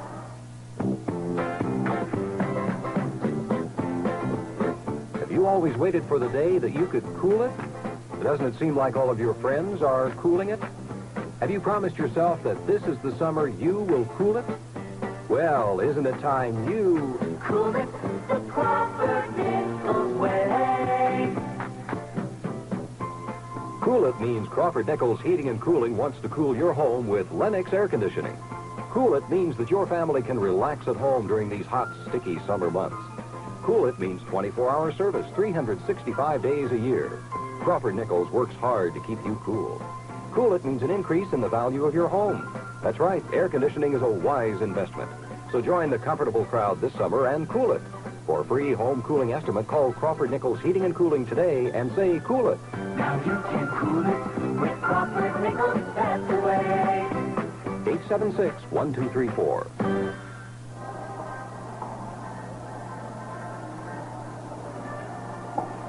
San Diego got their only run back in the 3rd inning on a double by Allman, a sacrifice bunt by Randy Jones, and a sacrifice fly by Gene Richards. And as we mentioned, the Reds taking advantage of a throwing error by Ozzie Smith in the 7th inning after a 1-out single by Vic Carrell. Davey Concepcion, pinch hitting for Auerbach, grounded into the hole. Smith threw the ball wildly past second base, trying to get a force play, with Carrell coming around to score the tying run, and David ending up at third base. Sacrifice fly by pinch hitter Johnny Bench made it 2-1. And Pete Rosen doubled off the glove of Darrell Thomas in deep center, and Junior Kennedy drove him in with a run-scoring single to right center to wrap up the scoring. So the Reds go 20 over the 500 mark for the first time this season at 65-45. And as we mentioned, only a half game now behind the San Francisco Giants. And we've got Stu Smith on the telephone, the director of publicity with the San Francisco Giants, on the line from Candlestick, and we'll be finding out what's going on out there with the Giants and the Dodgers as they meet in the final game of the 4-game series at Candlestick Park this afternoon. Stu, are you on the line? I don't necessarily want to be here, but I'm here.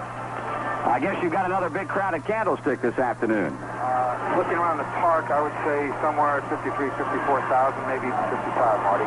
You know, we had an opportunity to catch a bit of the game on TV yesterday, and I guess the fans are really up, and of course a renewal of a tremendous rivalry of years past between the Dodgers and the Giants, and simply a continuation of it, I guess, in 1978.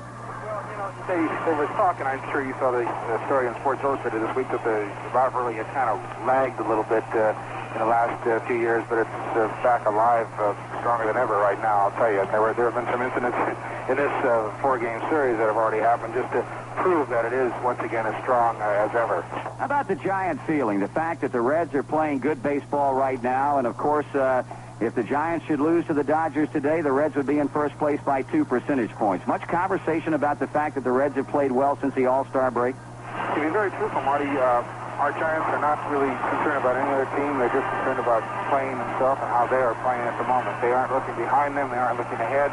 But, you know, they still take them one at a time cliche that you hear so often. But the Giants are a young ball club, and that's the feeling that the few veterans on the team are trying to get across to everybody. You just look at the game that's going on that day. Don't worry about who's behind you, who's ahead of you, or what's coming up in the week ahead. Just play today's game, and that's the main talk in the clubhouse. You got Bob Knepper going today. How has he pitched lately?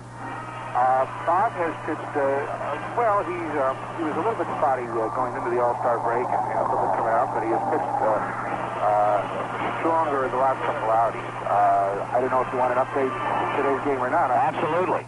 Okay, well, Bob Knepper's not on the mound anymore.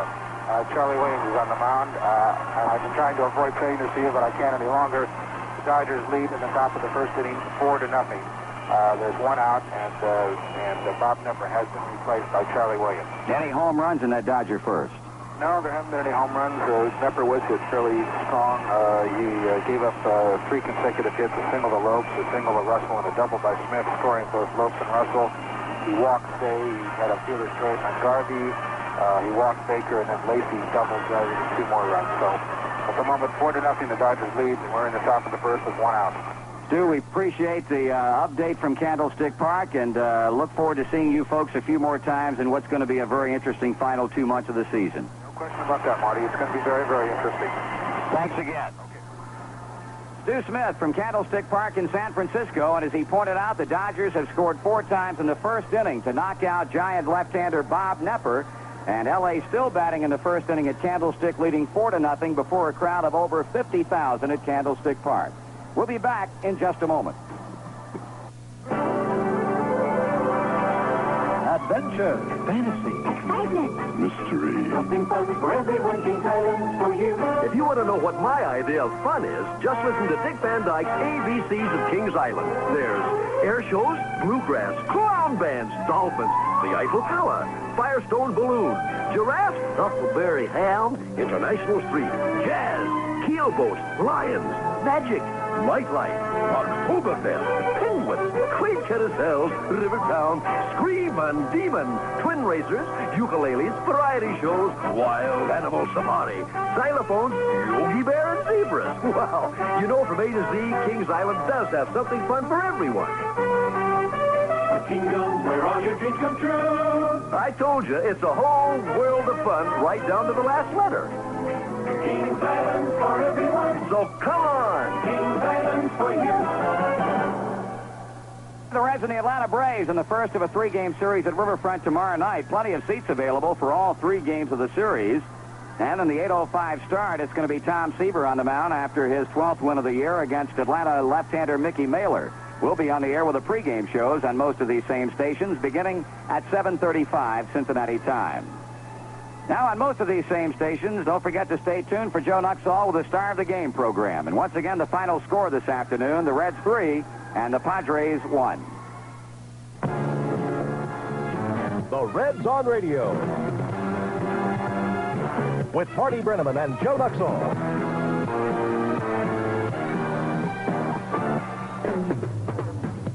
The 1978 Cincinnati Reds have been brought to you by the Stroh Brewery Company. Stroh's, from one sports lover to another.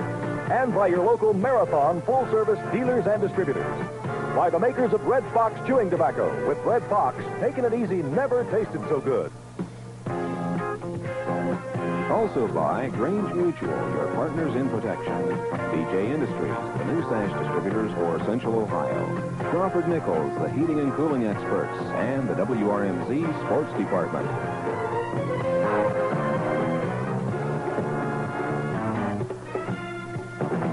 Follow the Cincinnati Reds and tune in next time for the Reds on Radio on this, the Cincinnati Reds Baseball Network. Central Ohio. For complete Cincinnati Reds baseball action, keep your dial on FM 100 WRMZ, Columbus, Ohio. Imagine this. You're standing in front of a house built from only new sash windows and one new sash door. Now let's go inside and experience new sash quiet. The new sash quiet came from the perfect custom fit and the exclusive thermopane with its half-inch dead air space. Reducing outside noise is only part of the new sash story, eliminating the draft, the freezing winter wind, or the boiling summer air.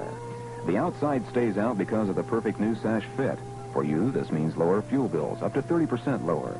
It makes dollars and cents to replace your worn-out windows and replace them with new sash, the original replacement window.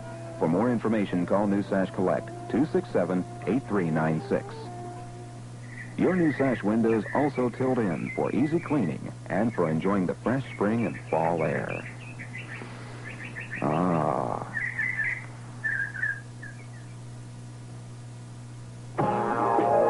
Time now for Star of the Game with Joe Nuxall on FM 100 WRMZ. Got 3 runs in the 7th with a little help, we might add, but 3 runs to hold up for a 3-1 victory. Bill Bonham worked 5 and pitched very well, allowing 4 hits, walked 2, struck out 1. Freddie Norman worked 2 innings. He struck out 5 in those 2 innings, and Doug Bear, of course, got his 21st save of the year. Our star of the game, Freddie Norman. As you all know, Fred been having some rough times, but boy, he looked like the real Freddie Norman this afternoon. We'll be back with Fred after this word. Here's a special message directed to heads of families. There's no getting around it. Tomorrow is showing up all too soon. Are you now equipped to handle tomorrow's problems? When you have a family, you just can't do it alone. That's why you need a Grange partner. Grange offers you this partnership to cushion the bumps, avoid the pitfalls, and provide those retirement dreams. Your Grange agent can counsel you on individual retirement accounts, key man insurance, buy-sell agreements, rollover annuities, and other tomorrow-oriented tax-saving investments. The Grange Lifeline also includes Econoterm insurance and Extraordinary Life, which provide maximum protection and high cash values. You can also sleep nights knowing you've protected the precious things you own and those you love. Start this partnership now while there's still time. Make friends with tomorrow through your Grange agent today. Consult the Yellow Pages. Freddie Norman, our star of the game this afternoon, and Fred getting his 10th win of the year and 2 fine innings of relief, and Fred taking a little kidding from the guys inside. That receiver, I think he's flipped. Yeah, he says I get all the runs, and I'm lucky and everything like that, you know. But all kidding aside, I just happened to be the guy in the right slot today, coming in second after Bill, and I'm very pleased with Bill. You know, I'm really happy to see him be able to throw as well as he did today. I thought he threw very well, and sorry, of course, that he couldn't have got the victory. But as long as we win, I don't care who does it. As long as we all try to do our job, and this is what I'm trying to do, is strive and get back to where I belong. Fred, this afternoon, 5 strikeouts in the 2 innings, and now let's see, you got 3 called third strikes, and really this is more like you as far as your stuff, your control, and what have you. Pretty much, Joe, whether it be the called third strike on a screwball or a slider or a fastball, that's just really me, and I just haven't been really me, and I've had problems striding out too far. I've been hesitating with my body. Today I was quicker. I still striding out a little bit too far, but not as much as I had been, and I was just quicker today. I think that alone had improved myself right there and having a better screwball along with that. And it's going to, take me, some time to get my mind mentally back together. And if I can do this, I think I can eliminate a lot of problems, So that's what I'm trying to do right now. Fred, you look at something like this afternoon after so many starts, and all of a sudden you're in a relief role, and you got a 1-0 ball game going. Do you think by going in to the game with this situation in front of you, maybe your concentration was a little stronger? Well, knowing that the game is on the line, as far as being a close game, 1-0 or 0-0 or whatever, or we might be ahead 2-1 or or whatever. But I think going on those lines, knowing that the game is pretty much on the line, I try and keep us close enough, just like if I was starting. You try and keep us close enough range where we can strike back and then go ahead. But basically, what I was very nervous today. To tell you the truth, it hadn't been my role in quite some time, and all of a sudden I'm back in relief now, and it's very, very different. But I made sure enough that I was warm and loose enough to be able to go down, throw like about an inning, I think, inning and a half before normally my 15-20-minute workout before I go on the mound. So I have to make sure that I think that's the only judgment you have to make, being a reliever and a starter, because the starter takes the 15 or 20-minute warm-up pitches. Did you know that you were going to be the second pitcher? Yeah, I did. He told me I was going to pick up on him. Bill was going 5 innings, and I was going however long. So I knew that going in, and then I knew that I'll go ahead and Shep says get as much time as you want. Start in the 4th inning if you want to. He's going 5. You're going in the 6th. Freddie Norman, our star of the game. We'll be back with more after this word. Cool it when the sun's up high. Cool it when the sun's down low. Ah, everyone loves that warm, wonderful summer sun. Kind of makes you think of baseball, swimming, tennis, and air conditioning. That's right, 'tis the season to be cool, and Crawford Nichols Heating and Cooling wants to cool it for you this summer with Lennox Air Conditioning. Dad knows that air conditioning adds to the value of your home, but more important, it allows the entire family to cool off during these hot, sticky summer months. The Cool It experts at Crawford Nichols work hard to keep you comfortable by offering Central Ohioans 24-hour service 365 days a year. So enjoy the sun and fun that goes with summer, but be cool. For a free home cooling estimate, call Crawford Nichols Heating and Cooling today and say cool it. Now you can cool it with Crawford Nichols, that's the way. 876-1234. For you this summer with Lennox Air Conditioning. Dad knows that air conditioning adds to the value of your home, but more important, it allows the entire family to cool off during these hot, sticky summer months.